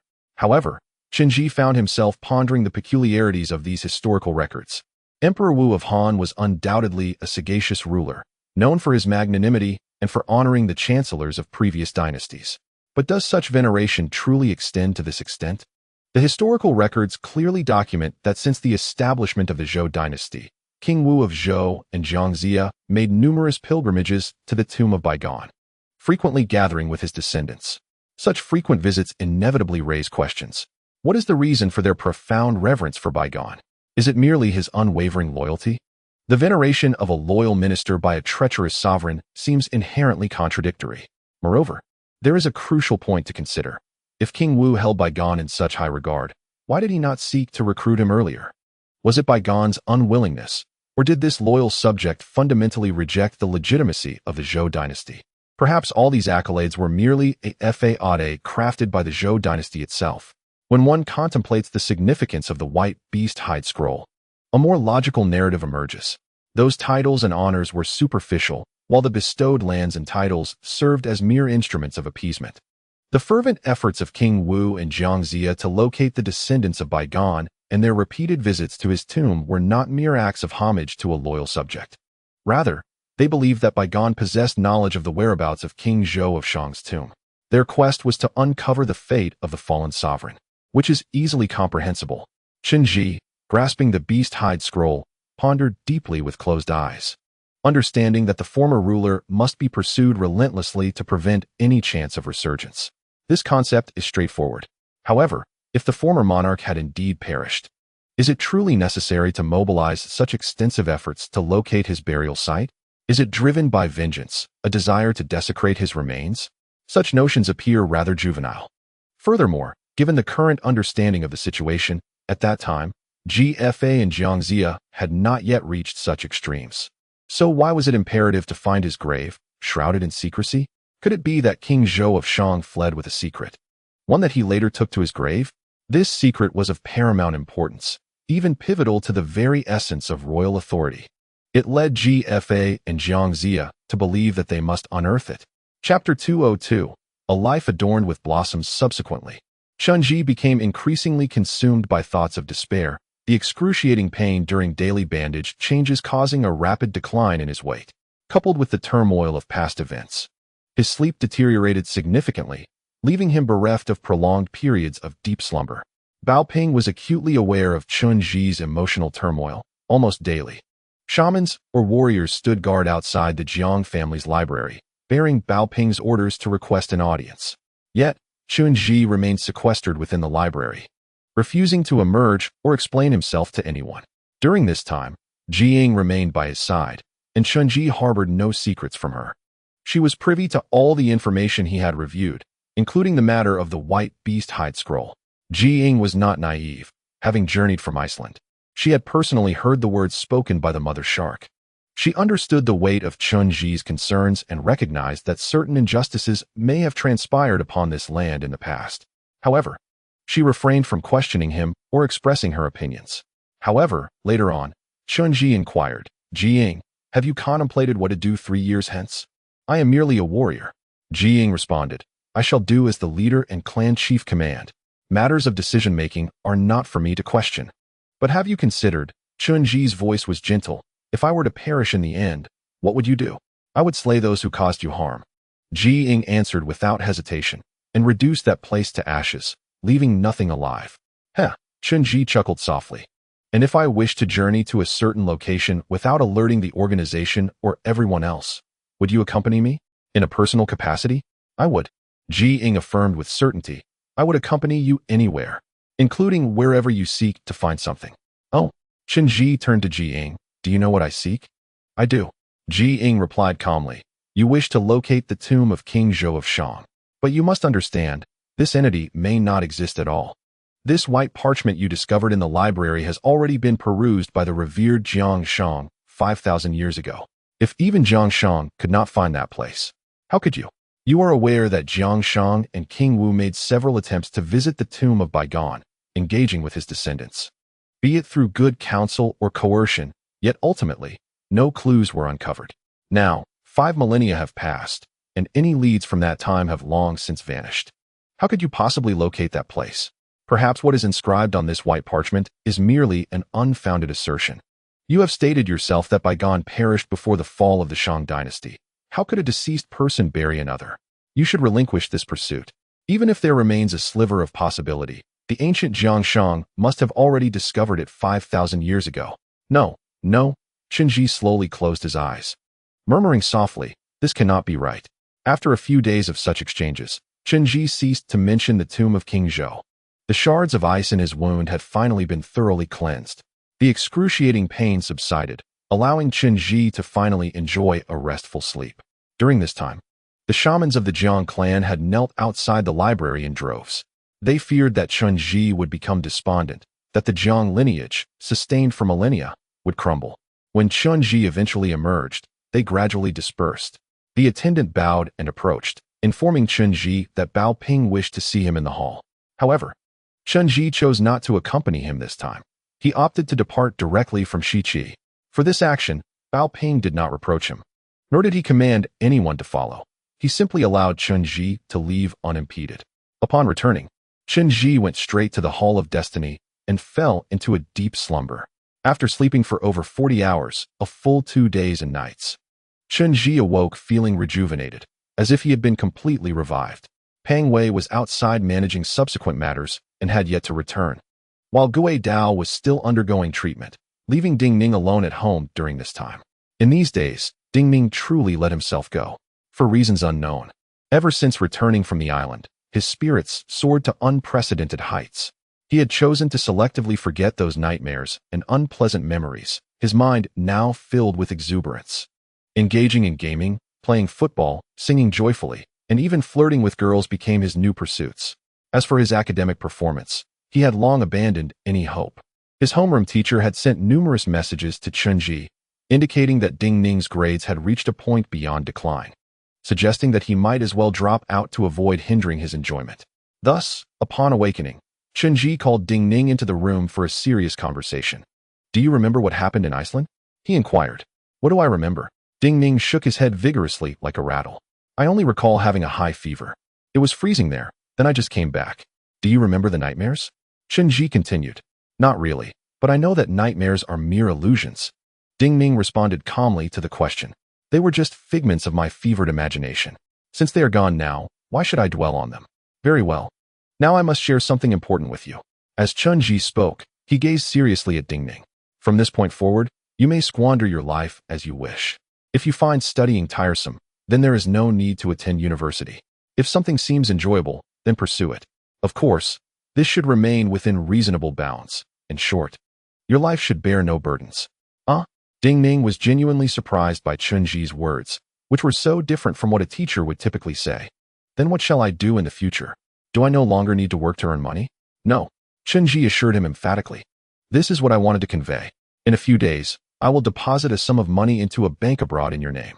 Then I will engage a financial manager to manage a fund for you, ensuring a continuous flow of wealth throughout your life. From now on, you may live as you wish. Of course, this must remain within the realm of normalcy. You cannot indulge excessively or lose yourself. I trust you understand this." Ding Ning hesitated momentarily, then spoke in a barely audible voice. "Is it because of that person from the sea?" "Sort of," Chen Zhi replied softly. "I believe his greatest wish is for you to fully enjoy all that this world has to offer, without needing to know anything else." After this conversation, Ding Ning felt a profound sense of relief and began to earnestly embrace life, purchasing all the things that his peers dreamed of online. If something appealed to him, he would pursue it without delay. He explicitly informed Chen Zhi that he had no intention of dropping out of school, suggesting that they should consider university in 2 years. The girls at their school were quite beautiful, so he decided to linger for the time being. From that moment onward, Ding Ning need no longer worry. However, during this period, an extraordinary occurrence transpired. It was unclear why, but upon returning from the island, the ethereal Qin Yang had grown remarkably, now appearing to be around 13 or 14 years of age. A girl of that age resembled a tender bud just beginning to unfurl, still unblossomed, yet imbued with youthful innocence. Her timidity remained profound, displaying an unwavering dependence on Chen Zhi. Presently, she bore an uncanny resemblance to Qin Yang, albeit slightly younger. Yet the purity of Qin Yang's essence was unmistakably manifest. Moreover, as time progressed, her form had become less translucent than before. Chen Zhi cautiously confined her within the Fate Hall to prevent her from being seen by others. Subsequently, he placed a call to Yi Qiu, seeking assistance in a personal capacity. He implored Yi Qiu to leverage all available intelligence resources to conduct a thorough investigation into the tomb of Bygone and the lineage of Bygone. Family trees, records, local chronicles. He urged that no detail, however minute, be overlooked. Chen Zhi harbored a persistent feeling that following the war that irrevocably altered humanity's fate 5 millennia ago, the vanquished King Zhou of Shang, Xian, must have concealed some vital secret. Compelled by circumstance, he had chosen to take this secret to his grave, and it lay hidden within his tomb. This tomb indeed existed, managed by Bygone, quietly concealed somewhere in this world. Chapter 203. Investigating the inhabitants of 5 millennia ago. Chen Zhi then began to await news from Yi Qiu at home, feeling a twinge of anxiety. The information had come to him too easily, and he feared that this secret might surface too readily. At that point, he was uncertain how he would confront the situation with Shi Qi and the figure of Bao Ping on the throne. However, unexpectedly, this period of waiting turned out to be remarkably prolonged. The network of connections in Yi Qiu's possession was inherited from Mu He. Those operatives were exceptionally capable, often capturing significant intelligence within a day. Chen Zhi recalled Mu He's words, noting that they could trace back to a family that lost a mouse decades ago. Discerning its gender, he had never doubted the prowess of these individuals. Yet this time, the endeavor proved unexpectedly arduous. Yi Qiu first transmitted a document, laden with official internal data and several clear photographs. The tomb of Baigan is situated in Baigan Miao village, 75 kilometers northeast of Waihushi, in present-day Hunan province, classified as a national-level key cultural relic protection unit. Most of the inhabitants of Baigan village carry the surname Lin, thus identified as descendants of Baigan. However, this burial site traces back to the earliest times, having been personally conferred by King Wu of Zhou, marking the first mound-style grave documented in Chinese history. The site is replete with numerous historical artifacts, featuring a rectangular internal layout, surrounded by ancient tombstones and inscribed structures, all of which have been revered by emperors and ministers throughout various dynasties. Even the renowned Confucius graced this place, having personally inscribed the 4 characters on the stele of the tomb of Baigan, which still stands tall before the temple, attesting to his esteemed status. Following the decree of Emperor Wu of the Han Dynasty, who posthumously conferred the title of Lin to Baigan's posthumous son, the Lin clan emerged henceforth. Thus, the Baigan Temple became the inaugural shrine of the Lin lineage in China.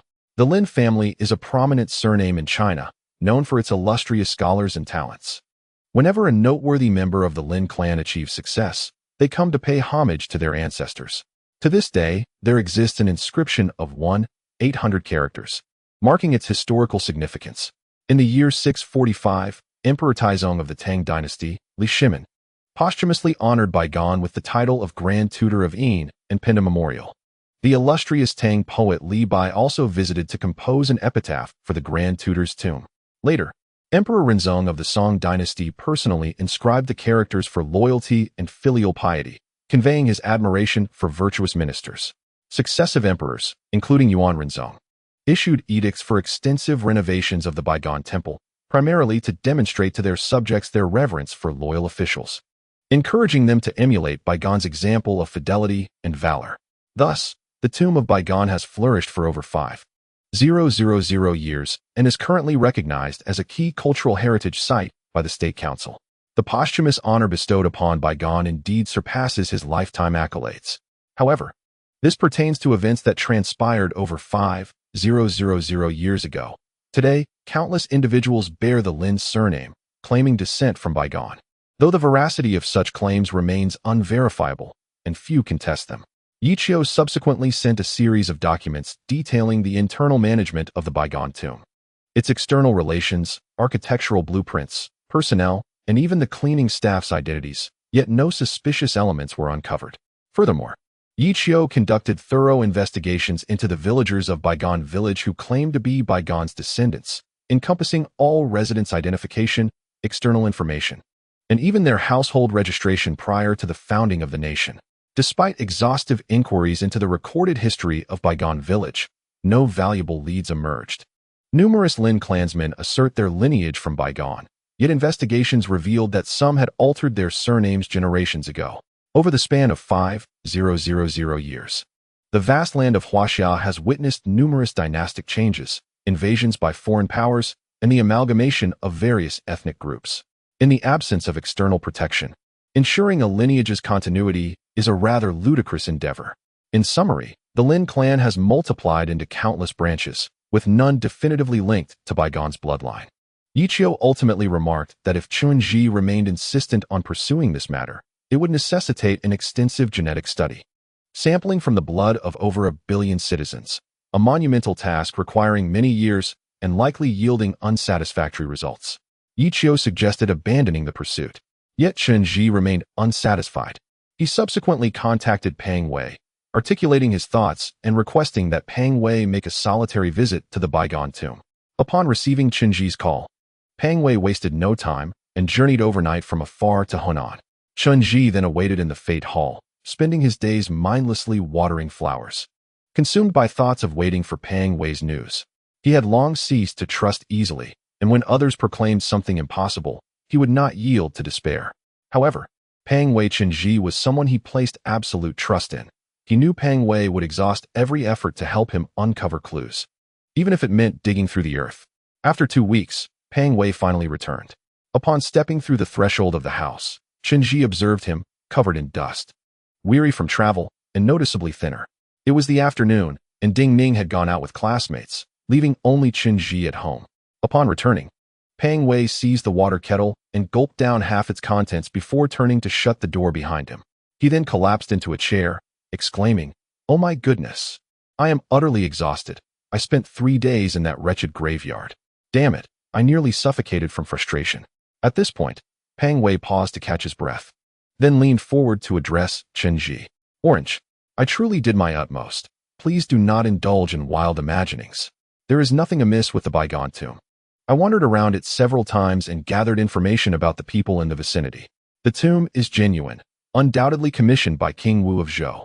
I explored inside, and the brick walls are indeed aged, corresponding to the era. The coffin is merely a facade. It contains nothing. The gravestones, decreed by generations of emperors, are authentic, and the inscriptions are accurate. I entered under the cover of night, hiding in the innermost chamber. That place is bustling with tourists every day. It's quite lively. I only dared to make my moves at night to avoid detection. Although the bygone tomb has a history, it lacks any hidden chambers or mechanisms, just 4 large square graves. Having experienced ancient battles, I can discern the structure effortlessly. If there were any secrets hidden below, they would not escape my notice. Orange, you must have lost hope now. That place truly holds nothing." At this point, Pang Wei took another long drink of water, scratching his head. "However, I cannot shake the feeling that it does not resemble a tomb at all. It never seemed like one during its construction. It feels more like a display, akin to a modern museum. Indeed, it seems built for the sake of exhibition." After finishing his thoughts, Pang Wei sought more water, as if he had not quenched his thirst in days. "And what about the Lin clan outside?" Chen Zhi inquired. "I have heard that the village surrounding the bygone tomb is densely populated with people surnamed Lin, encircling the tomb in layers. Some families even claim to be direct descendants of bygone." Chapter 204. Investigation Results. Thanks for the generous rewards. Snowcat 10,000. Knight's Lament 10,000. It's better not to mention them, Pang Wei remarked, his mind swirling with thoughts of lawsuits. These folks are truly something else. The village is filled with Lin's surnamed individuals, and if you ask, they all claim to be descendants of the loyal minister bygone. Several claim to be direct descendants and even assert they possess the 7 apertures Linglong heart, along with some dubious African certification. Quite frankly, those individuals are merely ordinary folk, and I can discern their ignorance at a glance. The location of the grave of bygone is indeed meticulously chosen, from a geomantic perspective. It is a veritable treasure trove of feng shui, undoubtedly selected by an expert for the royal family. Yet, while the grave itself is authentic, it does not guarantee the veracity of those surrounding it. If you were to inquire about the Lin family's connection to bygone, they recite their narratives flawlessly, without a single error. They proclaim bygone as a sage, endowed with a remarkable heart, capable of what others cannot. King Zhou of Shang, in his debauchery, received candid counsel from bygone, which led to his downfall. His heart was extracted and used as a potion for a seductress, resulting in an unjust demise. Later, when King Wu of Zhou established the Zhou dynasty, being a wise sovereign, he recognized bygone as a loyal minister and provided him with a proper burial site, meticulously recorded in historical texts for future generations of loyal officials to pay respects. Although bygone perished, he had an unborn child, as his wife fled while pregnant and bore the child outside. Upon learning of this, King Zhou sought out the mother and child, bestowing upon the infant the surname Lin, which has since been passed down through their lineage. I have inquired from household to household, and their accounts are all remarkably similar. What distinguishes this from what we typically hear?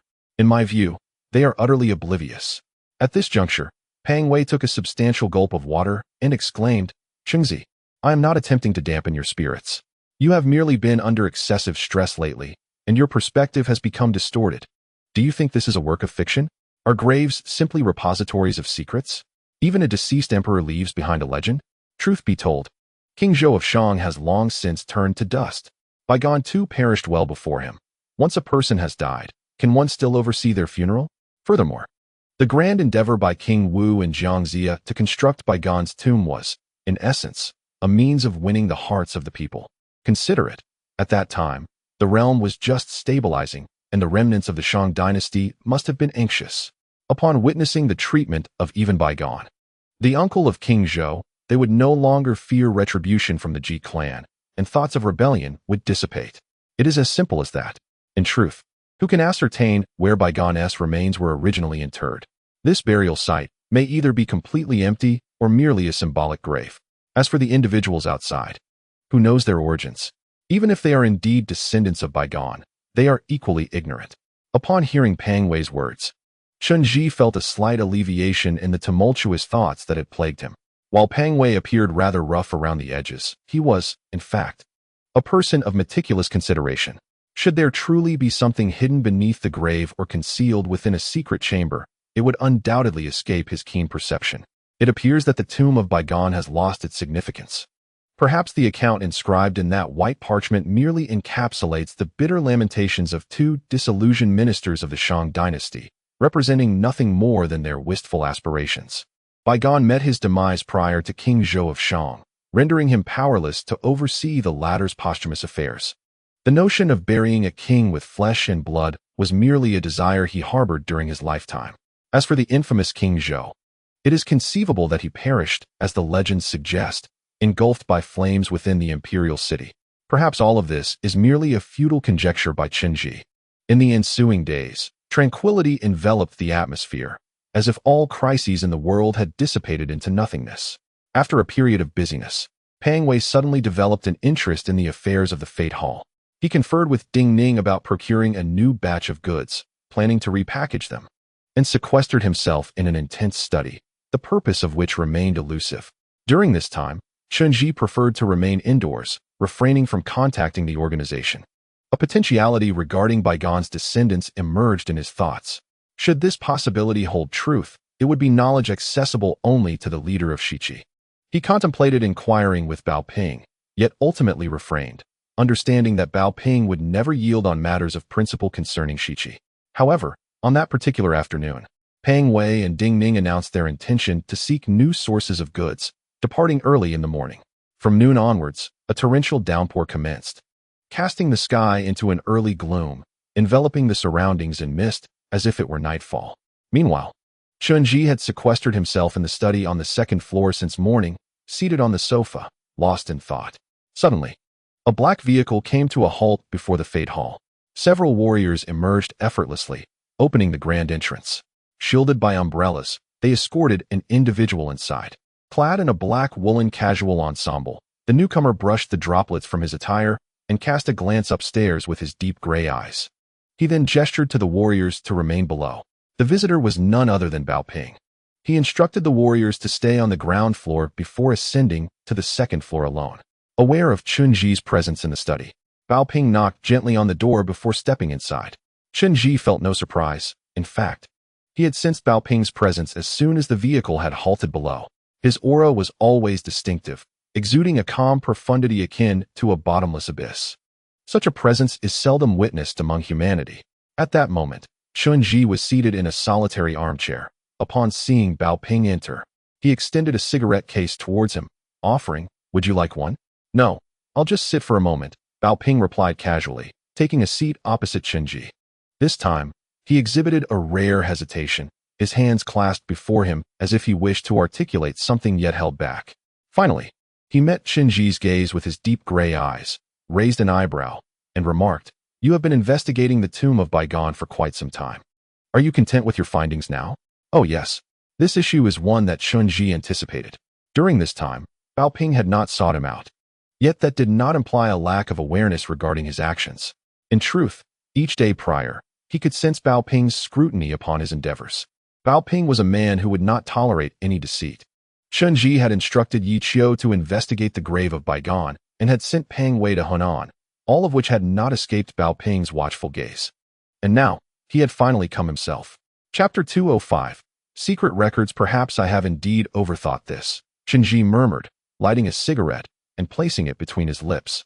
When I was beneath the sea, I encountered certain individuals and heard things that made me suspect the truth of King Wu's campaign against Zhou is not as straightforward as we have presumed. It diverges from historical accounts. Are you doubting that King Wu of Zhou and Jiang Xia were not virtuous figures? Bao Ping interjected directly, his deep gray eyes cold as frozen waters. Chen Zhi, we are no longer children. Our understanding of concepts such as justice and evil has matured. Moreover, even if you were to uncover their true natures, what then? Would you expose them? Do not forget where we stand. This is Huaxia. The land we occupy was earned through their struggles. Are you prepared to champion the cause of those defeated 5 millennia ago? You are correct. Chen Zhi suddenly felt a desire to cease the conversation, deciding to put the matter on hold. Let us not dwell on this any longer. No, you have not yet given up. Bao Ping regarded Chen Zhi with his calm gray eyes, though his voice was frigid. I am already aware of the events you encountered beneath the sea, and I can imagine the turmoil within your heart. I know what you wish to ask. I have been waiting for you to approach me, yet you have not. Since that is the case, I shall seek you out. I am here to impart a truth that will extinguish your hopes entirely. Oh, Chen Zhi raised an eyebrow, directing his gaze towards Bao Ping, refraining from uttering another word. At this moment, Bao Ping's expression turned grave, lowering his voice to a whisper intended solely for Chen Zhi's ears. As the leader of Shiqi, I shall make this unequivocally clear. Just as you have suspected, we indeed possess a confidential record within Shiqi, a secret known only to the leaders. After King Wu's victory over Zhou, he indeed ordered the construction of Baigon's tomb. He sought out Baigon's descendants, bestowing titles and lands to win their allegiance, granting them the surname Lin.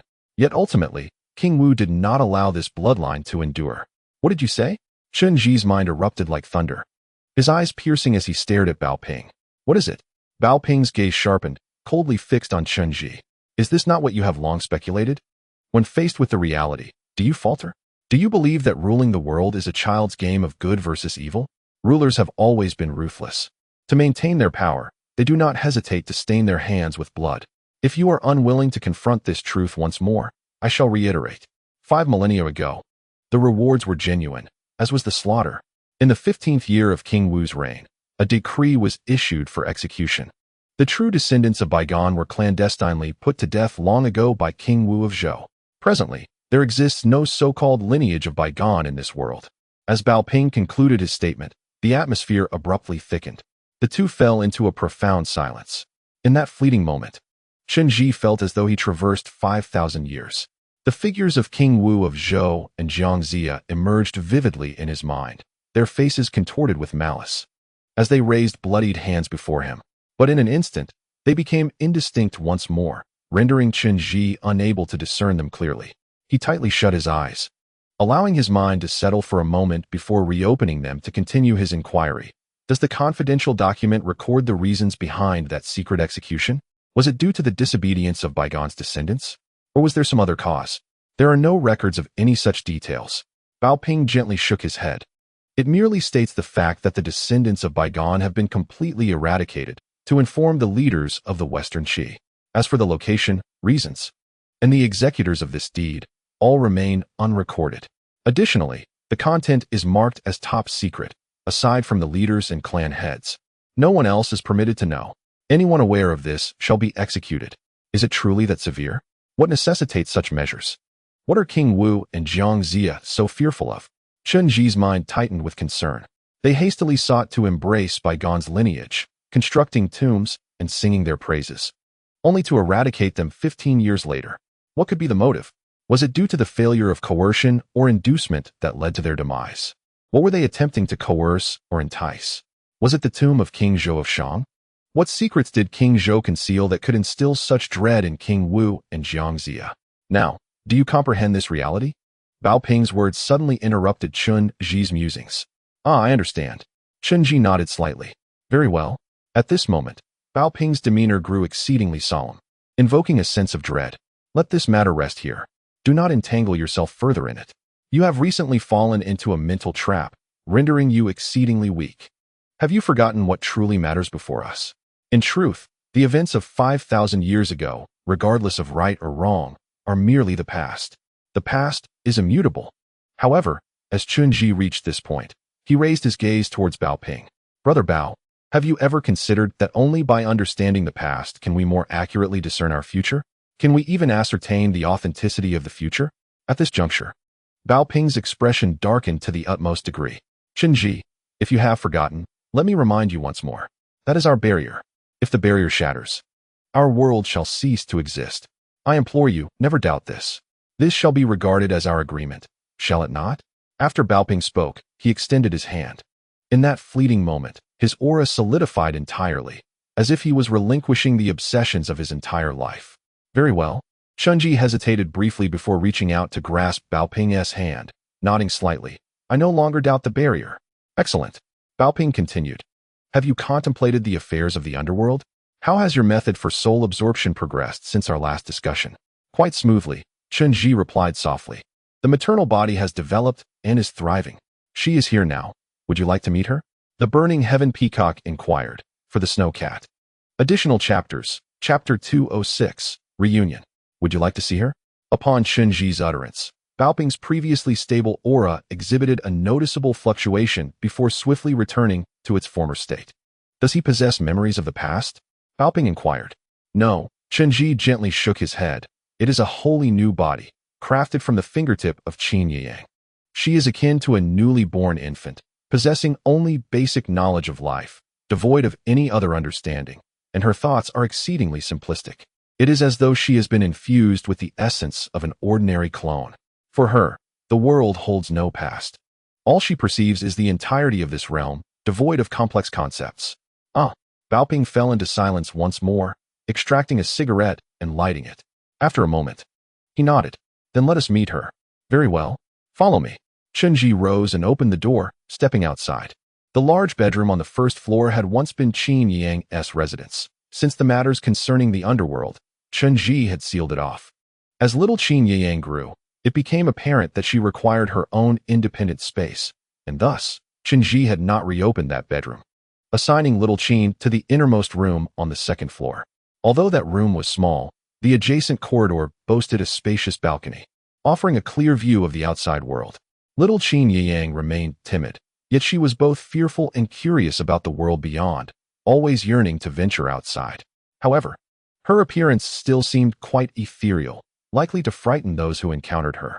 Thus, Chen Zhi kept her confined to the second floor, striving to maintain a separation from the outside world. Hence, this balcony became little Qin Yang's primary space for activity. Each day, she would lean over the balcony, gazing below while tending to the flowers. Her favorite remained the starry flowers, and she had planted numerous ornamental pots there. As Chen Zhi led Baoping to the innermost part of the corridor, he discovered little Qin was indeed there, watering her flowers. Come here, Chen Zhi gently called out, waving to her. He had yet to name this little Qin Yang, as he found it awkward. No matter the name he considered, her visage made him feel uncomfortable. Little Qin Yang then turned her head, initially smiling at Chen Zhi, but upon noticing the unfamiliar Baoping, she momentarily froze, her eyes suddenly brightening. In those enchanting eyes, it seemed as though countless stars had been added, radiating brilliance and shimmering with the light of hope. She now bore an uncanny resemblance to Qin Yang, albeit with a more youthful visage and a slightly shorter stature, resembling an ordinary girl of 13 or 14. However, her form appeared semi-transparent, akin to a gelatinous substance, exuding an even more pristine aura. The eyes of a demigod are undeniably beautiful, and hers mirrored the exquisite hazel of Qin Yang, sparkling with a luminescence that lacked the sorrow inherent in Qin's gaze, instead reflecting her quintessential innocence and romantic dreams. This is Mr. Bao, Chen Zhi softly introduced. He is my friend. Come over and say hello. After speaking, Chen Zhi gestured towards Baoping, displaying an ease as if the two had never shared a prior connection. Upon hearing Chen Zhi's call, little Qin Yang obediently approached. She gazed at Baoping with keen interest, her eyes twinkling as if she had encountered a figure from her dreams. Subsequently, she smiled, a smile so innocent that Chen Zhi had never witnessed before, imbued with a touch of feminine charm. Yet, Baoping's expression darkened instantly, an inexplicable agitation clouding his demeanor. He seemed genuinely afraid of the young Qin Yang, as if she were his nemesis. Hello, the little Qin Yang chirped, her vocabulary limited, entirely oblivious to Baoping's emotional turmoil. Cheerfully, she stepped closer, extending her hand in a gesture of greeting, a lesson Chen Zhi had taught her, to shake hands with strangers as a sign of goodwill. However, when that delicate, snow-white hand reached toward Baoping, he recoiled as if struck by an electric shock, stepping back abruptly. His countenance shifted to one of profound distress, as if confronted with something he fervently wished to avoid. Hesitating for a moment, he leaned forward, scrutinizing Qin Yang's face, seemingly attempting to peer into her very soul. Do you recognize me? At this peculiar action, little Qin Yang felt a sense of confusion. She remained unaware of Baoping's intentions, glancing around in bewilderment. Then, she picked up a pot of baby's breath from the balcony, cradling it in her hands and offering it to Bao Ping. "This is for you, my cherished gift." Upon seeing the little Qin Yang presenting the bouquet, Bao Ping suddenly shivered, as if a chill had coursed through his very being. Chen Zhi observed clearly, noting that it was a tremor unlike any he had ever seen from Bao Ping. Without a word, Bao Ping turned and departed, failing to even bid farewell. Chen Zhi immediately followed him outside, witnessing Bao Ping hastily descending the stairs with an urgency in his steps. "Are you all right?" Chen Zhi grasped Bao Ping's arm, only then noticing the pale hue of his ears. "Oh, I'm fine." Bao Ping averted his gaze slightly, striving to maintain a semblance of calm. "I suddenly remembered an urgent matter. I must take my leave." After Bao Ping concluded his remarks, he promptly descended the stairs, escorted by the warriors as he departed from the fateful hall, exuding an urgency akin to a hasty retreat. Chen Zhi refrained from further inquiries. After watching Bao Ping's vehicle vanish from sight, he returned to the second floor. There, he found Xiao Qinyang leaning against the window, gazing downwards. It seemed she had been watching Bao Ping's car leave all along. "What are you looking at?" Chen Zhi gently inquired. "It's quite windy outside. Don't lean there too long, or you might catch a cold." Yet, Xiao Qinyang appeared not to heed his words, remaining at the window, her gaze fixated below. After a prolonged silence, she softly uttered, "Will he come back?" Chen Zhi's heart tightened, an uncontrollable pang of sorrow welling up within him. After a moment's hesitation, he replied, "Perhaps he will." "When will he come?" Xiao Qinyang immediately pressed, her eyes sparkling with hope. "Oh, that's uncertain," Chen Zhi continued. "He might return in a few days. Or perhaps never again. Many people merely brush past us, seen once and never encountered again. Could you invite him back?" Xiao Qinyang turned her gaze back to the window. Her eyes filled with longing as she watched the place where the car had disappeared. How wonderful it would be to see him every day. Chapter 207. Waiting since Bao Ping's departure, Chen Zhi temporarily set aside matters concerning Baigon and King Wu of Zhou. Bao Ping had made a compelling point. Ruminating over events that transpired 5 millennia ago was, indeed, a folly. The societal context and moral standards of that era were vastly different from those of the present, and the shifts in dynasties are inherently intricate, encompassing multiple factors, making it impossible to assert absolute right or wrong. Moreover, what significance does it hold now, regardless of whether the judgments were right or wrong? As for the true nature of Jiang Zia and King Wu of Zhou, it was likely that Chen Zhi possessed neither the qualification nor the purpose to make such determinations. It seemed that Chen Zhi had genuinely resigned himself to this reality, no longer pursuing information on the matter. The secrets of King Zhou of Shang seemed to have faded along with the lineage of Baigon. However, during this period, Xiao Qinyang began to exhibit peculiar behavior. It was the first time Chen Zhi had witnessed her in such a state, ever since encountering Bao Ping. The 13 or 14-year-old girl had become emotionally unstable. She appeared to harbor unspoken concerns, frequently leaning over the balcony to gaze outside, seemingly awaiting the return of that black car. She even inquired about Bao Ping's whereabouts. In truth, Xiao Qinyang had met various outsiders before, but they were mere fleeting encounters, quickly forgotten. For some unknown reason, she was unable to shake off the memory of Bao Ping, consumed by thoughts of him, as if he had left an indelible mark upon her consciousness. Chen Zhi considered employing various methods to divert her attention, even explicitly informing her that Bao Ping was merely a transient visitor who would not return. Yet, he soon realized these efforts were futile. Xiao Qinyang remained as tenacious as before, her fixation on Bao Ping akin to a profound imprint etched deeply in her awareness. She continued to yearn and hope for the appearance of the one she had only met once, wishing fervently for another chance to see him again. During this period, Chen Zhi refrained from making any plans for outings, as the time for Xuanlin's next divination was approaching. The art of divination is an innate divine skill of the Jurchen deity, governed by their traditions which dictate that divination can only occur under auspicious circumstances, specifically once every 99 days. Each divination session is limited to a single inquiry, which must be a question fervently sought by the diviner. Time has flown by amidst the recent upheavals, and in just a few short days, the date for Xianlin's divination will arrive once more. In this critical period, Chen Zhi refrained from assigning himself any tasks. As Bao Ping had articulated, the matters beyond the bronze door were of paramount importance. He needed to remain at home, prepared to meet Xianlin on that significant day, to ascertain the omens of fortune or misfortune.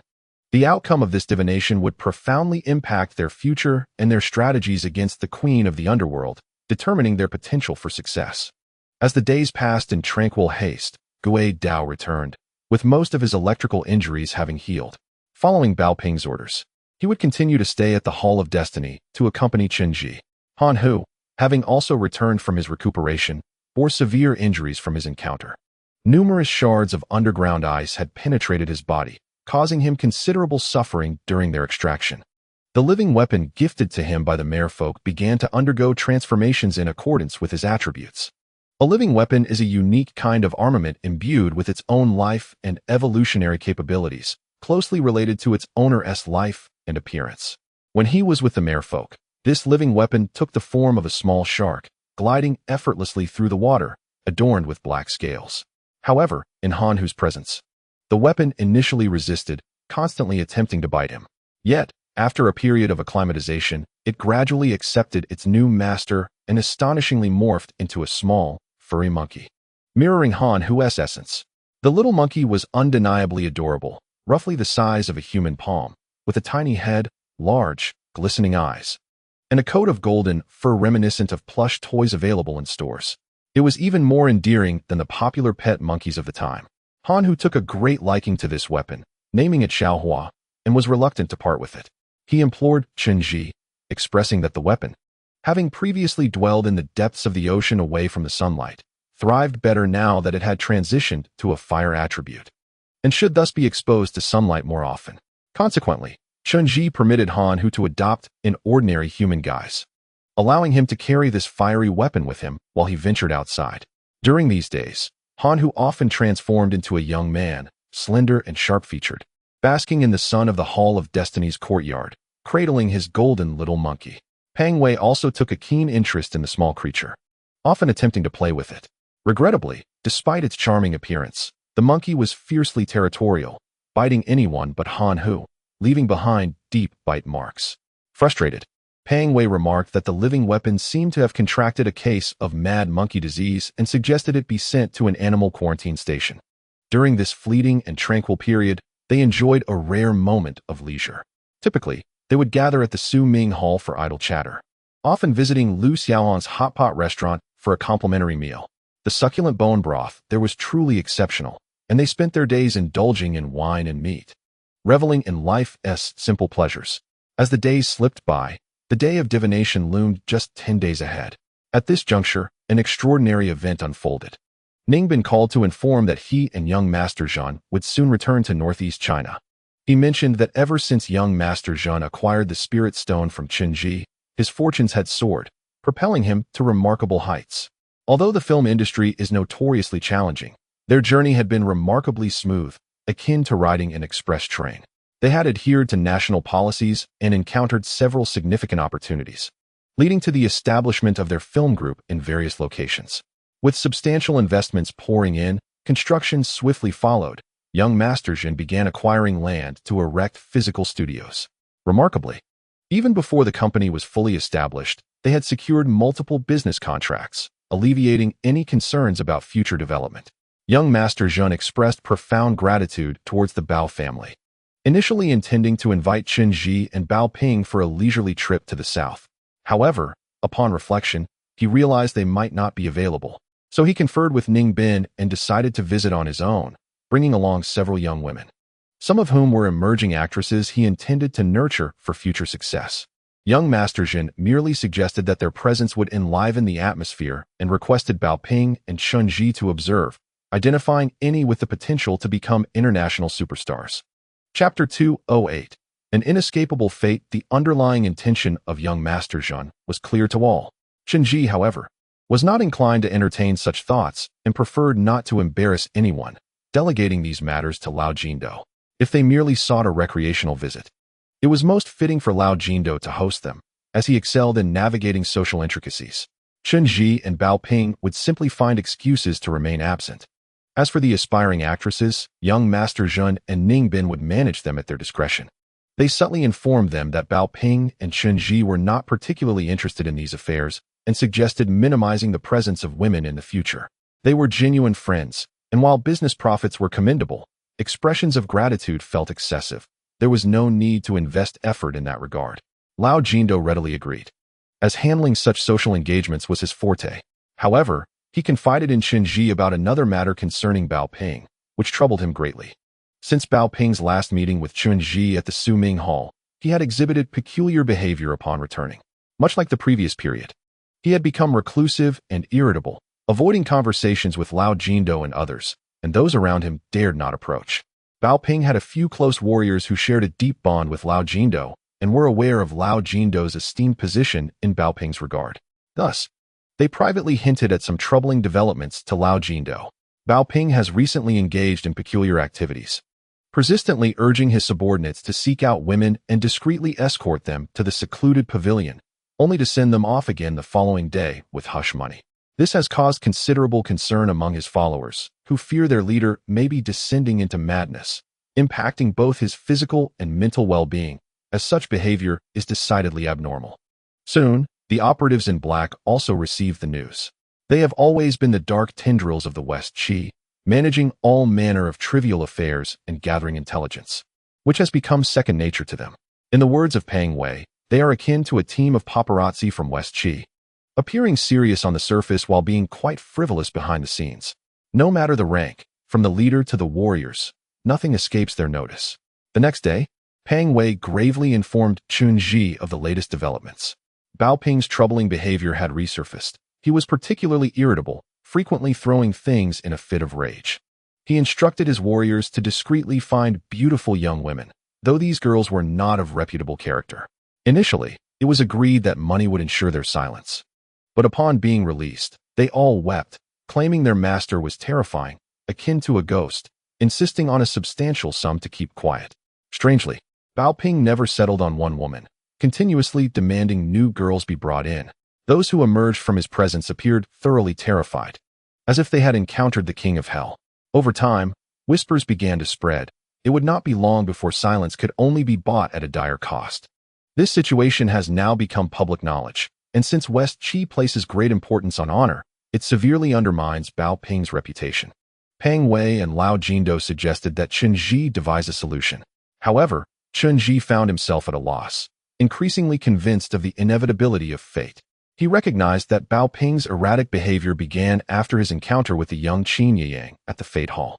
Perhaps the potency of the red medicine truly is as legendary as claimed. Once touched, it knows no end, regardless of one's rationality or strength. One might ultimately be ensnared by emotions. The insidious nature of the red medicine lies in its subtle seduction of the heart, from indifference to concern, from concern to ambiguity, and ultimately to a state of profound entanglement, rendering one incapable of discerning their own affections or controlling their emotions. Qin Yang's condition has grown even more precarious. This ethereal girl, with her simple desires, pleads daily with Chen Zhi to meet Bao Ping. At times, Chen Zhi would admonish her sternly, causing her to cower in silence. Yet her longing remains unquenched. She possesses no self-control, unaware of her actions or the potential consequences of her relentless pursuit.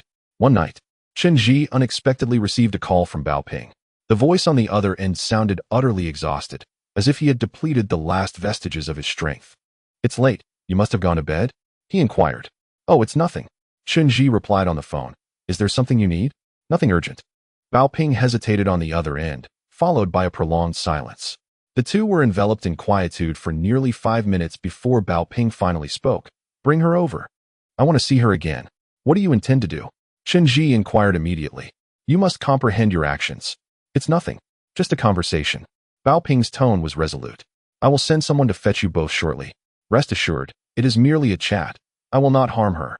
After saying this, Bao Ping hung up. Chen Zhi understood that Bao Ping had contemplated this decision for quite some time, and as he had stated, he would not jeopardize a 13 or 14-year-old girl, especially since this young Qin Yang still held significance. Chen Zhi subsequently called for young Qin Yang, who seemed to awaken with an instinctive awareness. Her innocent eyes sparkled with anticipation as she asked Chen Zhi, "Did he call for me? Is he here?" "No." Chen Zhi's voice was calm as water, yet his heart bore an indescribable taste, as if this fate was entirely beyond his control, leaving him as a mere spectator. "He wishes to see you. I will take you to a place where he awaits. Are you willing to go?" "I will." The young Qin Yang, recently learning to articulate her thoughts, exclaimed with eagerness, "I want to go. Take me." "You do not understand." Chen Zhi gazed into Qin Yang's beautiful eyes and said, "Life presents myriad choices, and these choices dictate your destiny. However, each choice entails irrevocable consequences. Once made, there is no turning back. I must clearly inform you that this person is perilous. Should you meet him, you might frequently encounter him thereafter. You will endure significant harm. You now possess the power to choose wisely. You may either go or refrain." "I will go. I want to go." Young Qin Yang hurriedly interjected. Unable to finish her sentence, "I wish to go. Please let me go. I will never regret it." Chapter 209, Inescapable Fate, Part 2, Before long. Bao Ping's designated black car came to a halt outside the Destiny Hall. This time, it was Aso who emerged. Aso's countenance was grim upon encountering Chen Zhi, as though all the world's suffering had converged upon him, leaving him in silent agony. "Where is she?" Aso inquired, casting a glance upward, his face clouded with displeasure. "She is changing clothes and will be down shortly," Chen Zhi replied while seated. "Please wait a moment. There is no need to rush." Aso, upon hearing this, reluctantly took a seat. He appeared to have something to express, swallowing his words before finally releasing them. "Chief, do you not intend to counsel her?" At this point, Aso's eyes bore evident reproach. "This is not a matter for a subordinate to address. Yet you are the chief of the Jiang clan. Could you not offer some guidance? Forgive my impertinence, but has the leader succumbed to temptation? How can one become ensnared in such vices? I have always believed that the leader is a person of remarkable self-control, and you are well aware of this truth." Chen Zhi interrupted Aso, raising an eyebrow as he directed his gaze towards him, indicating that many matters, especially those pertaining to his personal affairs, require his own decisions to be made. To extricate oneself from certain situations, one must rely upon one's own resolve. You articulated a point quite astutely earlier. This is not your place to speak. Chen Zhi, having delivered his thoughts, placed a finger to his lips in a gesture of silence, glancing upwards. At that moment, little Qin Yang descended joyfully from the upper floor. As a young girl just beginning to comprehend the world, she had taken great care in adorning herself to the best of her abilities. Her hair was meticulously styled, and she donned a new outfit. Without any cosmetics to enhance her features, her face bore the purity of unadorned innocence. The garments Chen Zhi had procured for her were modest, primarily consisting of basic cotton attire from common clothing chains. She wore a strikingly white long cotton dress, complemented by a silver-gray silk jacket that accentuated her purity. This 13 or 14-year-old girl appeared to embody the essence of innocence itself. She was slender, almost ethereal in her lightness, descending the stairs like a feather, softly floating downwards. Her hair cascaded gently over her shoulders, and her beautiful eyes sparkled with evident joy, a joy imbued with hope, as if the greatest happiness in the world lay before her. Upon witnessing her graceful descent, Aso fell silent. Little Qin Yang radiated a unique hope, fragile and delicate, evoking a sense of tenderness that made one hesitant to shatter it. Subsequently, Aso guided them to the vehicle, where the organization's driver awaited, proceeding straight ahead. Midway through their journey, however, the route seemed amiss. "Aren't we headed to the retreat pavilion?" Chen Zhi inquired. "No." Aso replied gently from the passenger seat. "We are going to the hot spring villa."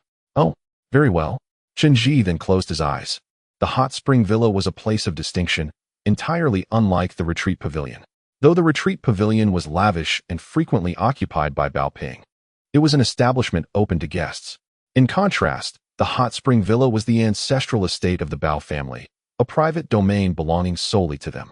Those who had sacrificed for the organization were laid to rest in the nearby hills, including significant figures like Chen Zhi, who, despite not joining the organization, had died for its cause. The hot spring villa held a sacred place in Bao Ping's heart, and he never brought outside guests there. Following the incident involving Qin Yang, Bao Ping ascended to the role of leader, leaving him no time to visit. The villa had been secured with heavy locks, permitting no entry or exit. Yet now, for the sake of meeting little Qin Yang, it had been reopened. The hot spring villa lay far deeper in the mountains than the retreat pavilion, hidden from the eyes of travelers. After an extensive journey, they navigated several winding mountain roads before finally arriving at the entrance of the hot spring villa. Chen Zhi observed that the grand gate remained firmly locked, the chains slightly rusted, while the side door stood ajar, with several figures clad in black waiting to guide them. The surroundings were shrouded in darkness. It was the first time for Chen Zhi to visit such a place, and she felt a twinge of fear. Particularly, she dreaded the thought of being abandoned, so she stayed closely behind Chen Zhi, even clutching at the hem of his garment for reassurance. Resembling a child trailing behind an adult. As they ventured deeper, Chen Zhi discerned that most of the flowers within had withered, and certain patches of earth lay barren, overtaken by wild grasses. During her time as the mistress of this estate, Chen Zhi had adored the baby's breath flower, filling the courtyard with them. However, following her misfortune, Bao Ping had ordered the complete removal of every single flower. Now, the courtyard appeared long neglected, resembling a haunted mansion. As they walked through the garden and past the main building, they arrived at the hot spring pool, where steam billowed, casting a haze that obscured the moonlight. The pool retained its original circular shape, with a narrow stone path leading straight to the pavilion at its center. This path was extremely narrow, accommodating only one person at a time. When old Bao had designed this place, it was intended for confidential discussions in the midst of the hot spring, ensuring that no outsiders could overhear. Presently, a light illuminated the small island in the center of the spring, indicating that Bao Ping was clearly present there. Let her go. Su turned back to Chen Zhi. The leader has given orders. She is to go alone. Chen Zhi nodded gently, turning to look at the petite Chen Zhi behind him. Do you remember what I told you? Often, we can preemptively refuse harm, thus choosing our own fate. Even now, you may choose to leave. I will not be harmed. Chen Yang interjected before Chen Zhi could finish, stepping forward onto the narrow path. Although her courage had always been limited, this path was less than 800 wide, flanked by mist and enveloped in darkness, devoid of any railings, making the journey perilous. Yet, she appeared emboldened now, her gaze fixed on the faint glimmer ahead. Alone in the dark, narrow passage, she progressed step by step. Chen Zhi watched her from behind as she continued forward without glancing back. Chapter 210, Inescapable Destiny, Part 3. Chen Zhi observed as Chen Yang ventured further along the narrow, shadowy path until she became a mere silhouette. Just as she was about to reach the pavilion at the center of the lake, the lights within it suddenly extinguished. In an instant, the entire surface of the lake was engulfed in darkness, rendering everything invisible. At that moment, Chen Zhi's phone rang unexpectedly. It was a call from Bao Ping. Chen Zhi answered the phone, and Bao Ping's voice on the other end was barely a whisper. Let her go? Come in and keep me company for a while. Bao Ping then hung up, and the lights in the pavilion never shone again. After putting down the phone, Chen Zhi nodded to Su, conveying Bao Ping's intent, and together they made their way down the path to find Xiao Chen Yang. This place was deep within the mountains, shrouded in mist. Suddenly, everything turned pitch black, which frightened Xiao Chen Yang terribly.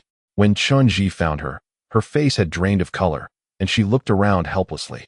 Upon seeing Chen Zhi approach, she clung to him like a lifeline, her voice quivering with fear. It's dark, the lights are out. It's all right, Chen Zhi reassured her, stepping aside slightly to let Xiao Chen Yang pass, and gestured to Su beside them. There's no need to go further. He will escort you home. Get some rest when you return. I will come back later. What about him? Xiao Chen Yang persisted, her gaze fixed on the dark pavilion. When will he see me? Stop looking. There is nothing over there, Chen Zhi said softly. Do you remember what I told you? Some people are destined to meet only briefly. After that, they shall not cross paths again. To him, you are merely a stranger. Afterward, Su took Xiao Chen Yang back. Chen Zhi walked along the narrow path into the pavilion. Inside, it was pitch black, filled with an array of scents, and visibility was nil. Yet, Bao Ping's presence was strikingly palpable. He was indeed alone within, his aura as profound as the ocean, concealing tumult beneath its surface. Presumably, Xiao Chen Yang had already departed with Su, prompting Bao Ping to switch the lights back on. At that moment, Chen Zhi finally discerned Bao Ping's appearance. He looked even worse than described by Lao Jindo. Bao Ping's eyes were sunken and bloodshot, suggesting he had not slept in days. The ground was littered with shattered bottles and glasses, the bright red liquid glistening under the light. There were also syringes and traces of substances scattered about. The scent of alcohol was overwhelming, and he was clad in a bathrobe, soaking in the hot spring. Help yourself to a drink. Bao Ping gestured towards a row of liquor cabinets filled with an assortment of high-proof beverages. I have everything you could want. Stay with me tonight. Don't go back. After saying this, he picked up a bottle of Russian vodka, known for its potency, said to render one unable to walk after just one shot.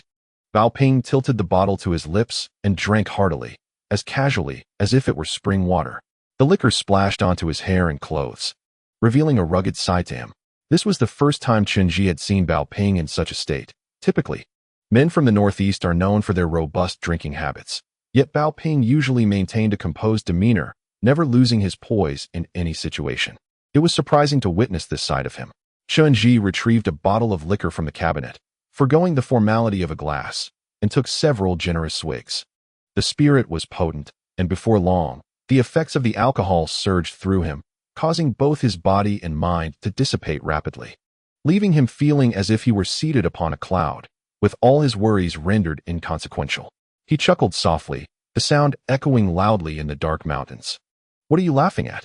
Bao Ping inquired, his eyes reddened. "I'm laughing at you," Chen Zhi replied with a grin. "Who would have thought you were so sentimental?" His laughter rang out, a hearty ha-ha that filled the air.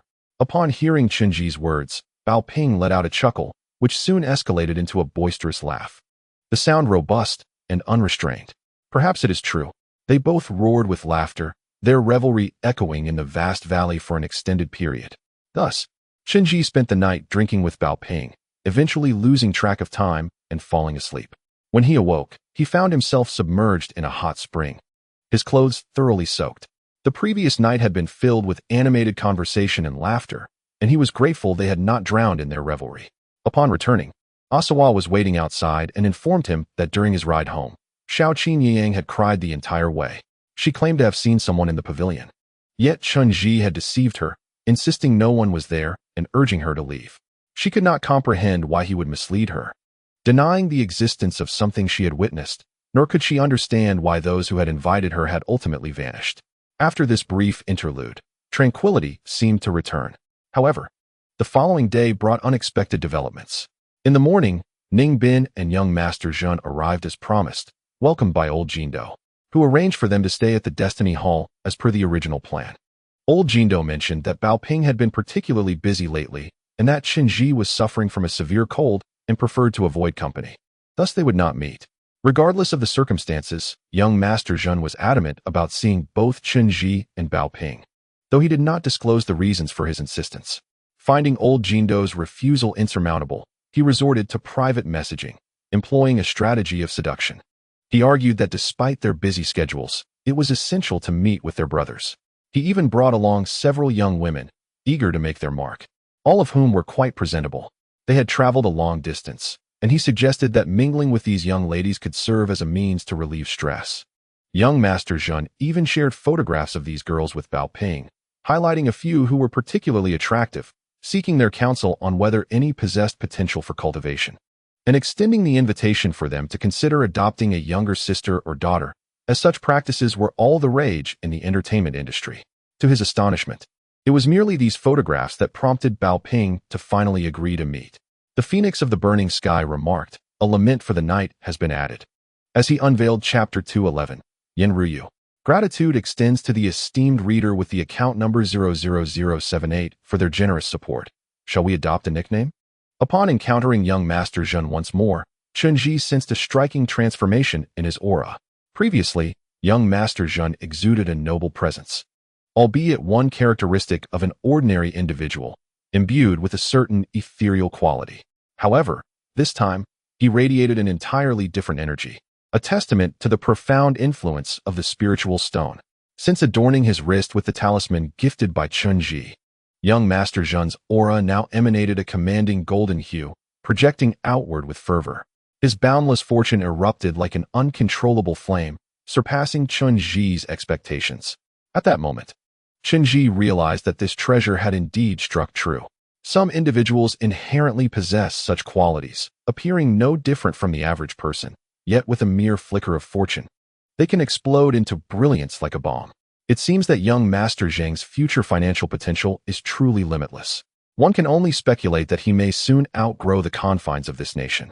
When young Master Zheng met again, he adhered to his familiar routine, bursting into laughter before uttering a word, particularly upon seeing Bao Ping, whom he embraced with demonstrative warmth before all present.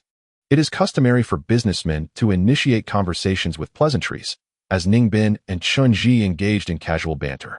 Young Master Zhen seized Bao Ping's arm, incessantly referring to him as brother, displaying a level of camaraderie that even biological siblings might not exhibit.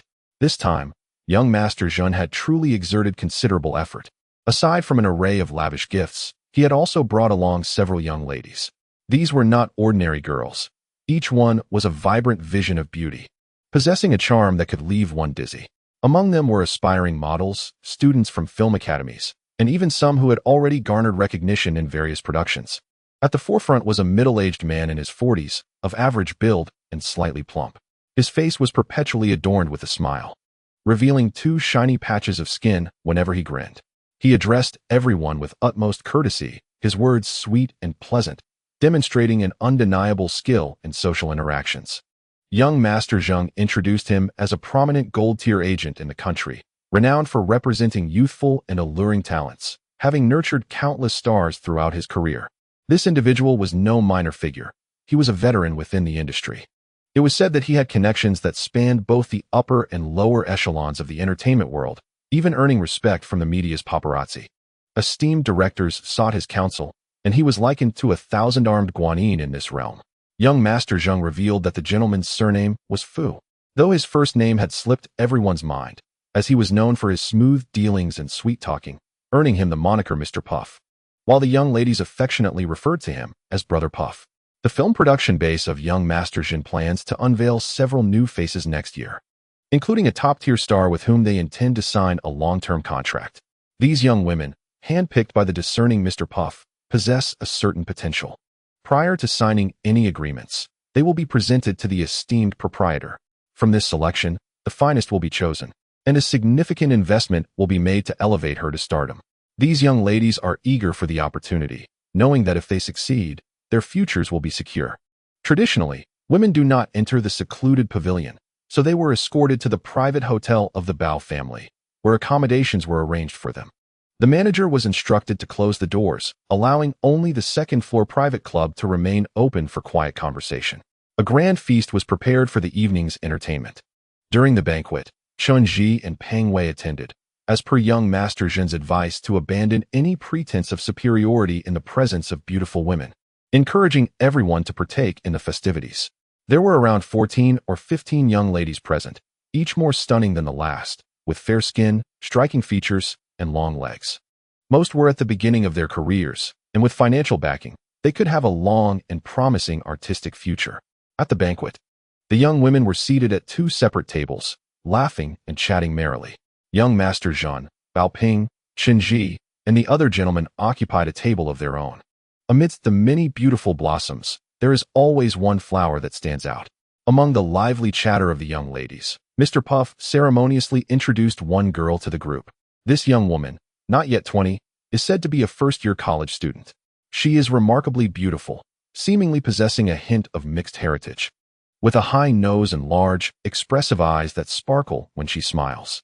Upon her arrival, everyone recognized her as a rising idol, already gaining fame from previous roles in dramas and appearing in numerous cosmetic advertisements, much adored by many young fans. Ladies and gentlemen, allow me to introduce our little princess, the future queen of cinema, Mr. Puff exclaimed, his voice oozing charm and sophistication. Please welcome Miss Nana, affectionately known as Angel Nana. She is our star of tomorrow. Cheers erupted as Peng Wei's eyes gleamed with excitement. Such a star, typically seen only on television, is a rare sight in everyday life. He immediately sprang into action, welcoming her with enthusiasm. Young Master Zheng and the others joined in the revelry, surrounding her like moths drawn to a flame, inviting her to sit at the center of attention.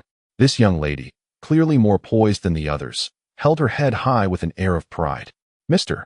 Puff catered to her every need, serving tea and water, anxious to ensure her satisfaction.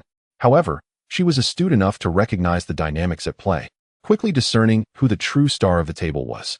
She conversed with a captivating wit, her voice sweet and alluring, especially towards Bao Ping, where she engaged in various subtle flirtations, striving to please him while smiling adoringly at his side, resembling his girlfriend.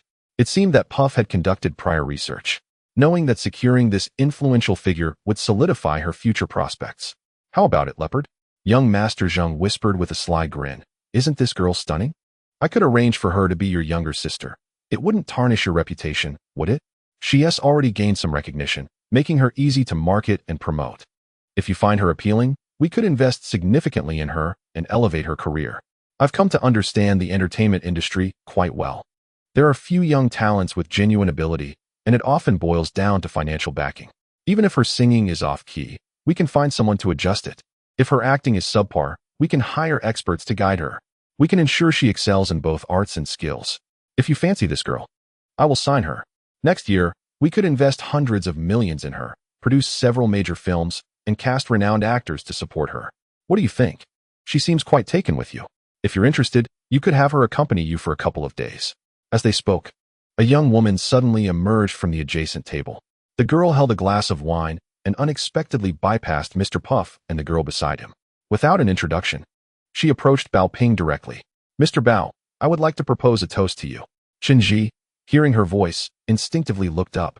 At that moment, his heart skipped a beat, as he immediately comprehended the reason for Bao Ping's willingness to engage. The girl appeared to be around 18 or 19, slender in form, with shoulder-length hair and a meticulously crafted appearance. While her looks were rather unremarkable compared to others, she possessed a unique quality that caught Chen Zhi's attention, a distinctive aura reminiscent of Qin Yiyang, or perhaps that of Qin Yiyang during her melancholic phase within the group. Among these young stars, this girl was certainly not prominent. Chen Zhi had never seen her approach before. Even Puff had never regarded her with a second glance. If she hadn't taken the initiative to approach, it's likely no one would have noticed her presence. Her audacious behavior startled Puff, who quickly grew annoyed. What are you doing? Puff's demeanor shifted. Her expression while observing the female stars was markedly different from when she regarded Chen Zhi and his companions, revealing a fierce intensity. In a hushed tone, she leaned close to the girl and said, "This is not a place for you to speak. What delusions are you entertaining? Go back." "I would like to propose a toast to Mr. Bao," the girl replied with unwavering determination, though her eyes betrayed her fear. Her hands trembling slightly, yet resolutely standing her ground. "I had long heard of Mr. Bao. I think. That girl seemed to wish her voice to be more alluring, but due to her nervousness, it came out rather comically, reminiscent of Lin Jieling being stepped on. "I wish to recognize Mr. Bao as my god brother. I wondered if he would be inclined to grant me such an honor." After the girl finished speaking, she endeavored to navigate past the puff pastry, presenting her wine glass before Mr. Bao. At that moment, he was engaged in conversation with young Master Zhen and seemed oblivious to the girl's audacious behavior, as if he had not heard her at all. Puff Pastry then rushed over, seizing the girl's arm and whispering harshly in her ear, "Are you seeking your own demise? Why are you acting so clever?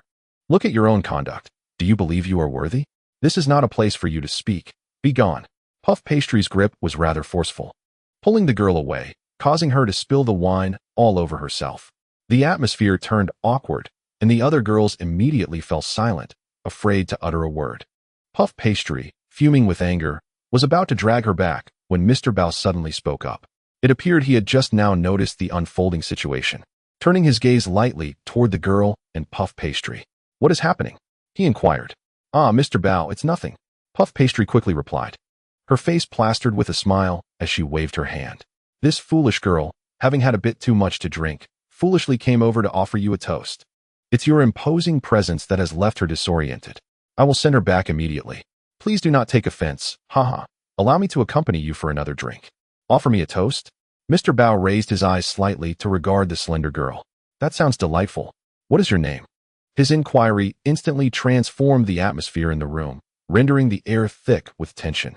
Puff Pastry ceased her tugging on the girl, momentarily taken aback, her eyes darting between Mr. Bao and the girl beside him.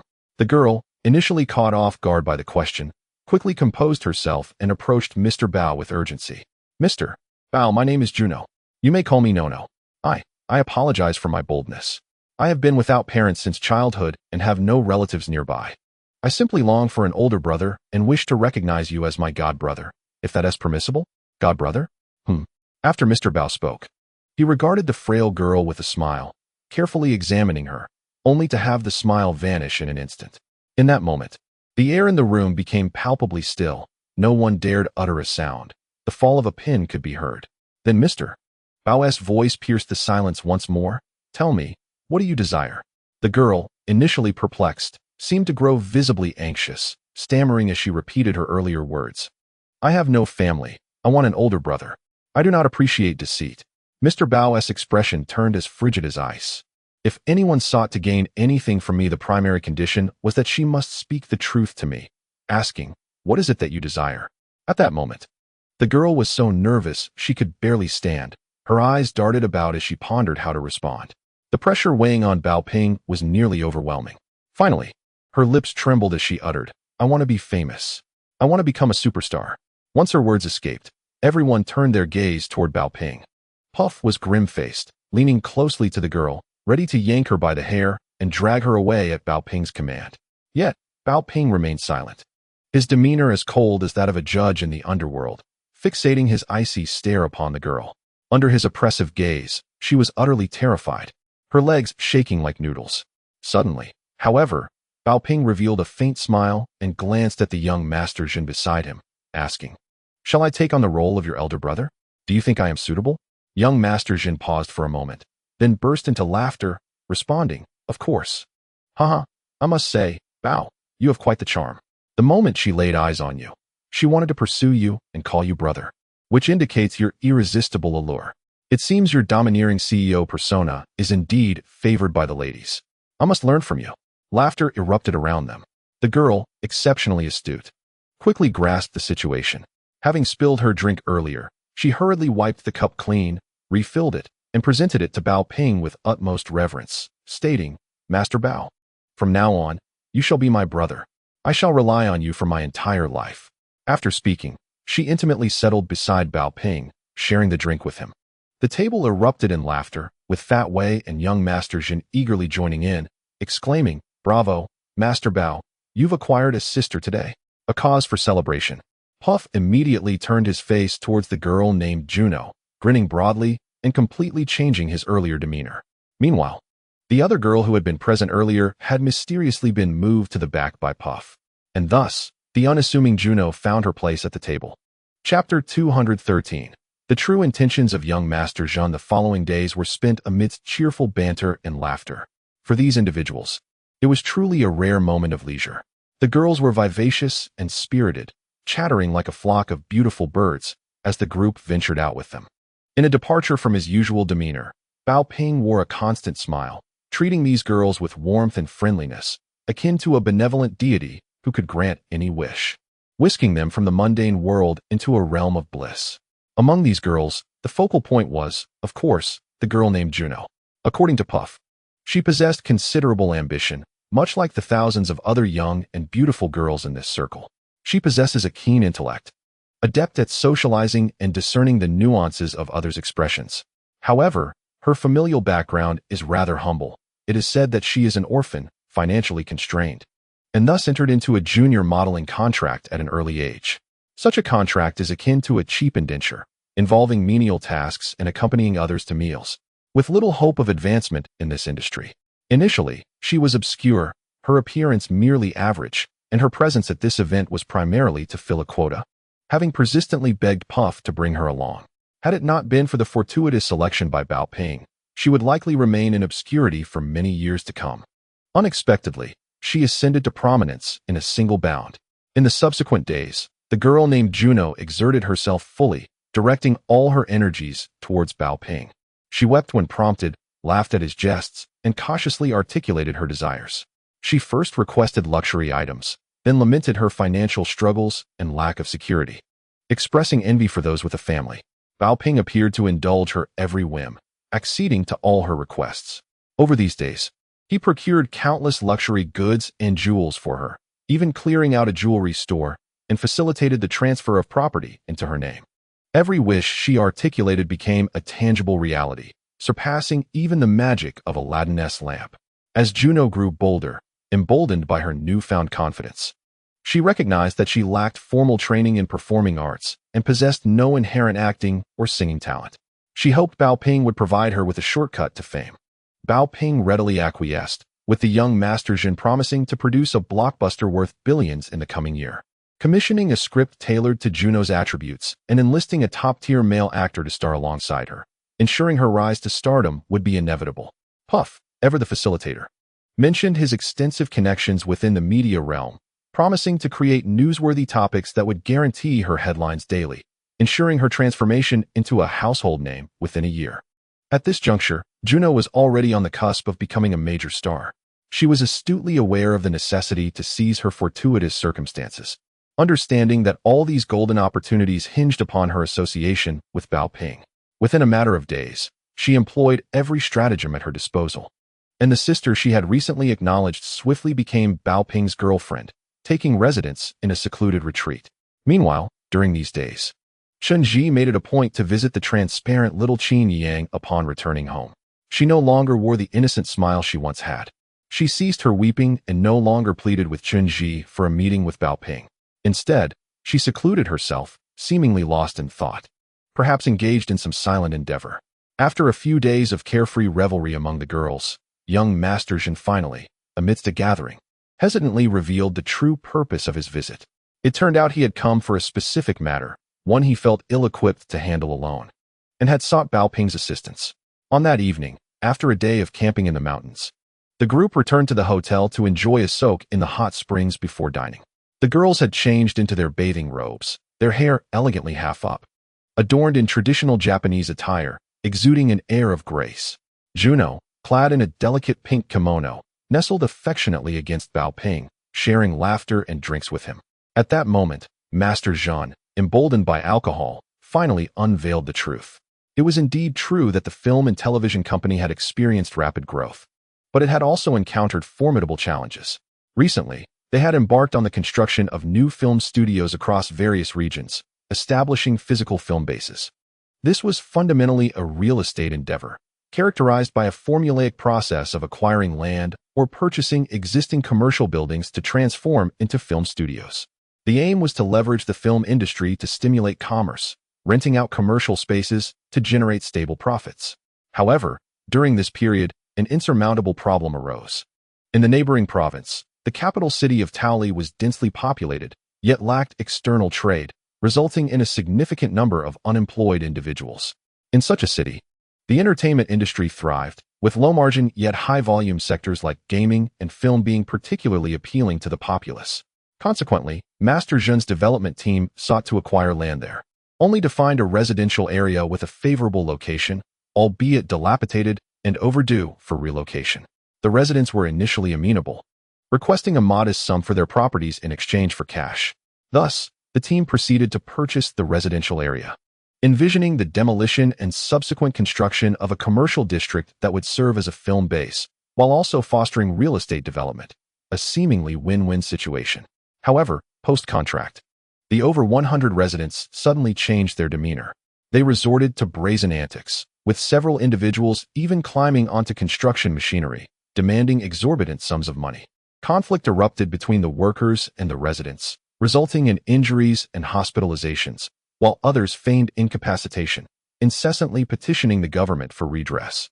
When Master Zhen personally intervened, he discovered that the neighborhood was notorious for harboring troublemakers. The residents were largely unemployed, shameless, and included individuals known for instigating medical disputes, engaging in fraud, and even orchestrating elaborate scams. They were, in essence, a collection of unscrupulous individuals. Initially, Master Zhen attempted to intimidate and bribe these ruffians into compliance. However, they had somehow learned of his affluent background from Hong Kong, perceiving him as a long-term source of income.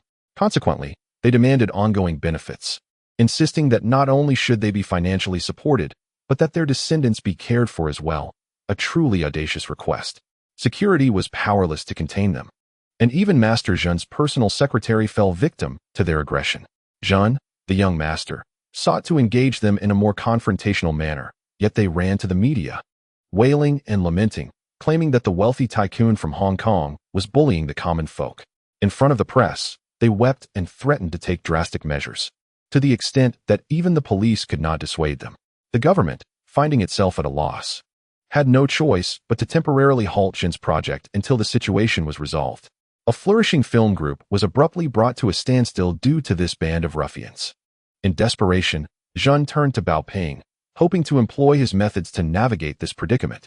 To put it bluntly, he was seeking to leverage Bao Ping's darker influences. Chapter 214. Troubles. Upon hearing Zhen's plight, Pang Wei could not help but chuckle. Oh dear. Young Master Chen, you have truly disappointed me. You came all the way here for such trivial matters? With just a few ruffians, can't you find a couple of people to intimidate them? When we visited your private bank, the security at the entrance was quite formidable. Your sister, who would dare to provoke her? She nearly had me in a bind. If she were to take charge, I assure you those ruffians would be begging on their knees to call her Annie. Oh, but that is quite different, Jean interjected, waving his hands. My sister is a refined individual. She cannot be exposed to such filth. Moreover, this matter is far from simple. If it were an ordinary issue, would I be here, humbling myself to seek your assistance? Intimidation is one thing. We all understand that it is merely a facade, not a call to action. If you truly intend to take action, that is an entirely different matter. Furthermore, we are dealing with over 100 households and 400 to 500 individuals. Do not be misled by my few companions who may seem boisterous. I dare not risk lives. Even hired help cannot be relied upon to defy orders. Besides, these people are reckless and unafraid of danger. They are a band of desperate rogues. The news has already aired. Their faces are on television. Should anything occur, none would be blind to it, and the authorities would surely intervene. Lives at stake. As Bao Ping spoke, his deep gray eyes shifted to Jean, and in that moment, his smile vanished. You claim to be a refined person, unwilling to engage in violence, yet you would ask me to do so. Do you perceive me as a mere pawn in this life and death game? No. Jean quickly realized his blunder, shaking his head fervently. I did not mean it that way. I apologize. Please do not be angry, Baozi. After uttering these words, Jean gestured to the side, prompting the astute Pao Fu to clap her hands, signaling the women to exit the room. Juno, recognizing the cue, also rose and left alongside them. In an instant, the spacious private room was left with only Bao Ping, Chen Zhi, Pang Wei, Jean, and Ning Bin. At this moment, Jean, still smiling, said, Baozi, I truly did not mean it. I was unaware of the context. My sincerest apologies. I, too, have been troubled by that group, leaving me in a state of disarray during this time. I truly find myself at a loss. Now they are even threatening to revoke my license.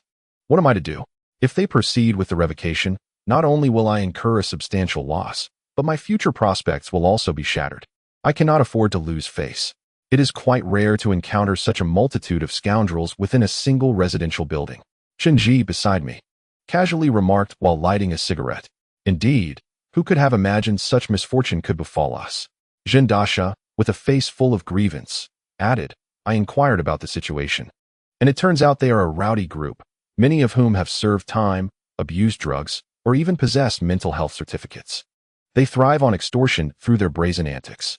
Due to their incessant disturbances, the local government could no longer manage them. Consequently, they were all relocated to this residential area, granted free accommodation in these dilapidated buildings. No matter how cheap the apartments in this community are, none can be sold, solely because of the undesirable residents. I was overwhelmed with my own affairs at the time and overlooked this pitfall. My investment manager was swayed by a few persuasive words and purchased the property, believing it to be a good deal. Now I find myself ensnared by these ruffians, and getting rid of the entire community is simply not an option. You see, dealing with a few miscreants might be manageable, but facing dozens is utterly beyond my capacity. I am aware of the situation on the mainland. Such matters cannot withstand any uproar. If they were to truly get hurt, say, break a leg, or, heaven forbid, cause a fatality on my construction site, I could very well find myself imprisoned. Ah, I see. Chen Zhi nodded thoughtfully, gaining insight into the matter. He understood that this was not merely a stroke of bad luck for Zhen Dasha. Rather, it was a consequence of the side effects of the Ling Stone. The Ling Stone is a peculiar entity. To alter one's fate through it entails a corresponding sacrifice. This sacrifice is not one of equal exchange, but rather a cost that multiplies by tens, hundreds, or even countless times. At one point, Ding Ning had surreptitiously utilized Chen Zhi's lucky stone for his mother, resulting in her tragic demise in an accident once her fortune had been exhausted. At that time, Bao Ping had leveraged the golden Ling Stone provided by the organization to uphold the Bao family's enterprise, yet he remained forever ensnared within the organization's grasp. Chen Zhi had bestowed upon Zhen Dasha a minuscule portion of the Ling Stone, with careful ratios, precisely to avert such occurrences. Little did he anticipate that Zhen Dasha, a true talent in business, would find wealth arriving with such haste. only for the side effects to inevitably emerge beneath this immense fortune. So, what is it that you seek from me? Bao Ping also lit a cigarette, tapping the ashtray before fixing his deep gray eyes upon Jindasha. Are you asking me to commit murder on your behalf? You wish to keep your hands clean while I do the dirty work? No, no, no. Jindasha immediately appeared flustered. He was evidently quite fearful of Bao Ping. While they often jested together, he shrank considerably when it came to serious matters. I have no intention of standing idly by. However, Bao, this venture was undertaken by the three of us together. Now that trouble has arisen, you must assist me in finding a solution. Moreover, I truly have no other option but to seek your assistance, for we are brothers. And you ought to extend a hand while witnessing me engulfed in flames. By the way, I have also conferred with Lao Ning regarding this matter. Upon finishing his words, young Master Jin cast a glance at Ningbin, urging him to articulate his support. Ningbin promptly nodded in agreement. Indeed, indeed. Brother Bao, you must contemplate a solution. It is untenable for the project to remain stagnant. If our licenses are revoked, we shall be left helplessly watching. Oh, Bao Ping continued to flick ash from his cigarette into the ashtray, then fell silent. His silence rendered others hesitant to speak. At that moment, young Master Zhen resembled a distressed kitten, anxiously glancing between Bao Ping and Chen Zhi, palpably tense. After a brief interval, Bao Ping finally broke the silence. His tone calm, yet frosty. Old Zhen, do you remember our prior agreement? You expressed a desire to undertake certain endeavors, and I assured you of my support. I stated that you could use my name. I could also invest in you. However, do not involve me in the intermediary matters, as I am quite occupied with other affairs. Yet now you approach me, claiming you cannot handle these issues, which contravenes your earlier promise. I understand. Young Master Zhen's countenance turned pale. However, this matter is beyond my capacity to manage. Enough. Bao Ping extinguished his cigarette, wishing to silence young Master Zhen. As you stated, since we are brothers, I shall intervene this once. But only this once. Old Jin, remember, if you truly wish to achieve something in this world, do not rely on others to rescue you. Do not constantly look back. There is no retreat for you.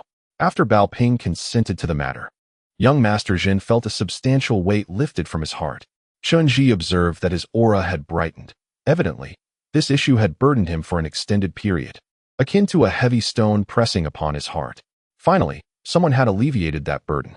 Subsequently, Bao Ping briefly conferred with Chen Zhi regarding the necessity for his involvement, as certain procedures required handling and the application of minor spells.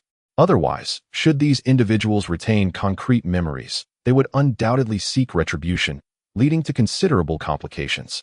However, Chen Zhi had an important divination scheduled in a few days, which could not be postponed. Thus, they decided to refrain from haste and conduct the divination before addressing young Master Zhen's affair. On their return, Fat Wei privately expressed his confusion to Chen Zhi, recalling that Bao Ping had perhaps been overly dramatic. This is but a trivial matter. Even matters of a magnitude hundreds of times greater have been handled by the organization. Was it truly necessary for the leader and clan chief to personally intervene? A few men in black would suffice to deal with those remnants. At worst, one could simply procure a few burlap sacks and dispose of them in a river, thus avoiding such a grandiose upheaval.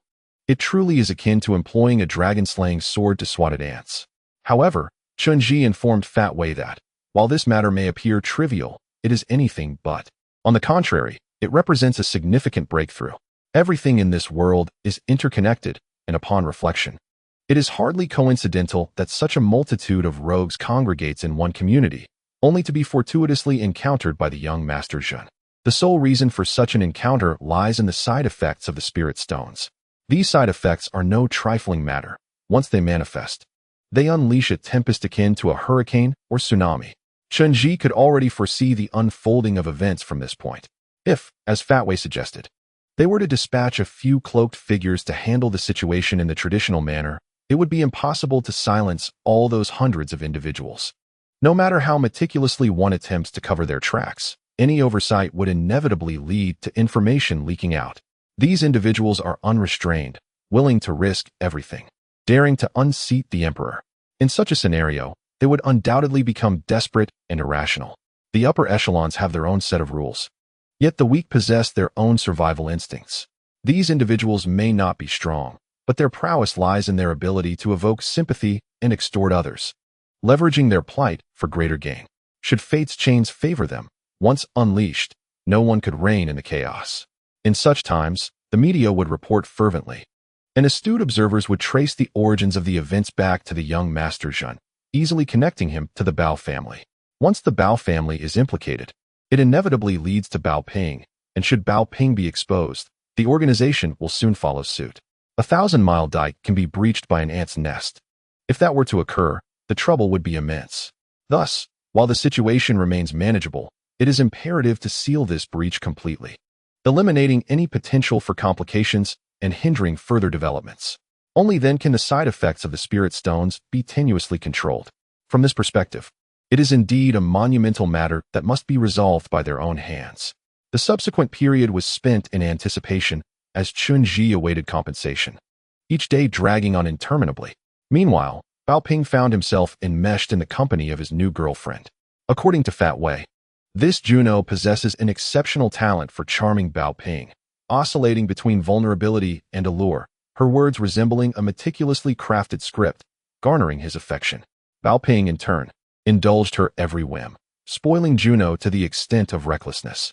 The entertainment industry is a realm of fame and fortune where many actresses thrive on their popularity. In just a few short days, that puff pastry had found numerous promoters, thrusting Juno into the limelight, her visage gracing the headlines of various media outlets. Today, she has made headlines with a prominent star, and tomorrow she is recognized by a renowned director. It seems her name appears on nearly every front page. She has also enlisted the services of top-tier stylists, crafting numerous artistic posters that accentuate Juno's charm and facial features. Originally, Juno was merely an attractive woman, scoring around 80 points, but with this transformation, she has indeed ascended to a score nearing 90. It was during that time that Pang Wei realized that what is known as a celebrity fan club can indeed be meticulously crafted. Although Juno has yet to star in any film or television production, she already boasts a dedicated following on Weibo. Despite the whirlwind of fame that has propelled her onto the illustrious path of stardom, Juno remains grounded, cherishing every moment spent with Bao Ping. She is filled with anxiety, as if fearing that Bao Ping might depart at any moment, as though her identity were something illicitly obtained. She channels all her energy into Bao Ping, swiftly mastering the dynamics of his social circle. Today, she organizes a luncheon for the wives of the Northeast's affluent elite, and tomorrow, under Bao Ping's name, she hosts a grand banquet, ensuring that all of Northeast China acknowledges her status as a prominent figure. She even discreetly leaks news of their impending marriage, making it abundantly clear that she is indeed Bao Ping's girlfriend, solidifying her position. Everything this woman undertakes is known to Bao Ping, yet he remains unperturbed, indulgently allowing her to navigate her own course. According to Pang Wei, thus far, Juno's every request has been met with acquiescence, even daring to ask for the moon above. The fleeting days swiftly passed, and at last, the day of divination arrived. On this morning, Chen Zhi began his preparations at 5 o'clock. Since their last encounter, he and Xianlin had established a tacit understanding. They would employ a visual spell for their face-to-face divination. Chen Zhi would pose a question, to which Xianlin would respond, adhering strictly to the protocol of inquiry. Upon the conclusion of one question, the next could only be posed after a span of 99 days. That morning, Chen Zhi bathed and donned fresh attire, instructing the ghost blade to guard the entrance. He then sat quietly in his room, awaiting Xianlin's signal. In Chen Zhi's recollection, it seemed an eternity since he had last seen Xianlin. Ever since being enshrined, Xianlin's status had ascended, and the Valley of Immortals where he resided had become increasingly enigmatic, accessible only with great difficulty. Ningbin had decreed that no outsiders were permitted entry during that period, deliberately maintaining a distance from that realm. Deities exist in a realm apart from humanity, and even the closest of relationships must observe boundaries. Given Xianlin's unique position, Chen Zhi found it imprudent to visit Changbai Mountain for a meeting. They agreed that for the forthcoming divination rituals, Xianlin would utilize a long-distance communication spell, projecting his image from the distant Changbai Mountain to appear before Chen Zhi in an illusory form. This bore a resemblance to contemporary video conferencing. Yet this form of projection was far more tangible, suitable for discussing sensitive matters without the fear of eavesdropping. The appointed hour was at the tail end of the midnight hour, when darkness enveloped the world and pedestrians were scarce. The curtains in Chen Zhi's room were slightly parted, allowing the chill of the night breeze to seep in. Just after midnight, a sudden illumination flickered into the room. This light was ethereal, akin to a soul emerging from the depths of darkness, yet it bore an unsettling weight of pressure. As the signal appeared, Chen Zhi gently waved his hand, and the windows instantaneously sealed shut. The thick curtains automatically drew closed, plunging the room into an impenetrable darkness. Within this pitch-black space, a luminous orb gradually expanded, slowly morphing into a human form, ultimately manifesting clearly before Chen Zhi. It was Xianlin, the deity of Changbai Mountain. This newly consecrated divine being radiated an extraordinary and sacred aura, his essence refined through the trials of time, rendering him ethereal and detached from the mundane world. Xuanlin's visage was remarkably pristine, shrouded in a delicate veil that hinted at his features. He emanated a shimmering, spiritual luminescence, with his facial contours exquisitely flawless. Every detail was impeccable. His eyes gleamed, possessing a unique divine brilliance that set him apart. Much like during their previous encounter, Xuanlin's attire was extravagantly striking, reminiscent of the most primal shamanic garb, adorned with meticulously crafted furs and vibrant colors, embellished with strings of pearls and agates that jingled melodiously, akin to the ceremonial garments worn by shamans in the Qing dynasty court. Upon his head rested a resplendent, multicolored crown, an ancient relic from their shamanic temple. His fingers were adorned with elongated gauntlets, intricately designed with exquisite patterns, one hand grasping a golden ritual drum, as he sat majestically before Chen Zhi, lifting the gossamer veil to cast a luminous glance at him. "Chieftain, it has been a long time. How have you been of late?" From the timbre of his voice, it was evident that Xianlin had undergone a transformation. His speech resonated with a dual echo, as if another voice accompanied him. A profound and exotic fragrance enveloped him, reminiscent of the ancient Jurchen shamanistic rituals, imbued with a mysterious essence that bordered on the unsettling. The aura behind him loomed like an unfathomable black hole, vast and profound, instilling a sense of reverence, while vibrant colors swirled chaotically, akin to the whims of fate. "What inquiries do you wish to pose this time?" Xuanlin's eyes sparkled with brilliance, his voice serene as the waters of Tianqi Lake on Changbai Mountain. "As I mentioned previously, I shall answer your questions and guide you, yet when I don my mask, I convey the secrets of heaven. You must revere these secrets and harbor no doubt. Remember, whatever question you pose must stem from your innermost desire." Chen Zhi, seated there, nodded gently. "But is there room for expansion within the questions? For instance, if I ask one question, may I then delve deeper into it? Ultimately, it is still a singular inquiry. If you wish to articulate multiple facets, it may require a certain linguistic finesse. I doubt the divination of heavenly secrets would entertain such clever games," Chen Zhi mused. "You may ask direct questions, or you may expand upon a single question." Xianlin replied softly. "One inquiry is merely one inquiry. When you seek a yes or no response, I can provide you with a definitive answer. Yes is yes, and no is no. However, if you choose to pursue the question further, I shall only impart to you the words of the celestial oracle, which is to say, I will present a prophecy. Beneath the celestial oracle, all things are interconnected. One must never question the mysteries of heaven, nor press for answers, much less delve into the depths of inquiry. This, I trust you comprehend?" "Indeed," Chen Zhi replied with unwavering certainty, subsequently taking his seat before Xianlin. "Let us begin." "Very well." Xuanlin's voice was gentle, and upon his flawless visage appeared a hint of a familiar smile. "Have you prepared your query?" "Yes, I have," Chen Zhi responded. "I seek to know if, with my current capabilities, I can contend against the queen of the underworld, myself, including the forces of Shiqi, my shamans, and the newly appointed deity, the cold monkey. Can our present assembly withstand her?" "I have received your question," Xianlin replied, slowly closing his eyes.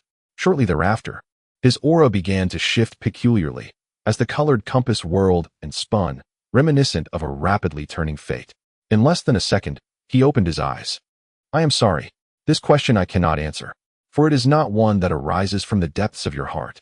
Faced with Xuanlin's response, Chen Zhi was taken aback. He had not anticipated that Xianlin would deliver such an outcome without even donning his mask, indicating that his prepared question might remain unasked. "How could you know what I truly wish to inquire?" Chen Zhi gazed at Xianlin and asked. "The divine knows all," Xianlin replied softly, his long eyelashes casting shadows. "There exists an inevitable connection between the celestial oracles. Your question, in essence, embodies your destiny.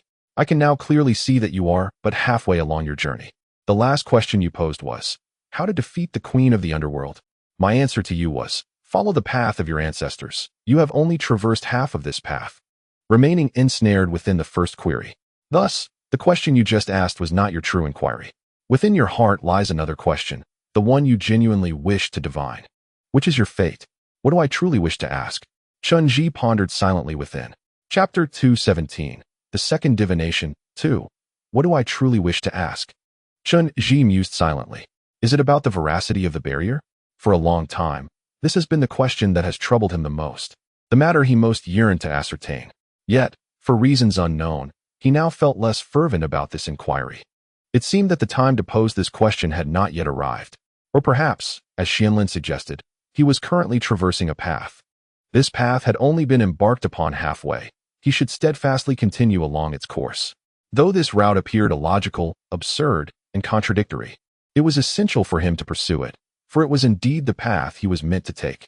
Those tasks that ostensibly seem essential are, in fact, trivial, representing a deviation from the main narrative. At this juncture, Chen Zhi felt his heart race uncontrollably, as if it had lodged itself in his throat. It appeared that this inquiry was a matter shrouded in shame, one that could not be revealed to others. Subsequently, Chen Zhi lowered his voice significantly and gently asked, I wish to know, does the tomb of Emperor Xin of Shang truly exist? If it does, could you guide me to its location? Your question has been acknowledged by the divine. Upon uttering these words, Xianlin slowly bowed his head, donned a mask, and accepted Chen Zhi's divination request. The moment he adorned the silvery mask, a brilliant, ethereal light burst forth from him, transforming the entire atmosphere into a fervent spectacle, as if he had metamorphosed into a different being. Concurrently, an eerie chant emanated through the mask from Xuanlin's lips. The incantations of shamanism possess a peculiar resonance, evoking a profound discomfort, akin to icy winds penetrating one's pores, sending shivers down the spine. Although Chen Zhi could not comprehend the meaning of the words, they evoked a primal and savage sensation, each syllable bleeding with raw ferocity, reminiscent of humanity's most instinctual nature. Subsequently, Xuanlin's body began to contort in an unnatural manner, as if it were a strand of unyielding noodle, initiating a bizarre dance on the spot. This dance was extraordinarily peculiar, as if his body were devoid of bones, a supple form stretching and twisting fluidly. The translucent white veil enveloped his entire figure, imbuing Xianlin with an ineffable sense of sanctity, while his adornments chimed rhythmically. The sound echoed clearly within the darkness. After an extended period of this dance, Xianlin finally came to a halt, yet he did not remove the mask. Instead, he knelt and gazed at Chen Zhi with the masked visage. In that moment, Chen Zhi experienced an uncanny sensation, as if the true Xianlin had vanished, leaving behind an enigmatic entity observing him from behind the mask. Xianlin sat there, cold and still, raising a hand to point directly at Chen Zhi. The long gauntlet aimed squarely at his brow. Son of the divine, what you seek still exists within the world. It is neither visible to the eye, nor audible to the ear, nor tangible to the hands and feet. The sovereign shall pass, aware of his fate, commanding loyal subjects to cleave hearts and enter them in flesh. The heart of the seven orifices, a celestial treasure, when stewed to decay, shall be consumed for millennia. 100 herbs shall brew the divine, as the dear cauldron bubbles, personally offered to the monarch. Though the vessel shatters, the spirit endures. If you wish to seek it, you must first pursue the brewing of the divine. Beyond this, there is no other path. The term brewing the divine was immediately etched into Chen Zhi's mind. According to protocol, he refrained from uttering another word. He allowed the entity behind the mask to convey its message without interrogation or doubt. After articulating these words, the masked Xianlin suddenly froze, as if his soul had been extracted. A second later, he resembled a lifeless corpse, his arm falling with a dull thud. His body suddenly collapsed to the ground, soft and lifeless. Chen Zhi sat across from him, remaining motionless, quietly observing Xianlin. After a moment, Xianlin stirred slightly and then sat up once more. He removed his mask, revealing his true visage. Just like last time, his face bore numerous burn scars, and he appeared exceedingly haggard. This was an inevitable consequence of the divination. Engaging in such a practice was no trivial endeavor. Each session left him utterly drained. Yet, Xianlin maintained a warm smile, reminiscent of the familiar Xianlin. So, the question has been answered, hasn't it? He inquired with a gentle smile. Indeed, Chen Zhi replied, nodding with a smile. I've taken note of everything. Thank you for your efforts. By the way, how has the Immortal Valley been lately? They indulged in a brief, casual conversation, devoid of divine and human hierarchies, purely as friends. At that moment, Chen Zhi remained unaware that a pivotal turning point in his life had just occurred.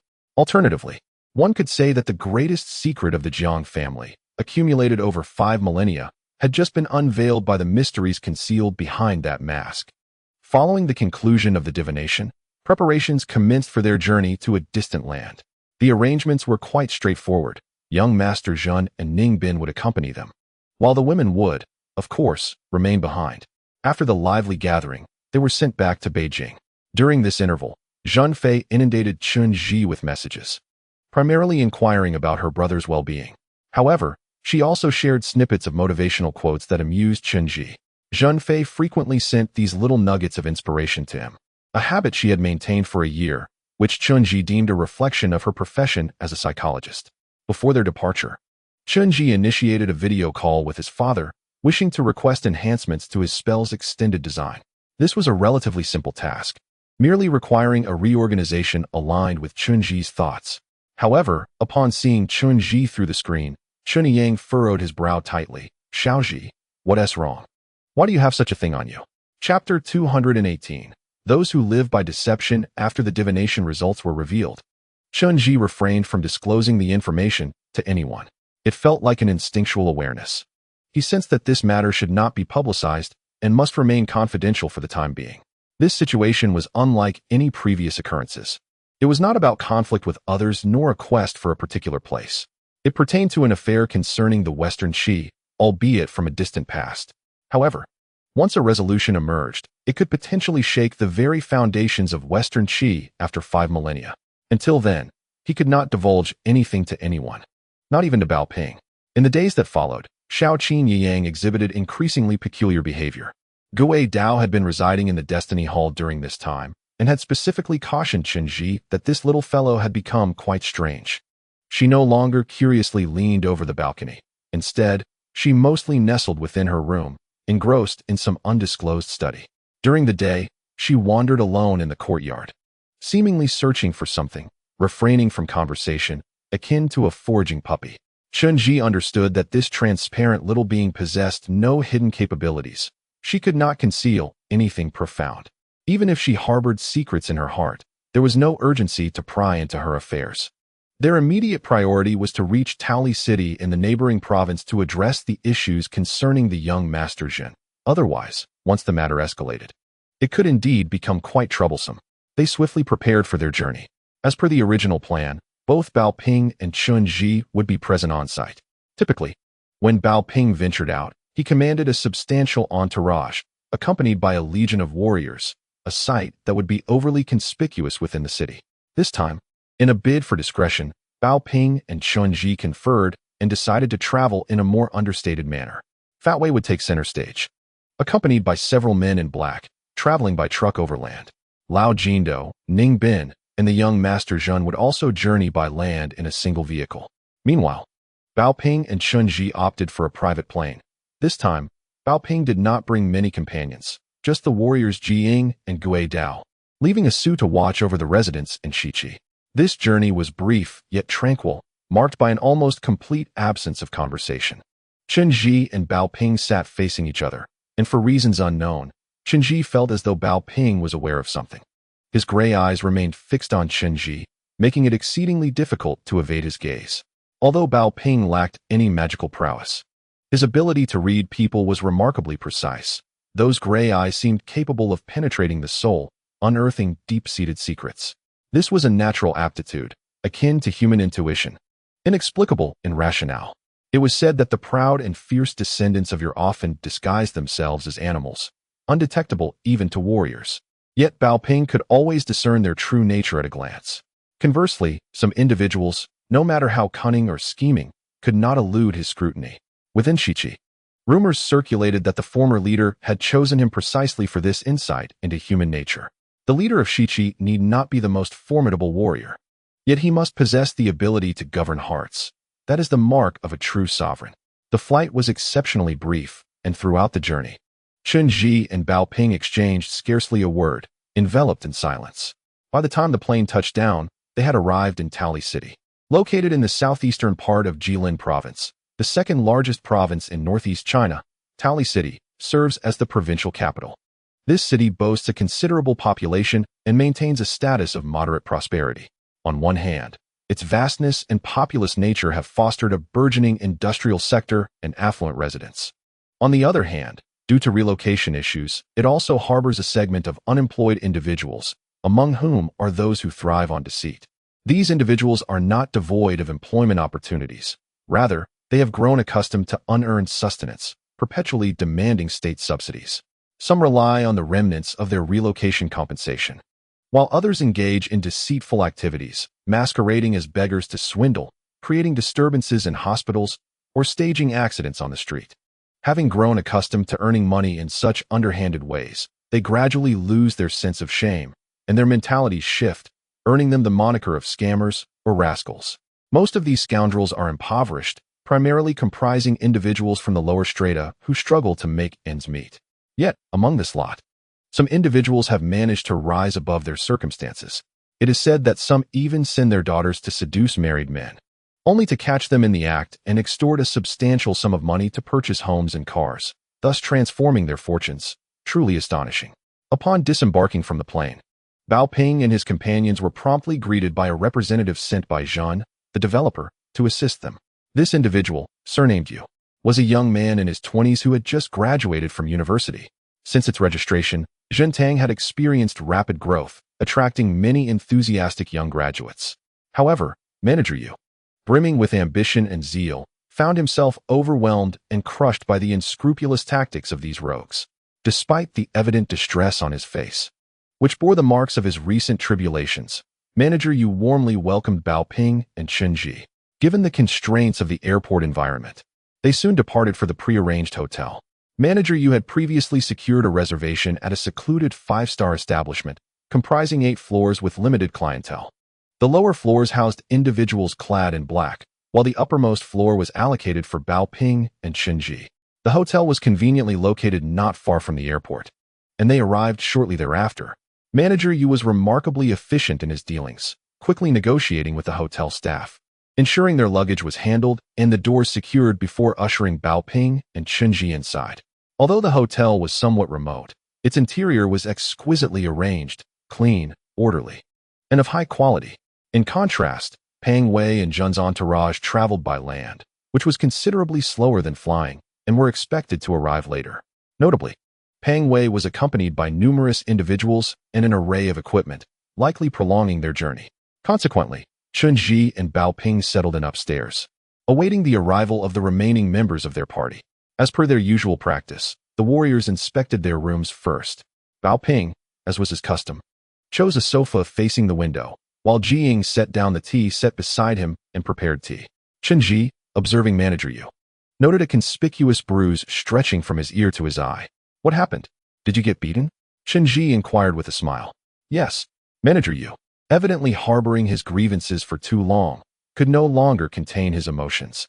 Upon being questioned, he felt a surge of indignation and tears streamed down his face. Those scoundrels are truly inhumane, devoid of any reason. They seized me and assaulted me, claiming their lives were worthless while demanding I trade mine as a university student. I dared not retaliate, and consequently endured their blows multiple times. My mother has never struck me like that. With a heart full of grievances, Manager Xiao Yu covered his eyes with his sleeve and crouched down, weeping like a child. Chapter 219. The Life of a Blackmailer, Part 2. It seems that Manager Xiao Yu is but a fresh graduate, inexperienced and naive. His tears flowed endlessly, spilling forth a torrent of woes. My mother has never struck me so, he lamented, yet I have endured countless slaps from him. I have never encountered such shamelessness. A whole family had come to the company's entrance to extort money. Ignoring them was futile. They would suddenly leap forth, rolling on the ground and calling for an ambulance. The security guards dared not intervene. In my frustration, I merely uttered a few words to them, and that unscrupulous old man accused me of assaulting his daughter-in-law, weaving an elaborate tale. He even had his wife roll on the ground, showcasing her injuries to the police, claiming they were inflicted by me. These despicable rogues. Why do they not simply vanish? Manager Xiaoyu began to ramble on about his numerous grievances. Throughout this time, Bao Ping sat on the sofa, turned away from him, quietly listening without interjecting. It appeared that this locale was indeed home to a particularly vile breed of scoundrels. Among the more than 100 households, most were relocated residents, while some were transferred from other areas, along with a few troublesome cases sent in by various communities. These ne'er-do-wells thrived solely on extortion. It was said that most of them were unemployed and spent their days engaging in insurance fraud or instigating medical disputes. After the government relocation, they relentlessly hiked their demands, entangling developers in a web of claims until they fled. With no funds to construct their new homes, they had nowhere to reside and resorted to haranguing the government, ultimately being placed in this old residential area as a means of exchanging homes. Over the years, they had persistently petitioned, wearing down the local populace's patience. Among this band of rogues, one stood out prominently. His surname was Wu, an elderly man in his 50s, amusingly named Wu Lang, with the moniker Wu the Great Scoundrel. In his youth, he had spent a significant portion of his life imprisoned for drug use and brawling. His son, Wu Bo, was in his 20s. It was said that Wu the Great Scoundrel's wife had a sordid past, having been involved in multiple relationships, while his daughter-in-law had once been a nightclub dancer, skilled in vice and debauchery. This family of four was indeed notorious, their reputation well known in the area. They refused to work and, when their pantry ran bare, resorted to extorting others for a meager living. Anyone unfortunate enough to cross their path would find themselves ensnared, often leading to public spectacles of distress before government offices, complete with wailing and rolling on the ground. Local vendors had grown fearful, reluctant to sell them food for fear of being swindled. When manager Xiaoyu first arrived in this neighborhood, he was unaware of the depths of its treachery. Someone ensnared him into purchasing a residence in this community, claiming it was an affordable deal in a prime location. In this bustling area, the property prices were remarkably low. Even the land itself was a bargain. Thus, manager Xiaoyu signed the contract with them, and at that time, these individuals had presented themselves as exceedingly cordial. Who knows that after the contract was signed, Wu Dalazy, that evening, led a group of people to place 3 coffins in front of the government office. He claimed that manager Yu, relying on his affluent connections, had coerced them into signing the contract, leaving the common folk without homes and livelihoods. He lamented that his elderly spouse had suffered a heart attack due to this matter, and his daughter-in-law had a miscarriage, rendering her unable to bear children, thus leading to the extinction of their family line. They demanded that Zhentang Film and Television compensate each household $2 million. This uproar escalated dramatically, causing chaos that even disrupted the Zhentang Film and Television office. Manager Yu, overwhelmed by the tumult, had no choice but to seek the intervention of young Master Zhen. At first, young Master Zhen did not take the situation seriously, thinking that these uneducated commoners could not cause much of a stir. He figured that scaring them into accepting a compensation of $1.5 million each would quell the matter. However, he soon realized that these individuals were insatiable. It was unclear who had directed them, but they were informed that young Master Zhen was backed by the largest financial conglomerate in the Northeast, a seemingly endless source of wealth. They pretended to reach a compromise and accepted the money, but within a week, they were back, wailing and demanding once more. Daily, they congregated at the entrance of Zhentang Film and Television, one day demanding shares, the next day demanding properties, ultimately losing sight of what they truly wanted. Nevertheless, the $1.5 million they received would suffice for a time, and they continued to torment the personnel of Zhentang Group. Manager Yu, being new to the workforce, was unaccustomed to such pressure, and during this period, he endured countless beatings, losing over 20 pounds. As if by some twist of fate, these individuals managed to align with the media, morphing into a collective of victims, crying out that they had been wronged and driven to desperation by the wealthy tycoon. Some oblivious individuals online joined in the uproar. The higher-ups, finding themselves at a loss, temporarily suspended Zhentang's business license, instructing them to resolve the situation first. Manager Yu, in a state of agitation, recounted the events, his fury palpable when mentioning Wu the scoundrel. Bao Ping, seated with his back to him, remained silent, sipping tea. Chen Zhi, having grasped the entirety of the situation, found it both tragic and absurd. He rose and patted Manager Yu on the shoulder, saying, "All right, I understand. You have been wronged in this matter. From now on, you need not concern yourself. We will handle it. How will you resolve it? Will you simply give them money again? That would make it far too easy for them. I might as well not go to work and join them in their antics. Manager Yu exclaimed, his frustration overwhelming his discretion. Is there truly such injustice in the world? They act shamelessly, and due to their lowly character, they can resort to such deceit. I have worked hard for every penny since childhood. They squander resources without merit and yet come to assault me. They are nothing but a swarm of parasites. If I give them more money, I'll never work again. I'll just join them in their shamelessness. Really? Bao Ping suddenly interjected from behind, then stood up, turning to face Manager Yu, a smile gracing his face. However, Manager Yu instinctively took a few steps back, hesitating to speak further. At this moment, Bao Ping chuckled and remarked, "It appears you have formulated an opinion. Tell me, if given the choice, what outcome would you desire for these individuals?" Manager Yu, feeling somewhat apprehensive, found himself at a loss for words. "Speak up." Bao Ping gently placed a hand on his shoulder and whispered in his ear, "Reveal your true thoughts to me. What fate do you wish upon them?" "I hope they perish. May they meet a most wretched end." Manager Yu exclaimed, unable to restrain himself any longer. "Especially that despicable Wu family, utterly devoid of reason. They are akin to beasts. What sense is there in reasoning with them?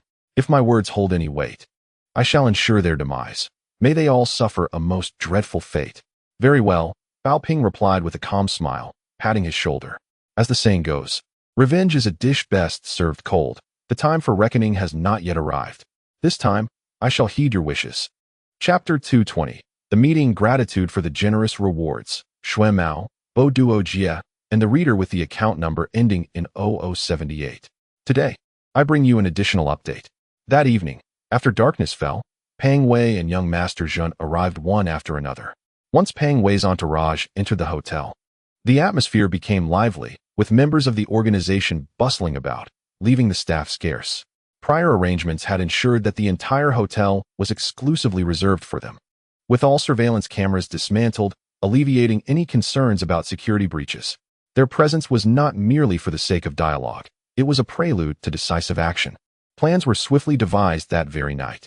Ultimately, this endeavor was merely a fade to mitigate repercussions. Since it was a cover-up, discretion was paramount. The first step was to gather all parties in one location, where they could be dealt with effectively to prevent future disturbances. Naturally, this approach might necessitate a more forceful method. Thus, a spacious venue was essential. Ideally, it would be a public place large enough to accommodate everyone, yet discreet enough to avoid detection by the authorities. After deliberation, it was decided to utilize the now-abandoned residential area. The neighborhood was dilapidated, having been sold to Zhentang Film and Television, with several old buildings already razed, leaving behind a wasteland. However, due to ongoing disturbances from the residents, the exterior buildings had remained intact, providing a perfect concealment for the activities within.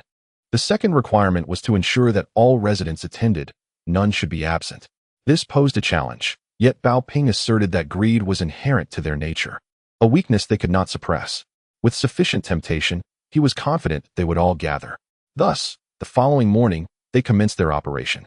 Manager Yu began dispatching individuals to each household, conveying the message that their board's major shareholder had arrived to discuss lucrative offers, promises of wealth that would secure their futures. Then it was suggested that they should be counted per head, all concentrated in that residential area, naturally for their own benefit. Should one be absent, there would be no compensation afterwards. Indeed, these individuals exhibited the greed that Bao Ping had described. Upon encountering Manager Xiao Yu, they immediately began to glare and shout, like rabid dogs. Yet, when money was mentioned, they readily acquiesced. However, after reaching the home of Old Wu, Manager Xiao Yu instructed two individuals to light firecrackers, claiming that Old Wu was furious and sought vengeance for his grandson. By around 3 in the afternoon, Manager Xiao Yu returned in tears, stating that the arrangements were made, and these individuals would indeed meet that night. Not a single one would be absent. Yet, their awareness of safety was quite high. They would not agree to meet at 8 in the evening, only at 5 when it was still light. They argued that at that time, the streets would be bustling with people, and any sounds from the residential area would be audible outside, serving as a precaution against any foul play. Chen Zhi nodded in agreement, suggesting that the staff from Zhentang Films need not attend at 5. Only their group would go, and they would handle matters accordingly. Manager Xiao Yu appeared skeptical, pondering how they could possibly manage these troublesome rascals. 2 hours swiftly elapsed, and the individuals in black had already scouted the area. Outside, 2 vehicles awaited to transport Bao Ping and Chen Zhi, who were subsequently taken to the designated demolition site. Although it was not yet dark at 5 o'clock, the atmosphere was already shrouded in a twilight haze. The men in black, to avoid alarming their adversaries, donned casual attire, blending in with the passers-by surrounding them. Meanwhile, Chen Zhi, Bao Ping, Pang Wei, and Gue Dao were directly driven into the residential area. The scene was indeed chaotic, littered with debris from the construction site. Scattered beverage bottles and torn banners, indicative of prior conflicts. The houses were in disrepair. Had it not been for the impending demolition, they would hold little value. Rows of buildings still stood tall outside, encircling the area like a protective barrier. Within the community, remnants of walls and shattered bricks were strewn about, while at the center lay a community square, a vast open space crowded with people of all ages, their faces etched with hostility, eyebrows furrowed in defiance, ready to fight at the sight of outsiders. Most held drums and gongs, poised to create a cacophony at any moment. Some bore visible injuries, the origins of which were unclear, suggesting they had come prepared. "Ha, these youngsters aren't foolish," Pang Wei remarked to Chen Zhi. "Did you see? This is a professional extortion crew. They anticipated our underhanded intentions, but, driven by greed, were unwilling to let this opportunity for easy money slip away. Hence they brought instruments capable of making a noise. They are adorned with injuries. Any examination would yield a narrative. If we truly did anything to them, they would immediately sound the alarms, and I suspect the entire vicinity would hear it." As the time approached, they lay down on the ground, still bearing their wounds, uncertain of the accusations that might be hurled at us. Even if we possessed 100 mouths, we would be unable to clarify our stance. It was truly a gathering of professional scoundrels. After Pang Wei finished speaking, he inserted his fingers into his mouth and let out a whistle, then waved his hand. In an instant, a multitude of figures clad in black surged in from all directions, resembling a sudden tide that had come crashing in. Upon witnessing such an influx of individuals, those in the center were understandably alarmed, with some seizing drums and gongs, ready to make a din. At that moment, Chen Zhi gently raised a hand. Instantly, a barrier materialized along the outer row of buildings. The barriers were semi-transparent, their fibers coarse, encasing the entire community within. In that fleeting moment, the entire area fell silent. Not a whisper from the outside penetrated, nor did any sound escape from within. It was as if the community had been enveloped in a colossal glass dome, thoroughly isolated. Chapter 221. Wu Laolai. Regardless of how the barrier shifted, those within could not comprehend the nature of this spell. Their sole source of anxiety stemmed from the sight of the imposing figures in black who had stormed in, each one robust and menacing. Although they intended to make a ruckus to intimidate, they soon realized that these black-clad individuals merely surrounded the perimeter, showing no intention of breaching the interior. Meanwhile, Bao Ping and Chen Zhi exhibited no inclination towards aggression. Rather, Gue Dao and Ji Ying brought over 2 clean stones and placed them on the ground for Chen Zhi and Bao Ping to sit upon, as if to engage in a serious negotiation. The onlookers exchanged glances, their attention converging upon a man in his 50s. He had been standing in the midst of the crowd, his hair a striking white, his face round and pockmarked, with a sizable mole beneath his eyes, from which 3 hairs sprouted. With a resolute demeanor, he approached wielding a drum, akin to a crab, and boldly hurled it down at Chen Zhi's feet. He sneered at the creditors, declaring, "You must be that young rascal with the surname Yu, the so-called big boss, right? Look at your gleaming attire. Clearly a person of wealth. Us impoverished souls have never encountered someone of your stature. We ought to capture this moment. If anything arises in the future, we shall be sure to come to your home for sustenance." Following this, the man gestured, and from within the throng emerged a young lad in his 20s. The boy bore a striking resemblance to the man, sleazy and unattractive, undoubtedly his son. With a phone in hand, he bounded forward, snapping several pictures of Chen Zhi and Bao Ping. With a mischievous grin, he turned to his father and exclaimed, "Dad, I got the shots. I'll post them online, so everyone can see how the wealthy mistreat us common folk. From now on, our entire family shall dine at their abode." These wealthy fools. After the lad uttered those words, he gleefully gestured behind him, signifying his perceived advantage. The crowd erupted in a cacophony of shrill laughter, as if celebrating a momentous victory. Their laughter was anything but sane, their expressions grotesque, steeped in avarice, shamelessness, and ignorance, resembling individuals devoid of dignity, reveling in a hollow triumph within their narrow worldview. Bao Ping observed these faces with a quiet amusement, finding the scene rather entertaining, and joined in their laughter for a brief moment. Then, he gently addressed the old man, inquiring, "My esteemed elder, may I know your surname?" Perhaps sensing an instinctual warning, the old fellow appeared to recognize that Bao Ping was no ordinary adversary. Yet he bravely stepped forward, protruding his belly and adopting a fearsome demeanor. "I am surnamed Wu. I am your grandfather. You may have heard that young rascal mention me. I am Wu Lang. Behind me stands my son, followed by my wife and daughter-in-law. Let me inform you that your company has caused my daughter-in-law to miscarry. We have only this one grandson, the sole heir of 10 generations. The doctors have declared that she will never bear children again. How do you intend to compensate for this grievous loss? We possess medical documentation of the miscarriage, and should we take this to court in Beijing, we shall prevail. If you refuse to compensate us, I shall curse your ancestors." Wu, the old scoundrel, spoke harshly, yet he remained rooted in place, unwilling to advance further. At this juncture, Bao Ping smiled, stating, "Such a significant matter, compensation is certainly warranted. I have come here expressly to address this." Taken aback by such directness, Wu was momentarily at a loss for words. "Compensate? How much?" he stammered. "Let me make it clear, do not presume that a mere pittance will suffice to dismiss us. We are not beggars. You appear to be quite the affluent gentleman in your tailored suit. I know that the wealthy hold us poor folk in contempt. Should you attempt to bully us, our family will ensure that you never find peace for the rest of your days. Do you believe that? How much, of course, is for you to decide," Bao Ping replied with a smile, lighting a cigarette and regarding Wu as if he were a most intriguing artifact. "As I previously stated, I am here to compensate you. Here's the deal. Since you have suffered such grave harm, you may state any sum, and I shall pay it. Does that sound agreeable?" Wu was momentarily rendered speechless, his eyes darting back to his son. Soon, his wife and daughter-in-law sprang forth like rabbits, and the four of them huddled together, whispering for quite some time. Finally, Wu returned, stating, "The hospital has confirmed that my daughter-in-law can never bear children again. We, the Wu family, are righteous folk and shall never seek another wife. Our lineage shall end here. Such a significant matter cannot be resolved with a mere 1 or 2 million. How about this? You compensate us 5 million, and I shall persuade my daughter-in-law not to take any drastic measures against your family. Otherwise, I've memorized your appearance. Our family would be entangled with you for the latter half of our lives."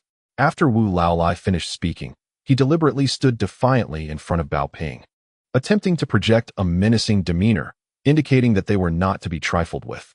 "Very well," Bao Ping replied with a faint smile, flicking the ash from his cigarette. "If you are certain, I shall write you a check immediately." "What?" Wu Laolai's face contorted with disbelief, and he took a few steps back, bewildered, glancing at his son. The four members of the Wu family huddled together again, whispering and scheming like rodents for a considerable time. Eventually, Wu Laolai bounced back, exclaiming, "Damn it! You think you can fool me? I know that to you wealthy individuals, 5 million is insignificant. What we have lost is the very foundation of the Wu family. We shall be left without heirs. You cannot dismiss us with a mere few million. Let me tell you, this matter cannot be settled without 20 million, otherwise, our entire family will die at your doorstep." "Very well," Bao Ping interrupted, still smiling calmly. "Are you certain now? Once confirmed, I will write you a check." Wu Laolai was momentarily dazed. Initially skeptical, he watched as Bao Ping signed the check, his eyes gleaming with excitement. Yet, he remained unsatisfied, tearing the check to shreds and casting it to the ground, demanding even more money. Ultimately, he audaciously called for 500 million. Nevertheless, Bao Ping continued to sign the check and placed it before him. At this point, Wu Laolai had completely lost his sanity. Chen Zhi observed clearly that the man's aura had shifted. Rational thought was nearly absent, the atmosphere around him thrumming with agitation, resembling that of a wild animal. "Haha, you fool. What are you pretending to be, a wealthy man? Now you're frightened, aren't you?" Wu Laolai grinned, his grotesque visage resembling that of a specter. "This matter is far from over. I am not so easily dismissed. I will return to contemplate how much you owe me for my grandson." With that, Wu Laolai stood up, swaying as he attempted to walk away. At that moment, Bao Ping called out from behind. Wait a moment, my friend. Your business is concluded. Mine, however, is yet to be resolved. Chapter 222, Wu Laolai, Part 2. What do you intend to do? Wu Laolai turned around, suddenly anxious. From that moment on, he felt a twinge of fear. Those who extort are not fools, and he sensed that the individual before him was not benign. Yet, to maintain his bravado, he defiantly shouted at Bao Ping. Are you having second thoughts? It won't be that easy. Our family has nowhere to eat. We will be moving into your home. If the police dare to confront me, I will hang myself in the police station. No, brother, you have misunderstood. Bao Ping's tone was remarkably calm, and he regarded the old scoundrel with a certain amusement as he gently inquired. I have but one question for you. Do you know the reason for your impending demise? What do you mean by that? Perhaps driven by a primal human intuition, the old man instantly sensed that the situation had turned dire. His legs weakened, almost causing him to collapse. Yet he attempted to feign bravery and lunged towards Bao Ping, aiming to seize him by the collar. Who do you think you're intimidating? I am but a worthless life. What can you possibly do to me? Yet, he could not close the distance to Bao Ping. As he lunged forward, he was swiftly restrained by a spectral blade, and with a sharp crack, before he could comprehend the unfolding events, the joints in his arm were dislocated. The old rogue fell to the ground, howling in pain. This caused an uproar among the onlookers, who frantically beat drums and shouted loudly. Some began to flee in panic, while others dialed for help. However, this chaos subsided in less than 10 minutes. Everyone soon realized that they had been completely isolated. It was as if an invisible glass dome surrounded them. They could neither see outside nor be seen from beyond. Escaping was utterly impossible, and no sound could penetrate the barrier. Even more unnervingly, mobile signals had vanished, and the internet was entirely suspended. They now found themselves in a self-contained realm, left only with the enigmatic figures clad in black. In the face of incomprehensible terror, their reactions were utterly frantic. They scurried about like frightened mice. At that moment, Bao Ping raised his hand slightly, and immediately, a figure in black stepped forward, firing a shot into the sky. Instantly, the frantic crowd fell silent. Humans are the most survival-driven creatures, particularly these individuals, whose thoughts are shallow and whose bodies are sustained by primal desires. They recognized the gravity of their predicament. They stood on the precipice of life and death. They were now the epitome of vulnerability. And the previous tactics of bravado were futile. Their only means of survival was to remain silent. Immediately, they ceased their clamor, standing dumbfounded, collectively gazing at the fallen old rogue. Allow me to enlighten you as to the reason for your demise. Bao Ping gently rose and approached the old scoundrel. Leaning down slightly, his gray eyes regarded the old man's grotesque face as one might observe a corpse. You were too greedy. What is greed? It is the desire for that which belongs to others. You sought to acquire treasures for yourself, yet it was never enough. This is why you meet your end. The old rogue, terrified to the core, perhaps driven by a vestige of human instinct, began to regain his composure. What do you intend to do? Do you truly wish to kill me? Let me assure you, I am no fool. I have relatives outside. If you kill me now, you shall see my face in the news tomorrow. I share a fate with you. After all, I am but a worthless life, while you are a wealthy individual. Ultimately, the one to suffer is you. Damn it, all lives are equal.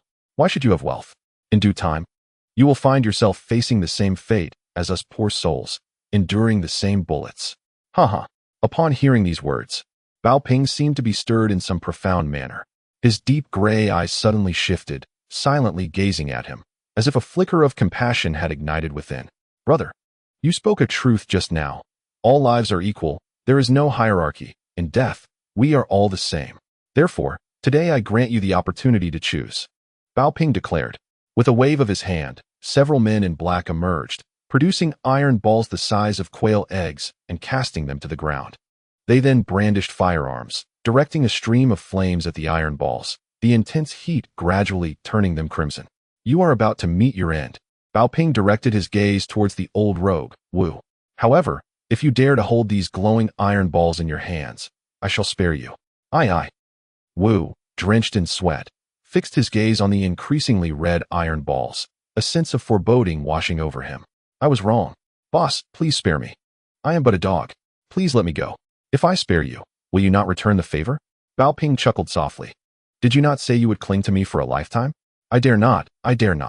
Wu trembled uncontrollably, unable to maintain his facade any longer. I was not human before. I am a dog. I am afraid of poverty. I did not intend to do evil. My daughter-in-law's miscarriage has nothing to do with you. That wretch went out and had an affair, and my son caused her to miscarry. I am the one who is less than human, clinging to you for survival. Please let me go. Boss. I bow to you, he pleaded, genuinely capable of bending low. Instantly, he sank to the ground, repeatedly bowing to Bao Ping, so fervently that blood began to seep from his forehead. You still have not made a choice, Bao Ping remarked, shaking his head with a smile. Before gesturing to the men behind him, the black-clad figures promptly seized the glowing iron balls with tongs and tossed them beside Wu. The iron balls, now incandescent, landed on the ground with a hissing sound, continuously releasing hot steam. Wu, in sheer terror, crawled several steps backward. Yet, a few men in black approached, seizing his entire family and forcing them before the glowing iron balls. I am a very fair person, Bao Ping stated, standing before them with a smile. There is a saying that resonates well. Do not impose upon others what you do not wish for yourself. How profound that is. Therefore, today I shall take the first step, Bao Ping continued, casually picking up a glowing iron ball from the ground without a hint of hesitation. In that instant, the searing iron ball sizzled against his flesh, immediately releasing a plume of white smoke and the acrid scent of burning fat. Bao Ping merely furrowed his brows slightly before casting the searing iron egg onto the ground. The red-hot object rolled momentarily, continuing to sizzle. Brother, you claim that all lives are equal. I concede. You see, I have not bullied you, have I? Bao Ping's tone remained eerily calm, as if he were devoid of any sensation of pain. Now it is your turn. Among you four, who dares to lift these scorching iron pieces? I shall grant a life to whoever succeeds. Chapter 223. The conclusion. Upon the utterance of Bao Ping's words, chaos erupted instantaneously. Wu Laolai and his family, upon witnessing the glowing iron egg, descended into madness. They had never encountered such palpable terror. The heat emanating from the iron scorched their faces. The intense stimulation pierced through their cerebral cortex, rendering them incapable of anything but screaming and desperately seeking escape. The crowd behind them erupted into frenzied shouts, akin to a swarm of ants caught in a boiling pot, scattering in all directions, frantically seeking refuge. They abandoned their gongs and phones, reverting to primal instincts, scurrying in search of shelter amidst the debris. Wu Laolai's wife, son, and daughter-in-law also dashed outside in a frenzy. The figures clad in black seized them by the collars, dragging them back like chicks. Yet, they continued to claw their way outward, oblivious to the rules of the game, lost in their madness. The scene was utter chaos. Ultimately, Bao Ping raised his hand, and someone approached with a knife, swiftly pressing it against the throats of the three captives and severing their windpipes. As blood splattered onto the ground, silence enveloped the crowd. They dared not create further noise, nor utter a single word. Even their breaths were stifled. In an instant, the lives of three individuals were extinguished, leaving only the stark reality of death before them. In this precarious balance between life and death, none wished to stand out, fearing that even the slightest sound might summon the gray-eyed reaper before them to usher them into the abyss. Now, only Wu Laolai remained, paralyzed by fear, his eyes vacant and staring at the lifeless forms of his spouse, son, and daughter-in-law. Crimson blood flowed from the corpses, gradually soaking into his clothing. Wu Laolai trembled violently, his eyes darting about like errant glass marbles. Eventually, clarity dawned upon him. He threw himself onto the ground, fervently bowing before Bao Ping. You have done well, esteemed sir. They were all villains, beasts. They have extorted others, collided with vehicles to demand money, feigning illness to swindle restaurants. They committed heinous acts and deserve their fate. You are a divine grace. I am but the grass beneath your feet, a dog by your side. Spare me, I beseech you. For I shall henceforth burn incense and pray, never again daring to commit misdeeds. I am but a shameless dog, pleading for your mercy, Wu the rogue mechanically repeated, resembling a robot as he incessantly bowed, his forehead bloodied from the relentless motion. Meanwhile, Bao Ping, with a mischievous smile, observed him, and after a considerable time of witnessing this robotic display, gently remarked, such greed. You wish to consume everything, even that which you cannot digest, thinking no one can bring you to heal. Lift your gaze. Has heaven ever shown mercy? Upon finishing his words, Bao Ping stood up with a smile and gestured vigorously. In an instant, several figures clad in black rushed forth. Pang Wei joined them, forcefully pressing Wu the rogue's shoulder, pinning him firmly to the ground. Then, a voice as cold as Yama, the king of hell, echoed, "Stuff those red-hot objects into his belly. Let him feast." At this utterance, Wu the rogue screamed in a frenzy, and the onlookers behind him gasped in terror, yet none dared to utter a word. The ensuing scene was exceedingly brutal, so gruesome that it was unbearable to witness. Wu the rogue's cries were heart-wrenching, initially filled with fervor, then gradually weakening to a pitiful whimper. Yet, the black-clad figures showed no signs of mercy. It was as if they donned masks of cruelty, devoid of compassion for anyone. Even those who felt that his punishment was excessively harsh withheld their sympathy, for the notion of pity had long been discarded by the rogue himself. The residents behind watched this horrific spectacle, frozen in fear, lacking even the courage to flee, merely standing there, transfixed by the unfolding horror. Their eyes darted in terror, bewildered by their own fate. When Wu the rogue's lifeless body was cast into the open ground, the realization of impending doom dawned upon the crowd. The corpse, charred and smoking, bore the marks of iron burn, with its abdomen seared open, much of its flesh reduced to blackened ash. The black-clad figures hoisted the body, discarding it among the crowd, who were too feeble to evade. They collapsed to the ground, some foaming at the mouth, others convulsing. They lacked the strength to scream. Overwhelming dread had utterly crushed them. "Memory serves one well," Bao Ping declared, standing before them. His voice resonated distantly, piercing their ears like fine needles. "Remember this. Etch it into your minds. Engrave it into your very bones. Do not overreach. If forgotten, this shall be your fate." After delivering his admonition, Bao Ping waved his hand once more, and immediately, individuals arrived with burlap sacks, gathering the bodies and dragging them away. At that moment, Chen Zhi approached, placing his fingers to his lips, silently reciting an incantation to erase memories. Having experienced the affairs of the esteemed Jin family, Chen Zhi was acutely aware that those crude incantations might inflict damage upon the neural faculties of these individuals, leading to a lifetime of recurring headaches. Nonetheless, this outcome was, for them, rather fortuitous. As the spells wafted through the air and infiltrated their minds, the individuals seemed as though they were entranced, each one closing their eyes in unison. At this juncture, Chen Zhi gently inquired of Bao Ping, "Once they are stripped of their memories of today, will they forget tonight's events? Will they cause trouble again in the future?" "Not at all," Bao Ping replied, his deep gray eyes fixed upon the group before them. "While memories may fade, fear remains indelible. Moreover, humanity is not uniform. Some may appear to be upright individuals, yet they are merely beasts clad in human skin. They may soon forget the favors bestowed upon them, but the lashes that have marked their backs will haunt them until their last breath. Such is their nature." Thus concluded this affair, as the individuals were subsequently deprived of their memories. They could not recall the events of that fateful night. However, a profound terror was etched deeply into their very marrow. Later, Manager Yu mentioned that they were exceedingly frightened, hiding beneath their blankets at the mere sight of Zhen Tang's staff, unable to articulate what precisely terrified them. When the media arrived, they adamantly refused to cooperate, uttering not a word about the past, and dared not even broach the subject of finances. Yet, during the transfer of property, they exhibited palpable trepidation, to the extent that they could not even dare to approach the residential area. Bao Ping advised young Master Zhen that the subsequent payments must not be diminished. Most of these individuals hailed from impoverished backgrounds, and it was unwise to drive them to desperation. However, one should not be overly generous. A dog must not be fed to excess. Thus, the matter was resolved, and operations could proceed normally. Young Master Zhen was, of course, elated and expressed his profound gratitude to Bao Ping and Chen Zhi. Yet, being a discerning individual, he refrained from inquiring into the intricate details of the resolution, as Ning Bin had cautioned him against probing too deeply with the Bao family. Naturally, some individuals would remain behind to manage the ensuing trivialities, allowing Bao Ping and Chen Zhi to return home.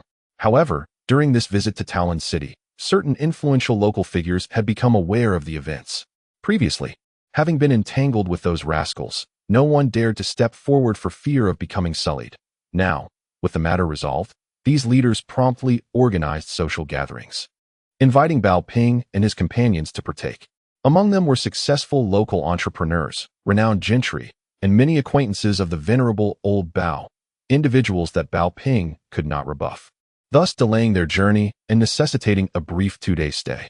Meanwhile, Zhenfei had also rushed over from Beijing.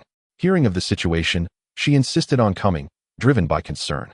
In truth, everyone understood that young Master Zhen had previously harbored fears for her safety, likely placing her in a nearby city. Now that the matter had been set right, she was eager to meet with Chen Zhi. In recent days, the banquets have been sequential, each one attended by individuals who are difficult to dismiss. Bao Ping has been quite overwhelmed, yet fortunately, Chen Zhi does not need to make an appearance. However, on the evening that Zhenfei arrived, Ningbin hosted a gathering to welcome her, culminating in a splendid feast. Since they were all familiar faces, there was no need to seek out an extravagant restaurant. The hotel's top floor features a glass-roofed revolving dining room, providing a delightful ambience.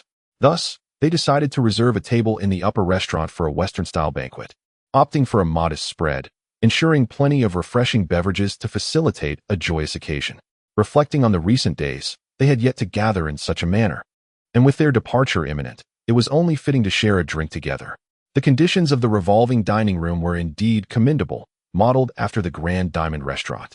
With a ceiling entirely composed of glass, the external lights refracted into the space, casting a kaleidoscope of colors that was utterly mesmerizing. Within the glass confines of the rooftop, they gazed at the celestial panorama outside, which was equally enchanting. The menu featured Western dishes, devoid of overly elaborate meat preparations. Attentive waitstaff clad in suits and ties circulated, pouring wine for them with white napkins in hand, while a violinist played nearby, creating a romantic atmosphere. After a few days of feasting, Bao Ping felt somewhat fatigued and exchanged a few pleasantries before departing early. Gui Dao and Ji Ying naturally followed suit, as did Lao Jin Do.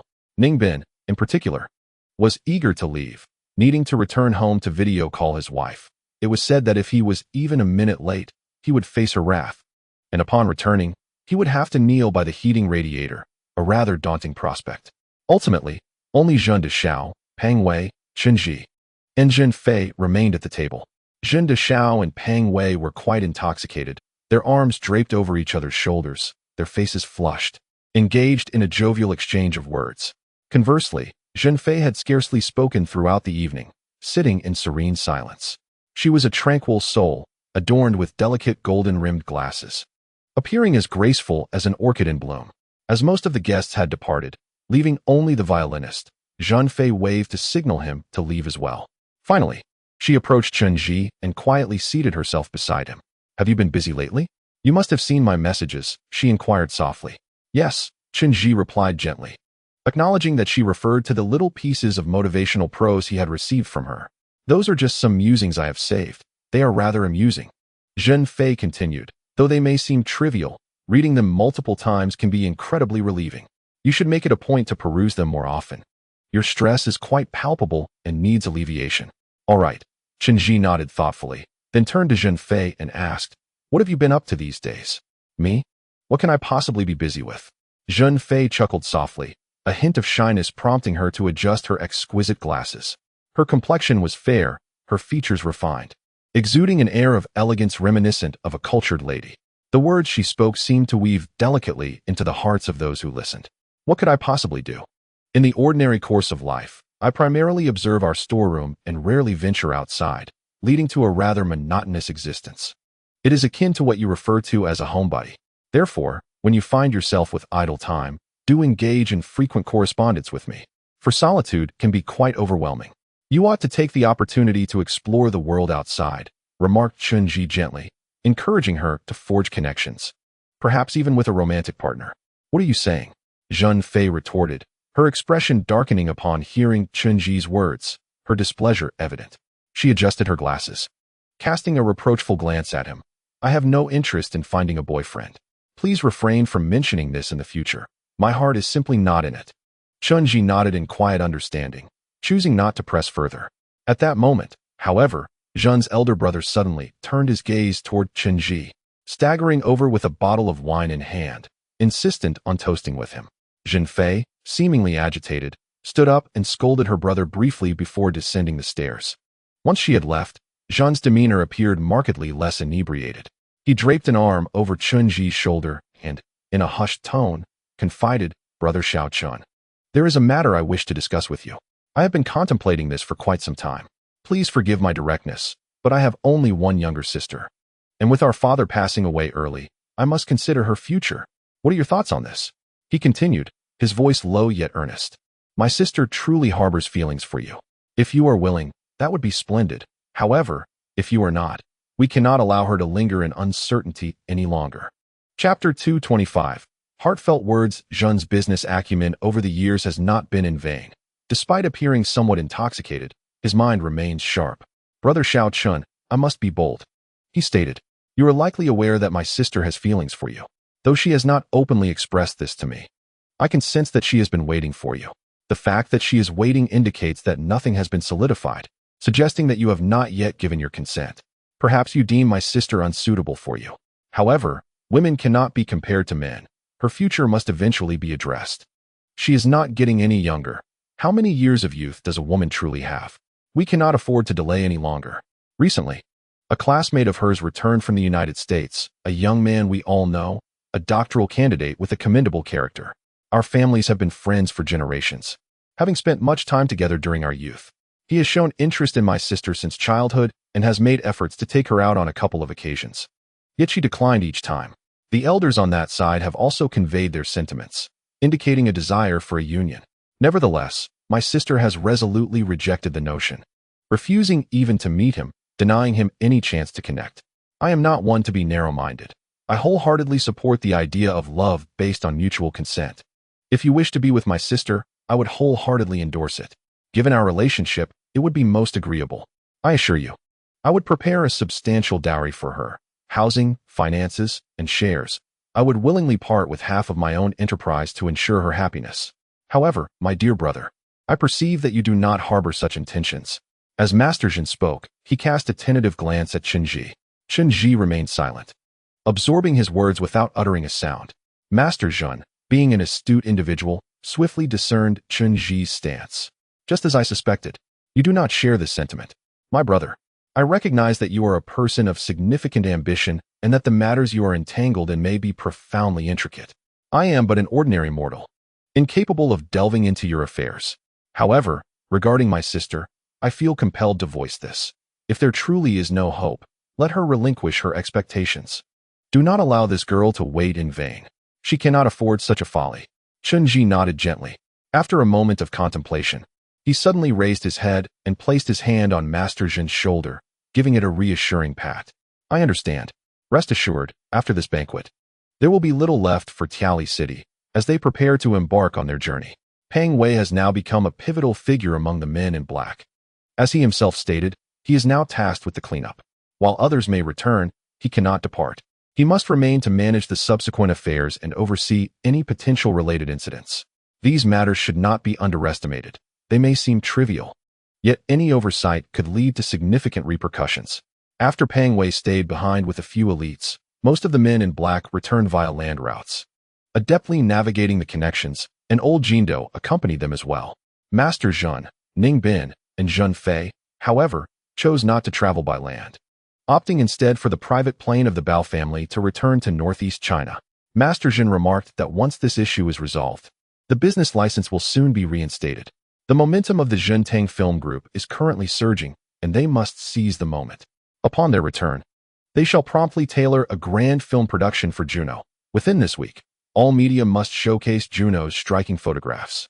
Before the performance even begins, she must become a household name, ensuring that the entire nation recognizes her as the future star. Throughout their flight, discussions on these topics were abundant, particularly from Master Zhen, whose excitement resembled that of a wild stallion, eager for the impending grand undertaking. Zhen Fei, however, displayed no interest in these conversations. In fact, she refrained from engaging with anyone. She merely sat beside Chen Zhi, exhibiting a remarkably affectionate demeanor, constantly sharing intriguing finds from her phone, occasionally placing her hand atop his, giggling playfully in his ear, her familiarity bordering on excessive. Chen Zhi revealed no emotions. In the face of Zhen Fei's advances, he neither embraced nor rejected her. Meanwhile, Ji Ying, seated opposite, observed the entire scene with a detached gaze. Chen Zhi noted her icy demeanor, which bore a hint of sorrow. Ji Ying was indeed heartbroken. an ache that penetrated to her very bones, yet she concealed it well.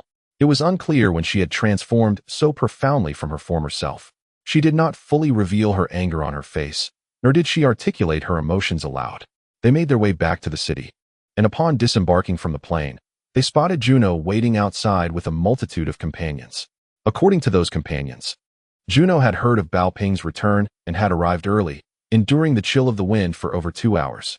Upon seeing Bao Ping descend, Juno fluttered over like a little bird, linking her arm with his and uttering sweet nothings. When she noticed the bandage wrapped around Bao Ping's hand, realizing it was due to a burn, her heart ached, and she began to cry, tears cascading down her cheeks, filled with poignant sorrow. This rendered everyone somewhat uncomfortable. Even the warriors felt intimidated by her. Ultimately, they allowed her to sit alone with Bao Ping while the others dispersed to different vehicles. As per tradition, these guests were to be escorted to the retreat pavilion, which Juno, as the new mistress of the pavilion, had meticulously prepared for. However, Chen Zhi felt unwell and excused himself, stating he had matters to attend to, and temporarily returned with Gui Dao. Chen Zhi's original plan was to handle some affairs before heading back to the Fate Hall. Yet, on the way back, Gui Dao quietly uttered a phrase to Chen Zhi, "Clan leader, let us return to check on her. I have a foreboding feeling that she has been up to something behind our backs and is nearing success." Chapter 226. Farewell to the Grievance. For the reward of Boudoir's 10,000, an additional update. Gui Dao's words echoed Chen Zhi's deepest concerns. Even without Gui Dao's reminder, Chen Zhi harbored a strong intuition that something was amiss with Xiaoqin Yuyang. This instinct was overwhelmingly potent, akin to a looming danger constricting his throat. This sense of threat was all too familiar, rooted in the most avoided corners of their memories. Upon returning to the Fate Hall, they found the courtyard deserted. Dingming should have been out as usual. It seemed only Xiaoqin Yuyang remained in the house at this time, likely on the second floor, either napping or gazing out from the balcony. However, once they entered the Fate Hall, the ominous feeling intensified. Chen Zhi even sensed a blockage in his nose, a dizzying sensation overwhelming his mind, as vivid pink hues clouded his vision, leaving him disoriented. They swiftly pushed open the grand door, but upon entering the first floor, they were taken aback. Since the Fate Hall commenced operations, the first floor had been primarily utilized for business, filled with numerous display cabinets, while other rooms had transformed into storage spaces. Only one large bedroom remained, the very room originally occupied by Qin Yuyang. Since the turmoil surrounding her had erupted, she had not returned, and Chen Zhi had locked this bedroom. Everything within had remained untouched, including her clothes, books, and personal items, all sealed away by a sturdy padlock. Yet now, that very padlock had been opened, a lock imbued with Chen Zhi's incantations, which could only be unsealed through the power of those very spells. However, they now clearly observed that the great lock had been unlatched, the door ajar, and someone was inside. Gui Dao swiftly maneuvered to the side of the grand entrance, peering stealthily through the gap. In that fleeting moment, his complexion turned ashen, as if he had witnessed something utterly terrifying. He then turned to Chen Zhi, gently shaking his head. Through silent lip movements, he conveyed, "She has returned." What? Chen Zhi's mind erupted in disbelief, questioning whether he had misperceived. Who has returned? She. Gui Dao continued to communicate with his lips. Qin Yang. What? This is impossible. In an instant, Chen Zhi felt as though he had been struck by lightning. A shiver coursing through him. She has returned? How can that be? Was she not trapped beneath Changbai Mountain? She is the queen of the underworld now. Returning here? It is utterly inconceivable. Perhaps driven by a visceral instinct, or perhaps by the long-suppressed indignation within him, a surge of fervor welled up, prompting him to dash forward and forcefully kick the door open. With a resounding crash, the door swung wide, and in that moment, everything within the room came into full view before him. It had been ages since Chen Zhi had last set foot in this place. Perhaps out of an aversion to confronting the memories contained within, he recalled the days when Qin Yuyang was still a member of their team, unentangled in any emotional or relational complexities with Bao Ping. They simply coexisted, and during that time, Qin Yuyang often nestled in this very room, immersed in her studies of various spells and potions. She frequently donned a pastel blue nightgown, curling up like a kitten in the corner, sifting through the towering piles of books. Now, in the shadowy corner of the room, indeed stood a figure. Chen Zhi recognized her silhouette all too well, 17 or 18 years of age, with soft, cascading hair, precisely as he remembered Chen Zhi. Were it not for her translucent skin, he might have truly believed that she had returned.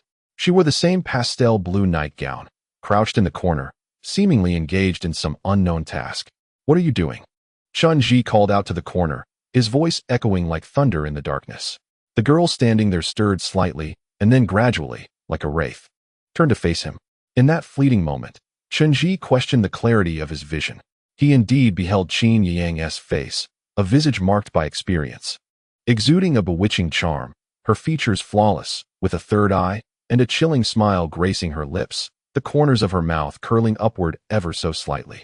"Is this the substitute you have found for me? How intriguing." That instant felt like an ephemeral illusion, swiftly passing, yet Chen Zhi's head throbbed painfully.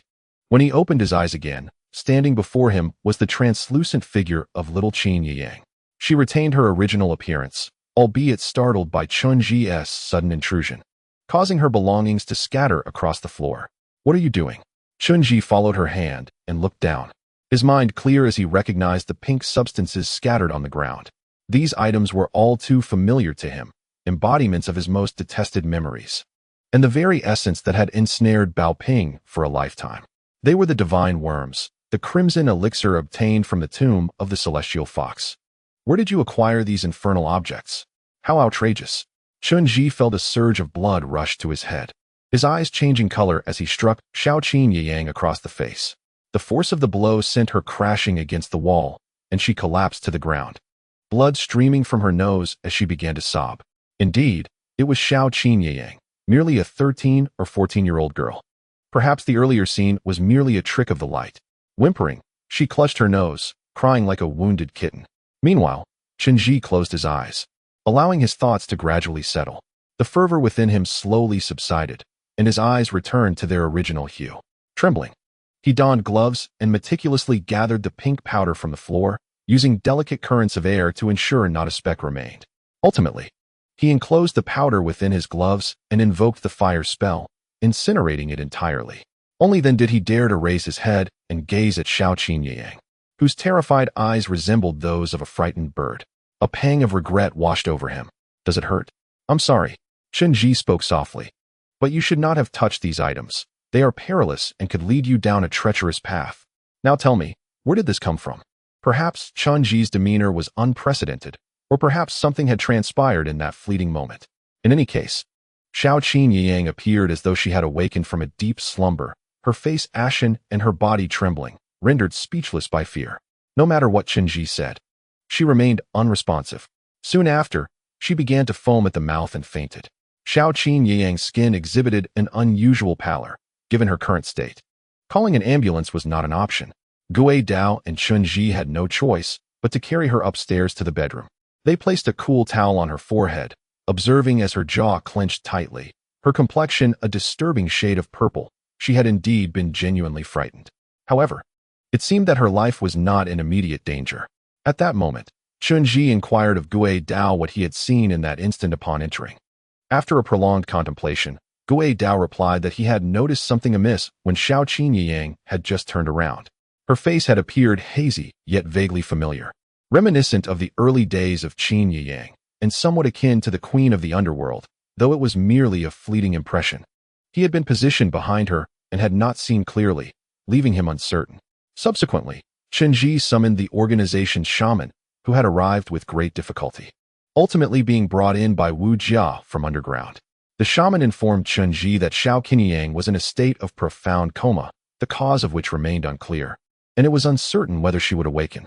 However, on the surface, it appeared as though she had been besieged by some external force, akin to a shell possessed by a spirit, her body having endured immense shock. In the current circumstances, it was paramount to prevent that force from further agitating Xiao Qinyang's body. Otherwise, it could lead to dire consequences. With no other recourse, Chen Zhi resolutely secured the bedroom on the first floor, reinforcing the door with several iron locks inscribed with protective incantations, as though it contained some malevolent entity. Subsequently, Xiao Qinyang fell into a deep slumber, unresponsive to any attempts to rouse her. It felt as if her body had been utterly drained, leaving her in a state of extreme fatigue. The ghostly blade was ill-equipped to handle such matters, and Chen Zhi's unsettling intuition intensified, as if he foresaw an impending calamity, though he could not articulate it. At that moment, Fat Wei returned, having resolved the affairs in Tally City with unexpected ease, without encountering any debt collectors. With no further issues on his end, he returned to the city early, accompanied by several men in black. Upon his return to the Destiny Hall, Chen Zhi recounted the events concerning Xiao Qinyang from the past few days, including the peculiar visions he had experienced. However, Fat Wei seemed skeptical, dismissing it as mere visual confusion. After all, Xiao Qinyang bore a striking resemblance to the queen of the underworld, and it was conceivable that one could momentarily misidentify her. Moreover, the queen was securely confined beneath the Changbai Mountains. How could she possibly emerge with ease? Even if she did, it would be implausible for them to escort her away unscathed. It would be more likely that they would be incinerated instead. It was best to wait until Xiao Qinyang awoke to inquire further. Just then, Xiao Qinyang suddenly regained consciousness. The girl who awakened was still the transparent child crafted by Chen Zhi, innocent and frail, her aura transparent, betraying her hidden emotions. Upon seeing Chen Zhi, her immediate reaction was to weep, reminiscent of a child fearing their father's reprimand for wrongdoing. Chen Zhi reassured her not to be afraid, promising that he would never chastise her, as long as she spoke the truth. He pressed her to reveal the origins of the red medicine. After being used once, the medicine had been destroyed, leaving Chen Zhi at a loss as to where to find more. How did Xiao Qinyang know? Under the persistent inquiries from Chen Zhi and Fat Wei, Xiao Qinyang ultimately divulged the truth. In recent times, she had been preoccupied with thoughts of Bao Ping, feeling lost and aimless, her mind constantly dwelling on the gray-eyed man she had encountered only once. She had spent much time at home watching television, absorbing animated tales of princes and princesses, as well as heartwarming idol dramas. Deep within her heart, she harbored a beautiful and tender wish to see the gray-eyed man once more, envisioning a simple and idyllic romance. However, as time passed, obstacles arose, rendering even a brief meeting impossible. Consequently, she held on to this longing, enveloped in melancholy. During the time that Chen Zhi and the others were away, a new hope emerged. She was constantly able to hear a peculiar voice, a melodious feminine tone, seemingly guiding her on what actions to take. Eventually, Xiao Qinyang began to listen intently and discovered that the voice emanated from her bedroom. The voice revealed to her that within a certain corner of the room lay extraordinary objects capable of influencing the hearts of others, allowing her to win the affection of the one she longed for. Eventually, Xiao Qinyang found herself in that very room, where she excavated for quite some time in the corner until she unearthed an object wrapped in transparent plastic. The item was pink and exuded a strange fragrance. Thereafter, she could recall nothing. "How did you get in here?" Chen Zhi inquired next. "How did you open those locks?" "I didn't open them," Xiao Qinyang responded softly. "When I entered, those locks were already undone." "Now that's quite strange," exclaimed Peng Wei, glancing at Chen Zhi. "This room also harbors the red medicine, and we've been oblivious to it all this time. And who informed her? Could it be that the medicine beckoned her to retrieve it?" Peng Wei pondered for a while before exclaiming, "By my mother's name. That's entirely possible. I recall that, Qin. No, didn't she mention something similar? She claimed she wasn't acting of her own volition, that it was the medicine that lured her into doing so. Those substances seem almost alive. Once touched, they cling to you and are difficult to discard." Peng Wei's words triggered a recollection for Chen Zhi. Indeed, in the past, Qin Yang had uttered such sentiments, expressing that the red medicine appeared to possess a life of its own. It had crafted a trap to entice her. Perhaps now, this red medicine had found its next host, Xiao Qinyang. "I truly didn't intend to do anything," Xiao Qinyang suddenly exclaimed, her voice barely above a whisper. "I merely wished to see him. I think I like him very much." Chapter 228. Letting go of obsession. "What do you like about him?" Peng Wei asked in bewilderment, his eyes wide with disbelief. "Sister, are you under some kind of spell? You've met him only once. What could you possibly like about him? Do you even know his character, his profession, his age, or if he has a wife? Let me guess. You probably don't even know his name?" I don't know," Xiao Qinyang replied, her gaze cast downward in disappointment, her hands clasped nervously. "I like him for reasons I can't explain. It's like what they say on television about love at first sight. It's fate. Is it so wrong to want to be with him?" "It is wrong," Chen Zhi stated firmly, shaking his head with a grave expression. "However, Upon seeing the innocent countenance of Xiao Qingyang, he softened his tone. You must understand that what you see on television is often embellished, overly romanticized. Such portrayals of love are not to be trusted. Moreover, even if you harbor affection for him, it is merely your desire, not his. In this world, many things cannot be obtained simply by longing for them. Emotions are a matter between two individuals. Success cannot stem from the persistence of just one. When a person clings too tightly, it is called obsession, and excessive obsession transforms into extremism, which is off-putting and can even incite disdain. Indeed, my dear, Fat Wei interjected. One cannot be overly stubborn, otherwise, one finds oneself in a cul-de-sac. If the red does not suffice, let us seek the white. If the white fails, we shall pursue the blue, and if all else fails, there is still the black. One cannot hang themselves on a single tree. Besides, do you believe all men are virtuous? Aren't they all fickle, embracing multiple affections? When he sweet-talks you, it may seem as though he is enamored. But that is merely a ruse. Is it not a folly to devote yourself entirely to him? Listen closely, dear sister. Aside from me and your dear brother Xiao Zhi, all other men are wolves. Do not trust any of them. Yet, I, Xiao Qingyang, clearly did not grasp Fat Wei's words, blinking in confusion. But I still like him. Is it wrong to be with the one I adore? Why should there be deceit? Why should I relinquish my feelings? Alas, you still do not comprehend. Fat Wei, exasperated, tugged at his hair. This is not a matter of a fleeting passion. If he does not cherish you, even bearing your heart is futile. Why expose your heart? At this moment, Xiao Qingyang was even more perplexed, blinking her eyes. Would exposing my heart make him love me? But if I did, wouldn't I perish? I was merely using a metaphor. Fat Wei, at his wit's end, remarked. How have you become even more foolish than before? In any case, the man you have seen is not someone to be trifled with. Heed my advice. Let us not provoke him again. Once our matters are concluded, I shall introduce you to the finest suitor. I have a cousin who is quite dashing, also a star. I will set you up with him. Yet Xiao Qingyang clearly remained undeterred, her beautiful eyes shimmering brightly, revealing a particularly stubborn temperament. No, still not. Chen Zhi suddenly stated with grave seriousness, his voice striking like thunder. This startled Xiao Qingyang, causing her to shiver, her delicate form nearly dissolving. At that moment, Chen Zhi continued, I must formally convey something to you. From this point onward, you must relinquish your obsession. A person who is too fixated becomes blind and ignorant. Those who are excessively obsessed may resort to extreme actions, and no one will favor an extremist. Your current behavior will only render you unpleasant, not just him. Even I find you intolerable. Furthermore, that man you have encountered is already in a relationship. If you persist in pursuing him, it is a breach of morality. He has a partner? Xiao Qingyang understood this concept.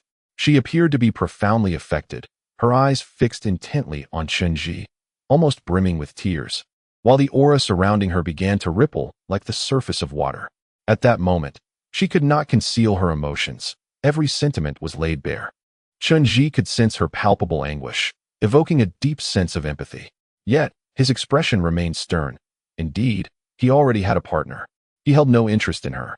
Thus, she must cease to dwell on this person. Life offers myriad choices. When one path proves impassable, one must endeavor to tread another. Do not cling too fervently. Otherwise, it leads to self-destruction. If you persist in this manner, I shall take drastic measures. Chen Zhi's words utterly terrified Xiao Qingyang. Until now, he had always been gentle and accommodating in her presence, never once uttering harsh words. Such terrifying declarations were foreign to her ears. Tears cascaded down her cheeks, her face a portrait of grievance and fear, her transparent skin trembling, becoming even more translucent. Pang Wei hastily nudged Chen Zhi, signaling that his words were too severe. However, Chen Zhi remained resolute, fixing a serious gaze on Xiao Qingyang for an extended period before continuing. Your life stretches ahead with countless choices. I assure you, as long as you do not stray from the right path, I shall grant you a fulfilling life, one that others can only dream of. If you desire, you will become the most significant person by my side. I shall fulfill all your dreams. Indeed, Pang Wei chimed in enthusiastically, you foolish girl. Do you not realize how remarkable your brother Zhi is? He commands the winds and the rain. Just stay at home and stop fixating on that unreliable individual. From now on, follow your brother Zhi, and you shall be a queen in this world, having whatever you wish for. How wonderful is that?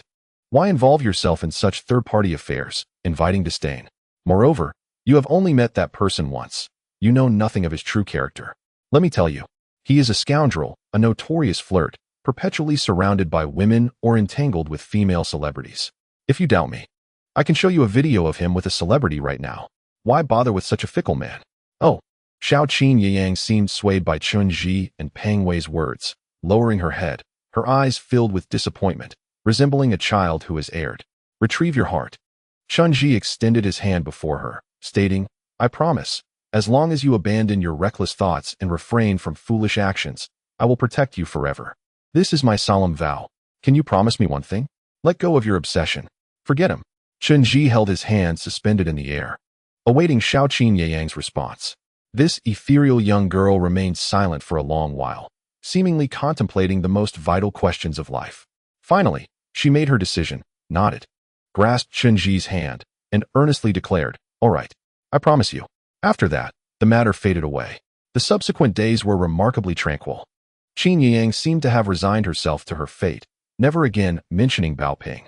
Chen Zhi and Fat Wei thoroughly cleaned the house, inspecting every crevice to prevent the reappearance of that crimson substance. Chen Zhi even had a specialist remove a layer of callus from Qin Yang's hands, ensuring that no remnants of the drug lingered. All sharp objects, such as scissors and knives, were confiscated, fearing she might act foolishly. Fat Wei jested with Chen Zhi, remarking that Qin Yang was even more timid than a rabbit, terrified by the sight of a larger cat, as fragile as paper. She wouldn't dare to take her own life, and thoughts of self-harm were surely overreaching. Subsequently, nothing further transpired. Qin Yang continued to watch animated cartoons and idle dramas daily, lounging on the balcony, never again mentioning the man with gray eyes. Meanwhile, Chen Zhi began to discuss with Fat Wei the necessity of visiting the retreat pavilion. Some matters required closure. Chapter 229, The New Year's Eve Banquet. During this period, they had been quite remiss. The esteemed young master Zhen, Ning Bin, and Jin Fei, among other guests, had been residing at the retreat pavilion, yet due to family matters, Chen Zhi and his companions had not visited even once. Once they had settled Qin Yang's affairs, they finally found the energy to make an appearance. It was said that the young master Zhen and company were eager to depart, as New Year's Eve was approaching, and they could not possibly remain to celebrate the holiday here, especially Ning Bin, whose family was substantial and in urgent need of his presence.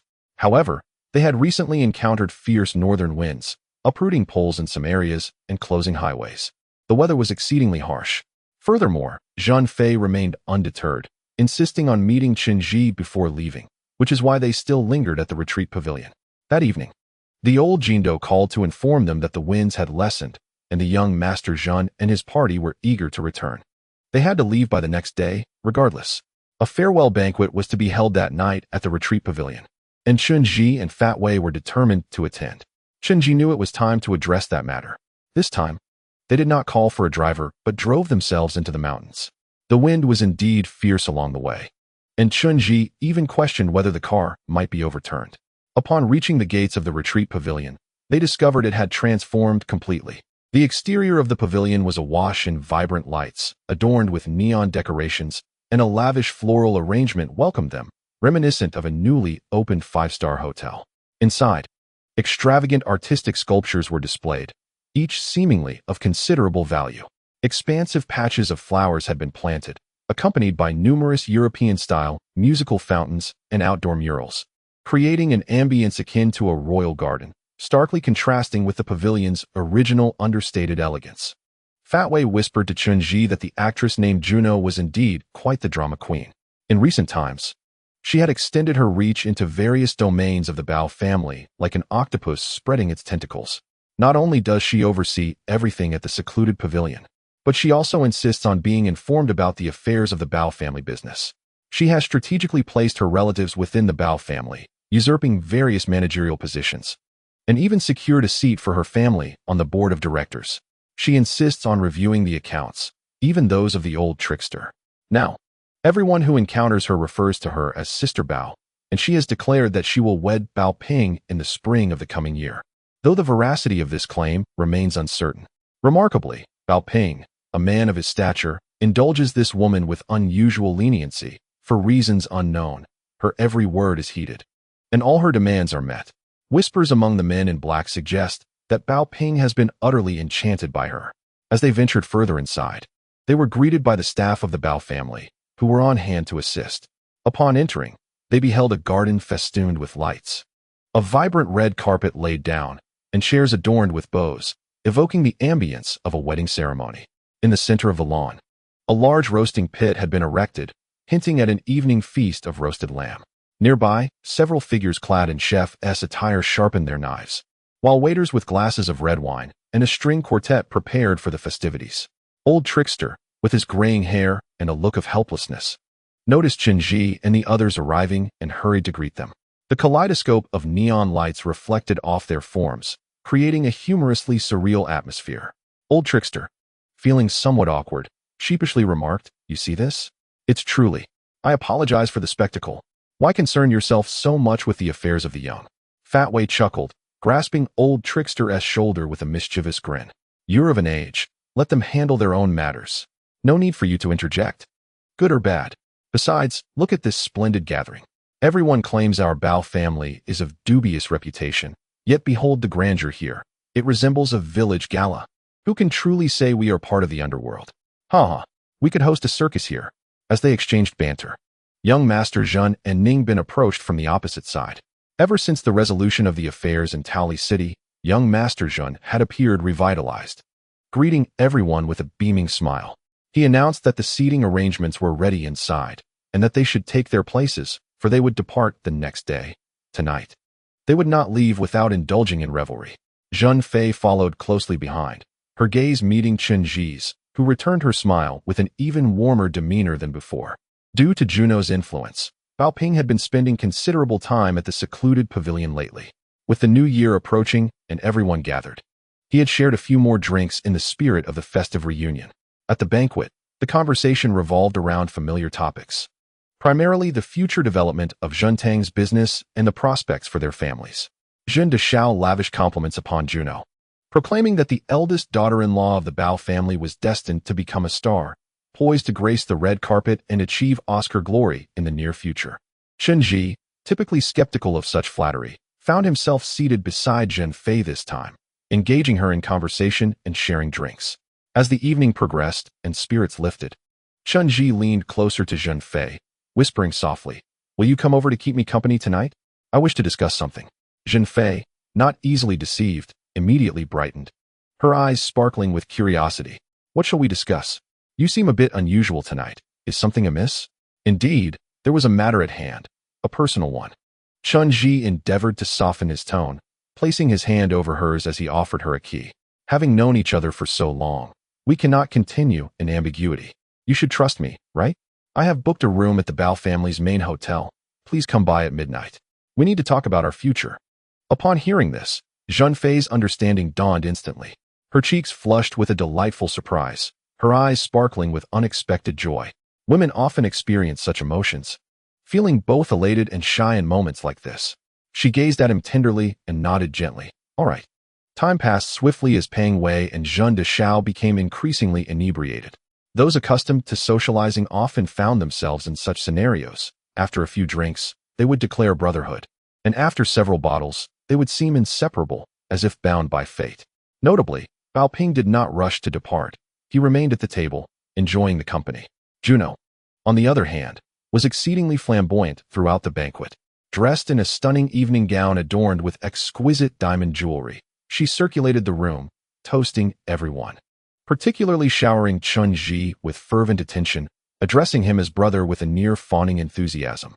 Chen Zhi sensed an unusual undertone in her exuberance, a hint of anxiety that everything might dissipate like a fleeting dream. As the evening wore on, Juno's demeanor shifted. She appeared almost serpentine, coiling around Bao Ping, whispering sweet nothings into his ear, her laughter dreamy and entrancing. Suddenly, a peculiar northern wind swept through, chilling to the bone, stirring everything in its path. In an instant, delicate snowflakes began to fall, and a heavy snowfall quietly descended upon the deep night as the year drew to a close. Chapter 230, The Fallen Giant. As the new year approached, snowfall was not unusual. Yet, this year had been remarkably warm, and temperatures had risen in recent days, with no forecast predicting snow. However, the biting cold wind now swept through, carrying flurries of crystalline blue light. The snow fell in fluffy clusters, resembling cotton candy from the heavens, imbued with a touch of ethereal blue, creating a scene of exquisite beauty. What could be the cause of this phenomenon? Old Jindo was the first to sense something amiss. He stood up and glanced around, then snapped his fingers, summoning a servant from the Bao family, who promptly exited. The guests at the table, intoxicated and flushed, paid little heed to the unfolding events. Fatway pointed at old Jindo and laughed heartily. Old Jin, you are truly getting on in years. Why the fuss over a little snow? Considering the myriad of misdeeds you've committed, are you afraid of some unjust retribution now? Not quite. Old Jindo replied seriously, shaking his head. When the heavens exhibit strange phenomena, there are surely moral implications on earth. This snow is suspicious. Just as old Jindo spoke, the servant rushed back in, speechless from what he had witnessed. He pointed toward the outside, whimpering incoherently. Fool, what is the panic for? Old Jindo scolded. Speak clearly. What is there to be afraid of with so many people present? Quickly tell us. Outside, outside. A woman, the servant stammered, momentarily at a loss for words, gesturing toward the door without clarity. At that moment, the gravity of the situation dawned on everyone, and they all stood up. Young Master Zhun and Ningbin also wished to step outside, but Chen Zhi waved them off, signaling Fat Wei to keep an eye on the others. Chen Zhi then proceeded to exit first. For reasons unknown, Bao Ping stood up and followed him out, despite Zhu Nua's attempts to restrain him. Upon seeing Bao Ping leave, the warriors who had been lurking in the shadows surged forward, trailing behind them.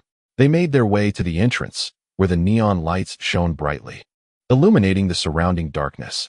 As they reached the door and looked outside, they beheld a pitch-black road before them. This mountain path had not been swept, and with the sudden heavy snowfall, a thick layer of snow now blanketed the way, stretching straight ahead like a white silk ribbon. On that white road, a woman clad in a pale blue nightgown was walking barefoot, step by step towards them. Her form appeared ethereal, trembling from the cold, her soft hair flowing in the breeze, and her eyes filled with fear and confusion. No longer was she a girl of 13 or 14. She had transformed into a woman of 18 or 19. That figure was one Chen Zhi would never forget. It was the former Qin Yang. A thunderbolt seemed to strike his mind, rendering him unable to believe what he was witnessing. The scene before him was utterly unimaginable and entirely illogical. He turned back to glance at Bao Ping, whose face had turned ashen, as if he had encountered his greatest fear. The warriors immediately sprang forth, surrounding the young Qin Yang, yet they dared not touch her. At that moment, Chen Zhi and Bao Ping hastened toward her, and with each step closer, Chen Zhi's ominous premonition intensified. He observed that Qin Yang was clad only in a thin nightgown, her body turning purple from the cold, her hands empty, devoid of any dangerous implements. At this moment, every aspect of her being, including her gaze, mirrored that of Qin Yang from the past. Just as they were about to approach her, the young Qin Yang suddenly lifted her head. In an instant, her beautiful eyes sparkled like stars in the heavens, casting their light upon Bao Ping, akin to a cascade from the Milky Way. She dashed toward him, colliding into his embrace, prompting the surrounding warriors to rush forward, fearful of any harm she might inflict upon Bao Ping. Then, unexpectedly, an astonishing event transpired. The slender, snow-white hand of young Qin Yang elongated abruptly, her nails morphing into sharp claws, reminiscent of blades. Just as Chen Zhi anticipated she would harm Bao Ping, he witnessed her plunge her pointed fingers into her own heart. In that fleeting moment, crimson blood erupted forth, splattering across Bao Ping's face, rendering him momentarily stunned. Subsequently, the woman audaciously extracted her heart, the organ glistening with blood, its vibrant red hue stark against the falling snow, pulsating and emitting steam. Young Qin Yang's visage twisted in agony, pale and contorted, as she delicately presented her heart to Bao Ping. In that instant, Chen Zhi could unequivocally ascertain that she was indeed the Qin Yang he once knew, the valiant comrade who had fought alongside them, the one who would risk everything for love. At that moment, she placed her heart into Bao Ping's hands, her starry eyes shimmering one last time as she softly uttered, "Do not forget me."